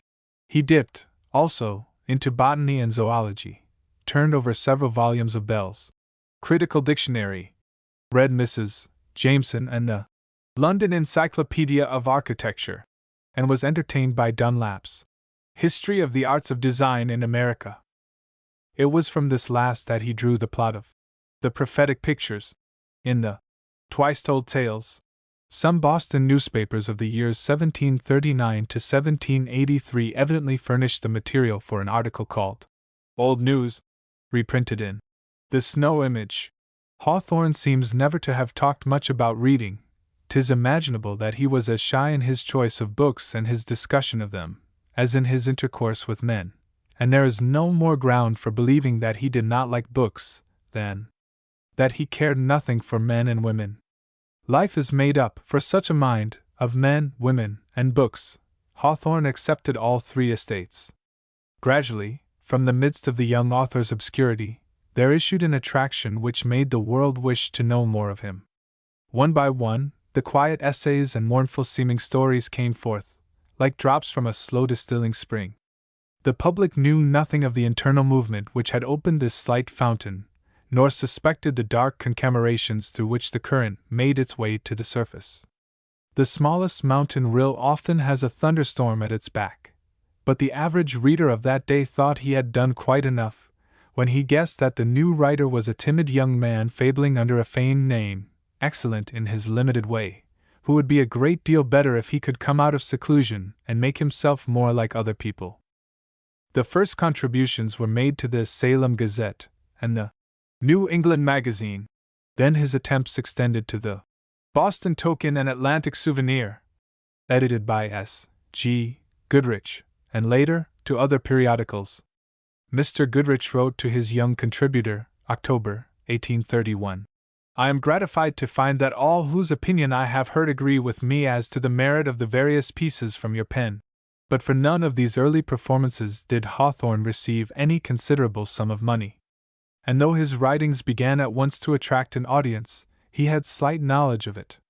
3 young ladies, of whom his future sister-in-law, Miss Peabody, was one, were among the first admirers, and though Hawthorne baffled his readers and perhaps retarded his own notoriety by assuming different names in print, among these were Oberon and Ashley Allen Royce, or the Rev. A. Royce. The latter was used by him in the Democratic Review, so late as March, 1840. They traced his contributions assiduously, cut them out of magazines, and preserved them. But they could not discover his personal identity. One of them who lived in Salem used constantly to wonder, in driving about town, whether the author of her favorite tales could be living in this or in that house, for it was known that he was a Salem resident. Miss Peabody, who had in girlhood known something of the Hawthorne family, the name was still written either way, I am told, was misled by the new spelling, and by the prevalent idea that Nathaniel Hawthorne was an assumed name. This trio were especially moved by The Gentle Boy, when it appeared, and Miss Peabody was on the point of addressing the author of The Gentle Boy, at Salem, to tell him of the pleasure he had given. When afterward told of this, Hawthorne said, I wish you had. It would have been an era in my life. Soon after, the Peabodys returned to Salem, and she learned from someone that the new romancer was the son of the widow Hawthorne. Now it so chanced that her family had long ago occupied a house on Union Street, looking off into the garden of the old Manning family mansion, and she remembered no son, though a vague image came back to her of a strong and graceful boy's form dancing across the garden, at play, years before. Her mind therefore fastened upon one of the sisters, who, she knew, had shown great facility in writing. Indeed, Hawthorne used at one time to say that it was she who should have been the follower of literature. Full of this conception, she went to carry her burden of gratitude to the author, and after delays and difficulties, made her way into the retired and little visited mansion. It was the other sister into whose presence she came, and to her she began pouring out the reason of her intrusion, delivering at once her praises of the elder Miss Hathorne's fictions. "My brother's, you mean?" was the response. "It is your brother, then," and Miss Peabody added. "If your brother can write like that, he has no right to be idle." "My brother never is idle," answered Miss Louisa, quietly. Thus began an acquaintance which helped to free Hawthorne from the spell of solitude, and led directly to the richest experiences of his life. Old habits, however, were not immediately to be broken, and months passed without any response being made to the first call. Then at last came a copy of the Twice-Told Tales, fresh from the press. But it was not until the establishment of the Democratic Review, a year or two later, that occasion offered for a renewal of relations. Hawthorne was too shy to act upon the first invitation. Miss Peabody, finally, addressing him by letter, to inquire concerning the new periodical, for which he had been engaged as a contributor, asked him to come with both his sisters on the evening of the same day. Entirely to her surprise, they came. She herself opened the door, and there before her, between his sisters, stood a splendidly handsome youth, tall and strong, with no appearance whatever of timidity, but, instead, an almost fierce determination making his face stern. This was his resource for carrying off the extreme inward tremor which he really felt. His hostess brought out Plaxmo's designs for Dante, just received from Professor Felton of Harvard. Footnote: the book may have been Felton's Homer with Flaxman's drawings, issued in 1833, and the party made an evening's entertainment out of them. The news of this triumph, imparted to a friend of Miss Peabody's, led to an immediate invitation of Hawthorne to dinner at another house, for the next day. He accepted this, also, and on returning homeward stopped at the Salem Gazette office, full of the excitement of his new experiences, announcing to Mr. Foote, the editor, that he was getting dissipated. He told of the evening with Miss Peabody, where he said he had had a delightful time, and of the dinner just achieved. "And I've had a delightful time there, too," he added. Mr. Foote, perceiving an emergency, at once asked the young writer to come to his own house for an evening. Hawthorne, thoroughly aroused, consented. When the evening came, several ladies who had been invited assembled before the author arrived, and among them Miss Peabody. When he reached the place he stopped short at the drawing-room threshold, startled by the presence of strangers, and stood perfectly motionless, but with the look of a sylvan creature on the point of fleeing away. His assumed brusquerie no longer availed him. He was stricken with dismay, his face lost color, and took on a warm paleness. All this was in a moment, but the daughter of the house moved forward, and he was drawn within. Even then, though he assumed a calm demeanor, his agitation was very great. He stood by a table, and taking up some small object that lay upon it, he found his hand trembling so that he was forced to put it down again. While friends were slowly penetrating his reserve in this way, he was approached in another by Mr. Goodrich, who induced him to go to Boston, there to edit the American Magazine of Useful and Entertaining Knowledge. This work, which only continued from 1834 to September 1837, was managed by several gentlemen under the name of the Buick Company. One of these was Bowen, of Charlestown, an engraver. Another was Goodrich, who also, I think, had some connection with the American Stationers' Company. The Buick Company took its name from Thomas Buick, the English restorer of the art of wood engraving, and the magazine was to do his memory honor by its admirable illustrations. But, in fact, it never did any one honor, nor brought any one profit. It was a penny popular affair, containing condensed information about innumerable subjects, no fiction, and little poetry. The woodcuts were of the crudest and most frightful sort. It passed through the hands of several editors and several publishers. Hawthorne was engaged at a salary of $500 a year, but it appears that he got next to nothing, and that he did not stay in the position long. There is little in its pages to recall the identity of the editor, but in one place he quotes as follows from Lord Bacon: "The ointment which witches use is made of the fat of children digged from their graves, and of the juices of smallage, cinquefoil, and wolfsbane, mingled with the meal of fine wheat," and hopes that none of his readers will try to compound it. In the tale of Young Goodman Brown, when Goody Cloyse says, "I was all anointed with the juice of smallage and cinquefoil and wolfsbane," and the devil continues, "mingled with fine wheat and the fat of a newborn babe." "Ah, your worship knows the recipe," cried the old lady, cackling aloud. A few scraps of correspondence, mostly undated, which I have looked over, give one a new view of him in the bustle and vexation of this brief editorial experience. He sends off frequent and hurried missives to one of his sisters, who did some of the condensing and compiling which was a part of the business. "I make nothing," he says in one, "of writing a history or biography before dinner." At another time, he is in haste for a life of Jefferson, but warns his correspondent to see that it contains nothing heterodox. At the end of one of the briefest messages, he finds time to speak of the cat at home. Perhaps with a memory of the days when he built bookhouses, he had taken 2 names of the deepest dye from Milton and Bunyan for 2 of his favorite cats, whom he called Beelzebub and Apollyon. "Pull Beelzebub's tail for me," he writes. But the following from Boston, February 15, 1836, gives the more serious side of the situation. "I came here trusting to Goodrich's positive promise to pay me $45 as soon as I arrived, and he has kept promising from one day to another, till I do not see that he means to pay at all. I have now broke off all intercourse with him, and never think of going near him. I don't feel at all obliged to him about the editorship, for he is a stockholder and director in the Buick Company, and I defy them to get another to do for $1,000 what I do for $500. Goodrich afterwards sent his editor a small sum, and the relations between them were resumed. A letter of May 5, in the same year, contains these allusions. "I saw Mr. Goodrich yesterday.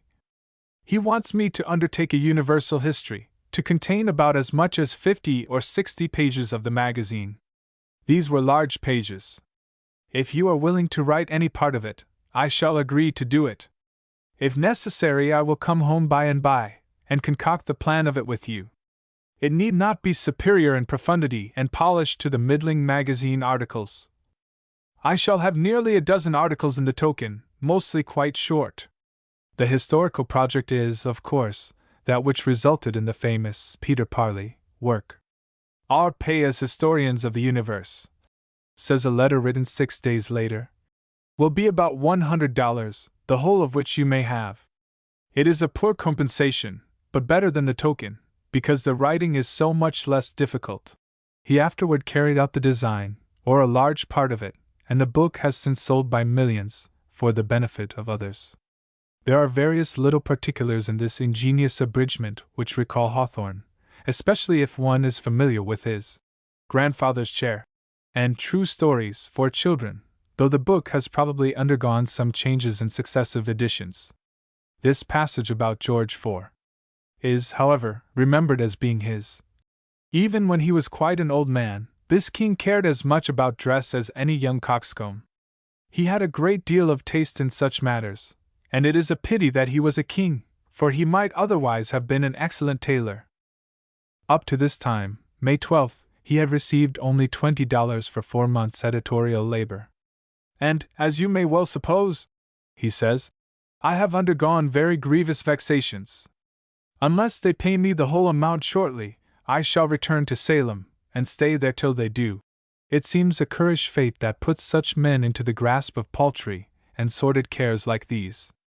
But there is something deeper to be felt than dissatisfaction at the author-publisher's feeble though annoying scheme of harnessing in this rare poet to be his unpaid yet paying hack.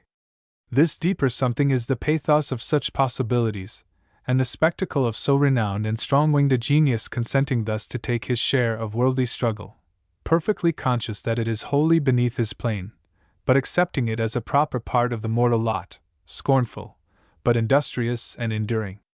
You who have conceived of Hawthorne as a soft marrowed dweller in the dusk, fostering his own shyness and fearing to take the rubs of common men, pray look well at all this.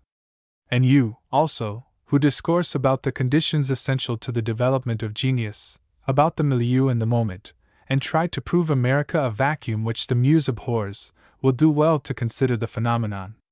It is a poor compensation, yet better than the token. So he wrote, knowing that his unmatched tales were being coined for even a less reward than mere daily bread. He took the conditions that were about him, and gave them a dignity by his own fine perseverance. It is this inspired industry, this calm facing of the worst and making it the best, which has formed the history of all art. You talk of the ages, and choose this or that era as the only fit one.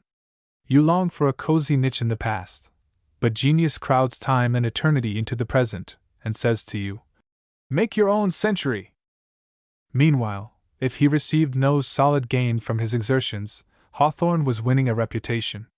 In January he had written home, my worshipful self is a very famous man in London, the Athenaeum having noticed all my articles in the last token, with long extracts. This refers to the Athenaeum for November 7, 1835, which mentioned the wedding knell and the minister's black veil as being stories, each of which has singularity enough to recommend it to the reader, and gave 3 columns to a long extract from the Maypole of Mary Mount, the notice being no doubt the work of the critic Chorley, who afterward met Hawthorne in England. Thus encouraged, he thought of collecting his tales and publishing them in volume form, connected by the conception of a traveling storyteller, whose shiftings of fortune were to form the interludes and links between the separate stories. A portion of this, prefatory to Dr. Heidegger's experiment, has been published in the Mosses, with the heading of Passages from a Relinquished Work. Goodrich was not disposed to lavish upon his young beneficiary the expense of bringing out a book for him, and the plan of reprinting the tales with this framework around them was given up. The next year Bridge came to Goodrich and insisted on having a simple collection issued, himself taking the pecuniary risk. In this way the Twice Told Tales were first brought collectively before the world, and for the second time this faithful comrade of Hawthorne laid posterity under obligation to himself. It was not till long afterward, however, that Hawthorne knew of his friend's interposition in the affair. Mr. Bridge had not then entered the Navy, and was engaged in a great enterprise on the Androscoggin, nothing less than an attempt to dam up that river and apply the water power to some mills. In July of 1837, Hawthorne went to visit him at Brighton, and has described his impressions fully in the notebooks. It was probably his longest absence from Salem since graduating at Bowdoin. My circumstances cannot long continue as they are, he writes. And Bridge, too, stands between high prosperity and utter ruin. The change in his own circumstances which Hawthorne looked for did not come through his book. It sold some 600 or 700 copies in a short time, but was received quietly. Footnote: some of the sketches were reprinted in England, and a rill from the town pump was circulated in pamphlet form by a London bookseller, without the author's name, as a temperance tract. Though Longfellow, then lately established in his Harvard professorship, and known as the author of Outre-mer, greeted it with enthusiasm in the North American Review, which wielded a great influence in literary affairs. On March 7, 1837, Hawthorne sent this note to his former classmate, to announce the new volume. The agent of the American Stationers' Company will send you a copy of a book entitled Twice Told Tales, of which, as a classmate, I venture to request your acceptance. We were not, it is true, so well acquainted at college, that I can plead an absolute right to inflict my twice-told tediousness upon you, but I have often regretted that we were not better known to each other, and have been glad of your success in literature and in more important matters. Returning to the tales, he adds, I should like to flatter myself that they would repay you some part of the pleasure which I have derived from your own Outre-mer. Your obedient servant, Nath. Hawthorne. Longfellow replied warmly, and in June Hawthorne wrote again, a long letter picturing his mood with a fullness that shows how keenly he had felt the honest sympathy of the poet. Not to burden you with my correspondence, he said, I have delayed a rejoinder to your very kind and cordial letter, until now.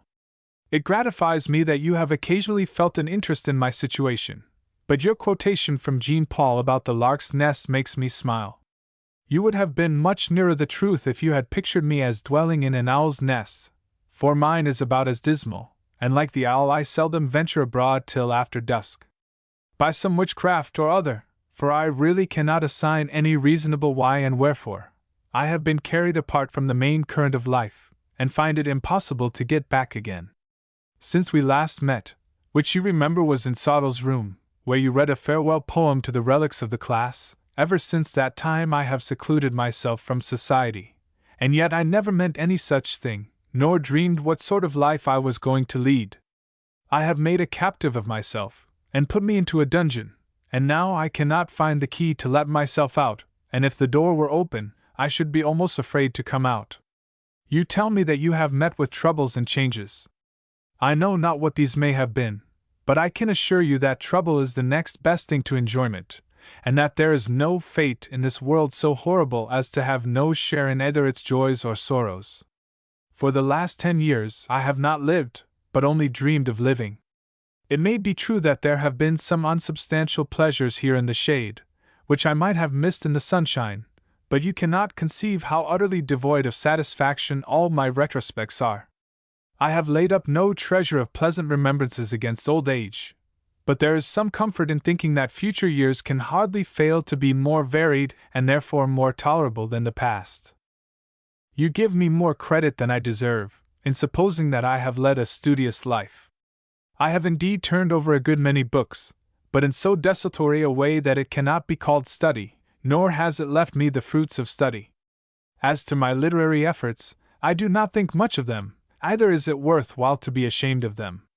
They would have been better, I trust, if written under more favorable circumstances. I have had no external excitement, no consciousness that the public would like what I wrote, nor much hope nor a passionate desire that they should do so. Nevertheless, having nothing else to be ambitious of, I have been considerably interested in literature, and if my writings had made any decided impression, I should have been stimulated to greater exertions, but there has been no warmth of approbation, so that I have always written with benumbed fingers. I have another great difficulty in the lack of materials, for I have seen so little of the world that I have nothing but thin air to concoct my stories of, and it is not easy to give a lifelike semblance to such shadowy stuff. Sometimes through a peephole I have caught a glimpse of the real world, and the 2 or 3 articles in which I have portrayed these glimpses please me better than the others. I have now, or shall soon have, a sharper spur to exertion, which I lacked at an earlier period, for I see little prospect but that I shall have to scribble for a living. But this troubles me much less than you would suppose. I can turn my pen to all sorts of drudgery, such as children's books, etc., and by I shall get some editorship that will answer my purpose. Frank Pierce, who was with us at college, offered me his influence to obtain an office in the exploring expedition, Commodore Wilkes's, but I believe that he was mistaken in supposing that a vacancy existed. If such a post were attainable, I should certainly accept it, for though fixed so long to one spot, I have always had a desire to run round the world. I intend in a week or 2 to come out of my owl's nest, and not return till late in the summer, employing the interval in making a tour somewhere in New England. You who have the dust of distant countries on your sandalshoon cannot imagine how much enjoyment I shall have in this little excursion. Yours sincerely, Nath. Hawthorne. A few days later the quarterly, containing Longfellow's review of the book, appeared, and the note of thanks which Hawthorne sent is full of an exultation strongly in contrast with the pensive tone of the letter just given. Salem, June 19, 1837. Dear Longfellow, I have today received, and read with huge delight, your review of Hawthorne's Twice Told Tales. I frankly own that I was not without hopes that you would do this kind office for the book, though I could not have anticipated how very kindly it would be done. Whether or no the public will agree to the praise which you bestow on me, there are at least 5 persons who think you the most sagacious critic on earth, viz., my mother and 2 sisters, my old maiden aunt, and finally the strongest believer of the whole 5, my own self. If I doubt the sincerity and correctness of any of my critics, it shall be of those who censure me. Hard would be the lot of a poor scribbler, if he may not have this privilege. Very sincerely yours, Nath. Hawthorne. That Evangeline was written upon a theme suggested to Hawthorne by a friend who had heard it from a French Canadian. Footnote. See American Notebooks, October 24, 1839, and by him made over to the poet, has already been made public. Hawthorne wrote, on its appearance, I have read Evangeline with more pleasure than it would be decorous to express. It cannot fail, I think, to prove the most triumphant of all your successes. Nevertheless, he gave vent to some of his admiration in a notice of the work which he wrote for the Salem Advertiser, a Democratic paper. The story of Evangeline and her lover, he there says, is as poetical as the fable of the Odyssey, besides that it comes to the heart as a fact that has actually taken place in human life. He speaks of its pathos all illuminated with beauty, so that the impression of the poem is nowhere dismal nor despondent, and glows with the purest sunshine where we might the least expect it, on the pauper's deathbed. The story is told with the simplicity of high and exquisite art, which causes it to flow onward as naturally as the current of a stream. Evangeline's wanderings give occasion to many pictures both of northern and southern scenery and life, but these do not appear as if brought in designedly to adorn the tale. They seem to throw their beauty inevitably into the calm mirror of its bosom as it flows past them. By this work of his maturity he has placed himself on a higher eminence than he had yet attained, and beyond the reach of envy. Let him stand, then, at the head of our list of native poets, until someone else shall break up the rude soil of our American life, as he has done, and produce from it a lovelier and nobler flower than this poem of Evangeline.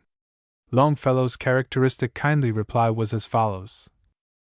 My dear Hawthorne, I have been waiting and waiting in the hope of seeing you in Cambridge. I have been meditating upon your letter, and pondering with friendly admiration your review of Evangeline, in connection with the subject of which, that is to say, the Acadians, a literary project arises in my mind for you to execute. Perhaps I can pay you back in part your own generous gift, by giving you a theme for story, in return for a theme for song. It is either more nor less than the history of the Acadians, after their expulsion as well as before. Felton has been making some researches in the State Archives, and offers to resign the documents into your hands. Pray come and see me about it without delay. Come so as to pass a night with us, if possible, this week, if not a day and night. Ever sincerely yours, Henry W. Longfellow. There is nothing in our literary annals more unique and delightful than this history of Longfellow's warm recognition of his old classmate, and the mutual courtesies to which it led. One is reminded by it of the William Tell episode between Goethe and Schiller, though it was in this case only the theme and nothing of material that was transferred. An author now almost forgotten, Charles Fenno Hoffman, also published in the American Monthly Magazine, footnote, for March 1838, which he was editing, a kindly review, which, however, underestimated the strength of the new genius, as it was at first the general habit to do.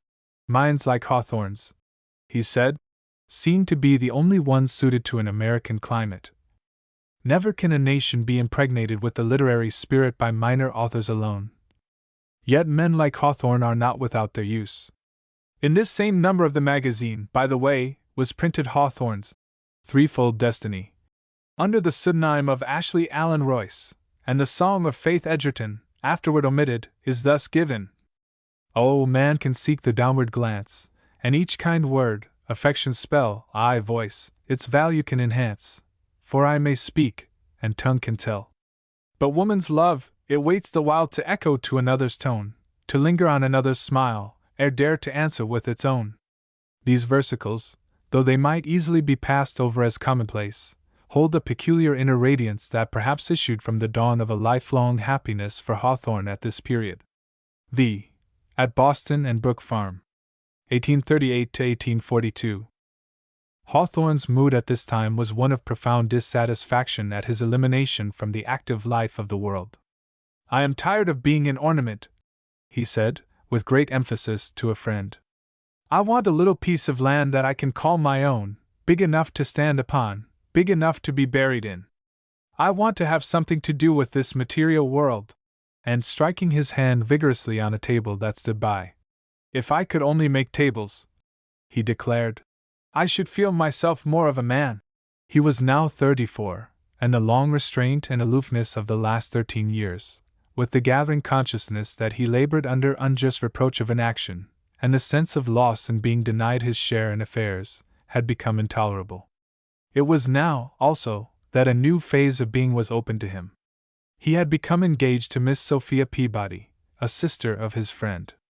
President Van Buren had been 2 years in office, and Mr. Bancroft, the historian, was collector of the port of Boston. One evening the latter was speaking, in a circle of Whig friends, of the splendid things which the Democratic administration was doing for literary men. But there's Hawthorne, suggested a lady who was present. You've done nothing for him. He won't take anything, was the answer. He has been offered places. In fact, Hawthorne's friends in political life had urged him to enter politics, and he had at one time been tendered a post of some sort in the West Indies, but refused it because he would not live in a slave-holding community. I happen to know, said the lady, that he would be very glad of employment. The result was that a commission for a small post in the Boston Custom House came, soon after, to the young author. On going down from Salem to inquire further about it, he received another and a better appointment as weigher and gauger, with a salary, I think, of $1,200 a year. Just before entering the collector's office, he noticed a man leaving it who wore a very dejected air, and connecting this with the change in his own appointment, he imagined this person to be the just ejected weigher. Speaking of this afterward, he said, I don't believe in rotation in office. It is not good for the human being. But he took his place, writing to Longfellow, January 12, 1839. I have no reason to doubt my capacity to fulfill the duties, for I don't know what they are. They tell me that a considerable portion of my time will be unoccupied, the which I mean to employ in sketches of my new experience, under some such titles as follows: Scenes in Dock, Voyages at Anchor, Nibblings of a Wharf Rat, Trials of a Tide Waiter, Romance of the Revenue Service, together with an ethical work in 2 volumes, on the subject of duties, the first volume to treat of moral and religious duties, and the second of duties imposed by the revenue laws, which I begin to consider the most important class. 2 years later, when Harrison and Tyler carried the election for the Whigs, he suffered the fate of his predecessor. And here I may offer an opinion as to Hawthorne's connection with the Democratic Party.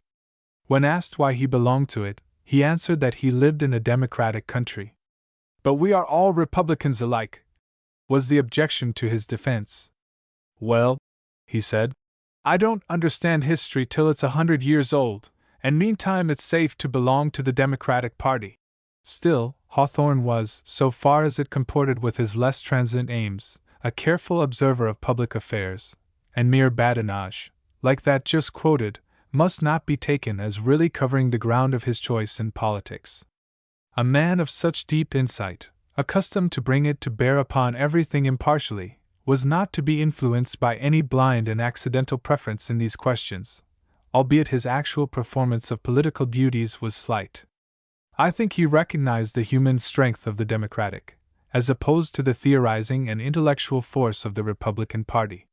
It is a curious fact that with us the party of culture should be the radical party, upholding ideas even at the expense of personal liberty, and the party of ignorance that of order, the conservating force, careful of personal liberty even to a fault. Hawthorne, feeling perhaps that ideas worked too rapidly here, ranged himself on the side that offered the greater resistance to them. This term of service in Boston was of course irksome to Hawthorne, and entirely suspended literary endeavors for the time. Yet, my life only is a burden, he writes, in the same way that it is to every toilsome man. But from henceforth forever I shall be entitled to call the sons of toil my brethren, and shall know how to sympathize with them, seeing that I likewise have risen at the dawn, and borne the fervor of the midday sun, nor turn my heavy footsteps homeward till eventide. He need not always have made the employment so severe, but the wages of the wharf laborers depended on the number of hours they worked in a day, and Hawthorne used to make it a point in all weathers to get to the wharf at the earliest possible hour, solely for their benefit. For the rest, he felt a vast benefit from his new intercourse with men. There could not have been a better maturing agency for him at this time, and the interval served as an apt introduction to the Brook Farm episode. That this least gregarious of men should have been drawn into a socialistic community seems at first inexplicable enough, but in reality it was the most logical step he could have taken. He had thoroughly tried seclusion, and had met and conquered by himself the first realization of what the world actually is. Next, he entered into the performance of definite duties and the receipt of gain, and watched the operation of these two conditions on himself and those about him, an experiment that taught him the evils of the system, and the necessity of burying his better energies so long as he took part in affairs. This raised doubts, of course, as to how he was to fit himself into the frame of things, and while he mused upon some more generous arrangement of society, and its conflicting interests, a scheme was started which plainly proposed to settle the problem. Fourier had only just passed away. The spread of his ideas was in its highest momentum. On the other hand, the study of German philosophy, and the new descent of Emerson, had carried men's thoughts to the very central springs of intellectual law, while in Boston the writing and preaching of Channing roused a practical radicalism, and called for a better application of Christianity to affairs. The era of the transcendentalists had come. The Chardon Street meetings, assemblages of ardent theorists and come-outers of every type, who, while their sessions lasted, held society in their hands and molded it like clay, were a rude manifestation of the same deep current. In the midst of these influences, Mr. Ripley, an enthusiastic student of philosophy, received an inspiration to establish a modified socialistic community on our own soil. The industrial association which he proposed at West Roxbury was wisely planned with direct reference to the emergencies of American life. It had no affinity with the erratic views of Enfantin and the St. Simonists, nor did it in the least tend toward the mistakes of Robert Owen regarding the relation of the sexes, though it agreed with Fourier and Owen both, as I understand, in respect of labor. In a better and freer sense than has usually been the case with such attempts, the design sprang out of one man's mind and fell properly under his control. His simple object was to distribute labor in such a way as to give all men time for culture, and to free their minds from the debasing influence of a merely selfish competition. It was a practical, orderly, noble effort to apply Christianity directly to human customs and institutions. A few men and women of like views and feelings, one of his sympathizers has said, grouped themselves around him, not as their master, but as their friend and brother, and the community at Brook Farm was instituted.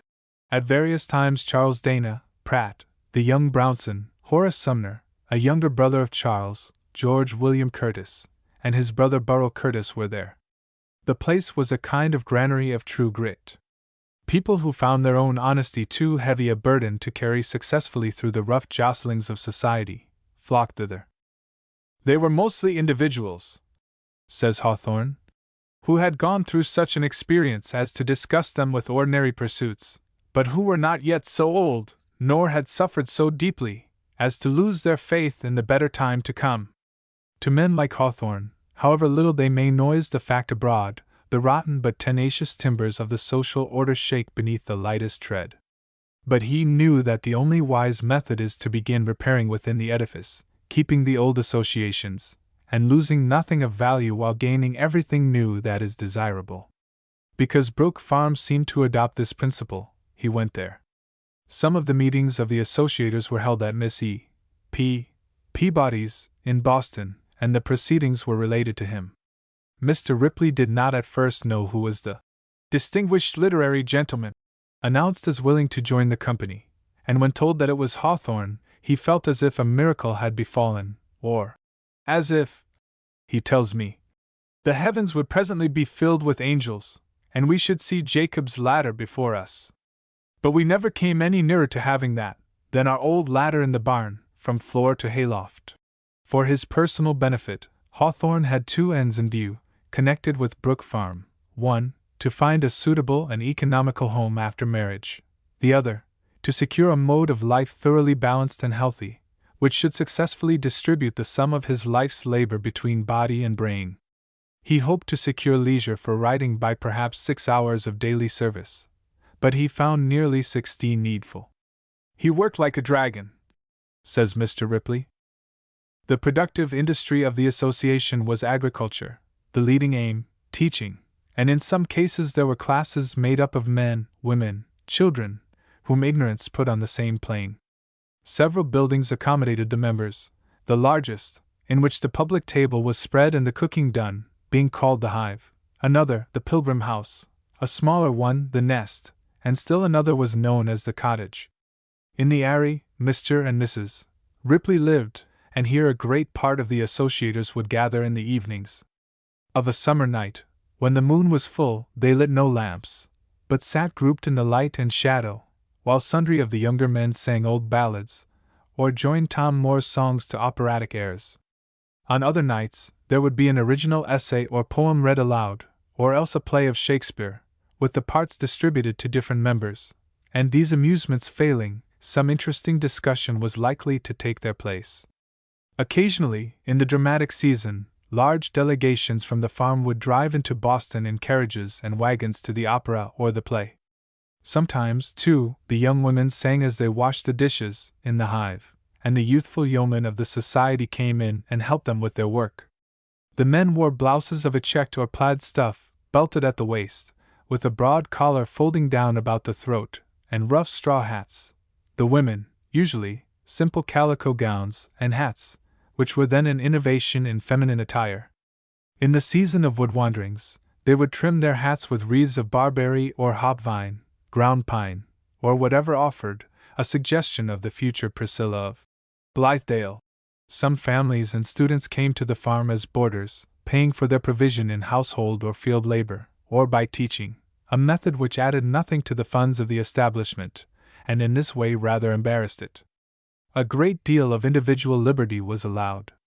People could eat in private or public, and it has been said by those who were there that the unconventional life permitted absolute privacy at any time. Every one was quite unfettered, too, in the sphere of religious worship. When a member wished to be absent, another would generally contrive to take his work for the interval, and a general goodwill seems to have prevailed. Still, I imagine there must have been a temporary and uncertain air about the enterprise, much of the time, and the more intimate unions of some among the members who were congenial gave rise to intermittent jealousies in those who found no special circle. In this way it was very much like any small town of the same number of inhabitants, says one of my informants. Indeed, though every one who shared in the Brook Farm attempt seems grateful for what it taught of the dignity and the real fellowship of labor, I find a general belief in such persons that it could not long have continued at its best. The system of compensating all kinds of service, skilled or otherwise, according to the time used, excited, as some have thought, much dissatisfaction even among the generous and enlightened people who made up the society. I thought I could see some incipient difficulties working in the system, writes a lady who was there in 1841. Questions already arose as to how much individual freedom could be allowed, if it conflicted with the best interests of the whole. Those who came there were the results of another system of things which still gave a salutary cheek to the more radical tendencies, but the second generation there could hardly have shown equal, certainly not the same, character. A confirmation of this augury is the fact that the caste of the community became decidedly more Fourieristic before it disbanded, and it is not impossible that another generation might have decolorized and seriously deformed human existence among them. Theories and opinions were very openly talked over, and practical details as well, and though this must have had its charm, yet it would also touch uncomfortably on a given temperament, or jar upon a peculiar mood. In such enterprises there must always be a slight inclination to establish a conformity to certain freedoms which really become oppressions.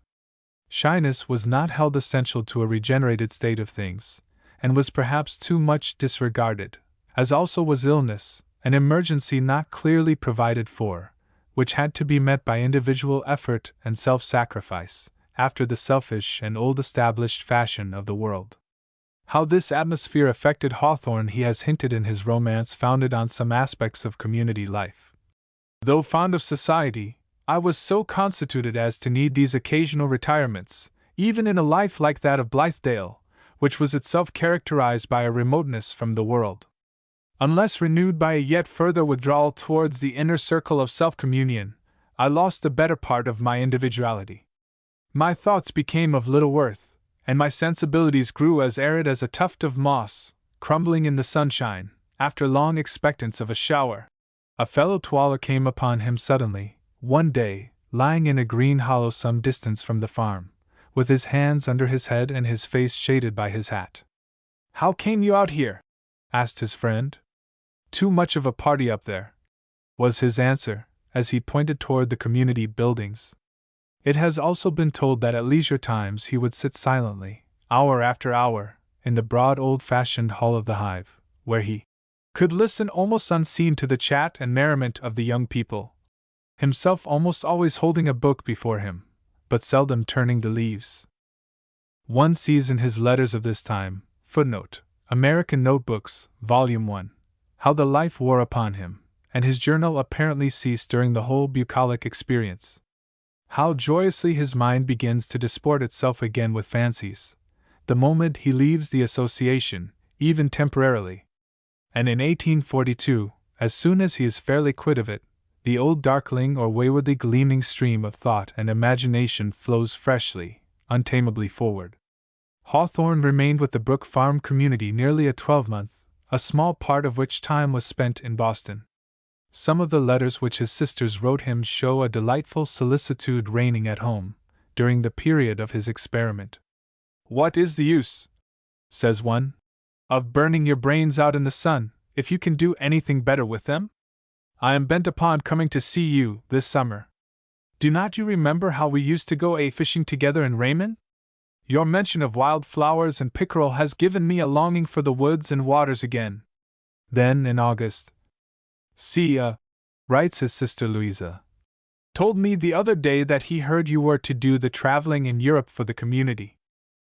This design, if it existed, might well have found a place in the dialogues of the unborn which Hawthorne once meant to write, for this was his only summer at Brook Farm. "A summer of toil, of interest, of something that was not pleasure, but which went deep into my heart, and there became a rich experience," he writes in Blithedale. "I found myself looking forward to years, if not to a lifetime, to be spent on the same system." This was, in fact, his attitude, for, after passing the winter at the farm as a boarder, and then absenting himself a little while, he returned in the spring to look over the ground and perhaps select a house site, just before his marriage, but came to an adverse decision.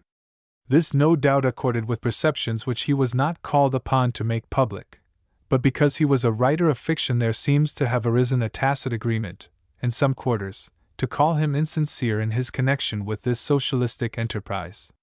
He had not much to gain by leaving the community, for he had put into its treasury $1,000, about the whole of his savings from the custom house stipend, and had next to nothing to establish a home with elsewhere, while a niche in the temple of the reformers would have cost him nothing but labor. The length of his stay was by no means uncommonly short, for there was always a transient contingent at Brook Farm, many of whom remained but a few weeks. A devoted but not a wealthy disciple, who had given $6,000 for the building of the Pilgrim House, and hoped to end his days within it, retired forever after a very short sojourn, not dissuaded from the theory, but convinced that the practical application was foredoomed to disaster. And in truth, though a manful effort was made, with good pecuniary success for a time, 10 years brought the final hour of failure to this millennial plan. Very few people who were at Brook Farm seem to have known or even to have seen Hawthorne there, though he was elected chairman of the Finance Committee just before leaving, and I am told that his handsome presence, his quiet sympathy, his literary reputation, and his hearty participation in labor commanded a kind of reverence from some of the members. Next to his friend George P. Bradford, one of the workers and teachers in the community, his most frequent associates were a certain Rev. Warren Burton, author of a curious little book called Scenery Shower, designed to develop a proper taste for landscape, and one Frank Farley, who had been a pioneer in the West, a man of singular experiences and of an original turn, who was subject to mental derangement at times. The latter visited him at the old manse, afterward, when Hawthorne was alone there, and entered actively into his makeshift housekeeping. President Pierce, on one occasion, speaking to an acquaintance about Hawthorne, said, "He is enthusiastic when he speaks of the aims and self-sacrifice of some of the Brook Farm people, but when I questioned him whether he would like to live and die in a community like that, he confessed he was not suited to it, but said he had learned a great deal from it." "What, for instance?" "Why, marketing, for one thing. I didn't know anything about it practically, and I rode into Boston once or twice with the men who took in things to sell, and saw how it was done." The things of deepest moment which he learned were not to be stated fully in conversation, but I suppose readers would draw the same inference from this whimsical climax of Hawthorne's as that which has been found in the Blithedale Romance, namely, that he looked on his socialistic life as the merest jesting matter. Such, I think, is the general opinion, and a socialistic writer, Mr. Noyes, of the Oneida community, has indignantly cried out against the book as a poetico-sneering romance. This study of human character, which would keep its value in any state of society that preserved its reflective faculty intact and sane, to be belittled to the record of a brief experiment. Hawthorne, indeed, speaking in the prefatory third person of his own name, says, "His whole treatment of the affair is altogether incidental to the main purpose of the romance, nor does he put forward the slightest pretensions to illustrate a theory, or elicit a conclusion, favorable or otherwise, in respect to socialism. And though he has told the story autobiographically, it is through a character whom we ought by no means to identify with Hawthorne in his whole mood." I have taken the liberty of applying to Hawthorne's own experience 2 passages from Coverdale's account, because they picture something known to be the case, and a careful sympathy will find no difficulty in distinguishing how much is real and how much assumed.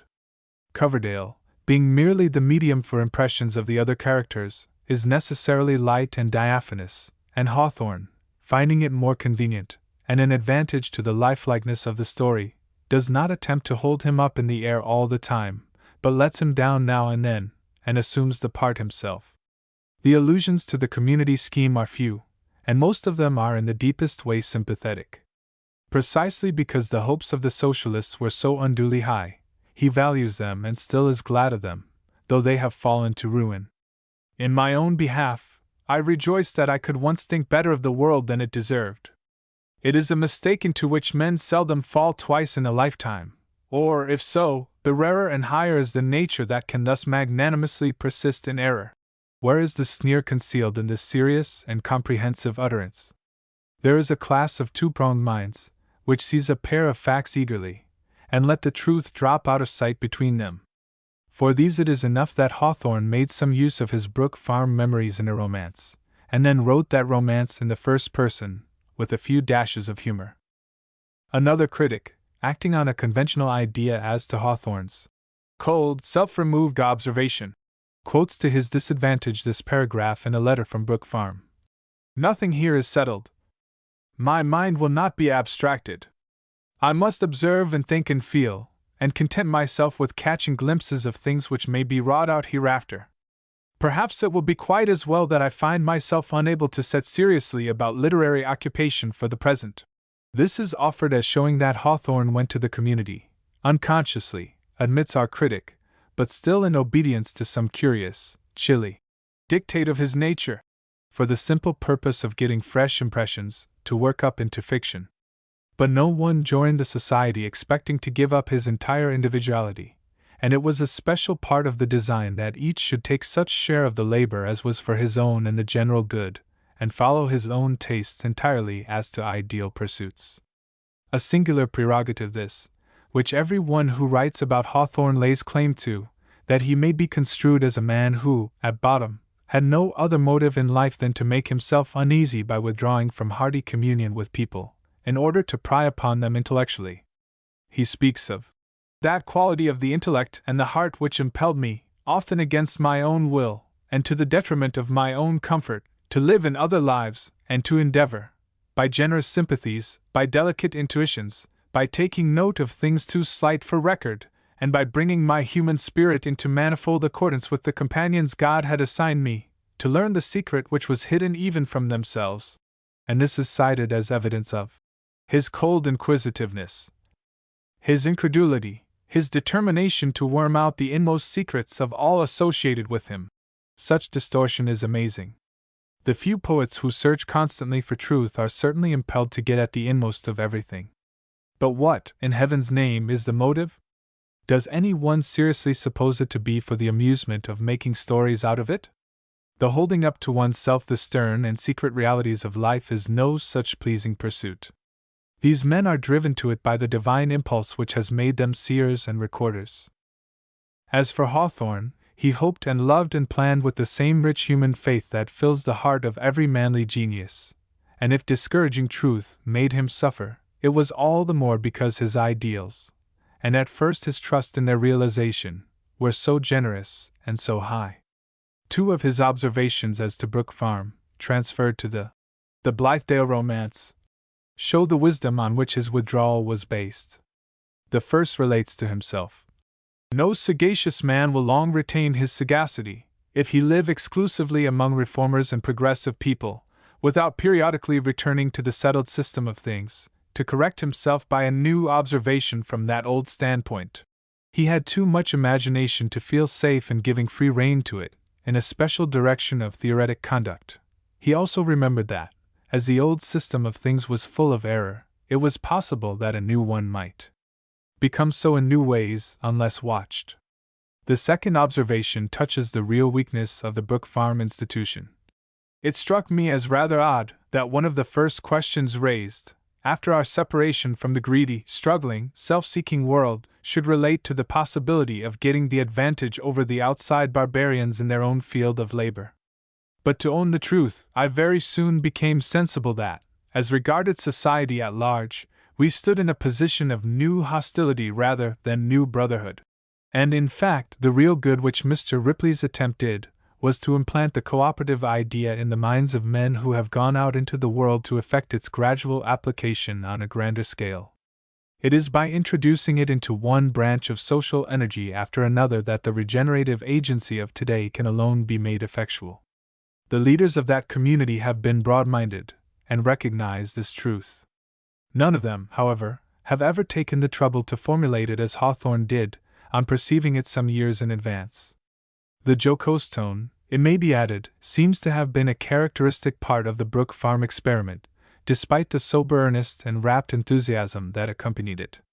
The members had their laughing allusions, and talked, in a strain of self-ridicule precisely similar to Coverdale's, of having bands of music to play for the field laborers, who should plow in tune.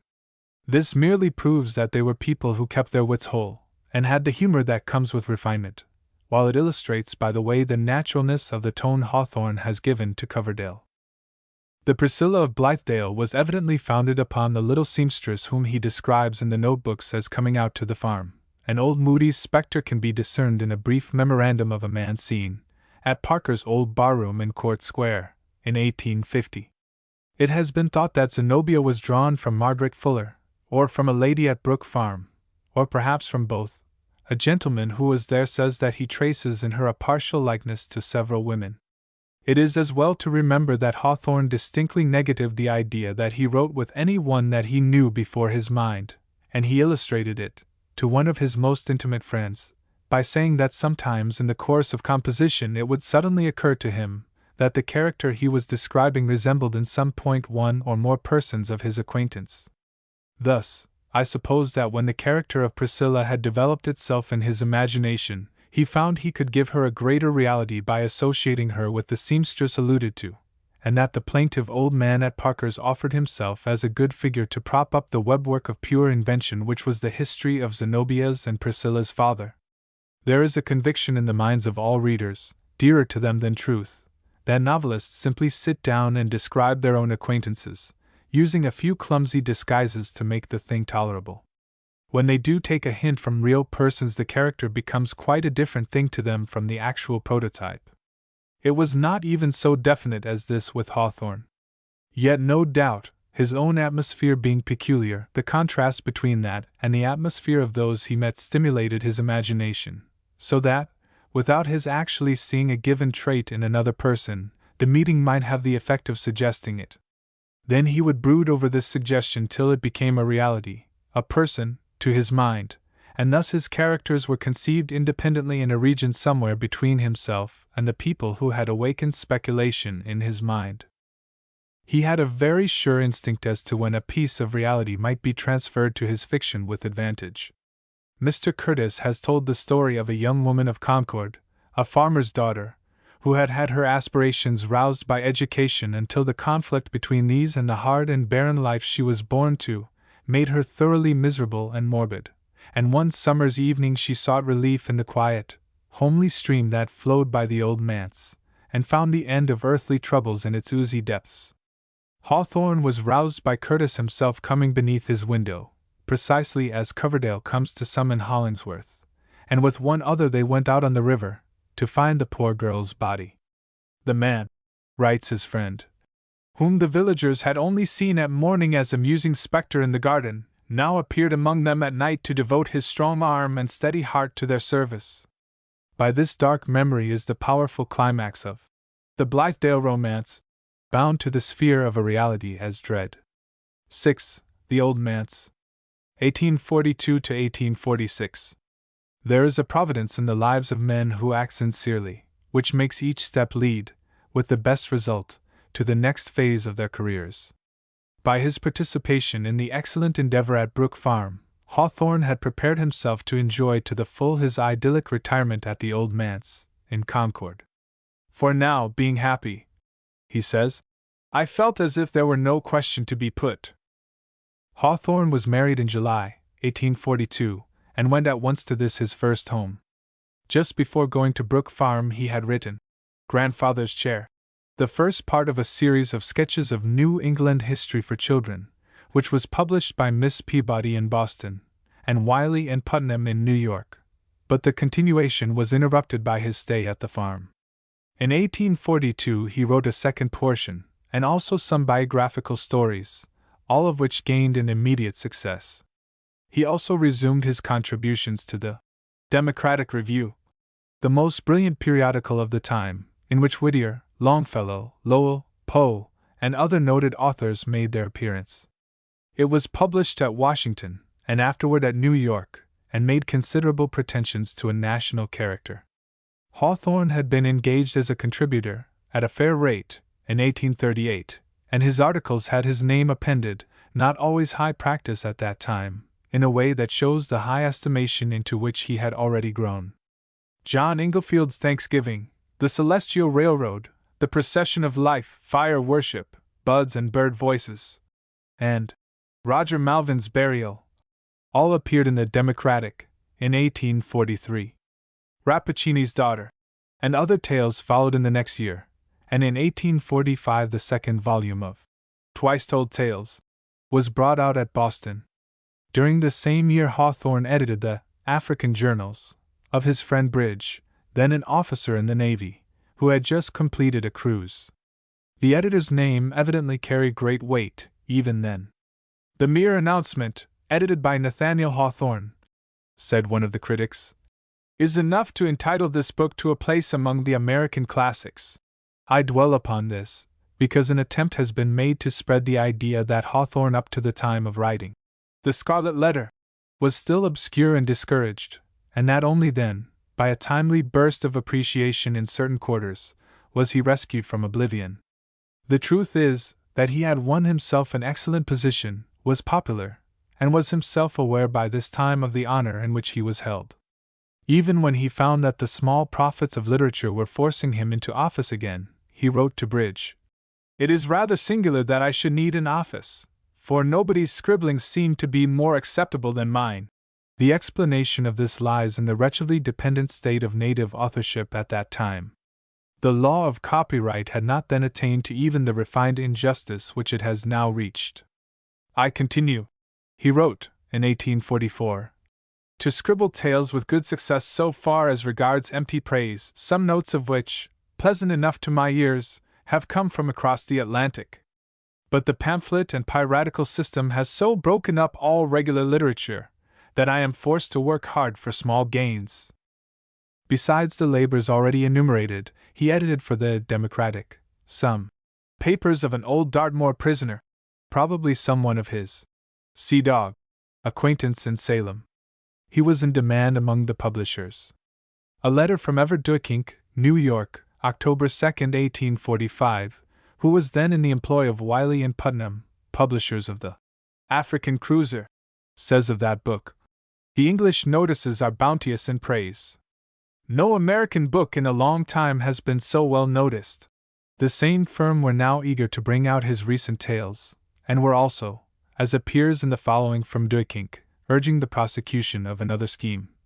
"I hope you will not think me a troublesome fellow," he writes, "if I drop you another line with the vociferous cry, Mrs. Mrs. Mr. Wiley's American series is athirst for the volumes of tales, and how stands the prospect for the history of witchcraft? I whilom spoke of the history Hawthorne wisely eschewed, but early in 1846 the Mosses from an Old Manse was issued at New York in 2 volumes. This attracted at once a great deal of praise, and it certainly shows a wider range and fuller maturity than the first book of Twice Told Tales. Yet I doubt whether the stories of this group have taken such intimate hold of any body of readers as those, although recommending themselves to a larger audience. Hawthorne's life at the Old Manse was assuredly one of the brightest epochs of his career, and unalloyed happiness had come to him. He was full of the delight of first possession in his home, a new and ample companionship was his, and the quiet course of the days, with their openings into healthful outdoor exercise, made a perfect balance between creation and recreation. The house in which he dwelt was itself a little island of the past, standing intact above the flood of events.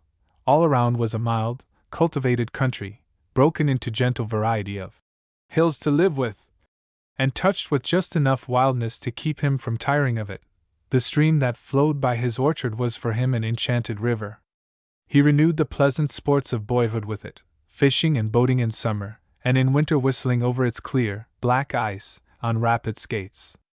In the more genial months, the garden gave him pleasant employment, and in his journal musings, the thought gratifies him that he has come into a primitive relation with nature, and that the 2 occupants of the manse are in good faith a new Adam and Eve, so far as the happiness of that immemorial pair remained unbroken.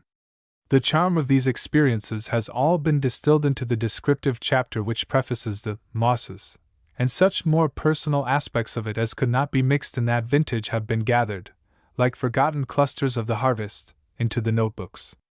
It remains to comment here on the contrast between the peaceful character of these first years at Concord and the increased somberness of some of the visions there recorded. The reason of this is, that Hawthorne's genius had now waxed to a stature which made its emanations less immediately dependent on his actual mood. I am far from assuming an exact autobiographical value for the Twice Told Tales, a theory which the writer himself condemned. But they, as he has also said, require to be read in the clear brown twilight atmosphere in which they were written, while the Mosses are the work of a man who has learned to know the world, and the atmosphere in which they were composed seems almost dissonant with the tone of some of them. The Birthmark, The Bosom Serpent, Rappaccini's Daughter, and that terrible and lurid parable of Young Goodman Brown are made up of such horror as Hawthorne has seldom expressed elsewhere. The Procession of Life is a fainter vibration of the same chord of awfulness. Such concentration of frightful truth do these most graceful and exquisitely wrought creations contain, that the intensity becomes almost poisonous. What is the meaning of this added revelation of evil? The genius of Hawthorne was one which used without stint that costliest of all elements in production, time. The brooding propensity was indispensable to him, and accordingly, as some of these conceptions had occurred to him a good while before the carrying out, they received great and almost excessive elaboration. The reality of sin, the pervasiveness of evil, had been but slightly insisted upon in the earlier tales. In this series, the idea bursts up like a long-buried fire, with earth-shaking strength, and the pits of hell seem yawning beneath us. Dismal, too, is the story of Roger Malvin's burial, and dreary, the Christmas banquet, with its assembly of the supremely wretched. In Earth's Holocaust, we get the first result of Hawthorne's insight into the demonianism of reformatory schemers who forget that the center of every true reform is the heart. And incidentally, this marks out the way to The Scarlet Letter, on the one hand, and the Blithedale Romance, on the other, in which the same theme assumes two widely different phases. Thus we find the poet seeking more and more certainly the central fountain of moral suggestion from which he drew his best inspirations. The least pleasing quality of the work is, I think, its overcharged allegorical burden. Some of the most perfect of all his tales are here, but their very perfection makes one recoil the more at the supremacy of their purely intellectual interest. One feels a certain chagrin, too, on finishing them, as if the completeness of embodiment had given the central idea a shade of too great obviousness. Hawthorne is most enjoyable and most true to himself when he offers us the chalice of poetry filled to the very brim with the clear liquid of moral truth. But at first there seems to have been a conflict between his aesthetic and his ethical impulse. Coleridge distinguishes the symbolical from the allegorical, by calling it a part of some whole which it represents. Allegory cannot be other than spoken consciously, whereas in the symbol it is very possible that the general truth represented may be working unconsciously in the writer's mind. The advantage of symbolical writing over allegory is that it presumes no disjunction of faculties, but simple predominance. Now in the allegories of the heart, collected in the mosses, there is sometimes an extreme consciousness of the idea to be illustrated, and though the ideas are in a measure symbolical, yet they are on the whole too disintegrating in their effect to leave the artistic result quite generous and satisfying. Allegory itself, as an echo of one's thought, is often agreeable, and pleases through surprise, yet it is apt to be confusing, and smothers the poetic harmony. In his romances, Hawthorne escapes into a hugely significant, symbolic sphere which relieves the reader of this partial vexation. The Celestial Railroad, of course, must be accepted from censure, being the sober parody of a famous work, and in itself a masterly satirical allegory. And in two cases, Drown's wooden image, and The Artist of the Beautiful, we find the most perfect imaginable symbolism. In one, the story of Pygmalion compressed and Yankified, yet rendered additionally lovely by its homeliness, and the essence of all artistic life; in the other, presented in a form that cannot be surpassed. Mrs. Bullfrog is a sketch which is ludicrously puzzling, until one recalls Hawthorne's explanation. The story was written as a mere experiment in that style. It did not come from any depth within me, either my heart nor mind had anything to do with it. Footnote: American Notebooks, Volume 2. It is valuable, in this light, as a distinct boundary mark in one direction. But the essay vein which had produced some of the clearest watered gems in the twice-told tales begins in the mosses to yield increase of brilliance and beauty, and we here find, with the gathering strength of imagination, the enlarged power for bringing the most unreal things quite into the circle of realities, a compensating richness in describing the simply natural, as in Buds and Bird Voices, Fire Worship, The Old Apple Dealer. Everything in these two volumes illustrates, forcibly, the brevity, the absolutely right proportion of language to idea, which from the first had marked Hawthorne with one trait, at least, quite unlike any displayed by the writers with whom he was compared, and entirely foreign to the mood of the present century. This sense of form, the highest and last attribute of a creative writer, provided it comes as the result of a deep necessity of his genius, and not as a mere acquirement of art, is a quality that has not been enough noticed in him, doubtless because it is not enough looked for anywhere by the majority of critics and readers, in these days of adulteration and of rapid manufacture out of shoddy and short-fibred stuffs. We demand a given measure of reading, good or bad, and producers of it are in great part paid for length, so that with much using of thin and shapeless literature, we have forgotten how good is that which is solid and has form. But, having attained this perfection in the short story, Hawthorne thereafter abandoned it for a larger mold. The mosses, as I have said, gained him many admirers. In them he for the first time touched somewhat upon the tendencies of the current epoch, and took an entirely independent stand among the philosophers of New England. Yet, for a while, there was the oddest misconception of his attitude by those at a distance.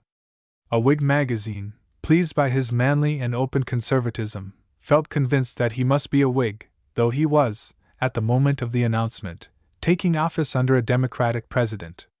On the other hand, a writer in the Church Review of New Haven, whom we shall presently see more of, was incited to a tilt against him as a rabid New England theorist, the outcome of phalansteries, a subverter of marriage and of all other holy things. In like manner, while Hawthorne was casting now and then a keen dart at the transcendentalists, and falling asleep over the dial, as his journals betray, Edgar Poe, a literary Irenaeus, well nigh exhausted his supply of quills upon the author, as belonging to a school toward which he felt peculiar acerbity. "Let him mend his pen!" cried Poe, in his most high-pitched strain of personal abuse. "Get a bottle of visible ink, hang, if possible, the editor of the Dial, cut Mr. Alcott, and throw out of the window to the pigs all his odd numbers of the North American Review." This paper of Poe's is a laughable and pathetic case of his professedly punctilious analysis, covering the most bitter attacks, with traces of what looks like envy, and others of a resistless impulse to sympathize with the literary brother as against the average mind. He begins with a discussion of originality and peculiarity. "In one sense, to be peculiar is to be original," he says, "but the true originality is not the uniform but the continuous peculiarity, giving its own hue to everything it touches, and touching everything." From this flimsy and very uncertain principle, which seems to make two different things out of the same thing, he goes on to conclude that the fact is, if Mr. Hawthorne were really original, he could not fail of making himself felt by the public. But the fact is, he is not original in any sense. He then attempts to show that Hawthorne's peculiarity is derivative, and selects Tieck as the source of this idiosyncrasy. Perhaps his insinuation may be the origin of Hawthorne's effort to read some of the German author, while at the Old Manse, an attempt given up in great fatigue. Presently, the unhappy critic brings up his favorite charge of plagiarism, and it happens, as usual, that the writer borrowed from his Poe himself. The similarity which he discovers is between Howe's Masquerade and William Wilson, and is based upon fancied resemblances of situation, which have not the least foundation in the facts, and upon the occurrence in both stories of the phrase, "Villain, unmuffle yourself." In the latter half of his review, written a little later, Mr. Poe takes quite another tack. Of Mr. Hawthorne's tales we would say emphatically that they belong to the highest region of art, an art subservient to genius of a very lofty order.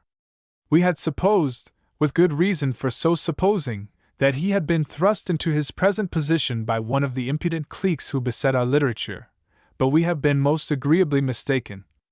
Mr. Hawthorne's distinctive trait is invention, creation, imagination, originality, a trait which, in the literature of fiction, is positively worth all the rest. But the nature of the originality is but imperfectly understood. The inventive or original mind as frequently displays itself in novelty of tone as in novelty of matter. Mr. Hawthorne is original in all points. This, certainly, is making generous amends, but before he leaves the subject, the assertion is repeated that he is peculiar and not original.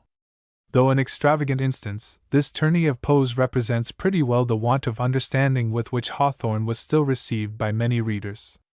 His point of view once seized upon, nothing could be more clear and simple than his own exposition of refined and evasive truths, but the keen edge of his perception remained quite invisible to some.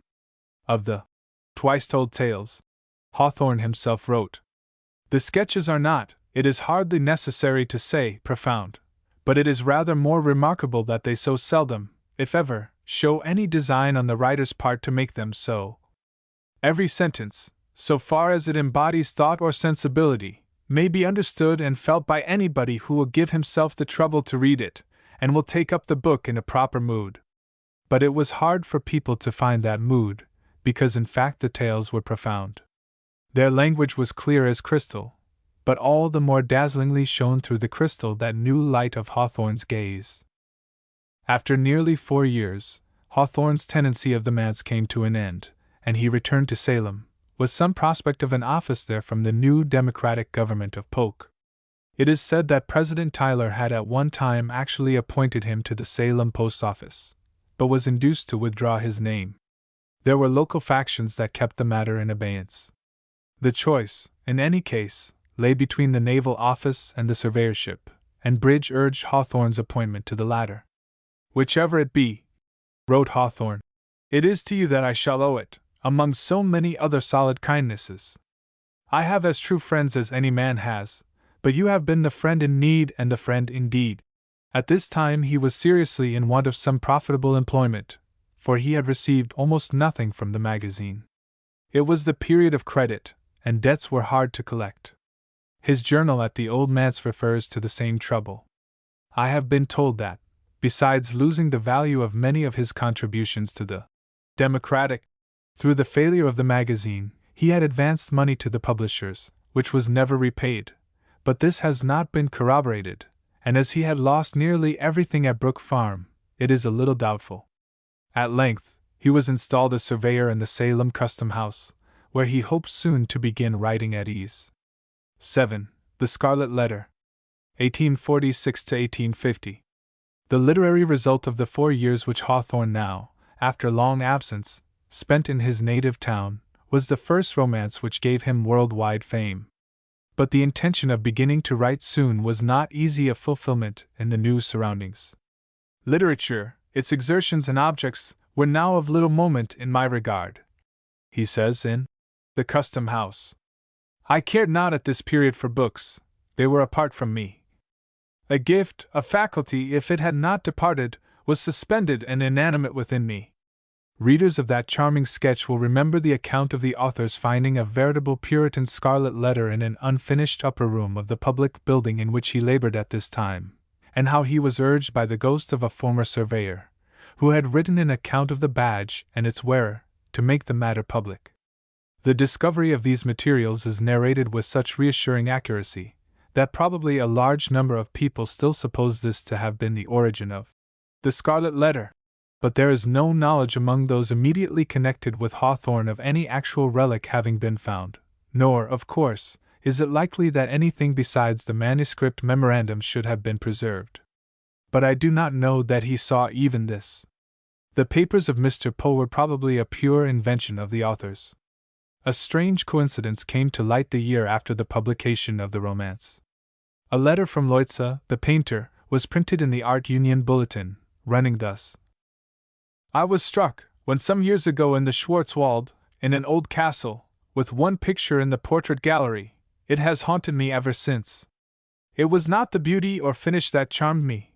It was something strange in the figures, the immense contrast between the child and what was supposed to be her gouvernante in the garb of some severe order. The child, a girl, was said to be the ancestress of the family, a princess of some foreign land. No sooner had I read the Scarlet Letter than it burst clearly upon me that the picture could represent no one else than Hester Prynne and little Pearl. I hurried to see it again, and found my suppositions corroborated, for the formerly inexplicable embroidery on the breast of the woman, which I supposed was the token of her order, assumed the form of the letter, and though partially hidden by the locks of the girl and the flowers in her hair, I set to work upon it at once, and made as close a copy of it, with all its quaintness, as was possible to me, which I shall send you soon. How Hester Prynne ever came to be painted, I can't imagine. It must certainly have been a freak of little Pearl. Strange enough, the castle is named Perlenburg, the Castle of Pearls, or Pearl Castle, as you please. A more extraordinary incident in its way than this discovery, if it be trustworthy, could hardly be conceived, but I am not aware that it has been verified. The germ of the story in Hawthorne's mind is given below. The name Pearl, it will be remembered, occurs in the notebooks, as an original and isolated suggestion. For a girl, in a story. In Endicott and the Red Cross, one of the twice-told series printed many years before, there is a description of a young woman, with no mean share of beauty, whose doom it was to wear the letter on the breast of her gown, in the eyes of all the world and her own children. Sporting with her infamy, the lost and desperate creature had embroidered the fatal token in scarlet cloth, with golden thread and the nicest art of needlework. A friend asked Hawthorne if he had documentary evidence for this particular punishment, and he replied that he had actually seen it mentioned in the town records of Boston, though with no attendant details. Footnote: I may here transcribe, as a further authority, which Hawthorne may or may not have seen, one of the laws of Plymouth Colony, enacted in 1658, about the period in which the events of the Scarlet Letter are placed. It is enacted by the court and the authority thereof that whosoever shall commit adultery shall be sorely punished by whipping 2 several times, viz., once whiles the court is in being att which they are convicted of the fact, and the second time as the court shall order, and likewise to were 2 capital letters, viz., ad cut in cloth and sewed on their permost garments on their arm or back.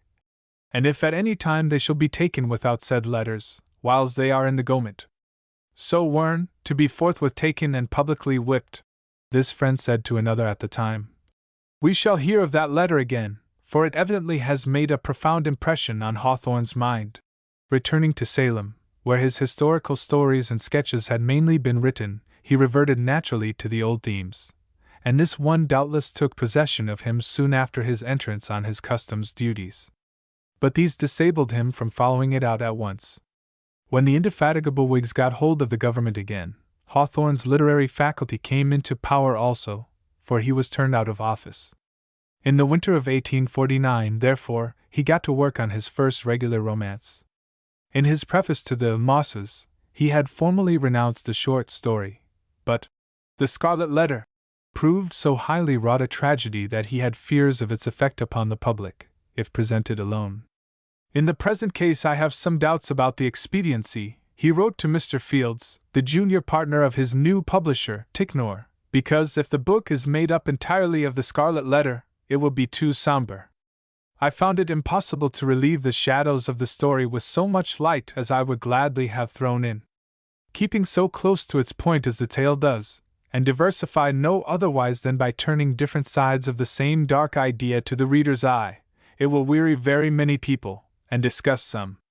Is it safe, then, to stake the book entirely on this one chance?" His plan was to add some of the pieces afterward printed with the snow image, and entitled the whole Old-Time Legends, together with sketches experimental and ideal. But this was abandoned. On the 4th of February 1850, he writes to Bridge, "I finished my book only yesterday, one end being in the press at Boston, while the other was in my head here at Salem, so that, as you see, the story is at least 14 miles long. My book, the publisher tells me, will not be out before April." He speaks of it in tremendous terms of approbation. So does Mrs. Hawthorne, to whom I read the conclusion last night. Footnote: This recalls an allusion in the English notebooks, September 14, 1855. Speaking of Thackeray, I cannot but wonder at his coolness in respect to his own pathos, and compare it with my emotions when I read the last scene of The Scarlet Letter to my wife just after writing it, tried to read it, rather, for my voice swelled and heaved, as if I were tossed up and down on an ocean as it subsides after a storm. But I was in a very nervous state then, having gone through a great diversity of emotion while writing it, for many months. It broke her heart, and sent her to bed with a grievous headache, which I look upon as a triumphant success.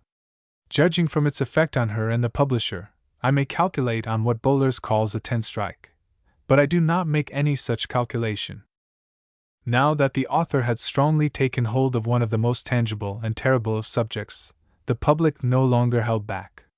The Scarlet Letter met with instant acceptance, and the first edition of 5,000 copies was exhausted in 10 days. On the old ground of Salem and in the region of New England history where he had won his first triumphs, Hawthorne, no longer the center of a small public, received the applause of a widespread audience throughout this country, and speedily in Europe too. His old friend, the London Athenaeum, received The Scarlet Letter with very high though careful praise. But at the same time with this new and wide recognition, an assault was made on the author which it is quite worth while to record here. This was an article in the Church Review, an Episcopal quarterly published at New Haven, footnote, in the number for January 1851, written, I am told, by a then young man who has since reached a high place in the ecclesiastical body to which he belongs. The reviewer, in this case, had in a previous article discussed the question of literary schools in America. Speaking of the origin of the term Lake School, he pronounced the epithet Lakers the mere blunder of superficial wit and raillery. But that did not prevent him from creating the absurd title of Bay Writers, which he applied to all the writers about Boston, baptizing them in the profane waters of Massachusetts Bay. The Church Review was in the habit of devoting a good deal of its attention to criticism of the Puritan movement which founded New England. Accordingly, "It is time," announced this logician, in opening his batteries on Hawthorne, "that the literary world should learn that churchmen are, in a very large proportion, their readers and book buyers, and that the tastes and principles of churchmen have as good a right to be respected as those of Puritans and Socialists." Yet, inconsistently enough, he declared that Bay writers could not have grown to the stature of authors at all, unless they had first shaken off the Puritan religion, and adopted a religion of indifference and unbelief. Thus, though attacking them as Puritans and Socialists, this phrase was aimed at Brook Farm, he denied that they were Puritans at all.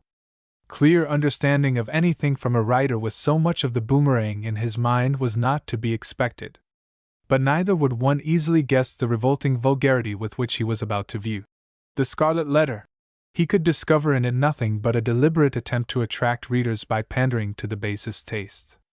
He imagines that Hawthorne selects the intrigue of an adulterous minister as the groundwork of his ideal of Puritan times and asks, "Is the French era actually begun in our literature?" Yet, being in some points, or professing to be, an admirer of the author, "We are glad," he says, "that the Scarlet Letter is, after all, little more than an experiment, and need not be regarded as a step necessarily fatal." And in order to save Mr. Hawthorne, and stem the tide of corruption, he is willing to point out his error. Nevertheless, he is somewhat at a loss to know where to puncture the heart of the offense, for there is a provoking concealment of the author's motive, he confesses, from the beginning to the end of the story. We wonder what he would be at, whether he is making fun of all religion, or only giving a fair hint of the essential sensualism of enthusiasm. But, in short, we are astonished at the kind of incident he has selected for romance. The phraseology, he finds, is not offensive, but this is eminently diabolical, for the romance never hints the shocking words that belong to its things, but, like Mephistopheles, hints that the archfiend himself is a very tolerable sort of person, if nobody would call him Mr. Devil. Where, within the covers of the book, could the deluded man have found this doctrine urged? Only once, faintly, and then in the words of one of the chief sinners. Shelley himself, says the austere critic, airing his literature, never imagined a more dissolute conversation than that in which the polluted minister comforts himself with the thought that the revenge of the injured husband is worse than his own sin in instigating it. "Thou and I never did so, Hester," he suggests, and she responds, "Never, never. What we did had a consecration of its own." And these wretched and distorted consolations of two erring and condemned souls, the righteous churchman, with not very commendable taste, seizes upon as the moral of the book, leaving aside the terrible retribution which overtakes and blasts them so soon after their vain plan of flight and happiness. Not for a moment does Hawthorne defend their excuses for themselves. Of Hester, shame, despair, solitude. These, he says, had been her teachers, stern and wild ones, and they had made her strong, but taught her much amiss. And what she urges on behalf of herself and Dimmesdale must, of course, by any pure-minded reader, be included among the errors thus taken into her mind. The minister, on the other hand, had never gone through an experience calculated to lead him beyond the scope of generally received laws, although, in a single instance, he had so fearfully transgressed one of the most sacred of them. Were such a man once more to fall, what plea could be urged in extenuation of his crime? None, unless it avail him somewhat, that he was broken down by long and exquisite suffering, that his mind was darkened and confused by the very remorse which harrowed it. But that these partial excuses are futile, the writer goes on to show, in this solemn declaration. And be the stern and sad truth spoken, that the breach which guilt has once made into the human soul is never, in this mortal state, repaired. It may be watched and guarded, but there is still the ruined wall, and near it the stealthy tread of the foe that would win over again his unforgotten triumph. How Mr. Dimmesdale yielded to this stealthy foe is then described, but it is also shown how Roger Chillingworth, the personified retribution of the two sinners, fastens himself to them in all their movements, and will be with them in any flight, however distant. "Hadst thou sought the whole earth over," said he, looking darkly at the clergyman, There was no one place so secret, no high place nor lowly place, where thou couldst have escaped me. And it was precisely because Hawthorne would leave no specious turn of the hypocrisy of sin unrevealed, that he carried us through this delusive mutual consolation of the guilty pair, and showed us their empty hope, founded on wrongdoing, powdered to dust at the moment of fulfillment. But the reverend critic, by some dark and prurient affinity of his imagination, saw nothing of the awful truths so clearly though briefly expressed, and finally came to the conclusion that the moral of the whole fiction was that the gospel has not set the relations of man and woman where they should be, and that a new gospel is needed to supersede the seventh commandment, and the bond of matrimony. The lady's frailty, writes the reviewer, is philosophized into a natural and necessary result of the scriptural law of marriage, which by holding her irrevocably to her vows, as plighted to a dried-up old bookworm, is viewed as making her heart an easy victim. The sin of her seducer, too, seems to be considered as lying, not so much in the deed itself, as in his long concealment of it, and in fact the whole moral of the tale is given in the words, "Be true, he true," as if sincerity in sin were a virtue, and as if "Be clean, he clean," were not the more fitting conclusion.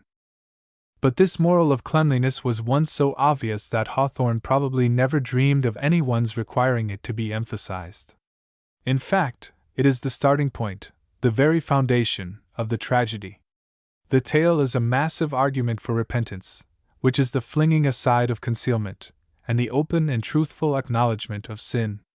In the Puritan mode of dealing with sin, Hawthorne found the whole problem of repentance and confession presented in the most drastic, concentrated, and startling form. For the Puritans carried out in the severest style a practical illustration of the consequences of moral offense. Since men and women would not voluntarily continue in active remorse and public admission of wrongdoing, these governors and priests determined to try the effect of visible symbols in keeping the conscience alive. People were set before the public gaze in the stocks, whipped in public at the whipping post, and imprisoned in the pillory. Malefactors had their ears cropped, scolding women had to wear a forked twig on the tongue, other criminals to carry a halter constantly around the neck. But that this was only a hellish device, after all, that the inflictors of such punishment were arrogating too much to themselves, and shared the office of the fiend, that, moreover, this compulsion of a dumb outward truthfulness would never build up the real inner truth of the soul, all this Hawthorne perceived and endeavored to portray in a form which should be as a parable, applying its morality to the men and women of today, all the more persuasively because of its indirectness. As a study of a system of social discipline never before so expounded, it claimed the deepest attention. And never was the capacity of sinning men and women for self-delusion more wonderfully illustrated than in this romance. The only avenue of escape from such delusion was shown to be self-analysis, that is, the conscientious view of oneself which keeps the right or wrong of one's conduct always clearly visible. Hester was on the whole the truest of the three persons in the drama, and the advantages of this comparative trueness are constantly made manifest. She in a measure conquers evil and partly atones for her wrong, by the good which she is able to do among her fellow beings, as much compensation as can rightfully be hoped for a woman who has once been so essentially corrupted as she. Dimmesdale, too, retains so much of native truth that he never allows his conscience to slumber for a moment, and plies the scourge of remorse upon himself continually. To this extent he is better than Chillingworth, who, in order to take into his own hands the retribution that belongs to heaven, deliberately adopts falsity for his guide, and becomes a monster of deceit, taking a wicked joy in that which ought to have awakened an endless, piteous horror in him instead, and have led to new contemplation and study of virtue. But Dimmesdale, though not coolly and maliciously false, stops short of open confession, and in this submits himself to the most occult and corrosive influence of his own sin. For him, the single righteousness possible consisted in abject acknowledgement. Once announcing that he had fallen, and was unworthy, he might have taken his place on the lower moral plane, and equally resigning the hope of public honor and of happiness with Hester, he could have lent his crippled energies to the doing of some limited good.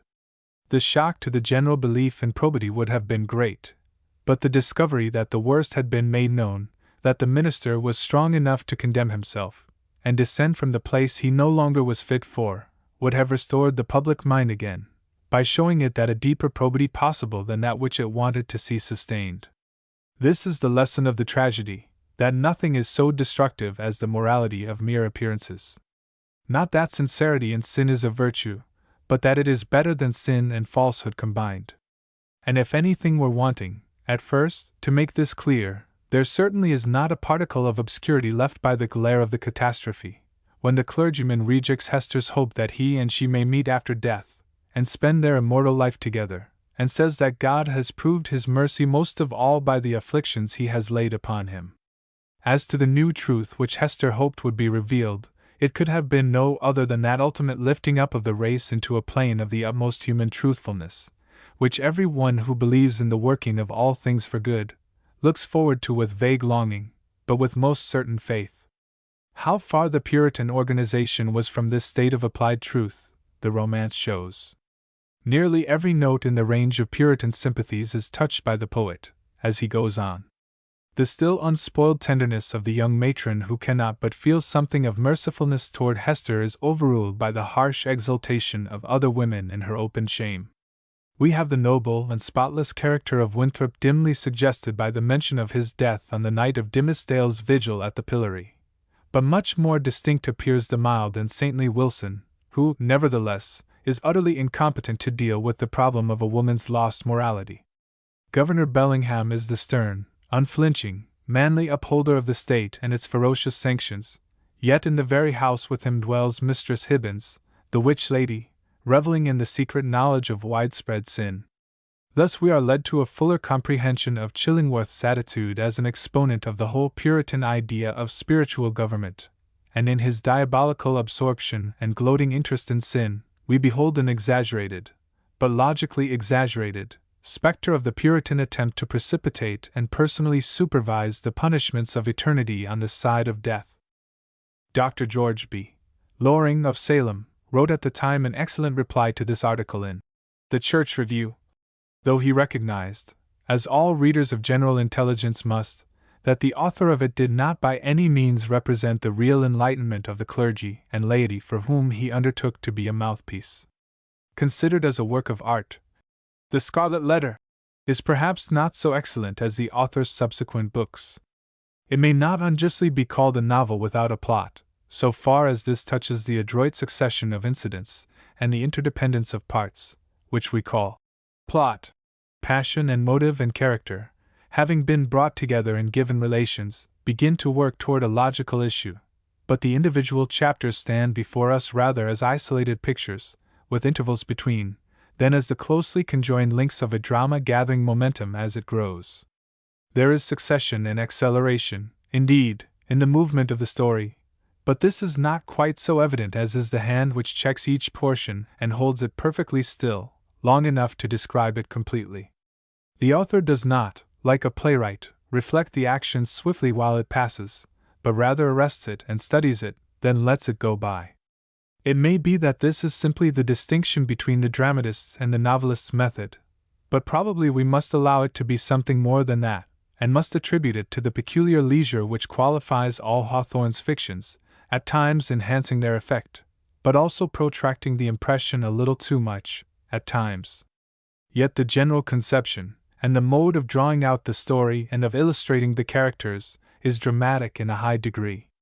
The author's exegesis of the moods of his persons is brief, suggestive, restrained, and notwithstanding the weight of moral meaning which the whole work carries, it is impossible to determine how much the movement of events is affected by his own will, or by that imperious perception of the necessary outcome of certain passions and temperaments, which influences novelists of the higher order. As a demonstration of power, it seems to me that this first extended romance was not outdone by its successors, yet there is a harshness in its tone, a want of mitigation, which causes it to strike crudely on the aesthetic sense by comparison with those mellower productions. This was no doubt fortunate for its immediate success.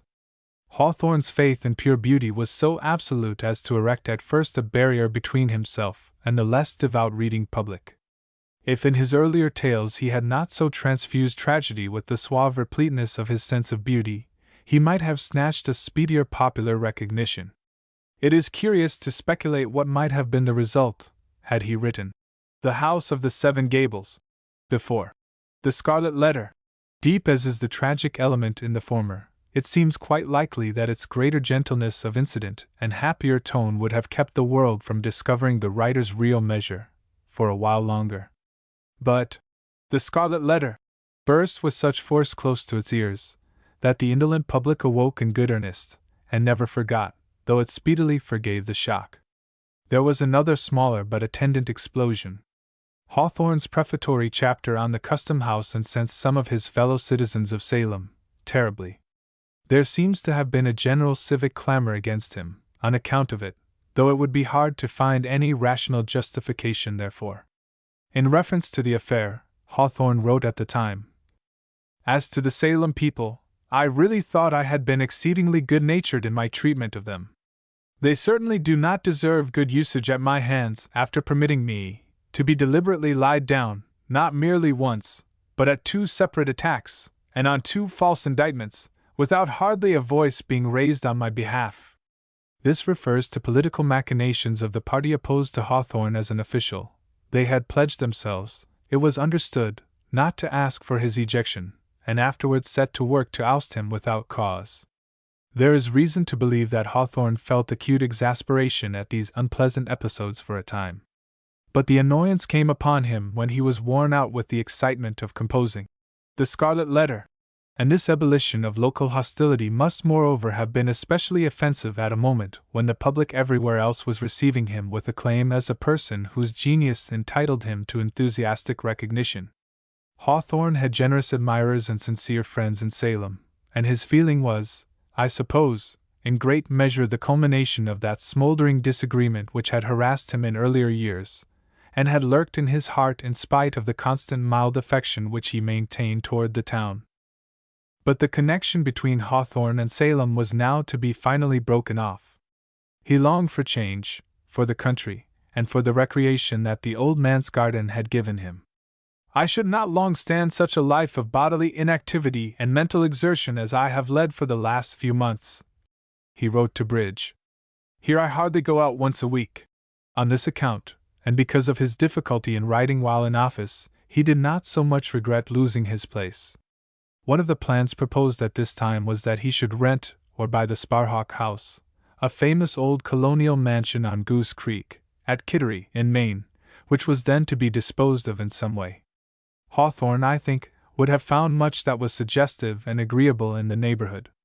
After his return from abroad, he made a visit to the quaint and stately little city of Portsmouth, and dined at one of the most beautiful old houses in New England, the ancient residence of Governor Langdon, then occupied by the Rev. Dr. Burroughs. A memorial of that visit remains, in this bright note from his host. Portsmouth, September, 1860. Mr. Hawthorne. My dear sir, there are no mosses on our old manse. There is no romance at our Blithedale, and this is no Scarlet Letter, but you can give us a twice-told tale. If you will for the second time be our guest tomorrow at dinner, at 2:30. Very truly yours, Charles Burroughs. But, at present, Hawthorne's decision led him to Berkshire. 8. Lenox and Concord, Productive Period. 1850 to 1853. In the early summer, after the publication of The Scarlet Letter, Hawthorne removed from Salem to Lenox, in Berkshire, where himself and his family were ensconced in a small red house near the Stockbridge Bowl. It was far from a comfortable residence, but he had no means of obtaining a better one. Meantime, he could do what he was sent into the world to do, so long as he had the mere wherewithal to live. He was much interested in Herman Melville, at this time living in Pittsfield. There was even talk of their writing something together, as I judge from some correspondence, though this was abandoned. Between the summer of 1850 and June, 1853, Hawthorne wrote The House of the Seven Gables, The Blithedale Romance, The Wonder Book for Boys and Girls, and Tanglewood Tales, besides the story of The Snow Image, in the volume to which this supplies the title, and his short Life of Franklin Pierce. The previous paucity of encouragements to literature, and the deterring effect of official duties and of the Brook Farm attempt, were now removed, and his pen showed that it could pour a full current if only left free to do so. The industry and energy of this period are the more remarkable because he could seldom accomplish anything in the way of composition during the warm months. The House of the Seven Gables was under way by September 1850. "I shan't have the new story ready," he writes to his publisher on the 1st of October. "By November, for I am never good for anything in the literary way till after the first autumnal frost, which has somewhat such an effect on my imagination that it does on the foliage here about me, multiplying and brightening its hues, though they are likely to be sober and shabby enough after all." The strain of reflection upon the work in hand which he indulged 1 month later is so important as to merit dwelling upon. "I write diligently, but not so rapidly as I had hoped. I find the book requires more care and thought than the Scarlet Letter, also I have to wait oftener for a mood. The Scarlet Letter being all in one tone, I had only to get my pitch, and could then go on interminably. Many passages of this book ought to be finished with the minuteness of a Dutch picture, in order to give them their proper effect. Sometimes, when tired of it, it strikes me that the whole is an absurdity, from beginning to end, but the fact is, in writing a romance, a man is always, or always ought to be, careering on the utmost verge of a precipitous absurdity, and the skill lies in coming as close as possible, without actually tumbling over. My prevailing idea is, that the book ought to succeed better than the Scarlet Letter, though I have no idea that it will." By the 12th of January 1851, he was able to write, "My House of the Seven Gables is, so to speak, finished, only I am hammering away a little at the roof, and doing up a few odd jobs that were left incomplete." And at the end of that month, he dispatched the manuscript to Boston, still retaining his preference for it over the preceding work. "It has met with extraordinary success from that portion of the public to whose judgment it has been submitted, viz. from my wife. I likewise prefer it to the Scarlet Letter, but an author's opinion of his book just after completing it is worth little or nothing, he being then in the hot or cold fit of a fever, and certain to rate it too high or too low. It has undoubtedly one disadvantage, in being brought so close to the present time, whereby its romantic improbabilities become more glaring." He also wrote to Bridge in July, after listening to the critics, and giving his own opinion time to mature. "I think it a work more characteristic of my mind, and more proper and natural for me to write, than the Scarlet Letter, but for that very reason, less likely to interest the public. Nevertheless, it appears to have sold better than the former, and I think is moved sure of retaining the ground that it acquires." Mrs. Kemble writes that both works are popular in England, and advises me to take out my copyright there. His opinion of the superiority of the fresh production to his first great romance is no doubt one that critics will coincide with as regards artistic completeness, though his fear that it would not succeed so well was not confirmed, because, as I have suggested, he had begun to acquire that momentum of public favor which sets in after its first immense inertia has once been overcome. Acting on the reports from England, he made a suggestion to his publisher, and though this at first met with discouragement, 10 months later £200 were received from a London house for the Blithedale Romance. English editions of his works had already become numerous. But Hawthorne began now to receive a more ethereal and not less welcome kind of tribute from abroad, that of praise from the makers and mockers of literature. The critics welcomed him to a high place, authors wrote to him, urging him to cross the sea, and Miss Mitford, of whom he said, "Her sketches, long ago as I read them, are as sweet in my memory as the scent of new hay," sent special messages expressive of her pleasure. When the Blithedale Romance had come out, Mr. Hawthorne sent Miss Mitford a copy, and she wrote in reply this cordial and delightful note. Swallowfield, August 6, 1852. At the risk of troubling you, dear Mr. Hawthorne, I write again to tell you how much I thank you for the precious volume enriched by your handwriting, which, for its own sake and for yours, I shall treasure carefully so long as I live. The story has your mark upon it, the fine tragic construction unmatched amongst living authors, the passion of the concluding scenes, the subtle analysis of jealousy, the exquisite finish of style. I must tell you what one of the cleverest men whom I have ever known, an Irish barrister, the juvenile correspondent of Miss Edgeworth, says of your style. His English is the richest and most intense essence of the language I know of, his words conveying not only a meaning, but more than they appear to mean. They point onward or upward or downward, as the case may be, and we cannot help following them with the eyes of imagination, sometimes smiling, sometimes weeping, sometimes shuddering, as if we were victims of the mesmeric influence he is so fond of bringing to bear upon his characters. 3 of the most perfect Englishmen of our day are Americans, Irving, Prescott, and this great new writer, Mr. Hawthorne. So far, my friend Mr. Hockey. I forget, dear Mr. Hawthorne, whether I told you that the writer of whose works you remind me, not by imitation, but by resemblance, is the great French novelist, Balzac. Do you know his books? He is untranslated and untranslatable, and it requires the greatest familiarity with French literature to relish him thoroughly. I doubt if he be much known amongst you. At least I have never seen him alluded to in American literature. He has, of course, the low morality of a Frenchman, but being what he is, Mrs. Browning and I used to discuss his personages like living people, and regarded his death as a great personal calamity to both. I am expecting Mrs. Browning here in a few days, not being well enough to meet her in London. How I wish, dear Mr. Hawthorne, that you were here to meet them. The day will come, I hope.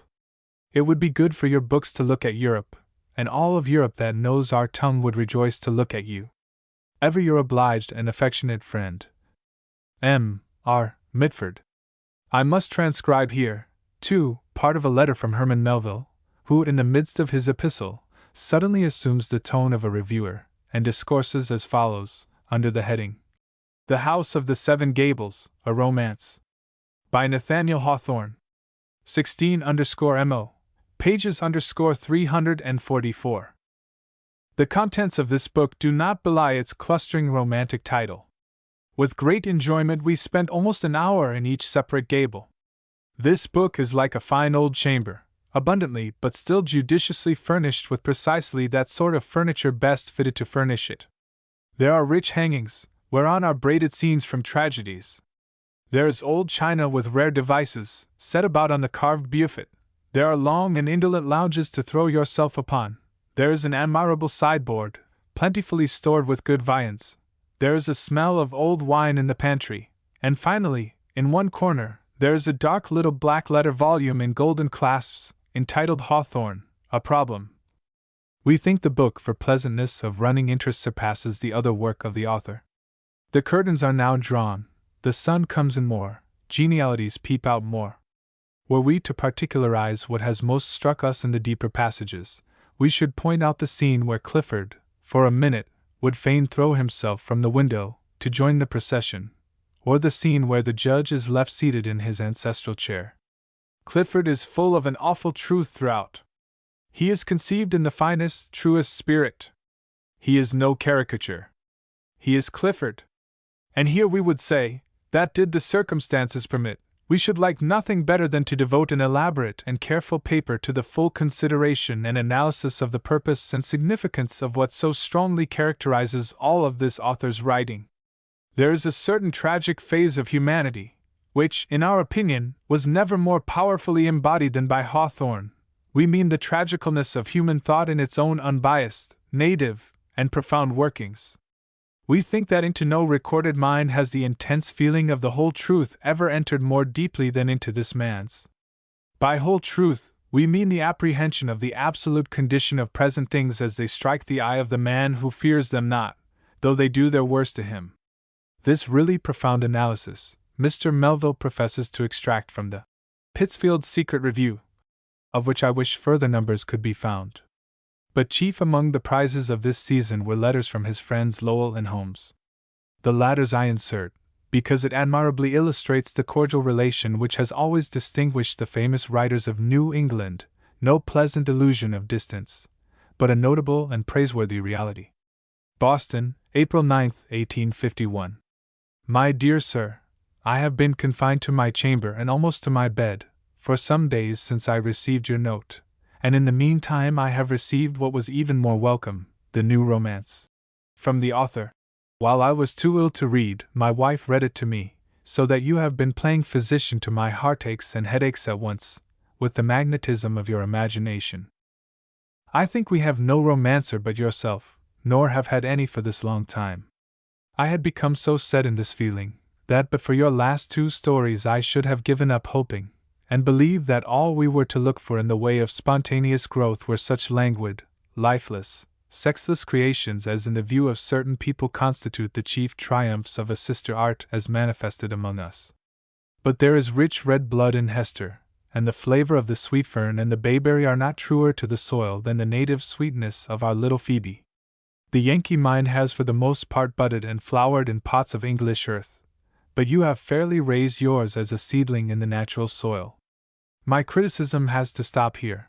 The moment a fresh mind takes in the elements of the common life about us and transfigures them, I am contented to enjoy and admire, and let others analyze. Otherwise I should be tempted to display my appreciating sagacity in pointing out 100 touches, transcriptions of nature, of character, of sentiment, true as the daguerreotype, free as crayon sketching, which arrested me even in the midst of the palpitating story. Only one word, then, this, that the solid reality and homely truthfulness of the actual and present part of the story are blended with its weird and ghostly shadows with consummate skill and effect. This was perhaps the special difficulty of the story. I don't want to refuse anything you asked me to do. I shall come up, I trust, about the 1st of June. I would look over the MS. in question, as a duty, with as much pleasure as many other duties afford. To say the truth, I have as great a dread of the Homo caudatus lin, Anglicy, the being with a tail, male or female, as any can have. If foes they write, if friends they read me dead, said poor Hepzibah's old exploded poet. Still, if it must be, I will stipulate to read a quantity not exceeding 56 pounds avoirdupois by weight, or 18 reams by measure or tale, provided there is no locomotion in the case. The idea of visiting Albany does not enter into my intentions. I do not know who would serve as a third or a second member of the committee. Miss Sedgwick, if the Salic law does not prevail in Berkshire, is the most natural person to do it. But the real truth is, the little Albaneses want to see the author of The Scarlet Letter, and don't care a sixpence who else is on the committee. That is what they are up to. So if you want 2 dummies, on the classical condition not to leave the country except in case of invasion, absentees, voters by proxy, potential but not personally present bottle holders, I will add my name to those of Latimer, Ridley, and company as a martyr in the cause of human progress. Believe me, my dear sir, yours very sincerely, O. W. Holmes. Hawthorne's interest in Dr. Holmes's works was also very great, and one of the last books which he read at all was Elsie Venner, which he had taken up for a second time shortly before his death. Amid all the variety of thoughtful and thoughtless praise, or of other comment on the new romance, he began to feel that necessity for abstracting his attention entirely from what was said of his work in current publications, which forces itself upon every creative mind attempting to secure some center of repose in a chattering and unprivate age like the present. This feeling he imparted to Bridge, and it also appears in 1 or 2 published letters. At the same time, it must be remembered how careful a consideration he gave to criticism, and he wrote of Edwin Whipple's reviewing of the Seven Gables. Whipple's notices have done more than pleased me, for they have helped me to see my book. Much of the censure I recognize as just. I wish I could feel the praise to be so fully deserved. Being better, which I insist it is, than The Scarlet Letter, I have never expected it to be so popular. In this same letter occurs the following. Esq. of Boston has written to me, complaining that I have made his grandfather infamous. It seems there was actually a Pynchon, or Pynchon, as he spells it, family resident in Salem, and that their representative, at the period of the Revolution, was a certain Judge Pynchon, a Tory and a refugee. This was Mr. S. grandfather, and at least so he dutifully describes him, the most exemplary old gentleman in the world. There are several touches in my account of the Pynchons which, he says, make it probable that I had this actual family in my eye, and he considers himself infinitely wronged and aggrieved, and thinks it monstrous that the virtuous dead cannot be suffered to rest quietly in their graves. The matter here alluded to threatened to give Hawthorne almost as much inconvenience as the tribulation which followed the appearance of The Custom House. One of the complainants in this case, though objecting to the use of the name Pynchon, respectfully suggests, with an ill-timed passion for accuracy, that it should in future editions be printed with the E left out, because this was the proper mode in use by the family. There has been some slight controversy as to the original of the visionary mansion described in this romance. Mr. Hawthorne himself said distinctly that he had no particular house in mind, and it is also a fact that none is recalled which fulfills all the conditions of that of the Seven Gables. Nevertheless, one party has maintained that the old Philip English house, pulled down many years since, was the veritable model, and others support the Ingersoll house, which still stands. The Cohen, called the Witch House, appears, by an antique painting from which photographs have been made, to have had the requisite number of peaks at a remote date, but one side of the structure being perforce left out of the picture, there is room for a doubt. Footnote: it is from one of these photographs that the cut in the new edition of Hawthorne's works has been developed. In The House of the Seven Gables, Hawthorne attained a connection of parts and a masterly gradation of tones which did not belong, in the same fullness, to The Scarlet Letter. There is, besides, a larger range of character in this second work, and a much more nicely detailed and reticulated portrayal of the individuals. Hepzibah is a painting on ivory, yet with all the warmth of a real being. Very noticeable is the delicate veneration and tenderness for her with which the author seems to inspire us, notwithstanding the fact that he has almost nothing definite to say of her except what tends to throw a light ridicule. She is continually contrasted with the exquisite freshness, ready grace, and beauty of Phoebe, and subjected to unfavorable comparisons in the mind of Clifford, whose half-obliterated but still exact aesthetic perception casts silent reproach upon her. Yet, in spite of this, she becomes in a measure endeared to us. In the grace, and agreeableness too, with which Hawthorne manages to surround this ungifted spinster, we find a unit of measure for the beauty with which he has invested the more frightful and tragic elements of the story. It is this triumph of beauty without destroying the unbeautiful that gives the romance its peculiar artistic virtue. Judge Pynchon is an almost unqualified discomfort to the reader, yet he is entirely held within bounds by the prevailing charm of the author's style, and by the ingenious manner in which the pleasanter elements of the other characters are applied. At times, the strong emphasis given to his evil nature makes one suspect that the villain is too deeply dyed, but the question of equity here involved is one of the most intricate with which novelists have to deal at all. The well-defined opposition between good and bad forces has always been a necessity to man, in myths, religions, and drama. Here life furnishes the most absolute extremes of possession by the angel or the fiend, and Shakespeare has not scrupled to use one of these ultimate possibilities in the person of Iago. Yet Hawthorne was too acutely conscious of the downward bent in every heart to let the judge's pronounced iniquity stand without giving a glimpse of incipient evil in another quarter. This occurs in the temptation which besets Halgrave, when he finds that he possesses the same mesmeric sway over Phoebe, the latest Pynchon offshoot, as that which his ancestor Matthew Maule exercised over Alice Pynchon. The momentary mood which brings before him the absolute power which might be his over this fair girl, opens a whole new vista of wrong, in which the retribution would have been transferred from the shoulders of the Pynchons to those of the Maules. Had Halgrave yielded then, he might have damned his own posterity, as Colonel Pynchon had his. Thus, even in the hero of the piece, we are made aware of possibilities as malicious and destructive as those hereditary faults grown to such rank maturity in the judge, and this may be said to offer a middle ground between the side of justice and attractiveness, and the side of injustice and repulsiveness, on which the personages are respectively ranged. The conception of a misdeed operating through several generations, and righted at last solely by the overtoppling of unrestrained malevolence on the one hand, and on the other by the force of upright character in the wronged family, was a novel one at the time.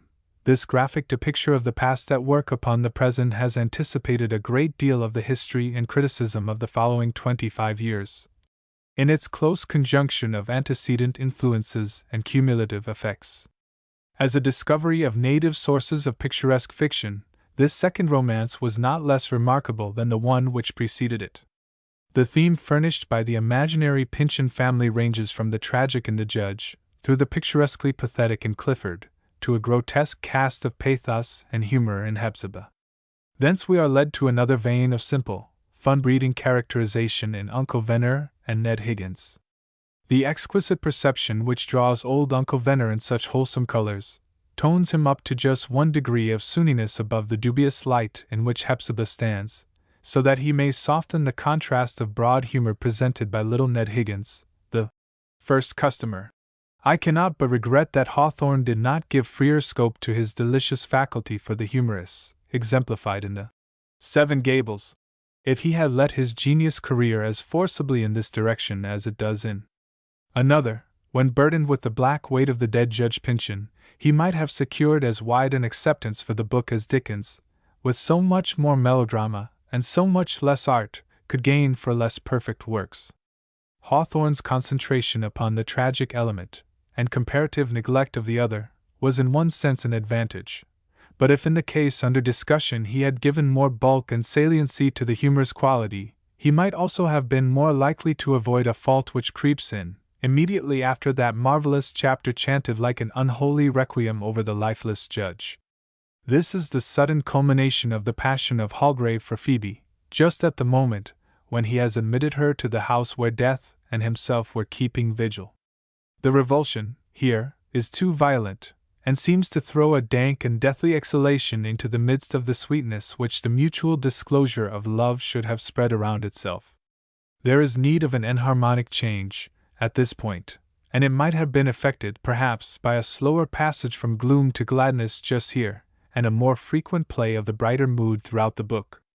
But the tragic predilection seems ultimately to gain the day over the comic, in every great creative mind, and it was so strong with Hawthorne, that instead of giving greater play to humor in later fictions, it curtailed it more and more, from the production of the Seven Gables onward. Mr. Curtis has shown me a letter written soon after the publication of the new book, which, as it gives another instance of the writer's keen enjoyment of other men's work, and ends with a glimpse of the life at Lenox, I will copy at length. Lenox, April 29, 1851. My dear Hawaji, I ought to be ashamed, and so I really am, of not having sooner responded to your note of more than a month ago, accompanied as it was by the admirable Nile notes. The fact is, I have been waiting to find myself in an eminently epistolary mood, so that I might pay my thanks and compliments in a style not unworthy of the occasion.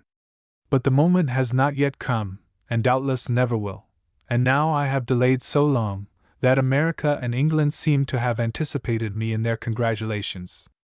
I read the book aloud to my wife, and both she and I have felt that we never knew anything of the Nile before. There is something beyond descriptive power in it. You make me feel almost as if we had been there ourselves. And then you are such a luxurious traveler. The fragrance of your shebang was a marvelous blessing to me. It cannot be concealed that I felt a little alarm, as I penetrated the depths of those chapters about the dancing girls, lest they might result in something not altogether accordant with our New England morality, and even now I hardly know whether we escaped the peril, or were utterly overwhelmed by it. But at any rate, those passages are gorgeous in the utmost degree. However, I suppose you are weary of praise, and as I have nothing else to inflict, I may as well stop here. And the children and I are plodding onward in good health, and in a fair medium state of prosperity, and on the whole, we are quite the happiest family to be found anywhere. We live in the ugliest little old red farmhouse you ever saw. What shall you write next? For of course you are an author forever. I am glad, for the sake of the public, but not particularly so for your own. Very soon after the issue of the Seven Gables, another lighter literary project was put into execution. I mean, he had announced on the 23rd of May, to write within 6 weeks or 2 months next ensuing, a book of stories made up of classical myths. The subjects are, the story of Midas, with his golden touch, Pandora's box, the adventure of Hercules in quest of the golden apples, Bellerophon and the Chimera, Baucis and Philemon, Perseus and Medusa. The Wonder Book was begun on the 1st of June, and finished by the middle of July, so that the intention of writing it within 6 weeks was strictly carried out, certainly a rapid achievement, considering the excellent proportion and finish bestowed upon the book. It is a minor work, but a remarkable one, not its least important trait being the perfect simplicity of its style and scope, which, nevertheless, omits nothing essential, and preserves a thorough elegance. Its peculiar excellences come out still more distinctly when contrasted with Charles Kingsley's The Heroes, or Greek Fairy Tales, published in England 5 years after the appearance of the Wonder Book. Here, the fresher play of Hawthorne's mind with those old subjects is seen in nothing more agreeably than in the graceful introduction and interludes which he has thrown around the mythological tales, like the tendrils of a vine curling over a sculptured capital. This midsummer task, it was very uncommon for him to write in the hot season, perhaps had something to do with further unsettling Hawthorne's health, which at this time was not good. The somewhat sluggish atmosphere of the far inland valley did not suit his sea-braced temperament, and so, instead of renting Mrs. Kemble's country place, as he had thought of doing, he decided to leave Berkshire with the birds, but not to go southward. Moving to West Newton, near Boston, he remained there for the winter, writing Blithedale, which was put forth in 1852. The special characteristic of the Blithedale romance seems to me to be its appearance of unlabored ease, and a consequent breeziness of effect distinguishing its atmosphere from that of any of the other romances.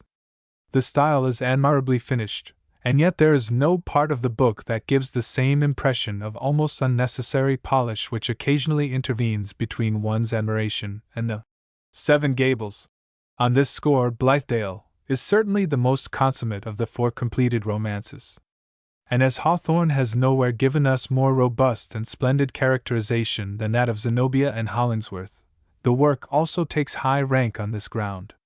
The shadows, which seem partly dispersed in the Seven Gables, gather again in this succeeding story, but on the other hand, it is not so jarringly terrible as The Scarlet Letter. From this it is saved partly by the sylvan surrounding and the pleasant changes of scene. In comparing it with the other works, I find that it lets itself be best defined as a mean between extremes, so that it ought to have the credit of being the most evenly attempered of all. The theme is certainly as deep as that of the earlier ones, and more tangible to the general reader than that of The Marble Faun. It is also more novel than that of The Scarlet Letter, or even the Seven Gables, and has an attractive air of growing simply and naturally out of a phenomenon extremely common in New England, namely, the man who is dominated and blinded by a theory. And the way in which Hollingsworth, through this very prepossession and absorption, is brought to the ruin of his own scheme, and has to concentrate his charity for criminals upon himself as the first criminal needing reformation, is very masterly. Yet, in discussing the relative positions of these 4 works, I am not sure that we can reach any decision more stable than that of mere preference. There is a train of thought suggested in Blithedale, which receives only partial illustration in that story, touching the possible identity of love and hate. It had evidently engaged Hawthorne from a very early period, and would have made rich material for an entire romance, or for several treating different phases of it. Perhaps he would have followed out the suggestion, but for the intervention of so many years of unproductiveness in the height of his powers, and his subsequent too early death. It was while at West Newton, just before coming to the wayside, that he wrote a note in response to an invitation to attend the memorial meeting at New York, in honor of the novelist, Cooper, which should be read for its cordial admiration of a literary brother, and for the tender thought of the closing sentence. To Rev. R. W. Griswold. February 20, 1852. Dear Sir, I greatly regret that circumstances render it impossible for me to be present on the occasion of Mr. Bryant's discourse in honor of James Fenimore Cooper. No man has a better right to be present than myself, if many years of most sincere and unwavering admiration of Mr. Cooper's writings can establish a claim. It is gratifying to observe the earnestness with which the literary men of our country unite in paying honor to the deceased, and it may not be too much to hope that, in the eyes of the public at large, American literature may henceforth acquire a weight and value which have not heretofore been conceded to it. Time and death have begun to hallow it. Very respectfully yours, Nathaniel Hawthorne. Early in the summer of 1852 he went to Concord again, where he had bought a small house, there to establish his permanent home. Mr. Curtis was at this time writing some chapters for a book on the homes of American authors, among which was to be included the new abode of Hawthorne. The project called forth from the romancer this letter. Concord, July 14, 1852. My dear Hawaji, I think, and am glad to think, that you will find it necessary to come hither in order to write your Concord sketches, and as for my old house, you will understand it better after spending a day or two in it. Before Mr. Alcott took it in hand, it was a mean-looking affair, with 2 peaked gables, no suggestiveness about it, and no venerableness, although from the style of its construction it seems to have survived beyond its first century. He added a porch in front, and a central peak, and a piazza at each end, and painted it a rusty olive hue, and invested the whole with a modest picturesqueness, all which improvements, together with its situation at the foot of a wooded hill, make it a place that one notices and remembers for a few moments after passing it. Mr. Alcott expended a good deal of taste and some money, to no great purpose, in forming the hillside behind the house into terraces, and building arbors and summer houses of rough stems and branches and trees, on a system of his own. They must have been very pretty in their day, and are so still, although much decayed, and shattered more and more by every breeze that blows. The hillside is covered chiefly with locust trees, which come into luxuriant blossom in the month of June, and look and smell very sweetly, intermixed with a few young elms and some white pines and infant oaks, the whole forming rather a thicket than a wood. Nevertheless, there is some very good shade to be found there. I spend delectable hours there in the hottest part of the day, stretched out at my lazy length, with a book in my hand or an unwritten book in my thoughts. There is almost always a breeze stirring along the sides or brow of the hill. From the hilltop there is a good view along the extensive level surfaces and gentle, hilly outlines, covered with wood, that characterize the scenery of Concord. We have not so much as a gleam of lake or river in the prospect.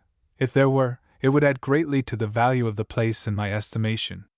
The house stands within 10 or 15 feet of the old Boston road, along which the British marched and retreated, divided from it by a fence, and some trees and shrubbery of Mr. Alcott's setting out. Whereupon I have called it the Wayside, which I think a better name and more morally suggestive than that which, as Mr. Alcott has since told me, he bestowed on it. The hillside.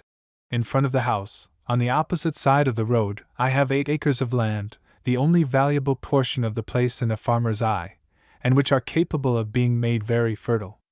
On the hither side, my territory extends some little distance over the brow of the hill, and is absolutely good for nothing, in a productive point of view, though very good for many other purposes. I know nothing of the history of the house, except Thoreau's telling me that it was inhabited a generation or 2 ago by a man who believed he should never die. Footnote: This is the first intimation of the story of Septimius Felton, so far as local setting is concerned. The scenery of that romance was obviously taken from the wayside and its hill. I believe, however, he is dead, at least I hope so, else he may probably appear and dispute my title to his residence.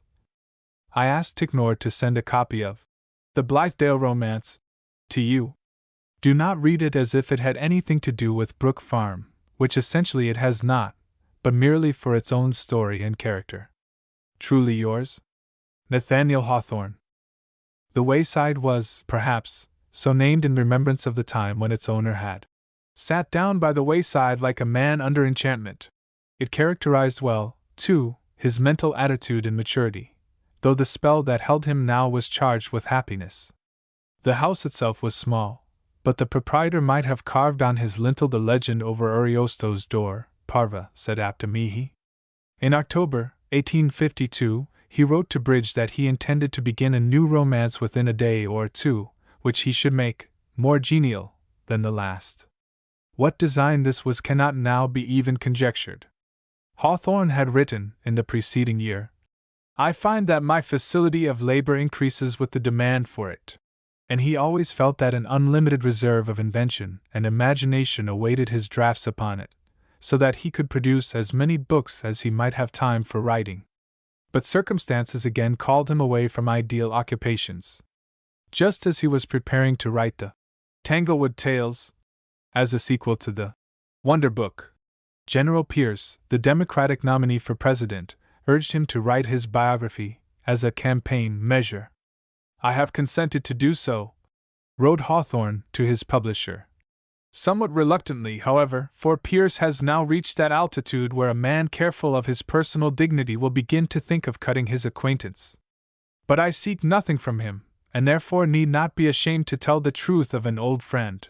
To Bridge, after the book was out, he wrote much more confidentially and strongly. "I tried to persuade Pierce that I could not perform it as well as many others, but he thought differently, and of course, after a friendship of 30 years, it was impossible to refuse my best efforts in his behalf, at the great pinch of his life." In this letter, also, he states that before undertaking the work, he resolved to accept no office from Pierce, though he raises the query whether this be not rather folly than heroism.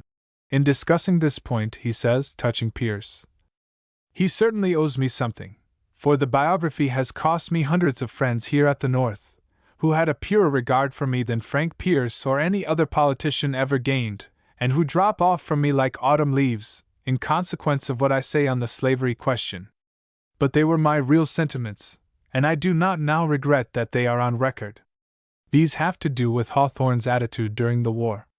Speaking of Pierce's endorsement of the compromise, both as it bore hard on Northern views and exacted concessions from the South thought by it to be more than reciprocal, he says, "It was impossible for him not to take his stand as the unshaken advocate of union, and of the mutual steps of compromise which that great object unquestionably demanded.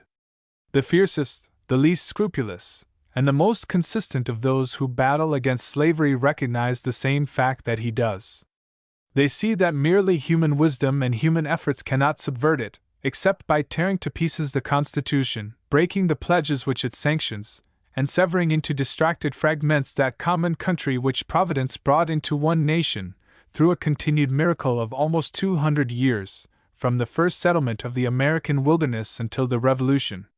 He predicted, too, the evils of forcible abolition being certain, and the good only a contingency, that the Negroes would suffer aggravated injuries from the very process designed to better their state. It is useless here to enter into the question of degrees of right and wrong on either side, in the struggle which had already become formidable before Pierce's election, but one can see how sincerely, and with what generous motives, a man like Hawthorne would feel that the Union must be maintained peacefully.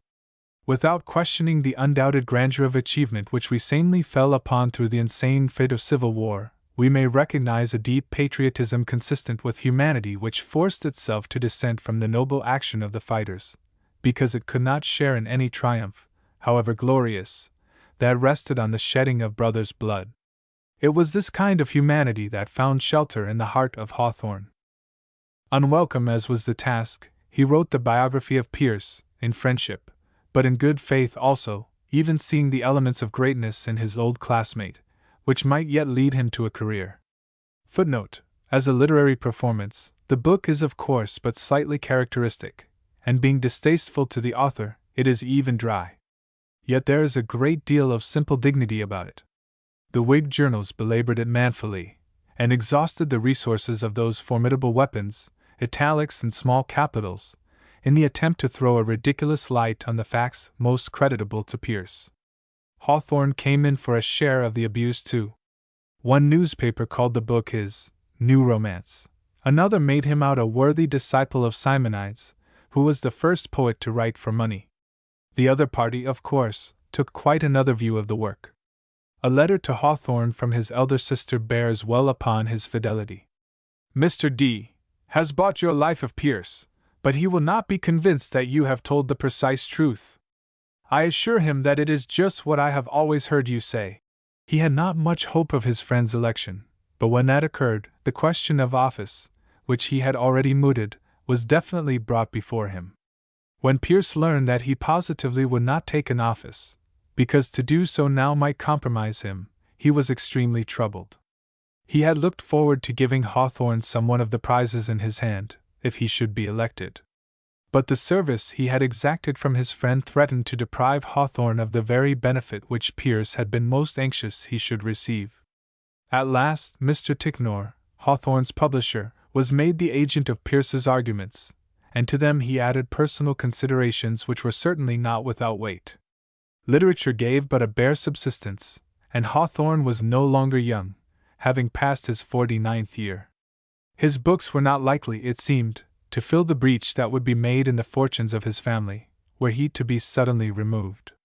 This, Mr. Ticknor urged, in addition to the friendly obligation which Pierce ought to be allowed to repay. Hawthorne, as we have seen, had always wished to travel, and the prospect of some years in Europe was an alluring one. The decision was made to take the Liverpool consulship. The appointment was well received, though many persons professed surprise that Hawthorne could accept it. One gentleman in public life, however, who knew how unjust current judgments may often be, was not of this number, as appears from his note below. Senate Chamber, March 26, 1853. My dear Hawthorne. Good! Good! I exclaimed aloud on the floor of the Senate as your nomination was announced. Good! Good! I now write to you, on its confirmation. Nothing could be more grateful to me. Before you go, I hope to see you. Ever yours, Charles Sumner. 9. England and Italy. 1853 to 1860. It is very instructive to trace the contact of Hawthorne's mind with Europe, as exhibited in his English notebooks and French and Italian notebooks. But in these records 3 things are especially observable. He goes to Europe as unperturbed, with an individual mood as easily sustained, as he would enter Boston or New York. He carries no preconception of what may be the most admirable way of looking at it. There has never been a more complete and charming presentment of a multitude of ingenuous impressions common to many travelers of widely differing endowment than here, at the same time that you have always before you the finished writer and the possible romancer, who suddenly, and without warning, flashes over his pages of quiet description a far, fleeting light of delicious imagination. It is as if 2 brothers, one a dreamer, and one a well-developed, intellectual, but slightly stoical and even shrewd American, dealing exclusively in common sense, had gone abroad together, agreeing to write their opinions in the same book and in a style of perfect homogeneity. Sometimes one has the blank sheet to himself, sometimes the other, and occasionally they con each other's paragraphs, and the second modifies the ideas of the first. It is interesting to note their twofold inspection of Westminster Hall, for example. The understanding twin examines it methodically, finding its length to be 80 paces, and its effect the ideal of an immense barn. The reasoning and imagining one interposes to this, be it not irreverently spoken, and also conjures up this splendid vision. I wonder it does not occur to modern ingenuity to make a scenic representation, in this very hall, of the ancient trials for life or death, pomps, feasts, coronations, and every great historic incident that has occurred here. The whole world cannot show another hall such as this, so tapestried with recollections. But in any case it is always apparent that the thought is colored by a new world nurture. From this freshness of view there proceeded one result, the searching, unembarrassed, yet sympathetic, and, as we may say, cordial criticism of England in our old home. But it also gave rise to the second notable quality, that exquisite apprehension of the real meaning of things European, both institutions and popular manners and the varied products of art. At times, Hawthorne seems to have been born for the one end of adding this final grace of definition which he so deftly attaches to the monuments of that older civilization. He brings a perception so keen and an innate sympathy so true for everything beautiful or significant, that the mere flowing out of this fine intellectual atmosphere upon the objects before him invests them with a quality which we feel to be theirs, even while we know that it could not have become ours without his aid. A breath of New England air touches the cathedral windows of the Old World, and, I had almost said, bedims them with a film of evanescent frostwork. Yet, as that lingers, we suddenly discern through the veil a charm, a legendary fascination in their deep-gemmed gorgeousness, which, although we have felt it and read of it before, we never seized till now. I speak, of course, from the American point of view, though in a great measure the effect upon foreign readers may be similar. But I fancy a special appropriateness for us in the peculiar mixture of estimation and enthusiasm which forms the medium through which Hawthorne looks at the spectacle of transatlantic life and its surroundings. he visits the British Museum, and encounters only disappointment at the mutilated sculptures of the Parthenon. But out of this confession, which is truth, slowly arises the higher truth of that airy yet profound response with which he greets the multiform mute company of marble or painted shapes that formed the real population of Rome. Even there, he has much dissent to make still, and we may not find it at all essential or beneficial to follow each of his deviations ourselves. But however we may differ with him, it is impossible not to feel sure that within this circle of contradictions, of preference for new frames and of his friend Thompson's pictures to all but a very few of the old masters, somewhere within there is a perfectly trustworthy aesthetic sensibility which grasps the unwritten rules of taste, the inmost truth of all art. This inmost secret is, however we may turn it, a matter of paradox, and the moment it professes to be explained, that moment are the gates of the penetralia shut upon us. The evasiveness and the protest, then, with which Hawthorne discourses to himself as he wanders through the galleries of Europe, are the trembling of the needle, perfectly steadfast to the polar opposites of truth, yet quivering as with a fear that it may be unsettled by some artificial influence from its deep office of inner constancy.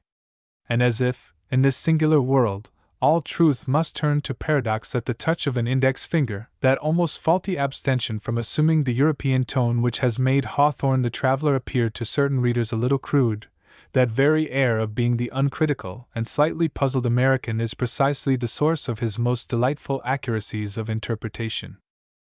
The third greatest distinction of his foreign observation is its entire freedom from specialism. Perhaps this cannot be made to appear more clearly than in the contrast presented by his English notebooks and Our Old Home to Emerson's English Traits and Taine's Notes on England.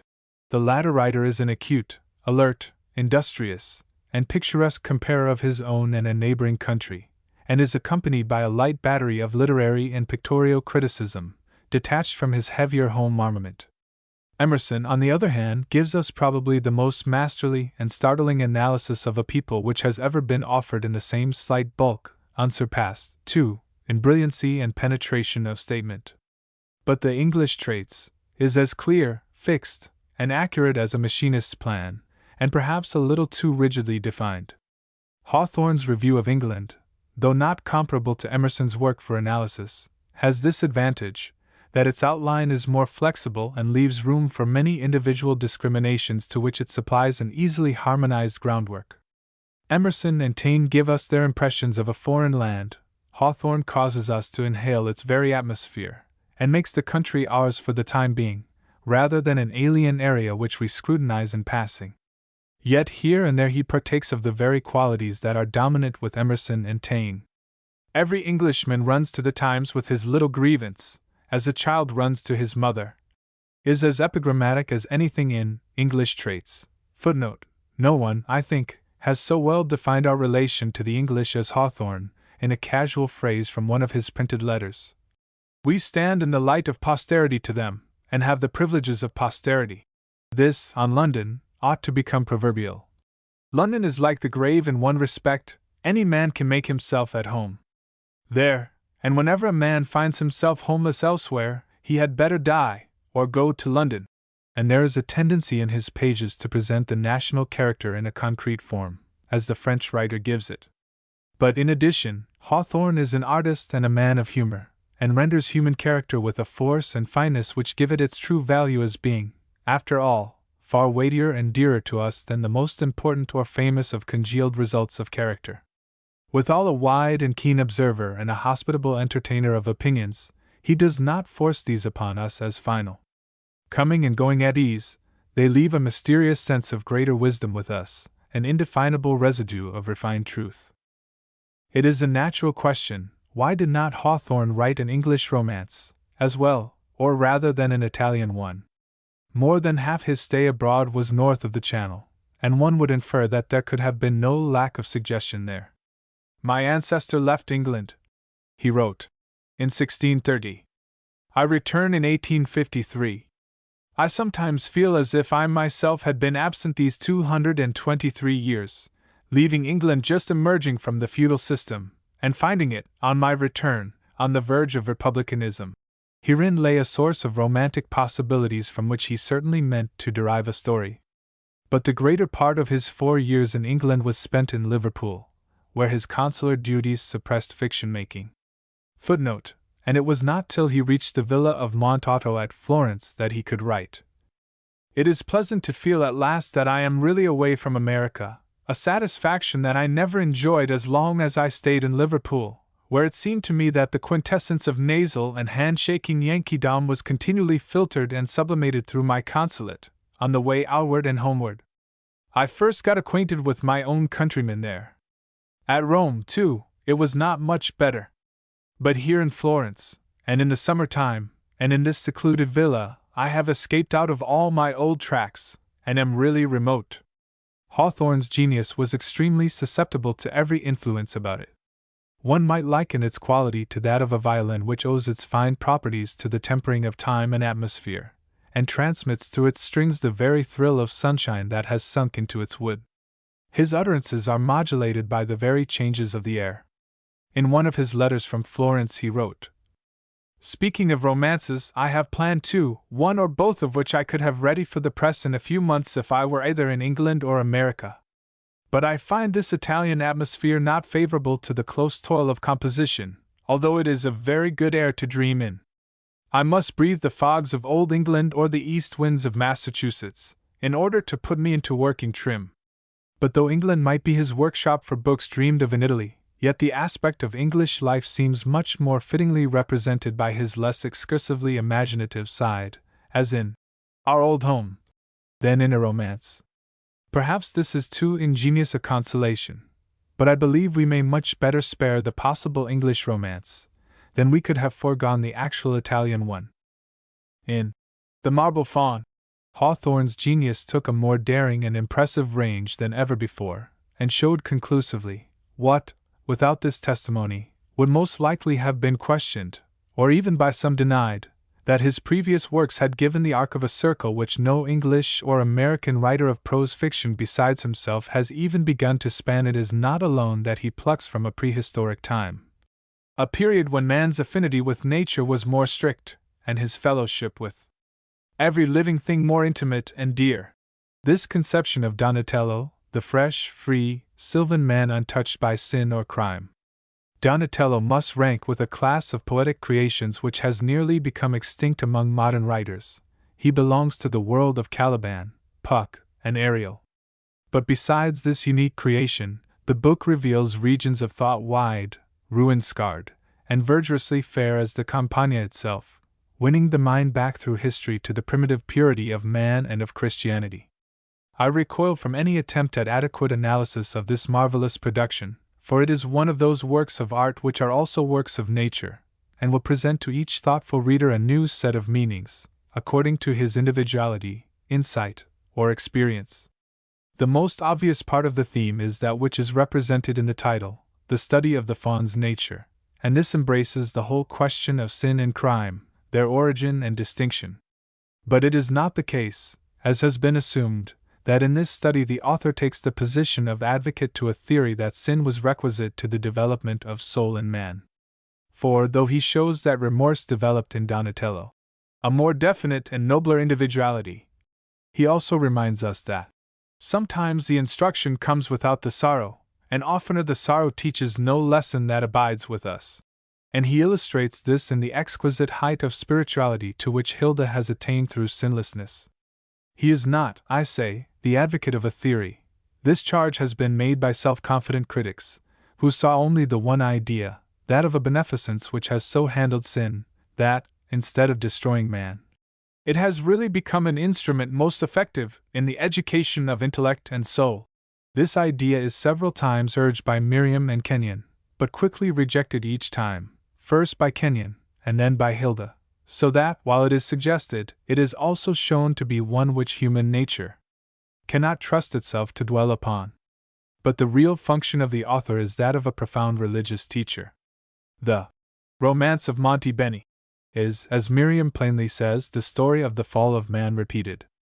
It takes us with fearless originality to the source of all religious problems, affirming, as one interpreter, footnote, see an unsigned article, the genius of Hawthorne in the Atlantic Monthly for September 1868, has said, "The inherent freedom of man," and illustrating how he may choose the good or the evil. Donatello is the ideal of the childlike nature on the threshold of history who has lived without choosing either, up to the time when his love and defense of Miriam involve him in crime. Father Antonio, the spectre of the catacombs, and Miriam's persecutor, is the outcome of a continual choice of evil and of utter degradation. These two extremes, more widely asunder than Prospero and Caliban, Hawthorne has linked together in his immense grasp of the inmost laws of life, and with a miraculous nicety of artistic skill. Then comes Donatello's fall, illustrating the genesis of sin from crime, in accordance with the biblical story of Cain, and this precipitates an examination, not only of the result upon Donatello himself, but of the degree in which others, even the most guiltless, are involved.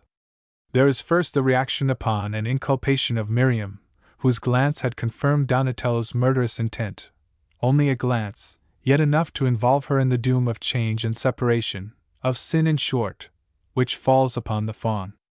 And in Hilda's case, it is the simple consciousness of another's guilt, which is almost the same as if she had participated in it. The mutual relations of these persons, who are made to represent the whole of society, afford matter for infinite meditation, the artistic and moral abstract of which the author has given. But with this main theme is joined a very marvelous and intricate study of the psychology of Beatrice Cenci's story, in a new form. Miriam is a different woman placed in the same circumstances which made the Cenci tragedy. In the French and Italian notebooks, Hawthorne describes the look he caught sight of in Guido's picture, that of a being unhumanized by some terrible fate, and gazing out of a remote and inaccessible region, where she was frightened to be alone, but where no human sympathy could reach her. It was of this single insight that both Miriam and Hilda were born to his mind. He reproduces this description, slightly modified, in the Romance, Volume 1, Chapter 23. It was the intimate consciousness of her father's guilt that threw its shadow over her, and frightened her into this region. Now, in the chapter called Beatrice, quite early in the story, he brings out between Miriam and Hilda a discussion of Beatrice and her history. It is evident, from the emphasis given by the chapter title, that this subject is very deeply related to the theme of the romance, and no theory can explain Miriam's passionate utterances about the copy of Guido's portrait, except that which supposes her own situation to be that of Beatrice. This chapter is full of the strongest hints of the fact. Miriam's sudden resemblance to the picture, at the instant when she so yearns to grasp the secret of Beatrice's view of her own guilt or innocence, her ardent defense of Beatrice's course, as the best virtue possible under the circumstances, when Hilda condemns it, her suggestion that, after all, only a woman could have painted the poor girl's thoughts upon her face, and that she herself has a great mind to undertake a copy, giving it what it lacks. All these things point clearly. But there is a mass of inferential evidence, besides, many veiled allusions and approaches to a revelation, as well as that very marked description of the sketches in which Miriam has portrayed in various moods a woman acting the part of a revengeful mischief towards man, and the hint, in the description of her portrait of herself, that she might ripen to be what Judith was, when she vanquished Holofernes with her beauty, and slew him for too much adoring it. There is no need to pursue the proof further, readers will easily find it on re-examining the book. But what is most interesting is to observe how Hawthorne has imagined two women of natures so widely opposed as Hilda and Miriam under a similar pressure of questionable blood guiltiness. With Miriam, it is a guilt which has for excuse that it was the only resort against an unnatural depravity in Father Antonio. But as if to emphasize the indelibleness of bloodstains, however justly inflicted, we have as a foil to Miriam the white sensitiveness of Hilda's conscience, which makes her, though perfectly free from even the indirect responsibility of Miriam, believe herself actually infected. In both cases, it is the shadow of crime which weighs upon the soul, but Miriam, in exactly the position of Beatrice Cenci, is a more complex and deep-colored nature than she, and Hilda, differently affected by the same question of conscience, is a vastly spiritualized image of the historic sufferer. Miriam, after the avenging of her nameless wrong, doubts, as Beatrice must have done, whether there be any guilt in such avengement. But being of so different a temperament, and having before her eyes the effect of this murder upon the hitherto sinless Fawn, the reality of her responsibility is brought home to her. The clear conscience of Hilda confirms it. Thus, by taking two extremes on either side of Beatrice, one, a woman less simply and ethereally organized, and the other one who is only indirectly connected with wrong or crime, Hawthorne seems to extract from the problem of Beatrice all its most subtle significance.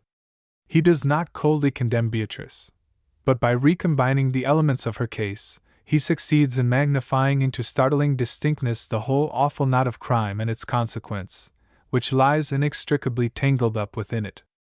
How different from Shelley's use of the theme! There is certainly nothing in the Marble Faun to equal the impassioned expression of wrong, and the piercing outcry against the shallow but awful errors of human justice, which uplift Shelley's drama.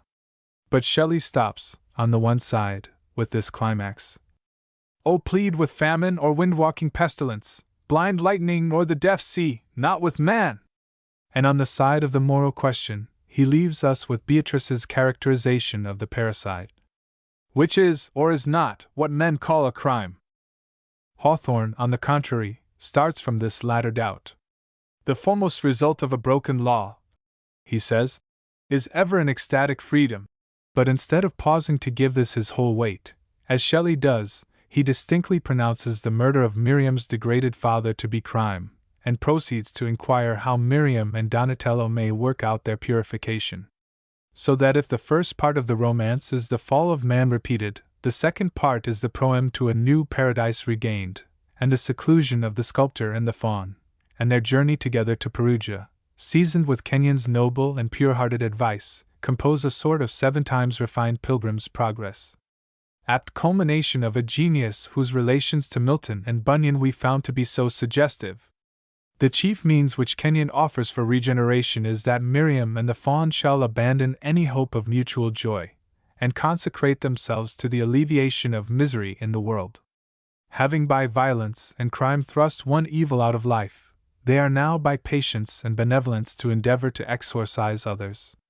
At the same time, remarking that Providence has infinitely varied ways of dealing with any deed, Hawthorne leaves a possibility of happiness for the two penitents, which may become theirs as a wayside flower, springing along a path that leads to higher ends.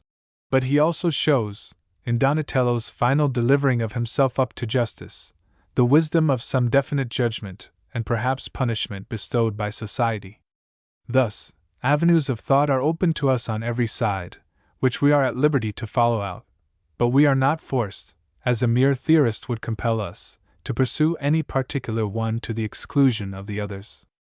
In all we may find our way to some mystic monument of eternal law, or pluck garlands from some new-budded bough of moral truth. The romance is like a portal of ebony inlaid with ivory, another gate of dreams, swinging softly open into regions of illimitable wisdom. But some pause on the threshold, unused to such large liberty, and these cry out, in the words of a well-known critic, "It begins in mystery, and ends in mist." Though the book was very successful, few readers grasped the profounder portions. It is a vast exemplar of the author's consummate charm as a simple storyteller, however, that he exercised a brilliant fascination over all readers, notwithstanding the heavy burden of uncomprehended truths which they were obliged to carry with them.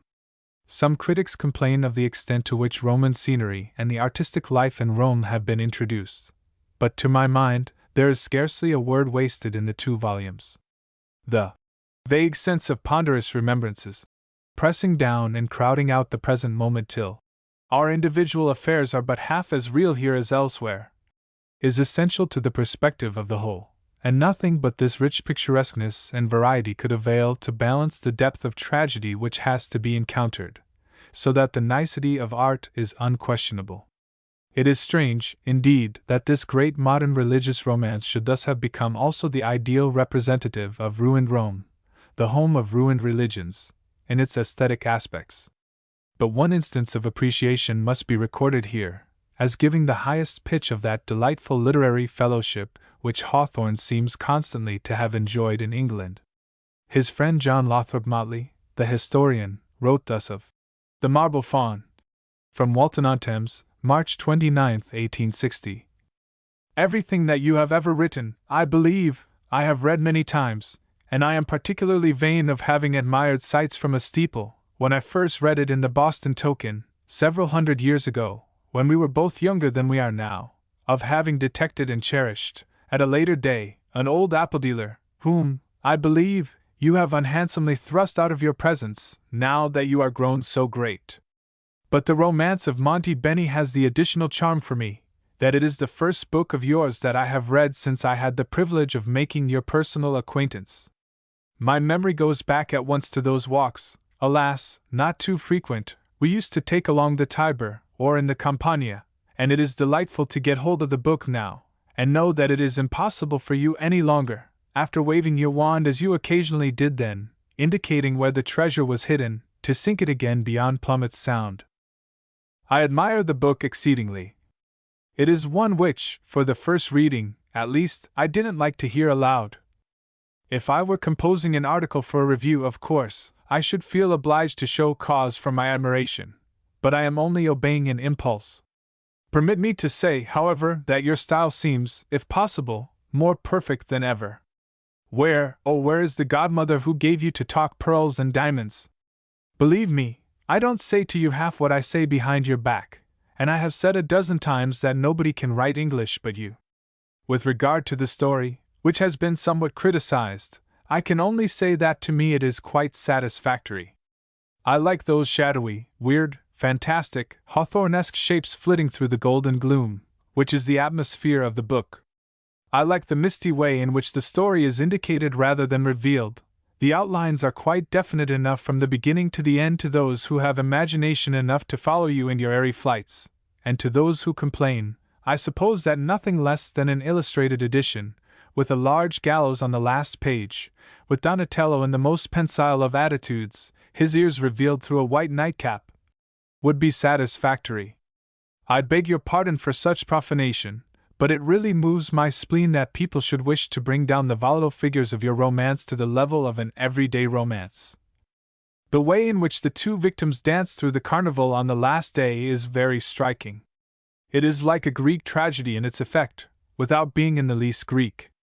To this Hawthorne replied from Bath, April 1, 1860, and Mr. Motley has kindly sent me a copy of the letter. My dear Motley, you are certainly that gentle reader for whom all my books were exclusively written. Nobody else, my wife excepted, who speaks so near me that I cannot tell her voice from my own, has ever said exactly what I love to hear. It is most satisfactory to be hit upon the raw, to be shot straight through the heart. It is not the quantity of your praise that I care so much about, though I gather it all up most carefully, lavish as you are of it, but the kind, for you take the book precisely as I meant it, and if your note had come a few days sooner, I believe I would have printed it in a postscript which I have added to the second edition, because it explains better than I found possible to do the way in which my romance ought to be taken. Now don't suppose that I fancy the book to be a 10th part as good as you say it is. You work out my imperfect efforts, and half make the book with your warm imagination, and see what I myself saw, but could only hint at. Well, the romance is a success, even if it never finds another reader. We spent the winter in Leamington, whither we had come from the sea-coast in October. I am sorry to say that it was another winter of sorrow and anxiety. The allusion here is to illness in the family, of which there had also been a protracted case in Rome. I have engaged our passages for June 16th. Mrs. Hawthorne and the children will probably remain in Bath till the eve of our departure, but I intend to pay one more visit of a week or two to London, and shall certainly come and see you. I wonder at your lack of recognition of my social propensities. I take so much delight in my friends, that a little intercourse goes a great way, and illuminates my life before and after. Your friend, Nath. Hawthorne. These 7 years in Europe formed, outwardly, the most opulently happy part of Hawthorne's life. Before he left America, although he had been writing, with several interruptions, for 24 years, he had only just reached a meager prosperity. I have touched upon the petty clamor which his custom house pictures aroused, and the offensive political attacks following the life of Pierce. These disagreeables, scattered along the way, added to the weary delay that had attended his first efforts, made the enthusiastic personal welcome with which he everywhere met in England, and the charm of highly organized society, with its powerful artistic classes centered upon great capitals there and in Italy, a very captivating contrast. Still there were drawbacks. The most serious one was the change in the consular service made during his term at Liverpool. The consulate there was considered the most lucrative post in the President's gift, at the time of his appointment. But to begin with, Pierce allowed the previous incumbent to resign prospectively, so that Hawthorne lost entirely the first 5 months of his tenure.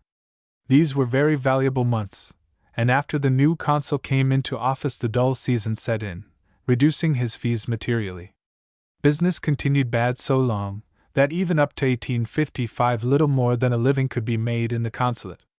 In February of that year a bill was passed by Congress, remodeling the diplomatic and consular system, and fixing the salary of the Liverpool consul at $7,500, less than half the amount of the best annual income from it before that time. The position was one of importance, and involved an expensive mode of life, so that even before this bill went into operation, though practicing as stern in economy, he wrote home, as ever I did in my life, Hawthorne could save but little, and the effect of it would have been not only to prevent his accomplishing what he took the office for, but even to have imposed loss upon him.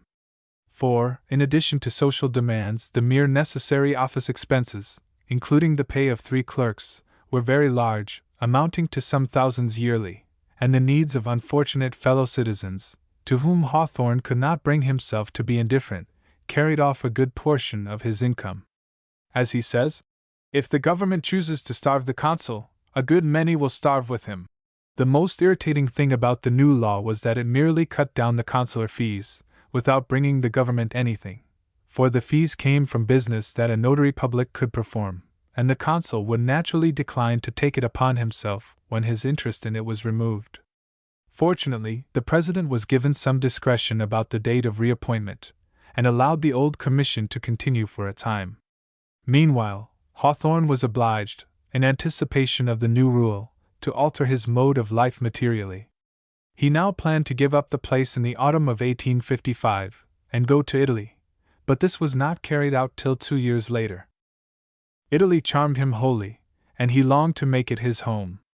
There had not been want of unjust criticism of him in America, while at Liverpool. When some shipwrecked steamer passengers were thrown upon his hands, for whom he provided extra-officially, on Mr. Buchanan's, then minister, refusing to have anything to do with the matter, a newspaper rumor was started at home that Mr. Hawthorne would do nothing for them until ordered to by Mr. Buchanan. It sickens me, he wrote at that time, to look back to America. I am sick to death of the continual fuss and tumult and excitement and bad blood which we keep up about political topics. If it were not for my children, I should probably never return. And on the eve of sailing, he wrote to another friend, I shall go home, I fear, with a heavy heart, not expecting to be very well contented there. But his sense of duty, stronger than that of many Americans under similar circumstances, was rigorously obeyed. We shall see what sort of reward this fidelity to country won from public opinion at home. X. The Last Romance. 1860 to 1863. There are in the English notebooks several dismal and pathetic records of tragic cases of brutality or murder on shipboard, which it was Hawthorne's duty as consul to investigate. These things, as one might have divined they would, made a very strong and deep impression upon him, and he tried strenuously to interest the United States government in bettering the state of the marine by new laws. But though this evil was and is still quite as monstrous as that of slavery, there was no means of mixing up prejudice and jealousy with the reform, to help it along, and he could effect nothing. He resolved, on returning home, to write some articles, perhaps a volume, exposing the horrors so calmly overlooked, but the slavery agitation, absorbing everybody, perhaps discouraged him. The scheme was never carried out. It is a pity, for, aside from the weight which so eminent a name might have given to a good cause, the work would have clearly proven the quick, responsive, practical nature of his humanity, a quality which some persons have seen fit to deny him, in a case where no question of conflicting rights divided his sense of duty. He came to America in June, 1860. For several years the mutterings of rising war between the states had been growing louder. In June of 1856 he had written to Bridge, expressing great hope that all would yet turn out well. But so rapidly did the horizon blacken, that later in the same year he declared that an actual fissure seemed to him to be opening between the two sections of the country. In January 1857, I regret that you think so doubtfully of the prospects of the Union, for I should like well enough to hold on to the old thing. And yet I must confess that I sympathize to a large extent with the Northern feeling, and think it is about time for us to make a stand if compelled to choose. I go for the North. New England is quite as large a lump of earth as my heart can really take in. However, I have no kindred with nor leaning toward the abolitionists. He felt, no doubt, that the vital principle of the Union from the beginning had been compromise, mutual concession, and if it was to be severed, preferred that it should be peacefully. Still, his moods and wishes varied as did those of many careful watchers at that time, and he saw too clearly the arguments on either side to hold fixedly to one course. In the December after his return, secession began, and for more than a year following he could not fix his attention upon literary matters. He wrote little, not even his journal, as Mrs. Hawthorne has told us, until 1862.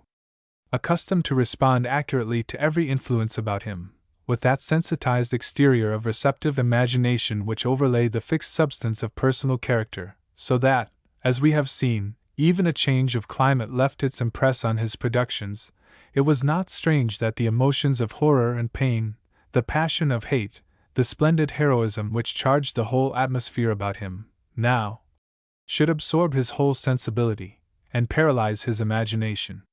It was no time for quiet observation or creative reverie.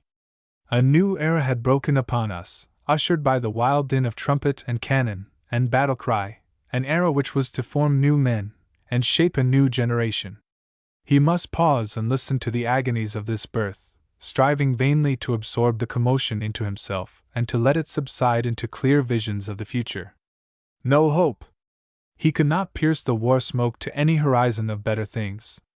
He who had schooled himself so unceasingly to feel with utmost intensity the responsibility of each soul for any violence or crime of others, could not cancel the fact of multitudinous murder by any hypothesis of prospective benefit.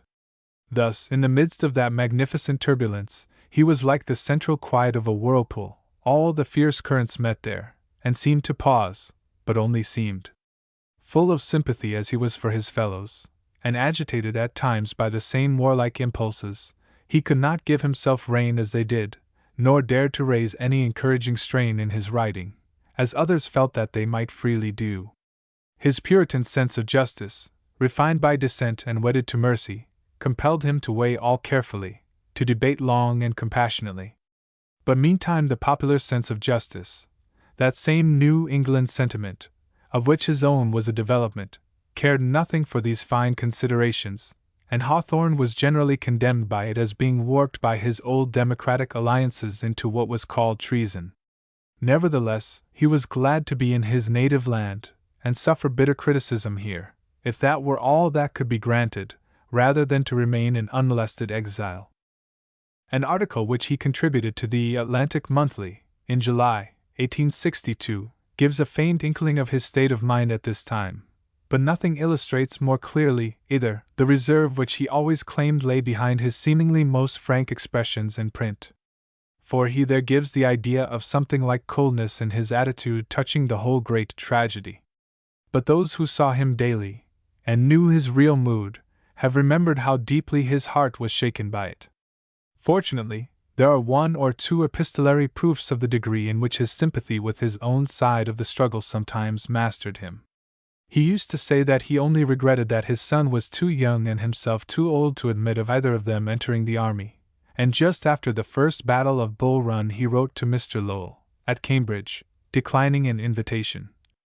The Wayside, Concord, July 23, 1861. Dear Lowell, I am to start, in 2 or 3 days, on an excursion with who has something the matter with him, and seems to need sea air and change. If I alone were concerned, I would most gladly put off my trip till after your dinner, but, as the case stands, I am compelled to decline. Speaking of dinner, last evening's news will dull the edge of many a northern appetite, but if it puts all of us into the same grim and bloody humor that it does me, the South had better have suffered 10 defeats than won this victory. Sincerely yours, Nath. Hawthorne. And to another friend, in October. For my part, I don't hope, nor, indeed, wish, to see the Union restored as it was. Amputation seems to me much the better plan. I would fight to the death for the northern slave states, and let the rest go. I have not found it possible to occupy my mind with its usual trash and nonsense during these anxious times, but as the autumn advances, I find myself sitting down at my desk and blotting successive sheets of paper as of yore. He had now begun, I suppose, the Romance of Immortality, or Septimius Felton, which has been posthumously printed, but had been abandoned by him for another treatment of the same theme, called The Dolliver Romance. This last, of which 2 chapters appeared, was left unfinished at his death. Of Septimius, I shall not attempt an analysis. It contains several related and concentric circles of meaning, to survey which would require too much space. The subject had been one of the earliest themes of meditation with Hawthorne, and he wrote as with a fountain pen in which was locked the fluid thought of a lifetime. One of the less obvious aspects of the book is the typification in Septimius's case of that endless struggle which is the lot of every man inspired by an ideal aim. The poet and the painter are, equally with Septimius, seekers after immortality, though of a more ethereal kind, and his morbidness and exaggeration serve to excite in us a tenderness and pity over him, assisting the reception of truth. These relate mainly to the temptation of the artist to effect a severance of ordinary, active human relations. Sad to think what bitter cause the author had to brood upon this, the fault attributed to himself. The poet, the creator in whatever art, must maintain his own circle of serene air, shutting out from it the flat reverberations of common life.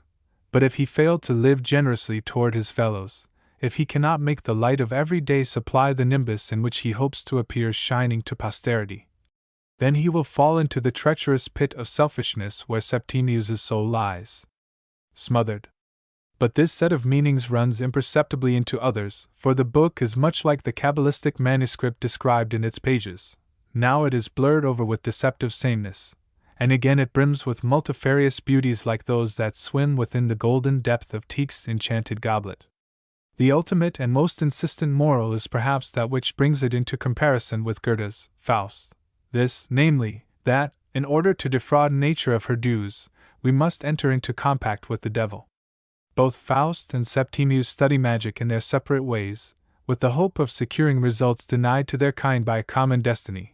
But Faust proves infinitely the meaner of the two, since he desires only to restore his youth, that he may engage in the mere mad joy of a lusty existence for a few years, while Septimius seeks some mode, however austere and cheerless, of prolonging his life through centuries of worldwide beneficence.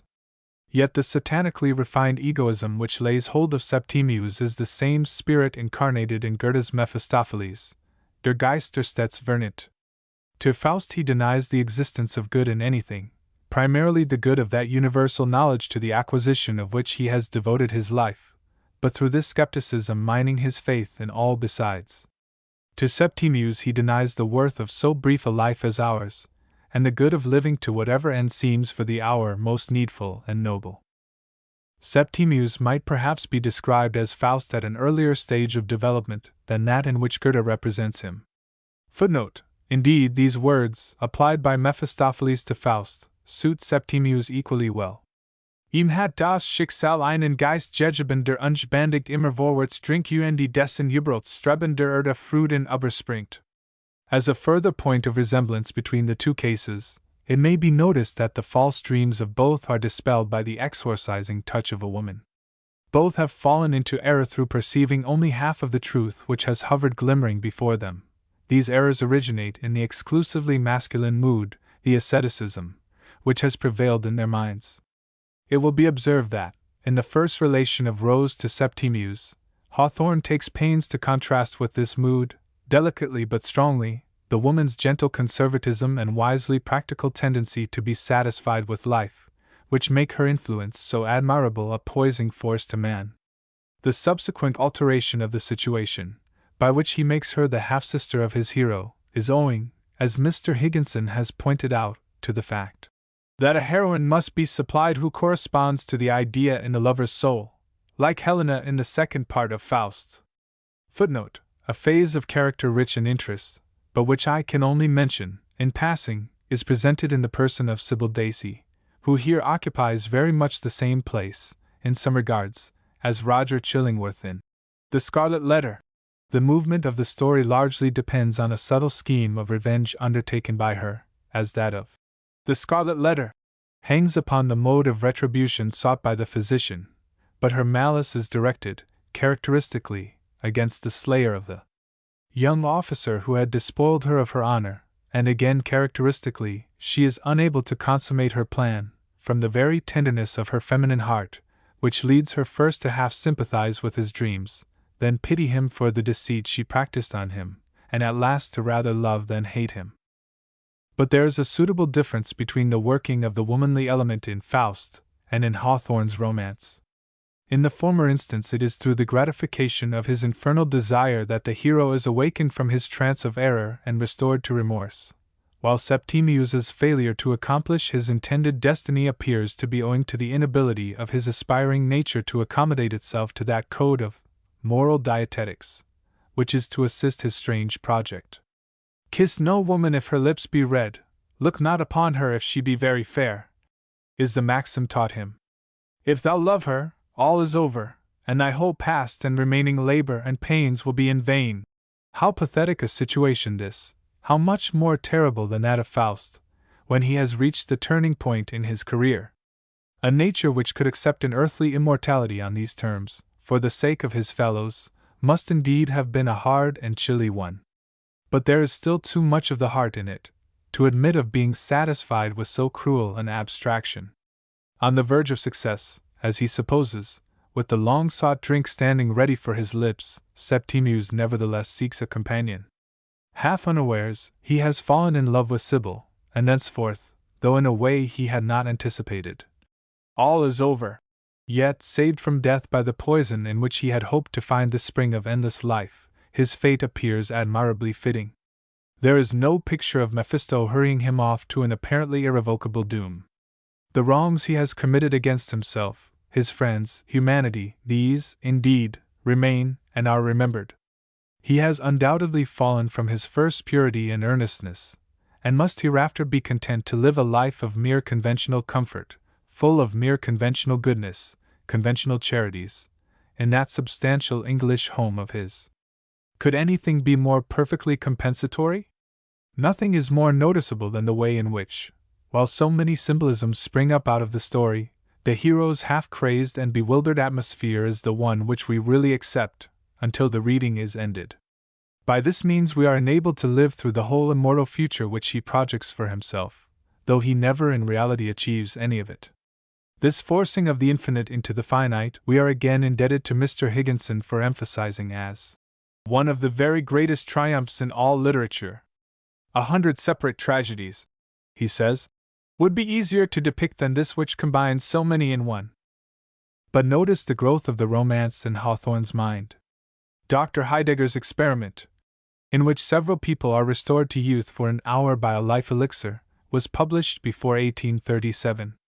In 1840 we have this entry in the journal: "If a man were sure of living forever here, he would not care about his offspring." A few years afterward, in a virtuoso's collection, the elixir vitae is introduced, in an antique sepulchral urn, but the narrator refuses to quaff it. "No, I desire not an earthly immortality," said I. "Were man to live longer on the earth, the spiritual would die out of him. There is a celestial something within us that requires, after a certain time, the atmosphere of heaven to preserve it from ruin. But the revolt against death, and then the reactionary meditation upon it, and final reverence for it, must, from the circumstances of his youngest years, have been very early familiar to Hawthorne, and in the course of these meditations, the conception of deathlessness must often have floated before him. The tradition as to the former owner of the wayside, who had thought he should never die, alluded to in the letter to Curtis, in 1852, footnote, see ante, page 244, brought it definitely home to him. He had in 1837 thought of this: a person to spend all his life and splendid talents in trying to achieve something totally impossible, as to make a conquest over nature. But the knowledge of an actual person who had expected to live forever gave the scattered elements coherence. The way in which other suggestions came into the plan is exceedingly curious. The idea of a bloody footstep appears in the notebooks in 1850. The print in blood of a naked foot to be traced through the street of a town. By a singular corroboration, he encountered 5 years afterward in England an actual bloody footprint, or a mark held to be such, at Smithills Hall in Lancashire. English Notebooks, Volume 1, April 7 and August 25, 1855. The parting request of his hostess there was that he should write a ghost story for her house. And he observes that the legend is a good one. Only 5 days after first hearing it, he makes a note thus: in my romance, the original emigrant to America may have carried away with him a family secret, by which it was in his power, had he so chosen, to have brought about the ruin of the family. This secret he transmitted to his American progeny, by whom it is inherited throughout all the intermediate generations. At last the hero of my romance comes to England, and finds that, by means of this secret, he still has it in his power to procure the downfall of the family. This clearly refers to something already rapidly taking shape in his mind, and recalls at once the antique chest containing family papers, and the estate in England waiting for an heir, of Septimius. Could he have already connected the two things, the bloody footstep and this Anglo-American interest? The next piece of history comes in the shape of a manuscript book in journal form, written in 1858, after Hawthorne had left the consulate, and containing what must have been the earliest sketch of the story, as he then conceived it. It begins abruptly, and proceeds uncertainly, at the rate of a few pages each day, for about a month. Detached passages of narration alternate with abstracts of the proposed plot, and analysis of the characters. The chief interest seems to lie in the project which a young American has formed, during a visit to England, of tracing out and proving his inherited right to an old manor house formerly the property of his ancestors. This old hall possesses the peculiarity of the bloody footstep, and with this some mystery is connected, which the writer himself does not yet seem to have discovered. He takes a characteristic pleasure in waiting for this suggestive footstep to track the lurking interest of his story to its lair, and lingers on the threshold of the tale, gazing upon it, indulging himself with that tantalizing pleasure of vague anticipation in which he hopes to envelop the good reader.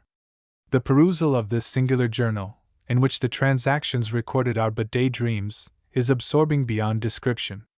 But though at times he seems to be rapidly approaching the heart of the story, yet at every point the subtle darkness and coming terror of the theme seem to baffle the author, and he retires, to await a more favorable moment. At its conclusion, though he appears now to have formed a clear picture enough of what his persons are to do, there is still wanting the underlying thought, which he at moments dimly feels but cannot bring to light, and without which he is unable to fuse the materials into readiness for the mold. Our only information as to the course of the story between April 1858, and the time of writing Septimius must be gathered from a sketch found among the author's papers, the date of which it is not possible to determine with precision, though both its matter and form indicate that it must have been written subsequently to the journal above mentioned. Herein are curiously mingled certain features of both Septimius and the Dolliver romance. So far as is consistent with the essential privacy of the manuscript, I shall give a general outline of its contents. It consists of 2 sections, in the second of which a lapse of some years is implied. In the first of these chapters, for they hardly exceed that limit, the most prominent figure is that of a singular, morose old man, who inhabits a house overlooking a New England graveyard. But though his situation resembles in this particular that of Grand Sir Dolliver, his characteristics resemble more those of Dr. Portsoken. He is constantly accompanied, too, by brandy and water and a cloud-compelling pipe, and his study, like the doctor's chamber in Septimius, is tapestried with spider webs, a particularly virulent spider which dangles over his head, as he sits at his writing desk, being made to assume the aspect of a devilish familiar. On the other hand, his is a far richer and less debased nature than that of Portsoken. Hawthorne appears subsequently to have divided him, straining off from the rank sediments which settle into the character of Dr. Portsoken the clear sweetness of good Grand Sir Dolliver. This grim doctor, as he is almost invariably styled in the manuscript, seems to have originated in Hawthorne's knowledge of a Mr. Kirkup, painter, spiritualist and antiquarian, of Florence, footnote, French and Italian Notebooks, Volume 2, who also probably stood as a model for Grand Sir Dolliver. Not that either of these personages is copied from Mr. Kirkup, but the personality and surroundings of this quaint old gentleman had some sort of affinity with the author's idea, which led him to maintain a certain likeness between him and his own fictitious persons. As in the case of the Florentine antiquary, a little girl dwells in the house of the doctor, her chief playmate being, like that of Mr. Kirkup's adopted daughter, a very beautiful Persian kitten. There is much about her like Pansy, of the Dolliver fragment, but she is still only dimly brought out. The boy is described as of superior nature, but strangely addicted to reverie. Though his traits are but slightly indicated, he suggests in general the character of Septimius, and may very easily have grown into him, at a later period. At first he is much neglected by the doctor, but afterwards, by resolute and manly behavior in questioning his mysterious guardian as to his own origin, and the connection subsisting between them, he secures greater consideration. The doctor gradually hints to him the fact of his descent from an old English family, and frequent mention is made of the ancestral hall, the threshold of which is stained by the imprint of a bloody footstep marking the scene of some dark tragedy, which, in the superstitious haze thrown over it by time, assumes various and uncertain forms. At different times two strangers are introduced, who appear to have some obscure knowledge of, and connection with, the ghastly footstep, and finally, a headstone is discovered in the neighboring cemetery, marking the spot where an old man had been buried many years since, and engraved with the likeness of a foot. The grave has been recently opened to admit a new occupant, and the children, in playing about it, discover a little silver key, which the doctor, so soon as it is shown him, pockets, with the declaration that it is of no value. After this, the boy's education is taken in hand by his being sent to school, but presently the doctor sickens of life, and characteristically resolving to abandon brandy drinking, and die, does so accordingly. Mention has previously been made of certain papers which he had kept in a secret place, and these the youth now secures. The second part describes his advent into England. He soon makes his way to the old hall, but just as his connection with it and its inmates begins, the manuscript terminates. It will be noticed that in this fragment the scene is at first laid in New England, whereas the journalized sketch opened the drama in England. From this I infer that the former was written after the return to this country. The Marble Faun appropriated the author's attention after the sketch of 1858, and in this, which was probably written just before the commencement of the war, he had not yet clearly struck the keynote of the story. When he recurred to it, in the autumn of 1861, on beginning to blot successive sheets as of yore, it was at last with the definite design of uniting the legend of the Deathless Man with the legend of Smithil's Hall. It is as if, having left England, he could no longer write an English romance, but must give the book mainly an American coloring again. There is a pathetic interest, too, in his thus wavering between the two countries, which now so nearly equally divided his affections, and striving to unite the wayside with the far-off English manor. Under the new design, everything began to fall into place. The Deathless Man was made the hero, the English inheritance became an inferior motive power, on which, however, the romantic action depends. The family papers and the silver key came well to hand for the elucidation of the plot. The bloody footstep gained a new and deep significance, and a purple everlasting flower, presented in 1854 to Mrs. Hawthorne by the gardener of Ayton Hall, blossomed out, with supernatural splendor, as a central point in the design. The scene being in Concord, and the time of writing that of war, the Revolutionary Association was natural. But the public phase of that epoch could not assume an important place. It was sunk into the background, forming merely a lurid field on which the figures of this most solemn and terrific of all Hawthorne's works stand out in portentous relief. One singular result of the historic location, however, is the use that was now made of that tradition which Lowell had told him at the old manse, concerning a boy who was chopping wood on the April morning of the famous fight, and found a wounded British soldier on the field, whom he killed with his axe. Oftentimes, as an intellectual and moral exercise, I have sought to follow that poor youth through his subsequent career, and observe how his soul was tortured by the bloodstain. This one circumstance has borne more fruit for me than all that history tells us of the fight. Thus had he written, 14 years before, and now that somber study furnished him with the psychology of the death scene in the beginning of Septimius. But the romance, even in this form, was again abandoned, as we learn from the prefatory note to Pierce in Our Old Home, written in July, 1863. He there speaks of it as an abortive project, utterly thrown aside, which will never now be accomplished. In November of that year, the Dolliver romance was announced for serial publication, and in the first page of the isolated opening scene, published in July, 1864, occurs the mention of a certain potent cordial, from which the good doctor had received great invigoration, and which we may well suppose was destined to tincture the whole story. Another point from which a connection with Septimius Felton may perhaps be traced is the passing mention of Grant's or Dolliver's grandson Cornelius, by whom this cordial had been compounded, he having displayed a great efficiency with powerful drugs. Recalling that the author describes many nostrums as having been attributed to Septimius, which he had perhaps chanced upon in his unsuccessful attempts to distill the elixir of life, we may fairly conjecture this posthumous character of Cornelius, this mere memory, to be the remains of Septimius, who, it would seem, was to have been buried by the author under the splendid monument of a still more highly wrought and more aspiring form of the romance. The only remaining portions of this latest form have been printed, and are lull of a silvery and resonant promise.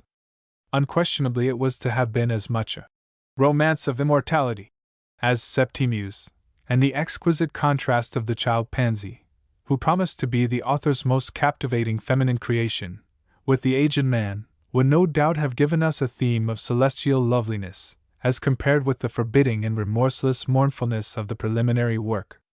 In the manuscript sketch for Septimius, there is a note referring to a description in the English notebooks of 2 pine trees at Lowood on Windermere, quite dead and dry, although they have the aspect of dark, rich life. But this is caused by the verdure of 2 great ivy vines which have twisted round them like gigantic snakes, throttling the life out of them, and one feels that they have stolen the life that belonged to the pines. This does not seem to have been used, but the necessity of some life being stolen in order to add to any other life more than its share, is an idea that very clearly appears in the romance. In Dolliver, the same strain of feeling would probably have reappeared, but it would there perhaps have been beautified, softened, expiated by the mutual love of Pansy and the grandsire, each wishing to live forever for the other. Even in Septimius, we can discern Hawthorne standing upon the wayside hilltop, and through the turbid medium of the unhappy hero, tenderly diffusing the essence of his own concluding thoughts on art and existence. Like Mozart, writing what he felt to be a requiem for his own death, like Mozart, too, throwing down the pen in midmost of the melody, leaving the strain unfinished, he labors on, prescient of the overhanging doom. Genial and tender at times, amidst their sadness, his reveries are nevertheless darkened by the shadow of coming death, and it is not until the opening of the Dolliver romance that the darkness breaks away. Then, indeed, we feel once more the dewy freshness of the long-past prime, with a radiance unearthly fair, besides, of some new, undreamed-of morning. He who has gone down into the dark valley appears for a brief space with the light of the heavenly city on his countenance. Ah, prophet, who spoke but now so sadly, what is this new message that we see brightening on your lips? Will it solve the riddle of sin and beauty at last? We listen intently. We seem to lean out a little way from earth. Only an eddying silence. And yet the air seems even now alive with his last words. 11. Personality. What has thus far been developed in this essay, concerning Hawthorne's personality, though incidental, has, I hope, served the end in view, that of suggesting a large, healthy nature capable of the most profound thought and the most graceful and humorous mental play. The details of his early life already given show how soon the inborn honor of his nature began to shine. The small irregularities in his college course have seemed to me to bring him nearer and to endear him, without in any way impairing the dignity and beauty of character which prevailed in him from the beginning. It is good to know that he shared the average human history in these harmless peccadilloes, for they never hurt his integrity, and they are reminders of that old but welcome truth, that the greatest men do not need a constant diet of great circumstances. He had many difficulties to deal with, as unpicturesque and harassing as any we have to encounter in our daily courses, a thing which people are curiously prone to forget in the case of eminent authors. The way in which he dealt with these throws back light on himself. We discover how well the high qualities of genius were matched by those of character. Fragmentary anecdotes have a value, but so relative that to attempt to construct the subject's character out of them is hazardous. Conceptions of a man derived only from such matter remind one of Charles Lamb's ghosts, formed of the particles which, every 7 years, are replaced throughout the body by new ones. Likewise, the grossest errors have been committed through the assumption that particular passages in Hawthorne's writings apply directly and unqualifiedly to himself. There is so much imagination interfused with them, that only a reverent and careful imagination can apply them aright. Nor are private letters to be interpreted in any other way than as the talk of the hour, very inadequately representative, and often, unless read in many lights, positively untrue to the writer.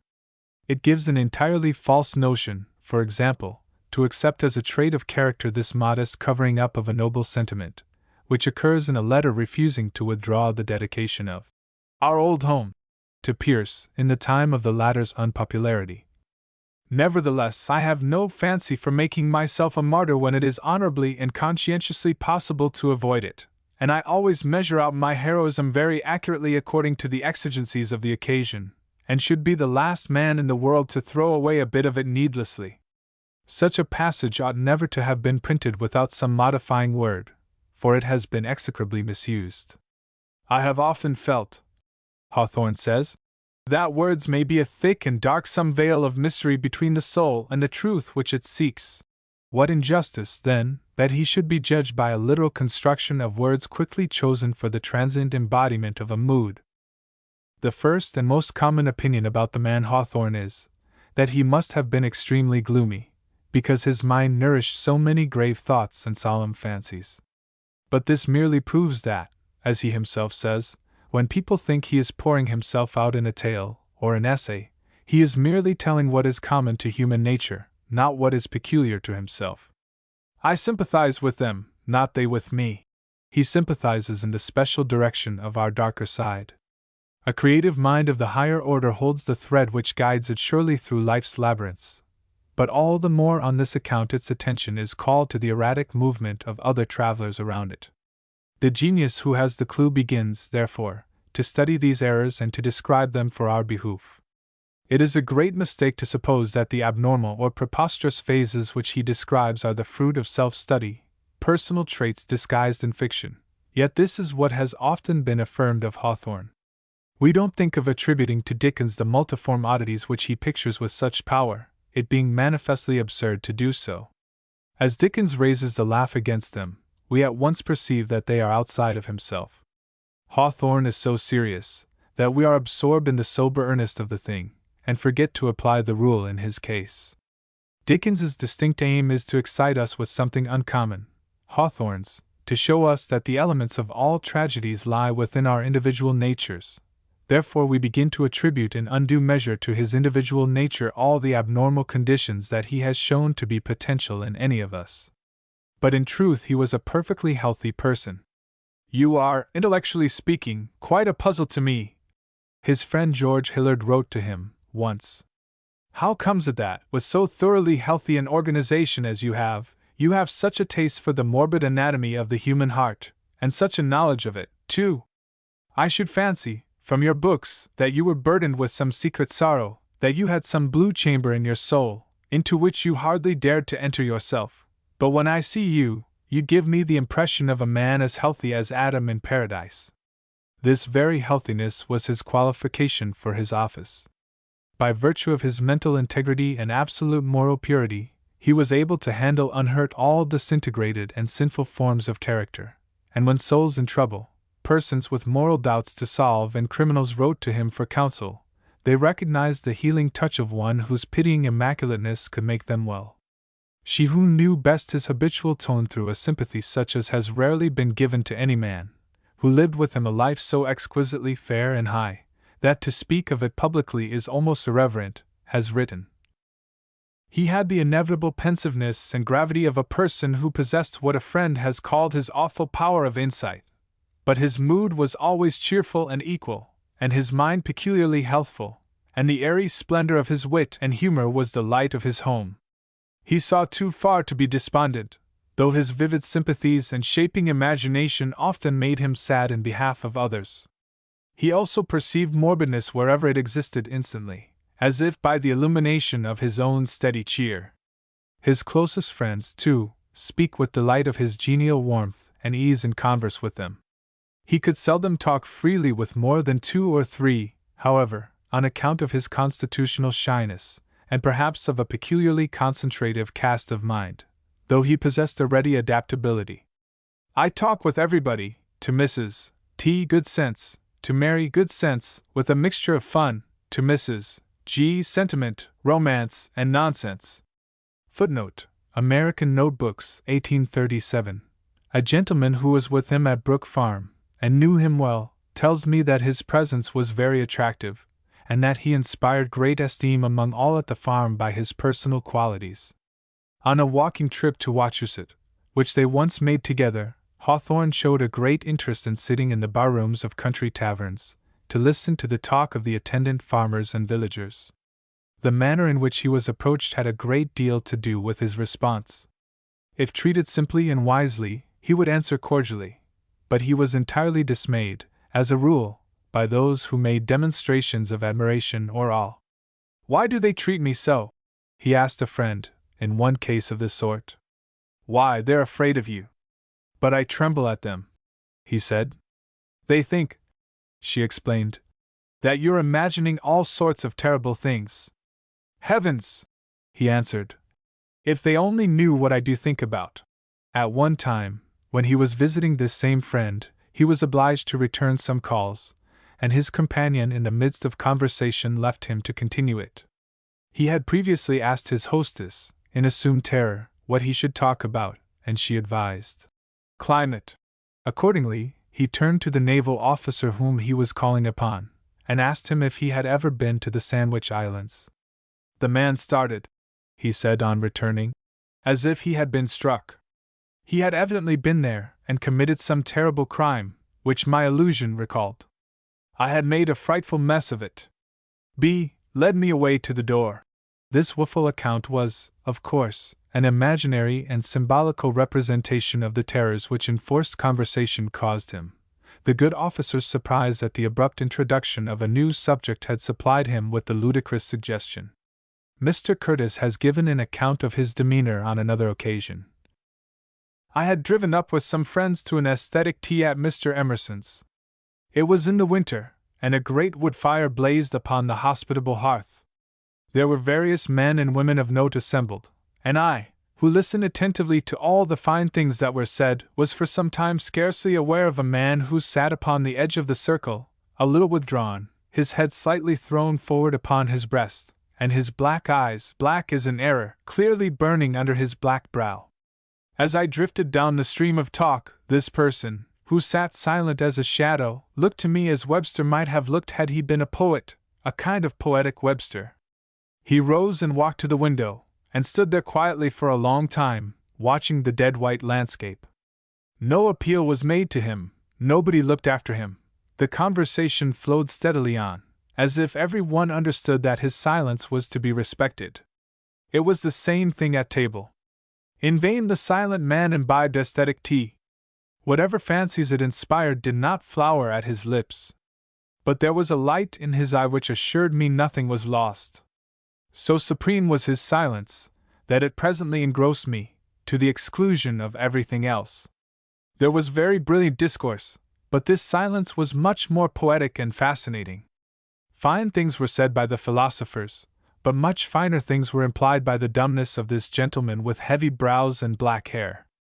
When he presently rose and went, Emerson, with a slow, wise smile that breaks over his face like day over the sky, said, "Hawthorne rides well his horse of the night." He was not a lover of argumentation. His principle seemed to be, if a man cannot understand without talking to him, it is useless to talk, because it is immaterial whether such a man understands or not. And the same writer says, his own sympathy was so broad and sure that, although nothing had been said for hours, his companion knew that not a thing had escaped his eye, nor a single pulse of beauty in the day, or scene, or society, failed to thrill his heart. In this way his silence was most social. Everything seemed to have been said. I am told that in his own home, though he was often silent, it was never with sadness except in seasons of great illness in the house, the prevailing effect of his manner being usually that of a cheerful and almost humorous calm.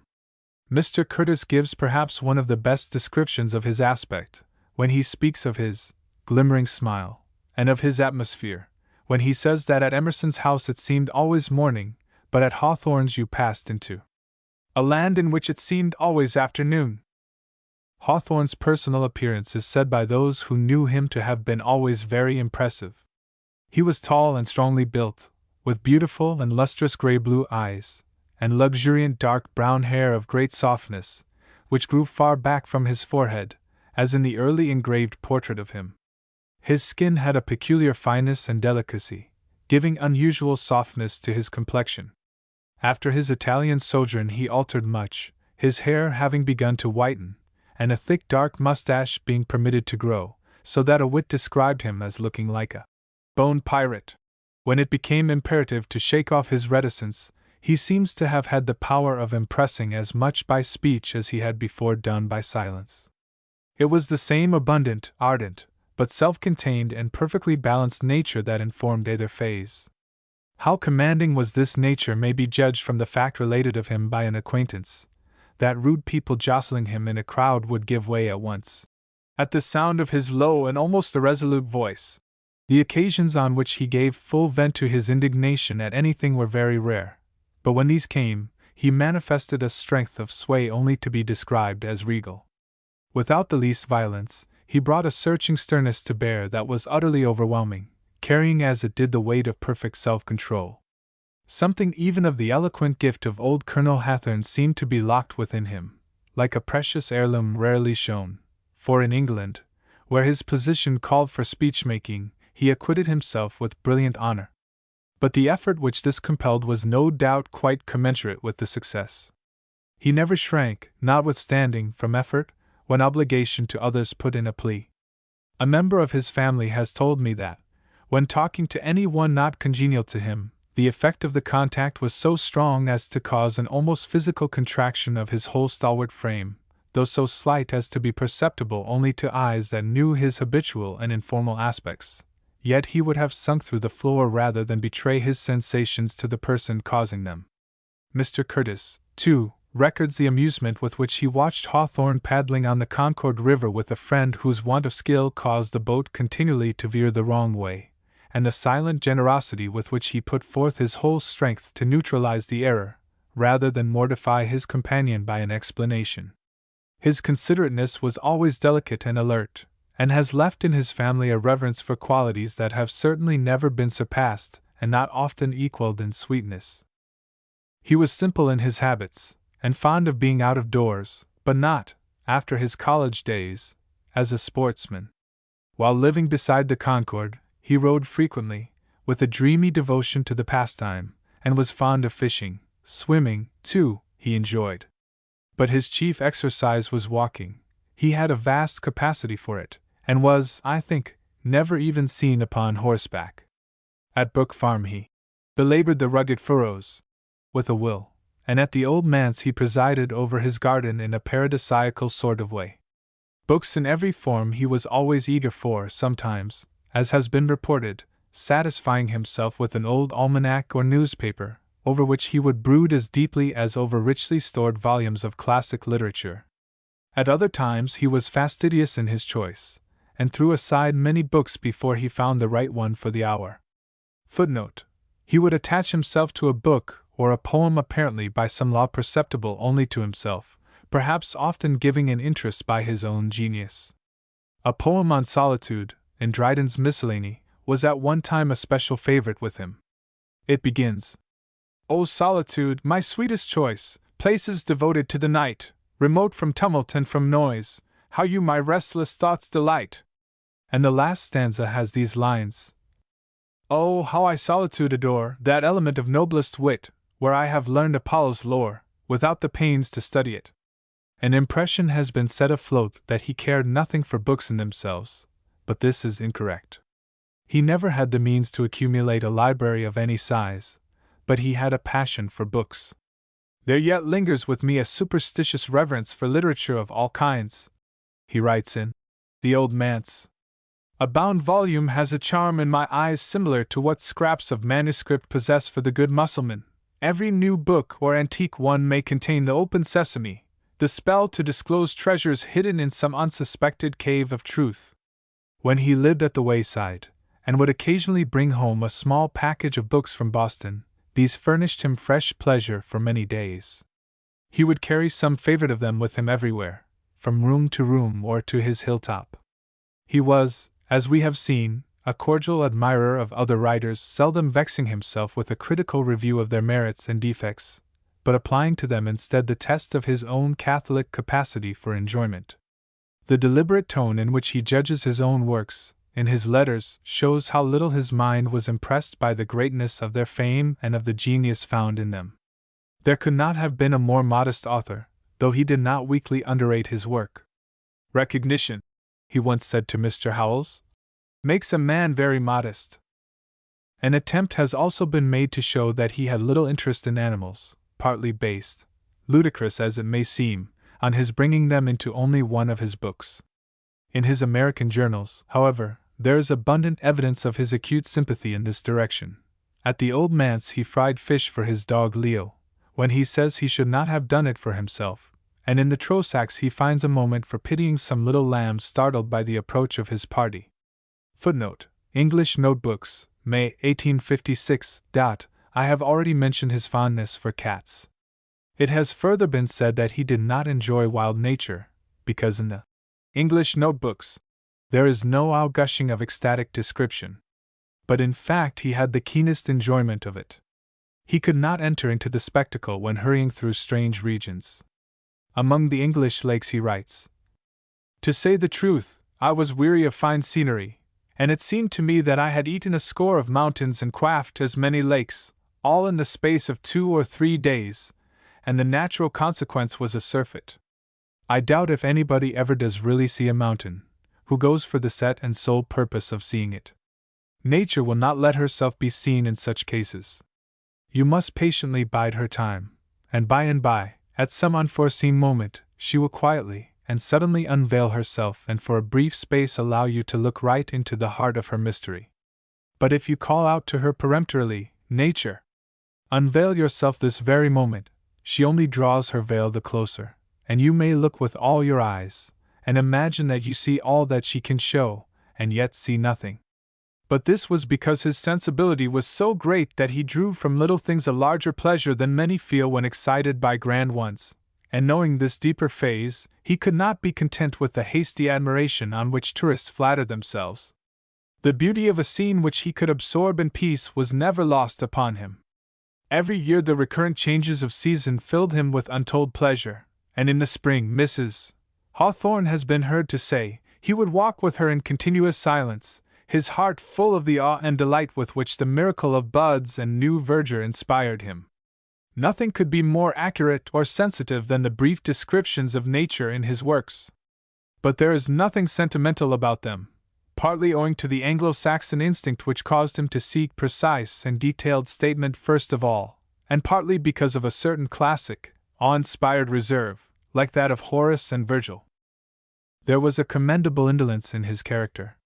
It was not a constitutional weakness, overcoming will, but the instinctive precaution of a man whose errand it was to rise to great emergencies of exertion.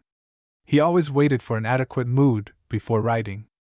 But these intervals, of course, were richly productive of reverie which afterward entered into the creative moments. He would sometimes become deeply abstracted in imagination, and while he was writing The Scarlet Letter, it is related by a trustworthy person that, sitting in the room where his wife was doing some sewing, he unconsciously took up a part of the work and cut it into minute fragments with the scissors, without being aware that he had done so. At some previous time, he had in the same way gradually chipped off with a knife portions of a table, until the entire folding leaf was worn away by the process. The opinion was sometimes advanced by him that without a certain mixture of uncongenial labor he might not have done so much with the pen, but in this he perhaps underestimated the leisure in his blood, which was one of the elements of his power. Men of smaller caliber are hollowed out by the fire of ideas, and decay too quickly, but this trait preserved him from such a fate. Combined with his far-reaching foresight, it may have had something to do with his comparative withdrawal from practical affairs other than those which necessity connected him with. Of Halgrave he writes, "His error lay in supposing that this age more than any past or future one is destined to see the garments of antiquity exchanged for a new suit, instead of gradually renewing themselves by patchwork, and more than all, in fancying that it mattered anything to the great end in view whether he himself should contend for it or against it." The implied opinion of the author, here, is not that of a fatalist, but of an optimist, if we must connect him with any ism, who has a very profound faith in Providence, not in any special providence, but in that operation of divine laws through unexpected agencies and conflicting events, which is very gradually approximating human affairs to a state of truthfulness. Hawthorne was one of the great believers of his generation, but his faith expressed itself in the negative way of showing how fragile are the ordinary objects of reverence in the world, how subject the best of us are to the undermining influence of very great sin, and on the other hand, how many traits of good there are, by consequence, even in the worst of us. This, however, is a mere skeleton statement. The noblest element in his mood is that he believes with his heart. A good interpreter has said that he feels with his brain, and thinks with his heart, to show the completeness with which he mingled the two elements in his meditations on existence. A warm, pure, living sympathy pervaded all his analysis of mankind, without which that analysis would have taken no hold upon us. It is a crude view which reckons him to have been wanting in moral enthusiasm. He had not that kind which can crush out sympathy with suffering, for the sake of carrying out an idea. Perhaps in some cases this was a fault, but one cannot dwell on the mistaken side of such a phase, when it possesses another side so full of beneficent aid to humanity. And it must be remembered that with all this susceptibility, he was not a suffering poet, like Shelley, but distinctly an endurer. His moral enthusiasm was deeper than that of any scheme or system. His distaste for society has been declared to proceed from the fact that, when he once became interested in people, he could no longer chemically resolve them into material for romance. But this assumption is also erroneous, for Hawthorne, if he felt it needful, could bring to bear upon his best friends the same qualitative measuring skill that he exercised on any one. I do not doubt that he knew where to place his friends and acquaintance in the scale of relative excellence. All of us who have not an equal analytic power with his own can at least reverence his discretion so far as to believe that he had standpoints not open to every one, from which he took views often more essentially just than if he had assumed a more sweeping estimate. In other cases, where he bestowed more friendship and confidence than the object of them especially deserved, he no doubt sought the simple pleasure of accepting what circumstances offered him. He was not a suspicious person, although, in fear of being fooled by his fancy, he cultivated what he often spoke of to a friend as morose common sense, deeming it a desirable alloy. There was even, in many relations, an unquestioning trust on his part, for he might well be called, as the greatest only are, in his simplicity sublime. The connection between Pierce and himself involved too many considerations to make it possible to pass them with indifference, and he perhaps condemned certain public acts of the President, while feeling it to be utter disloyalty to an old friend to discuss these mistakes with anyone. As to other slighter connections, it is very likely he did not take the trouble that might have saved him from being imposed upon. But it is impossible to define Hawthorne's personality precisely. A poet's whole effort is to indirectly express this, by expressing the effect of things upon him, and we may read much of Hawthorne in his books, if we have the skill. But it is very clear that he put only a part of himself into them, that part which best served the inexorable law of his genius for treating life in a given light. For the rest, his 2 chapters on the Custom House and the Old Manse show us something of his mode of taking daily affairs. But his real and inmost character was a mystery even to himself, and this, because he felt so profoundly the impossibility of sounding to the bottom any human heart. A cloudy veil stretches over the abyss of my nature, he writes at one time. I have, however, no love of secrecy or darkness. At another time, lights and shadows are continually flitting across my inward sky, and I know neither whence they come nor whither they go, nor do I look too closely into them. A mind so conscious as his of the slight reality of appearances would be dissatisfied with the few tangible qualities which are all of himself that a man can discern. At the same time he would hesitate to probe the deeper self assiduously, for fear of turning his searching gaze too intently within, and thus becoming morbid. In other persons, however, he could perceive a contour, and pursue his study of investigation from without inward, a more healthy method. His instinctive knowledge of himself, being brought into play, would of course aid him. Incidentally, then, something of himself comes to light in his investigation of others. And it is perhaps this inability to define their own natures, except by a roundabout method, which is the creative impulse of all great novelists and dramatists. I doubt whether many of the famous delineators of character could give us a very distinct account of their own individualities, and if they did, it would probably make them out the most uninteresting of beings. It would certainly be divested of the special charm of their other writing. Imagine Dickens clearly accounting for himself and his peculiar traits. Would he be able to excite even a smile? How much of his own delicious personality could Thackeray have described without losing the zest of his other portraitures? Hawthorne has given a kind of picture of himself in Coverdale, and was sometimes called after that character by his friends. But I suspect he has adroitly constructed Coverdale out of the appearance which he knew himself to make in the eyes of associates. I do not mean that Hawthorne had not a very decisive personality, for indeed he had. But the essence of the person cannot be compressed into a few brief paragraphs, and must be slowly drawn in as a pervasive elixir from his works, his letters, his notebooks. In the latter he has given as much definition of his interior self as we are likely to get, for no one else can continue the broken jottings that he has left, and extend them into outlines. We shall not greatly err if we treat the hidden depths of his spirit with as much reverence as he himself used in scrutinizing them. Curiously enough, many of those who have studied this most careful and delicate of definers have embraced the madness of attempting to bind him down in unhesitating, absolute statements. He who mastered words so completely that he learned to despise their obscurity, has been made the victim of easy epithets and a few conventional phrases. But none can ever be said to know Hawthorne who do not leave large allowances for the unknowable. 12. Poe, Irving, Hawthorne. The names of Poe, Irving, and Hawthorne have been so often connected without due discrimination that it is imperative to consider here the actual relation between the three men. Inquiry might naturally be roused by the circumstance that, although Hawthorne has freely been likened to Irving in some quarters, and in others to Poe, the latter two are never supposed to hold anything in common. Indeed, they might aptly be cited in illustration of the widely opposed tendencies already developed in our brief national literature. Two things equal to the same thing are equal to each other, and if Poe and Irving were each equal to Hawthorne, there would be some similarity between them. But it is evident that they are not like quantities, and we must conclude that they have been unconsciously used by critics, in trying to find a unit of measure to gauge the greatest of the triad with. Undoubtedly there are resemblances in Hawthorne to both Poe and Irving. Hawthorne and Irving represent a dignity and roundedness of diction which is one of the old-fashioned merits in English writing, and because they especially, among eminent authors of the century, have stood for this quality, they have been supposed to stand close together.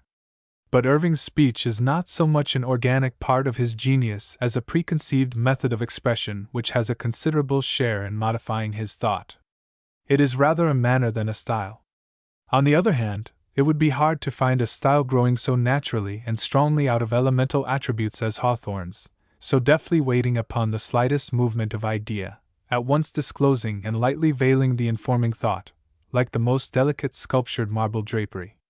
The radical differences of the two men were also obscured in the beginning by the fact that Hawthorne did not for some time exhibit that massive power of hewing out individual character which afterward had full swing in his romances, and by a certain kinship of fancy in his lighter efforts, with Irving's The Art of Bookmaking and The Mutability of Literature are not far removed from some of Hawthorne's conceits.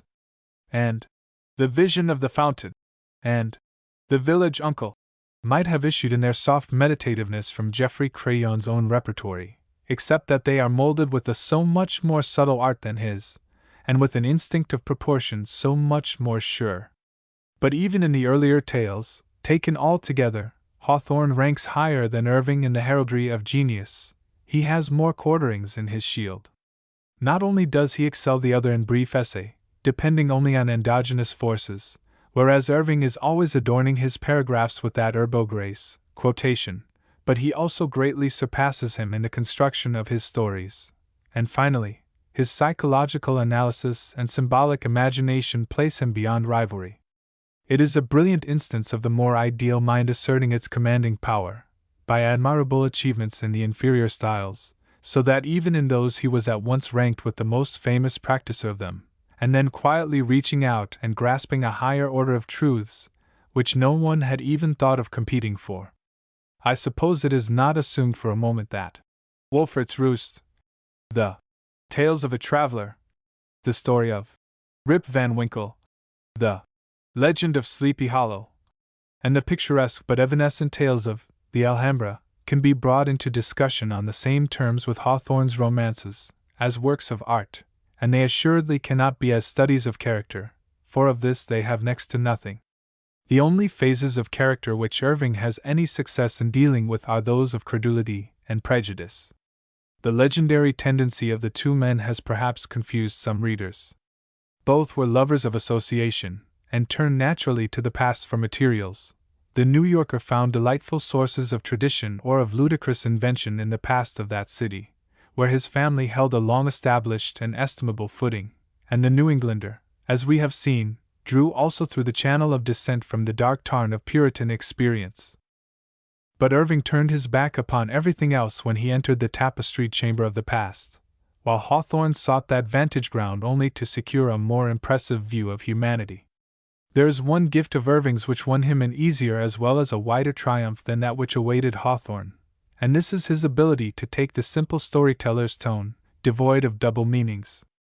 Poe, also, had the passion for narrative in and for itself, but in him it was disturbed by a diseased mind, and resulted in a horrid fascination instead of cheerful attraction. Hawthorne, to be sure, possessed the gift of the rack-hunter, but in general he was at once seer and teller, and the higher exertions of his imagination were always in the peculiarly symbolic atmosphere we are wont to associate with him. Irving's contented disposition in this regard is certainly very charming. There are often moods in which it is a great relief to turn to it, and he has in so far the advantage over the other two.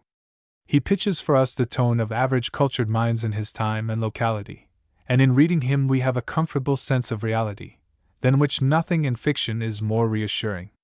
This is almost entirely absent from the spell with which Hawthorne holds us, and here, indeed, we touch the latter's most decided limitation as a writer of fiction, for although his magnificently portrayed characters do not want reality, an atmosphere of ghostliness surrounds them, warning us that we must not look to find life there as we see it elsewhere.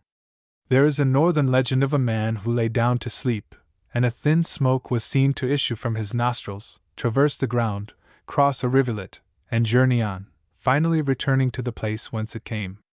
When he awoke, he described an imaginary excursion of his own, following exactly the course which the smoke had taken. This indirect contact might furnish a partially true type of Hawthorne's mysterious intercourse with the world through his books. It would be a mistake, however, to to attribute this difference to the greater strength of Irving's humor, a trait always much lauded in him. It is without doubt a good quality. This mild, sweet radiance of an uncontaminated and well-bred spirit is not a common thing in literature. But I cannot fall in with the judgment that calls it freer and far more joyous than Addison's. Both in style and in humor Irving has caught something of the grace of The Spectator, but as in the style he frequently falls short, writing feeble or jarring sentences, so in humor I cannot see how he is to be brought at all on a level with Addison, who is primarily a grave, stately, scholarly mind, but all the deeper on that account in the luster of his humorous displays. Addison, too, had somewhat of the poet in him, and was capable of tragedy as well as of neat satire and compact characterization.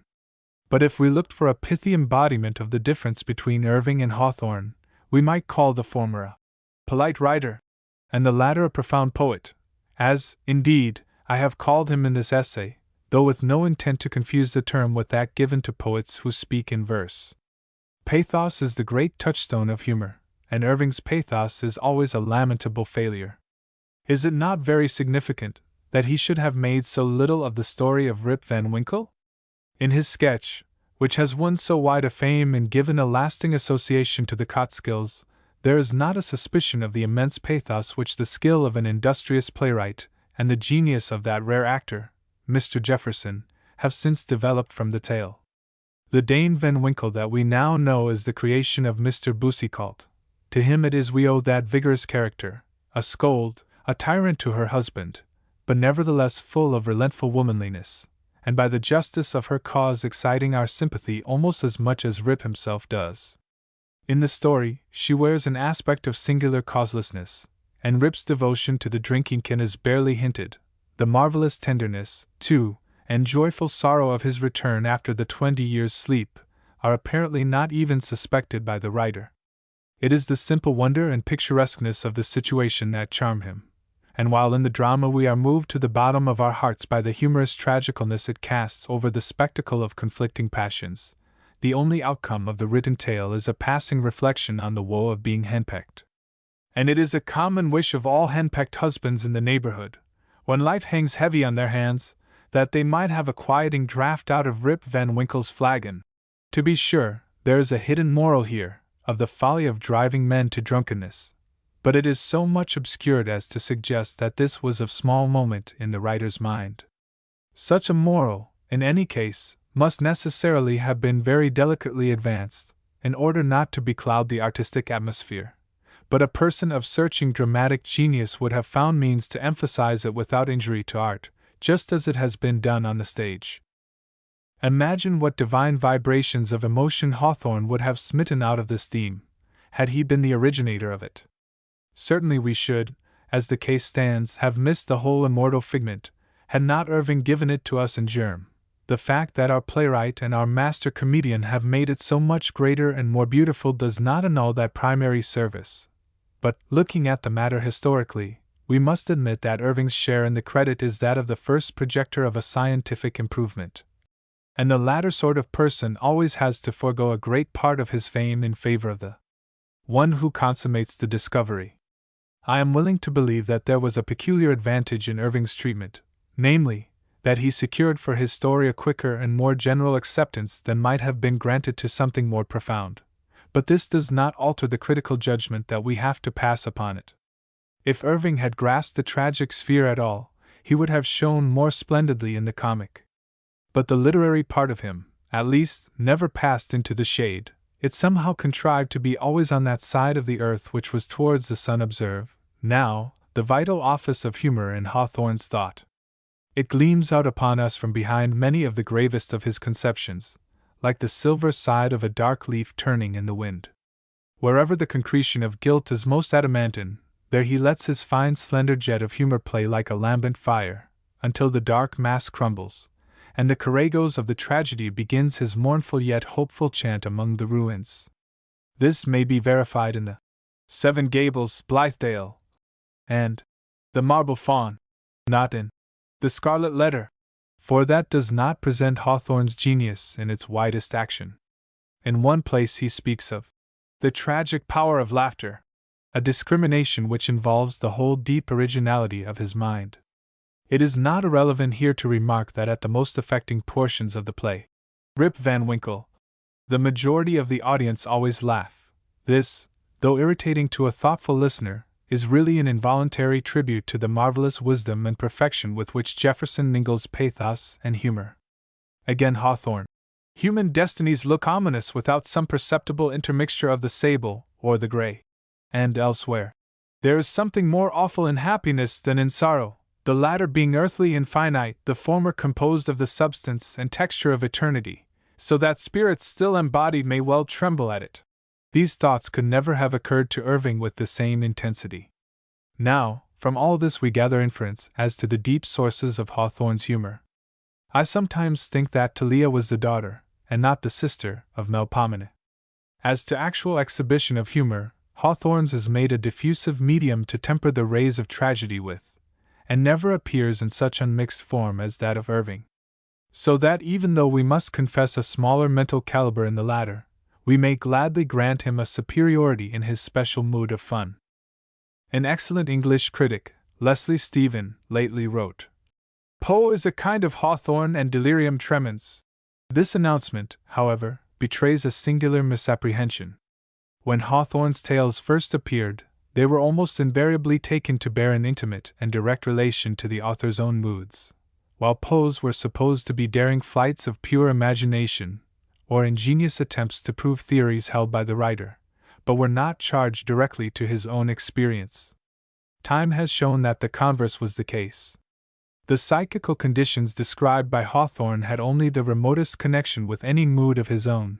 They were mainly translations, into the language of genius, of certain impressions and observations drawn from the world around him.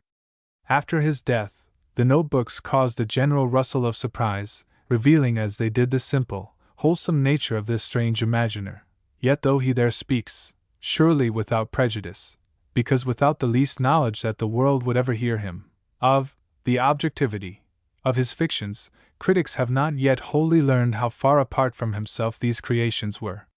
The observation of some mental habit in men, or law of intercourse between human beings, would strongly present itself to him, and in order to get a concise embodiment, his genius planned some powerful situation to illustrate it with, or, at another time it might be that a strange incident, like that of Mr. Moody, suggesting the minister's black veil, or a singular physiological fact like that on which the bosom serpent is based, would call out his imagination to run a race with reality and outstrip it in touching the goal of truth.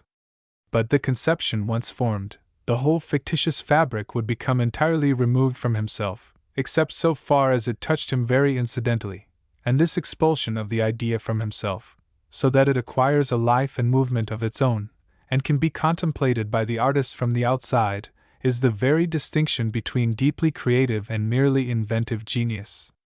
Poe's was of the latter sort. He possessed a wild, arbitrary imagination that sometimes leaped frantically high, but his impressiveness is always that of a nightmare, always completely morbid. What we know of Poe's life leads inevitably to the conclusion that this quality, if it did not spring from disease, was at least largely owing to it. For a time, it was the fashion to make a moral question of Poe's unfortunate obliquities, but a more humane tendency reduces it to a scientific problem. Poe suffered great disaster at the hands of his unjust biographer, yet he was a worse enemy to himself than any one else could be. The fine enamel of his genius is all corroded by the deadly acid of his passions. The imperfections of his temperament have pierced his poetry and prose, shattered their structure, and blurred their beauty. Only 4 or 5 of his poems, The Raven, Ligeia, the earlier of the two addressed to Helen, and the sonnet to his wife, escape being flawed by some fit of haste, some ungovernable error of taste, some hopeless, unaccountable break in their beauty. In criticism, Poe initiated a fearless and agile movement. He had an acute instinct in questions of literary form, amounting to a passion, as all his instincts and perceptions did. He had also the knack of finding clever reasons, good or bad, for all his opinions. These things are essential to a critic's equipment, and it was good service in Poe to exemplify them. Yet here, too, The undermining processes of his thoroughly unsound mind subverted the better qualities, vitiated his judgments with incredible jealousies and conflicting impulses, and withered the most that he wrote in this direction into something very like rubbish. We have seen, for example, how his attempt to dispassionately examine Hawthorne resulted. Sooner or later, too, he ran his own pen full against his rigid criteria for others. It is suggestive to find that the holder of such exacting doctrine about beauty, the man also of whom preeminently it may be said, as Baudelaire wrote of him, chance and the incomprehensible were his two great enemies, should so completely fail to reach even the unmoral perfection which he assigned as the highest attainable. Professing himself the special apostle of the beautiful in art, he nevertheless forces upon us continually the most loathsome hideousness and the most debasing and unbeautiful horror. This passionate, unhelmed, errant search for beauty was in fact not so much a normal and intelligent desire as an attempt to escape from interior discord, and it was the discord which found expression, accordingly, instead of the sense of beauty except, as has been said, in fragments. Whatever the cause, his brain had a rift of ruin in it, from the start, and though his delicate touch often stole a new grace from classic antiquity, it was the frangibility, the quick decay, the fall of all lovely and noble things, that excited and engaged him. "I have imbibed the shadows of fallen columns," he says in one of his tales, "at Balbec, and Tadmor, and Persepolis, until my very soul has become a ruin." Always beauty and grace are with him most poetic in their overthrow, and it is the shadow of ruined grandeur that he receives, instead of the still living light so fair upon them, or the green growth clinging around them. Hawthorne, too, wandered much amid human ruin, but it was not with delight in the mere fact of decay, rather with grieving over it, and the hope to learn how much of life was still left in the wreck, and how future structures might be made stronger by studying the sources of failure. One of the least thoughtful remarks which I have heard touching Hawthorne was this, that his books could not live because they dealt with this sick side of human nature. As if great poets ever refrained from dealing with it. The tenure of fame depends on whether the writer has himself become infected with sickness. With Hawthorne this is most certainly not the case, for the morbid phases which he studied were entirely outside of himself. Poe, on the other hand, pictured his own half-maniacal moods and diseased fancies. There is absolutely no study of character in his stories, no dramatic separateness of being. He looks only for fixed and inert human quantities, with which he may juggle at will. He did not possess insight, and the analytic quality of which he was so proud was merely a sort of mathematical ingenuity of calculation, in which, however, he was extraordinarily keen.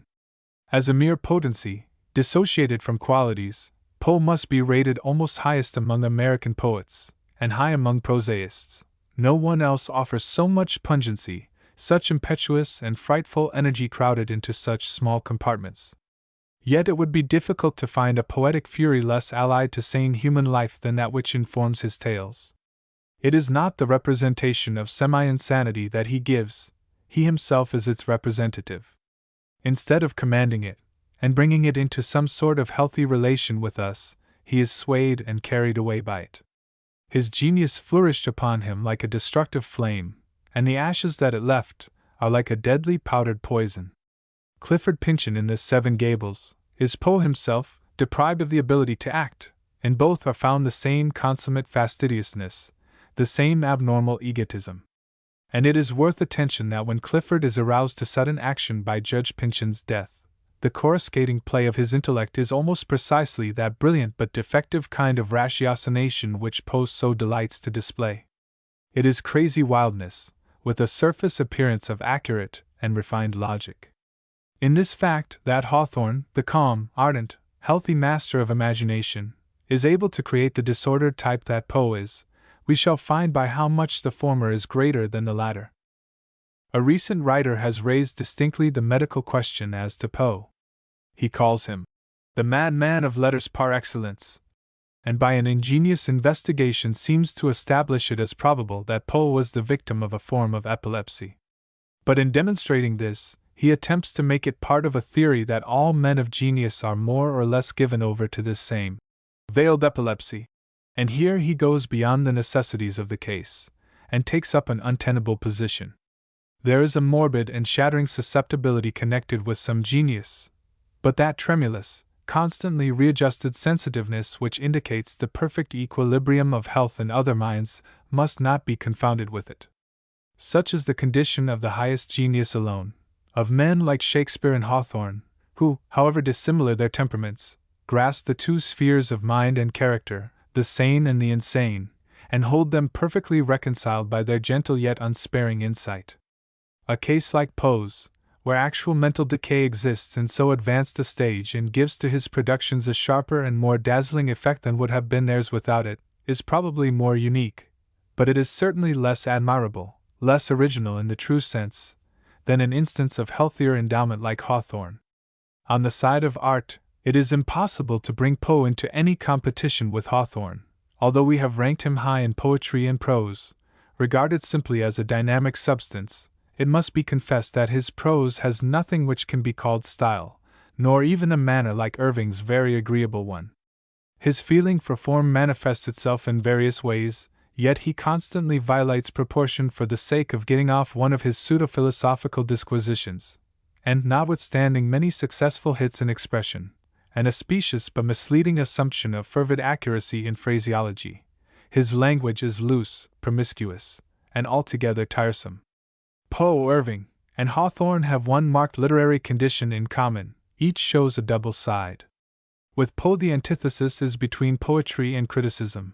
Irving, having been brought up by fiction as a foster mother, is eventually turned over to his rightful guardian, history, and Hawthorne rests his hand from ideal design, in elaborating quiet pictures of reality. In each case there is more or less seeming irreconcilment between the two phases found in combination, but the opposition is rather more distinct in Hawthorne, and the grasp with which it is controlled by him is stronger than that of either Poe or Irving, again a result pronouncing him the master. There is still another issue on which comparison must be made. The question of nationality will for some time to come be an interesting one in any discussion of American authors. The American character is so relative that it is only by a long series of contrasts, a careful study of the registering plate of literature, that we shall come to the point of defining it. American quality in literature is not like Greek, German, French, English quality. Those are each unified, and their component elements stoutly enough welded together to make what may be called a positive impression, but our distinctions are relative. The nearest and most important means that we have for measuring them is that of comparison with England, and anything strikingly original in American genius is found to be permanent in proportion as it maintains a certain relation to English literature, not quite easy to define. It is not one of hostility, for the best American minds thus far have had the sincerest kindliness toward the mother country. It involves, however, the claiming of separate standards of judgment. The primary division, both in the case of the New England Pilgrims and in that of our Revolutionary patriots, was based on clearer perceptions of certain truths on the part of the cis-Atlantic English, and this claiming of separate standards in literature is a continuation of that historic attitude. We are making a perpetual minority report on the rest of the world, sure that in time our voice will be an authoritative one. The attitude being a relative and not very positively predicable one, a singular integrity of judgment is required in sustaining it. Of this Poe exhibits nothing. It was a part of the ingrained rebellion in him, that he revolted against the moneyed mediocrity of this country, a position in which he deserves much sympathy, and perhaps this underlies his want of deep literary identification with the national character in general. But more probably his genius was a detonating agent which could have been convulsed into its meat activity anywhere, and had nothing to do with the soil. It is significant that he was taken up by a group of men in Paris, headed by Baudelaire and assisted by Théophile Gautier, as a sort of private demigod of art, and I believe he stands in high esteem with the Rossetti Morris family of English poets. Irving, on the other hand, comes directly upon the ground of difference between the American and the English genius, but it is with the colors of a neutral. Irving's position was peculiar. He went to Europe young, and ripened his genius under other suns than those that embrowned the hills of his native Hudson. He had won success enough through Salmagundi and Knickerbocker's History to give him the importance of an accredited literary ambassador from the Republic, in treating with a foreign audience, and he really did us excellent service abroad. This alone secures him an important place in our literary history. Particularly wise and dignified is the tone of his short chapter called English Writers on America, and this sentence from it might long have served in our days of fairer fame as a popular motto. We have but to live on, and every day we live a whole volume of refutation. His friendship with Scott, also, was a delightful addition to the amenities of literature, and shall remain a goodly and refreshing memory to us always. Yet what he accomplished in this way for American literature at large, Irving compensated for with some loss of his own dignity. It cannot be denied that the success of the sketchbook led to an overdoing of his part in Bracebridge Hall. Salmagundi was the first step in the path of palpable imitation of Addison's Spectator in the sketchbook. Though taking some charming departures, the writer made a more refined attempt to produce the same order of effects so perfectly attained by the suave Queen and Master, and in Bracebridge Hall, the recollection of the Sir Roger de Coverley papers becomes positively annoying. It is not that the style of Addison is precisely reproduced, of course, but the general resemblance in manner is as close as it could well have been without direct and conscious copying. The memory of Addisonian methods is too apparent.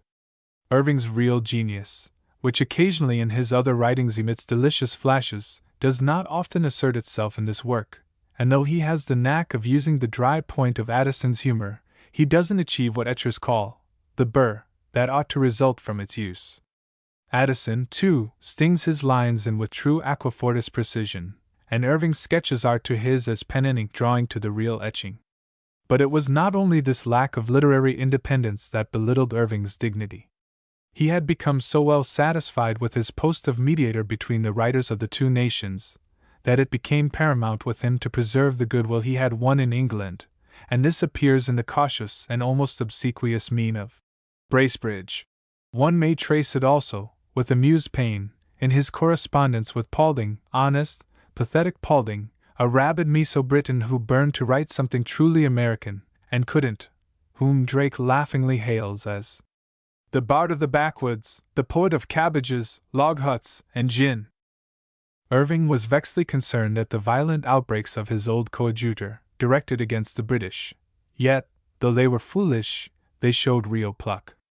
But if we need other proof of the attitude which Irving was distinctly recognized to have taken up, we may turn to a page on which the Edinburgh Review, unusually amiable toward him at first, thus vented its tyrannical displeasure at his excessive complaisance. He gasped for British popularity, it said. He came, and found it. He was received, caressed, applauded, made giddy. Natural politeness owed him some return, for he imitated, admired, deferred to us. It was plain he thought of nothing else, and was ready to sacrifice everything to obtain a smile or a look of approbation. In a less savage fashion we, too, may admit the not very pleasant truth here enunciated with such unjust extremeness. An interval of nearly 40 years lies between the date of the sketchbook and Bracebridge, and that of our old home. The difference in tone fully corresponds to the lapse of time. In the use of native material, of course, Irving was a pioneer, along with Cooper, and was in this quite different from Poe, who had no aptitude in that way. Knickerbocker's History of New York is too farcical to take a high position on this score, though it undoubtedly had a beneficial effect in stirring up pride and interest in local antiquities. But Rip Van Winkle and The Legend of Sleepy Hollow were valuable acquisitions so far as they went. Would that they had been wrought out with a more masterly touch, and would that Irving had penetrated further in this direction. But though these Hudson legends will long keep his fame renewed, it will perhaps be chiefly as a historian that he will be prized. His pleasant compilation on Goldsmith, his Mahomet Columbus, and Conquest of Granada, though not too profound, fill an enviable niche in popular esteem, and his mellow and stately narrative of Washington's life is a work of enduring excellence. But these lie outside of our present discussion. Nor need we compare his achievements in native fiction with Hawthorne's, after the review we have been making of the latter's relation to New England. Poe and Irving and Hawthorne have all met with acceptance in other countries, and their works have been translated into several languages. Irving has exercised no perceptible influence on literature at home or abroad. Poe has entered more or less into the workings of a school in England and a group in France. Hawthorne's position on the continent has perhaps not been so much one of conquest as of receiving an abstract admiration, but he has taken much stronger hold of the Anglo-Saxon mind than either of the others, and it is probable that his share in inspiring noble literature in America will, as it has already begun to show itself an important one, become vastly greater in future. It is impossible, as we have seen, to fix an absolute ratio between these writers. Irving has a more human quality than Poe, but Poe is beyond dispute the more original of the two. Each, again, has something which Hawthorne does not possess. But if we must attempt at all to reduce so intricate a problem to exact terms, the mutual position of the three may be stated in the equation: Poe plus Irving plus an unknown quantity equals Hawthorne. 13. The loss and the gain. The suddenness with which Hawthorne faded away and died, when at the zenith of his fame, is no less strange and sad and visionary now than it was a poignant anguish then. He returned from Europe somewhat lingeringly, as we have seen, knowing too well the difference between the regions he was quitting and the thinner, sharper, and more wasting atmosphere of a country where every one who has anything to give is constantly drawn upon from every side, and has less resource for intellectual replenishment than in other lands. His 7 years in England and Italy had, on the whole, been a period of high prosperity, of warm and gratifying recognition, of varied and delightful literary encounter, in addition to the pleasure of sojourning among so many new and suggestive scenes. And when he found himself once more on the old ground, with the old struggle for subsistence staring him steadily in the face again, it is not difficult to conceive how a certain degree of depression would follow. Just as this reaction had set in, the breaking out of civil war threw upon Hawthorne, before he had time to brace himself for the shock, an immense burden of sorrowing sympathy. The conflict of feelings which it excited on the public side has been sketched, and that alone should have been enough to make the years of strife a time of continuous gloom and anxiety to him. But it would be losing sight of a very large element in his distress, not to add that he mourned over the multitude of private griefs which were the harvest of battle as acutely as if they had all been his own losses. His intense imagination burned them too deeply into his heart. How can we call this weakness, which involved such strength of manly tenderness and sympathy? Hawthorne's life was shortened by the war, Mr. Lowell says. Expressing this view once, to a friend, who had served long in the Union Army, I was met with entire understanding. He told me that his own father, a stanch Unionist, though not in military service, was as certainly brought to his death by the war as any of the thousands who fell in battle. In how wide and touchingly humane a sense may one apply to Hawthorne Marvell's line on Cromwell's death: "To love and grief the fatal writ was signed." His decline was gradual and semi-conscious, as if from the first he foresaw that he could not outlive these trials. In April 1862, he visited Washington and wrote the article, chiefly about war matters, already alluded to. He has left this glimpse of himself at that time: "I stay here only while Leutze finishes a portrait, which I think will be the best ever painted of the same unworthy subject. One charm it must needs have, an aspect of immortal jollity and well-to-do-ness, for Leutze, when the sitting begins, gives me a first-rate cigar, and when he sees me getting tired, he brings out a bottle of splendid champagne, and we quaffed and smoked yesterday, in a blessed state of mutual goodwill, for 3 hours and a half, during which the picture made a really miraculous progress. Leutze is the best of fellows." The trip was taken to benefit his health, which had already begun to give way, and though he wrote thus cheerily, he was by no means well. In another published note there is this postscript: "My hair really is not so white as this photograph, which I enclose, makes me. The sun seems to take an infernal pleasure in making me venerable, as if I were as old as himself." He had already, as we know, begun to meditate upon the Dolliver romance, trudging to and fro upon his hilltop, which was called, at home, the Mount of Vision. But before proceeding with that, he began the series of essays composing Our Old Home, not yet feeling strong enough for the more trying exertion of fiction. But the preparation of these, charming as they are, brought no exhilaration to his mind. "I am delighted," he writes to his publisher, "at what you tell me about the kind appreciation of my articles, for I feel rather gloomy about them myself. I cannot come to Boston to spend more than a day, just at present. It would suit me better to come for a visit when the spring of next year is a little advanced, and if you renew your hospitable proposition then, I shall probably be glad to accept it, though I have now been a hermit so long, that the thought affects me somewhat as it would to invite a lobster or a crab to step out of his shell." His whole tone with regard to our old home seems to have been one of fatigue and discouragement. He had, besides, to deal with the harassing question of the dedication to Franklin Pierce, which he solved in this manly and admirable letter to his publisher. "I thank you for your note of the 15th instant, and have delayed my reply thus long in order to ponder deeply on your advice, smoke cigars over it, and see what it might be possible for me to do towards taking it. I find that it would be a piece of poltroonery in me to withdraw either the dedication or the dedicatory letter. My long and intimate personal relations with Pierce render the dedication altogether proper, especially as regards this book, which would have had no existence without his kindness, and if he is so exceedingly unpopular that his name is enough to sink the volume, there is so much the more need that an old friend should stand by him. I cannot, merely on account of pecuniary profit or literary reputation, go back from what I have deliberately felt and thought it right to do, and if I were to tear out the dedication, I should never look at the volume again without remorse and shame. As for the literary public, it must accept my book precisely as I think fit to give it, or let it alone." By this time, the energy requisite for carrying on the romance had sunk still lower, so that he wrote, "I can't tell you when to expect an installment of the romance, if ever. There is something preternatural in my reluctance to begin. I linger at the threshold, and have a perception of very disagreeable phantasms to be encountered if I enter. I wish God had given me the faculty of writing a sunshiny book." And a little later, "I don't see much probability of my having the first chapter of the romance ready so soon as you want it. There are 2 or 3 chapters ready to be written, but I am not yet robust enough to begin, and I feel as if I should never carry it through." His inability to work has been illustrated in the numerous bulletins of this period published by Mr. Fields.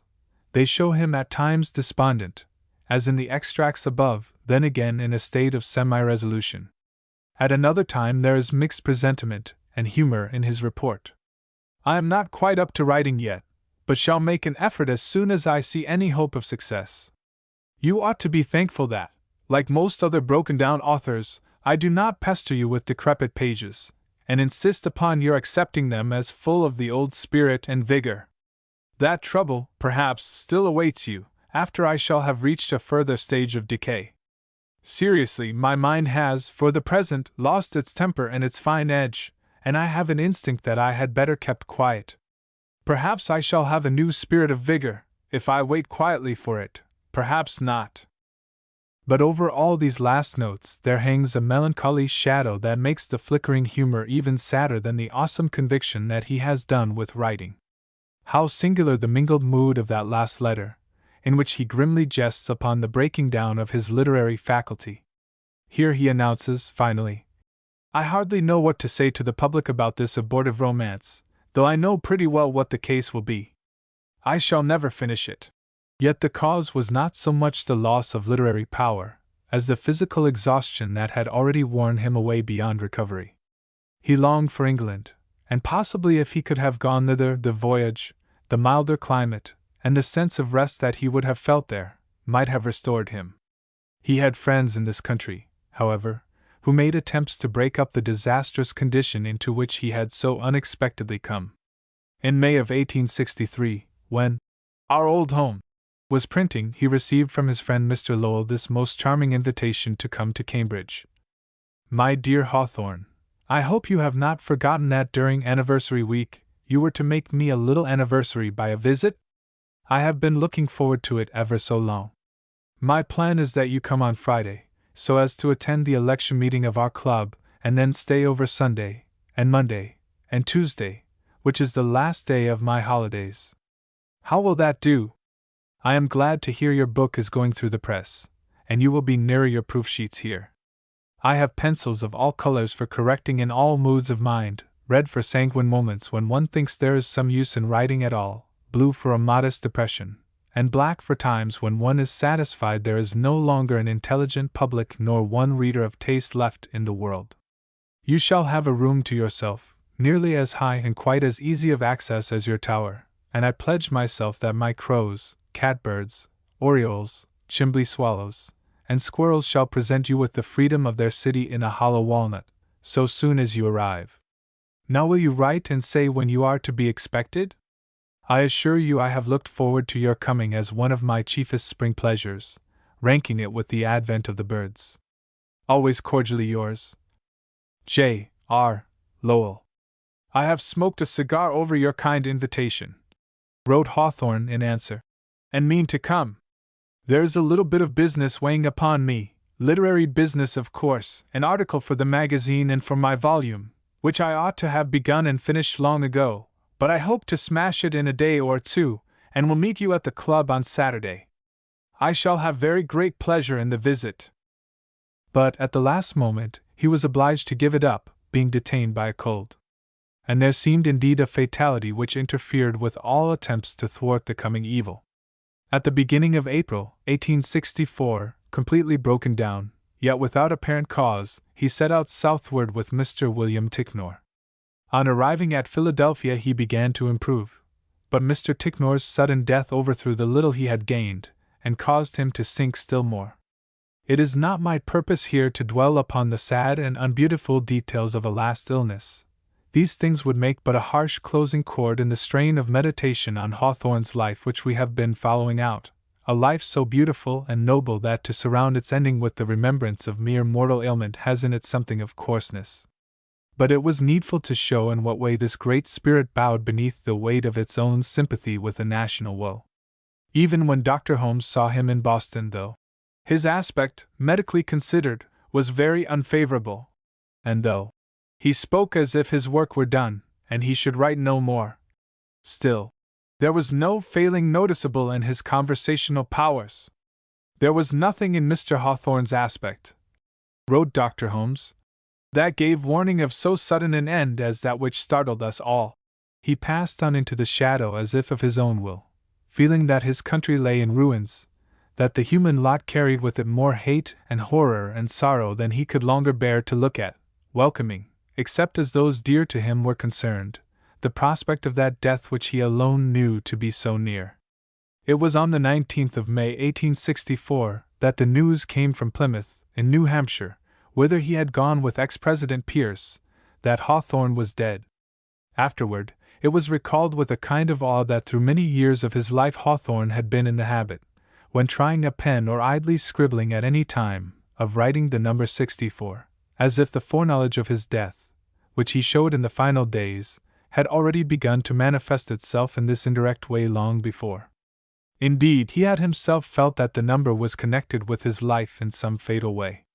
5 days later he was carried to Sleepy Hollow, the beautiful cemetery where he had been wont to walk among the pines, where once when living at the manse he had lain upon the grass talking to Margaret Fuller, when Mr. Emerson came upon them, and smiled, and said the muses were in the woods that day. A simple stone, with the single word Hawthorne cut upon it, was placed above him. He had wished that there should be no monument. He liked Wordsworth's grave at Grasmere, and had written, "It is pleasant to think and know that he did not care for a stately monument." Longfellow and Lowell and Holmes, Emerson and Louis Agassiz, and his friends Pierce and Hillard, with Ellery Channing, and other famous men, assembled on that peaceful morning to take their places in the funeral train. Some who had not known him in life came long distances to see him, now, and ever afterward bore about with them the memory of his aspect, strong and beautiful, in his last repose. The orchards were blossoming, the roadside banks were blue with violets, and the lilies of the valley, which were Hawthorne's favorites among the flowers, had come forth in quiet companies, to look their last on his face, so white and quiet too. So, while the batteries that had murdered him roared sullenly in the distant south, the rites of burial were fulfilled over the dead poet. Like a clear voice beside the grave, as we look back and listen, Longfellow's simple, penetrating chant returns upon the ear. In vain to sum up, here, the loss unspeakable suffered in Hawthorne's death, and no less vain the attempt to fix in a few words the incalculable gain his life has left with us.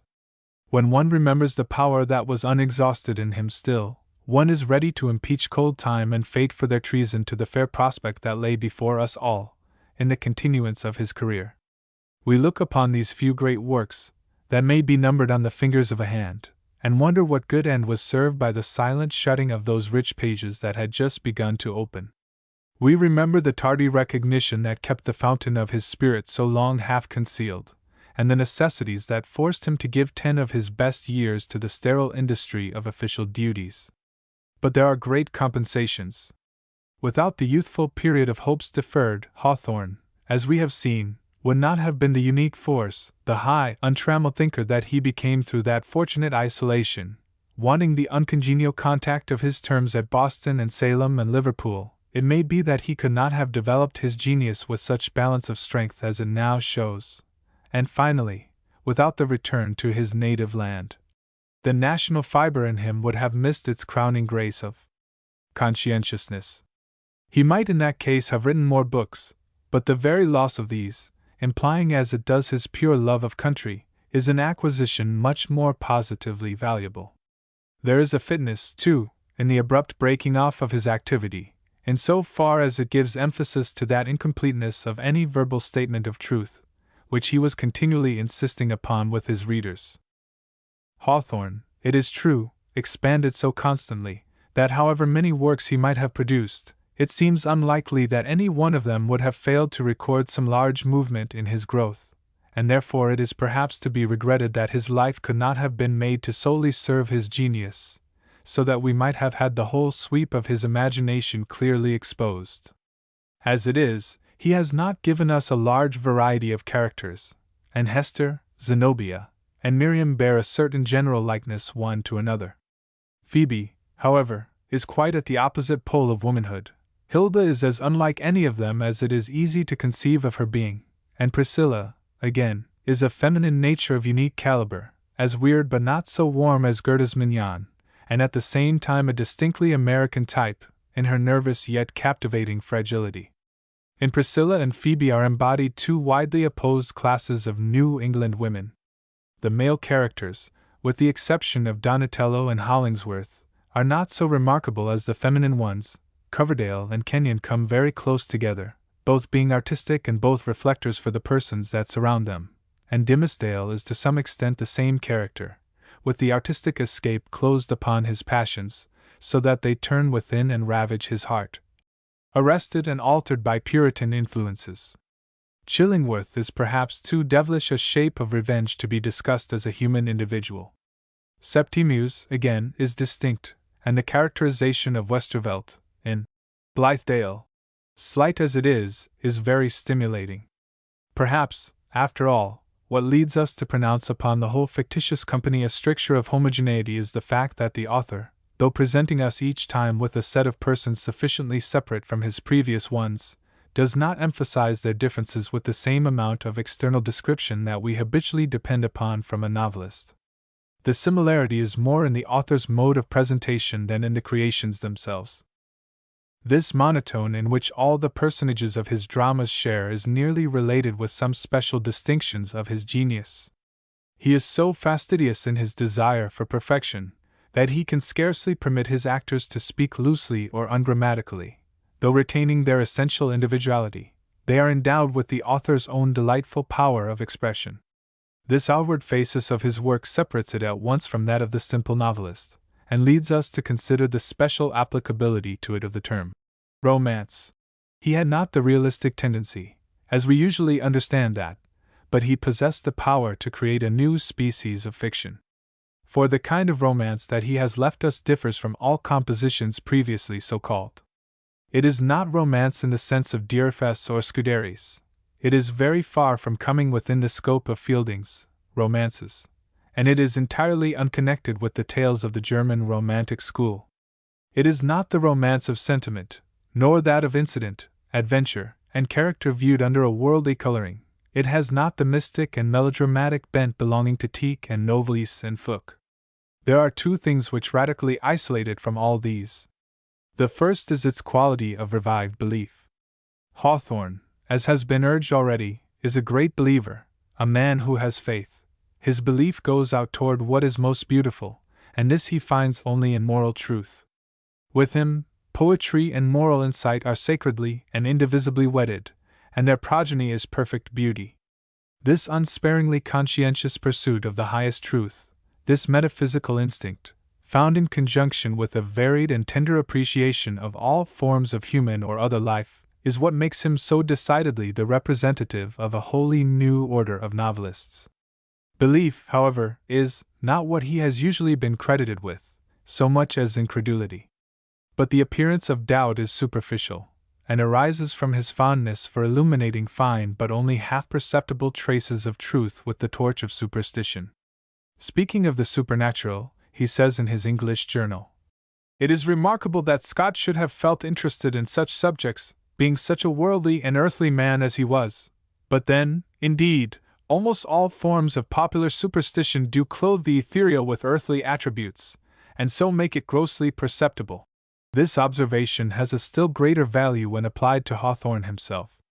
And out of this questioning belief and transmutation of superstition into truth, for such is more exactly his method, proceeds also that quality of value and rarity and awe-enriched significance, with which he irradiates real life until it is sublimed to a delicate cloud image of the eternal verities.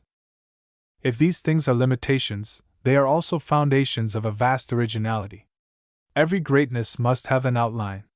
So that, although he is removed from the list of novelists proper, although his spiritual inspiration scares away a large class of sympathies, and although his strictly New England atmosphere seems to chill and restrain his dramatic fervor, sometimes to his disadvantage, these facts, on the other hand, are so many trenches dug around him, fortifying his fair eminence.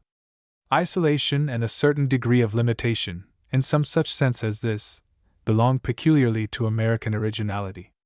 But Hawthorne is the embodiment of the youth of this country, and though he will doubtless furnish inspiration to a long line of poets and novelists, it must be hoped that they, likewise, will stand for other phases of its development, to be illustrated in other ways.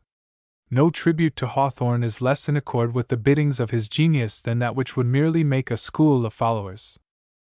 It is too early to say what position Hawthorne will take in the literature of the world, but as his influence gains the ascendant in America, by prompting new and un-Hawthornesque originalities, it is likely also that it will be made manifest in England, according to some unspecifiable ratio. Not that any period is to be distinctly colored by the peculiar dye in which his own pages are dipped, but the renewed tradition of a highly organized yet simple style, and still more the masculine tenderness and delicacy of thought, and the fine adjustment of aesthetic and ethical obligations, the omnipresent truthfulness which he carries with him, may be expected to become a constituent part of very many minds widely opposed among themselves. I believe there is no fictionist who penetrates so far into individual consciences as Hawthorne, that many persons will be found who derive a profoundly religious aid from his unobtrusive but commanding sympathy. In the same way, his sway over the literary mind is destined to be one of no secondary degree. Deeds are the offspring of words, says Heine. Goethe's pretty words are childless. Not so with Hawthorne's. Hawthorne's repose is the acme of motion, and though turning on an axis of conservatism, the radicalism of his mind is irresistible. He is one of the most powerful because most unsuspected revolutionists of the world. Therefore, not only is he an incalculable factor in private character, but in addition his unnoticed leverage for the thought of the age is prodigious. These great abilities, subsisting with a temper so modest and unaffected, and never unhumanized by the abstract enthusiasm for art, place him on a plane between Shakespeare and Goethe. With the universality of the first only just budding within his mind, he has not so clear a response to all the varying tones of lusty human life, and the individuality in his utterance amounts, at particular instants, to constraint. With less erudition than Goethe, but also less of the freezing pride of art, he is infinitely more humane, sympathetic, holy. His creations are statuesquely molded like Goethe's, but they have the same quick music of heart-throbs that Shakespeare's have. Hawthorne is at the same moment ancient and modern, plastic and picturesque. Another generation will see more of him than we do. Different interpreters will reveal other sides. As a powerful blow suddenly descending may leave the surface it touches unmarked, and stamp its impress on the substance beneath, so his presence will more distinctly appear among those farther removed from him than we. A single mind may concentrate your vision upon him in a particular way, but the covers of any book must perforce shut out something of the whole, as the trees in a vista narrow the landscape. Look well at these leaves I lay before you, but having read them throw the volume away, and contemplate the man himself. Appendix I. In May, 1870, an article was published in the Portland Transcript, giving some of the facts connected with Hawthorne's sojourn in Maine, as a boy. This called out a letter from Alexandria, Virginia, signed W.S., and purporting to come from a person who had lived at Raymond, in boyhood, and had been a companion of Hawthorne's. He gave some little reminiscences of that time, recalling the fact that Hawthorne had read him some poetry founded on the Tarbox disaster, already mentioned. Footnote: see ante, page 89. Himself he described as having gone to sea at 20, and having been a wanderer ever since. In speaking of the date of the poetry, "We could not have been more than 10 years old," he said. This, of course, is a mistake, the accident having happened in 1819, when Hawthorne was 14. And it is tolerably certain that he did not even visit Raymond until he was 12. The letter called out some reminiscences from Mr. Robinson Cook, of Bolster's Mills, in Maine, who had also known Hawthorne as a boy. Some poetry on the Tarbox tragedy was also found and printed, which afterward proved to have been written by another person, and 1 or 2 other letters were published, not especially relevant to Hawthorne, but concerning the Tarbox affair. After this, W.S. wrote again from Alexandria, November 23, 1870, revealing the fact that he had come into possession, several years before, of the manuscript book from which he afterwards sent extracts. The book, he explained, was found by a man named Small, who had assisted in moving a lot of furniture, among it a large mahogany bookcase, full of old books, from the old Manning house.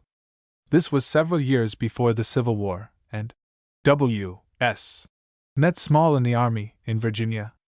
He reported that the book, originally a bound blank one not ruled, and gnawed by mice or eaten by moths on the edges, contained about 250 pages, and was written throughout. The first part in a boyish hand though legibly, and showing in its progress a marked improvement in penmanship. The passages reprinted in the present volume were sent by him, over the signature W. Sims, to the Transcript, and published at different dates, February 11, 1871, April 22, 1871. Their appearance called out various communications, all tending to establish their genuineness, but beyond the identification of localities and persons, and the approximate establishing of dates, no decisive proof was forthcoming. Sims himself, however, was recalled by former residents near Raymond, and there seemed at least much inferential proof in favor of the notes. A long silence ensued upon the printing of the second portion, and at the end of 1871 it was made known that Sims had died at Pensacola, Florida.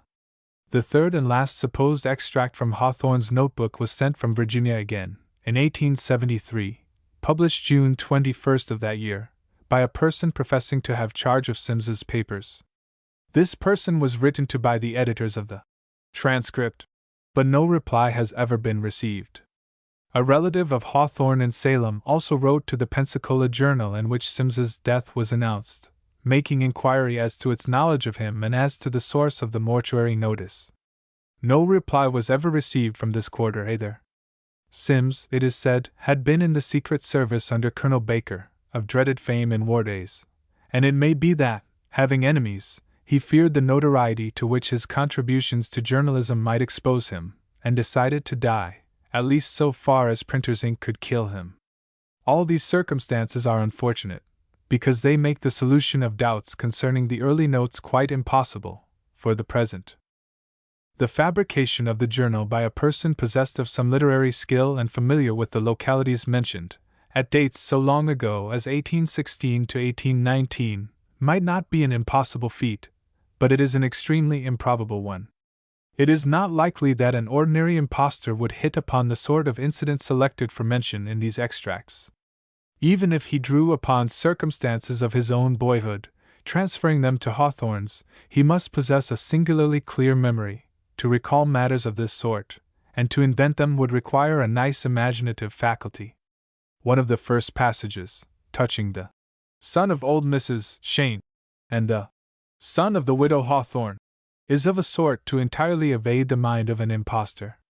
The whole method of observation, too, seems very characteristic. If the portion descriptive of a raft and of the manners of the lumberman be compared with certain memoranda in the American Notebooks, July 13th and 15th, 1837, derived from somewhat similar scenes, a general resemblance in the way of seizing characteristics will be observed. Of course, if the early notes are fabrications, it may be that the author of them drew carefully after passages of the mature journal, and this among others. But the resemblance is crossed by a greater youthfulness in the early notes, it seems to me, which it would be hard to produce artificially.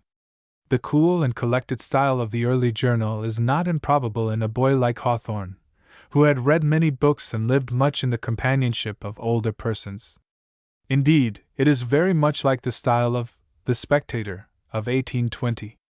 A noticeable coincidence is that the peddler, Dominicus Jordan, should be mentioned in both the journal and The Spectator. The circumstance that the dates should all have been said to be missing from the manuscript book is suspicious. Yet the last extract has the month and year appended, August 1819. What is more important is that the date of the initial inscription is given as 1816, and at the time when this was announced it had not been ascertained even by Hawthorne's own family and relatives that he had been at Raymond so early. But since the publications in the transcript, some letters have come to light of which I have made use, and one of these, bearing date July 21st, 1818, to which I have alluded in another connection, speaks of Raymond from actual recollection. Does the pond look the same as when I was there? It is almost as pleasant at Nahant as at Raymond. I thought there was no place that I should say so much of. The furnisher of the notes, if he was disingenuous, might indeed have remembered that Hawthorne was in Maine about 1816. He may also have relied on a statement in the transcripts editorial to the effect that Hawthorne was taken to Raymond in 1814. In that editorial, it is also observed, Hawthorne was then a lad of 10 years. I have already said that Sims refers to the period of the verses on the Tarboxes as being a time when he and Hawthorne were not more than 10 years old. This, at first, would seem to suggest that he was relying still further upon the editorial. But if he had been taking the editorial statement as a basis for fabrication, it is not likely that he would have failed to ascertain exactly the date of the freezing of Mr. and Mrs. Tarbox, which was 1819. The careless way in which he alludes to this may have been the inadvertence of an impostor trying to make his account agree with one already published. But it is more likely that the sender of the notes did not remember the precise year in which the accident occurred, and was confused by the statement of the transcript. An impostor must have taken more pains, one would think. It must also be noticed that the widow _Thorne is spoken of in the notes. Sims, however, in his preliminary letter, refers to the fact that the universal pronunciation of the name in Raymond was Hathorne, the first syllable exactly as the word hearth was pronounced at that time, and the explanation of the spelling in the notes doubtless is that Sims, or whoever transcribed the passage, changed it as being out of keeping with the now historic form of the name. It is possible that further changes were also made by the transcriber, and a theory which has some color is that the object in keeping the original manuscript out of the way may have been to make it available for expansions and embellishments, using the actual record as a nucleus. 2. The theme referred to in Chapter 3 is given in full below. After the earlier portion of the present essay had been stereotyped, an article by Professor G. T. Packard on Bowdoin College was published in Scribner's Monthly, which contains this mention of Hawthorne. The author's college life was prophetic of the after years, when he so dwelt apart from the mass of men, and yet stirred so deeply the world's sensibilities and delighted its fancy. His themes were written in the sustained, finished style that gives to his mature productions an inimitable charm. The late Professor Newman, his instructor in rhetoric, was so impressed with Hawthorne's powers as a writer that he not infrequently summoned the family circle to share in the enjoyment of reading his compositions. The recollection is very distinct of Hawthorne's reluctant step and averted look when he presented himself at the professor's study, and with girlish diffidence submitted a composition which no man in his class could equal. When the class was graduated, Hawthorne could not be persuaded to join them in having their profiles cut in paper, the only class picture of the time, nor did he take part in the commencement exercises. His classmates understood that he intended to be a writer of romance, but none anticipated his remarkable development and enduring fame. It seems strange that among his admirers no one has offered him a fitting tribute by founding the Hawthorne Professorship of English Literature in the college where, under the tutelage of the accomplished and appreciative Professor Newman, he was stimulated to cultivate his native gift. De Patris Conscriptus Romanorum. Senatum Romanorum jam primum institutum, simplicem cineo atquo prestantissum uni fuis sentient omnes. Imperium fint, quod populo aeci avaritis ne luxuria vitiato optimum videritur. Lecti fuerunt senators, non ca ambitios potestatem upier, sessilca senectut, ca sapientia, ca virtud bellica vel privata in siegs, in republica plurimum polibant. Hominum concilius virtut tam singulari praeditorum perut populus libenter ac senators at patres civilius venerati. Studium illis paternum ad hibera. Nulla unquam respublica, quam turn Romana, nec sancture nec bidiutiut, ias temporibus edinum solemn and publicum commodum principes administrabant, fidem principibus populi habitant. Sed virtut prisca rea publier perdita, inimicitus mutuis patres plebesque flagrare coeperant, alienac prosga. Senatus in populum tyrannus saviet, ac hosdem se monstravit podiuquam custodem rea publier. Concitator vulgus studio libertatis repetandra, aut per multa secula patrum plebisque contentions historia Romana memorat, patribus pristinum auctoritum servarco natus, licenti ac plebes omnia jura spernanti. Hoc modo usque ad penirum bellum, residential southeast habebant. Tun pericula externa discordiam domesticam suprabant, rea publicique studium priscum patribus sapientium, priscum populis reverent iam redundit. He etate omnibus virtutibus nituit Roma. Senatus, jur omnium consensa facto, obsus prop ad inopium plebis equivit, patriax solemn amore gloria quisida, pecunia nil habita est sed quam Carthaginum reformadavit non diucius Roma, redite respublica ad vitia pristina. Patres luxuria solemn populus prestiderint, et vestigia earum populi secuti sunt. Senatus auctoritatem, ex illo ipso tempori, enus unusquisque diminuit, dans in erate angasti ineritis nobilium humilium delectus omnino fer dignitatem confisserent. Augustus equidem antiquam magnificent iam patribus redidit, sed fulgur tantum liet scion fervor. Nunquam in republica senatoribus potestates recuperati. Postrinum species idiom emissa est. Hawthorne. The Roman Senate. Every one perceives that the Roman Senate, as it was originally constituted, was a no less simple than illustrious body. It was a sovereignty which appeared most desirable to a populace vitiated neither by avarice nor luxury. The senators were chosen, not from those who were ambitious of power, but those who wielded the largest influence in the republic through wisdom and warlike valor or private virtue. The citizens bowed willingly to the counsels of men endowed with such singular worth, and venerated the senators as fathers. The latter exercised a paternal care.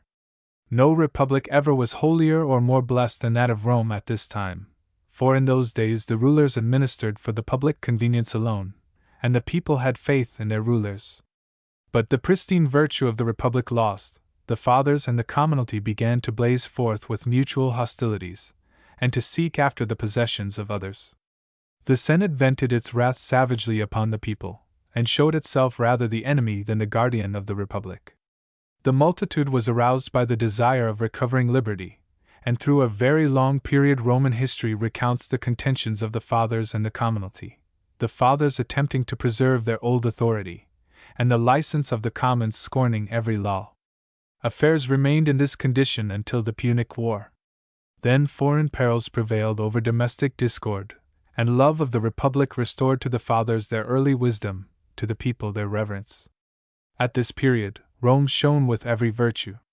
The Senate, through the rightfully obtained consent of all parties, nearly equalized its power with the powerlessness of the commonalty, and glory being sought solely through love of the fatherland, wealth was regarded as of no account.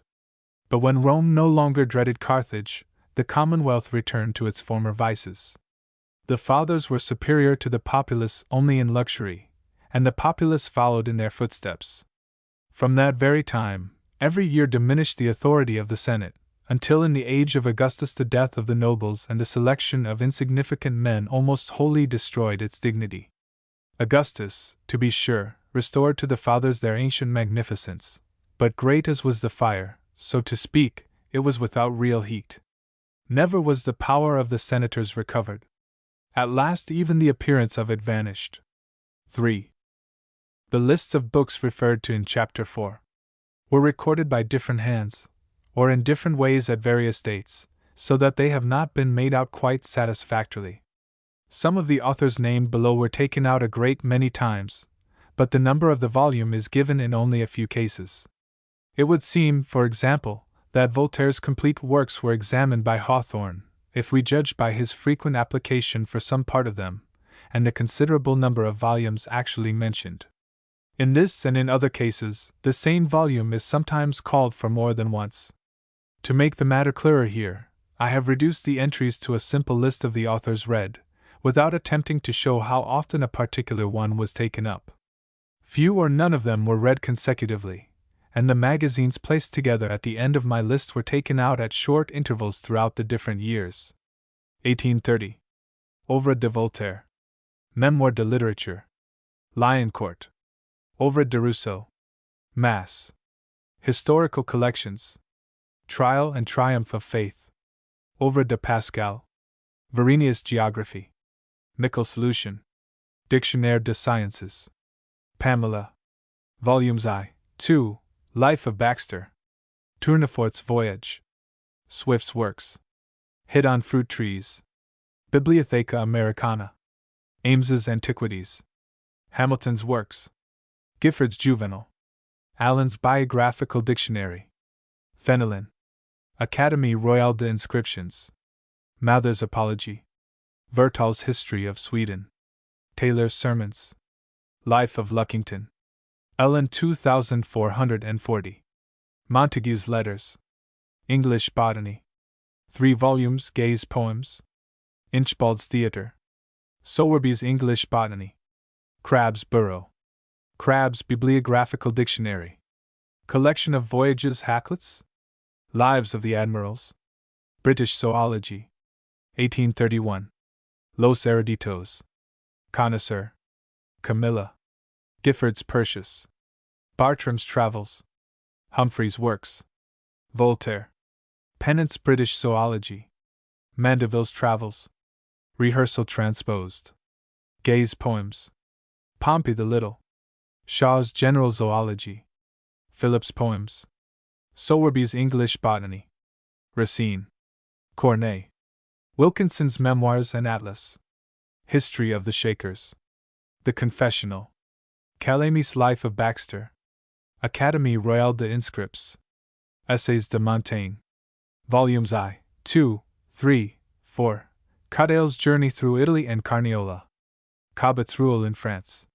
Temple's Works. Volumes I, II, III, Asiatic Researches.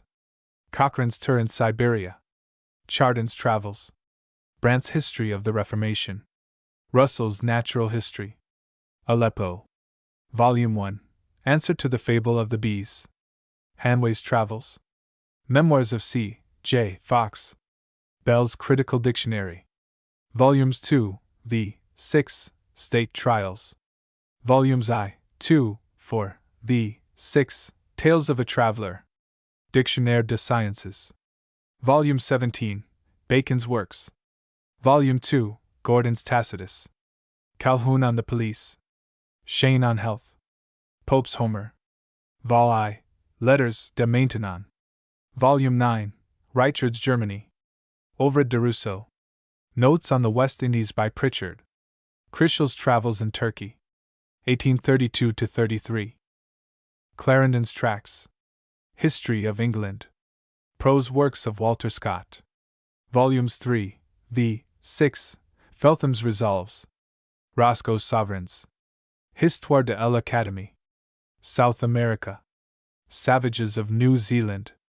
Stackhouse's History of the Bible. Dryden's Poems. Tucker's Light of Nature. History of South Carolina. Poinset's Notes on Mexico. Brace's Travels. Brown's Jamaica. Collins's New South Wales. Broughton's Dictionary. Seminole War. Shaw's Zoology. Reverie. Gifford's Pit. Curiosities of Literature. Massenger.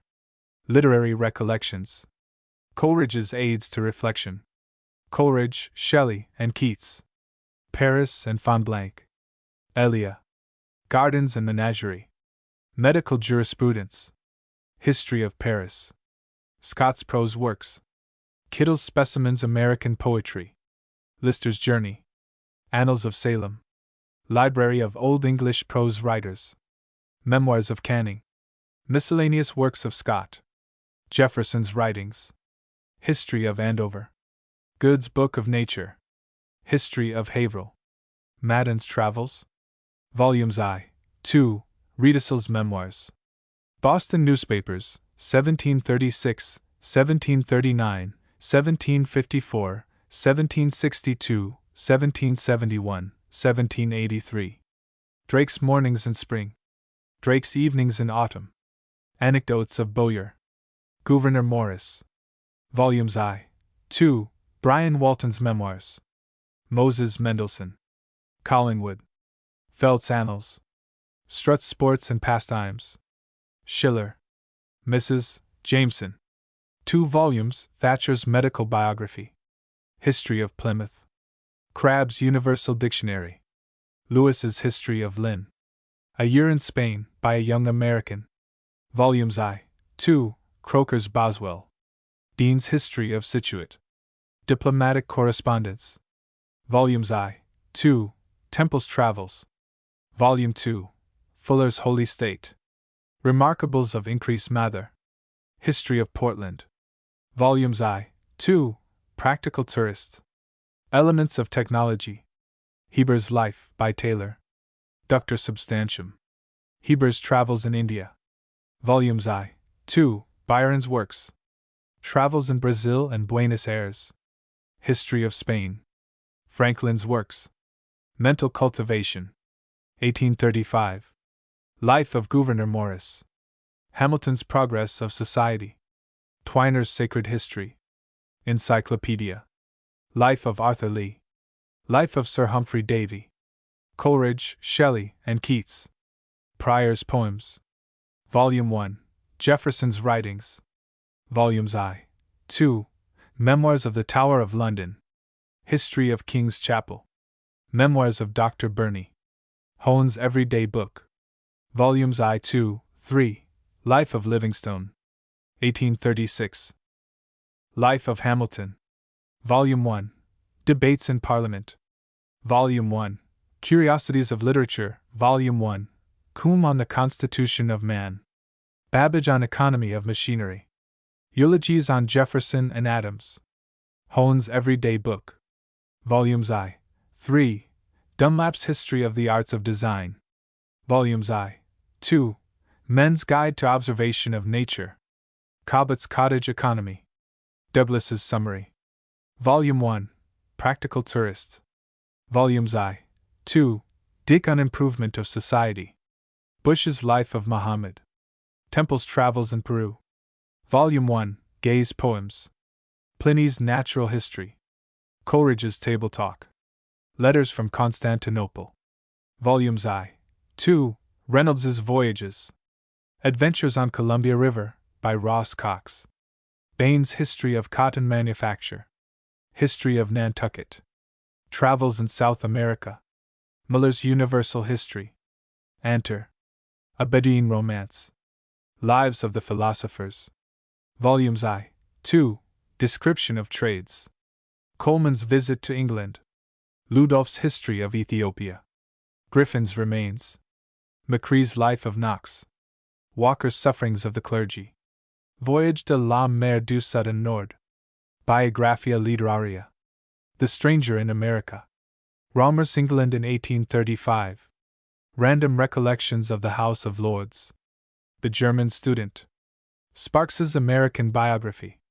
Brewster's Natural Magic. Pryor's Life of Goldsmith. Sparks's Washington. Walter Scott's Demonology and Witchcraft. Scott's Life of Bonaparte. 3 volumes. 1837. Washington's Writings. Martineau's Miscellany. Wraxall's Memoirs. Bancroft's United States History. Rush on the Human Voice. Drake's Indian Biography. Wordsworth's Poetical Works. Clarendon's History of the Rebellion. Relics of Ancient English Poetry. Bell's Historical Memoirs of Plymouth County. Life of Jefferson by Tucker. Random Recollections of the House of Commons. Specimens of American Poetry. 1838. Life of Jefferson. Brown's Novels. Parr's Works. Select Comedies. Froissart's Ancient Chronology. Byron's Works. Plutarch's Lives. London Encyclopedia of Architecture. Gentleman's Magazine. Monthly Magazine. Monthly Review. European Magazine. Christian Examiner. Edinburgh Magazine. Annual Register. Quarterly Review. Southern Review. Worcester's Magazine. North American Review. United States Service Journal. Court Magazine. Museum of Literature and Science. Westminster Review. London Monthly Magazine. Eclectic Review. Foreign Quarterly Review. Blackwood's Magazine. Metropolitan Magazine. New England Magazine.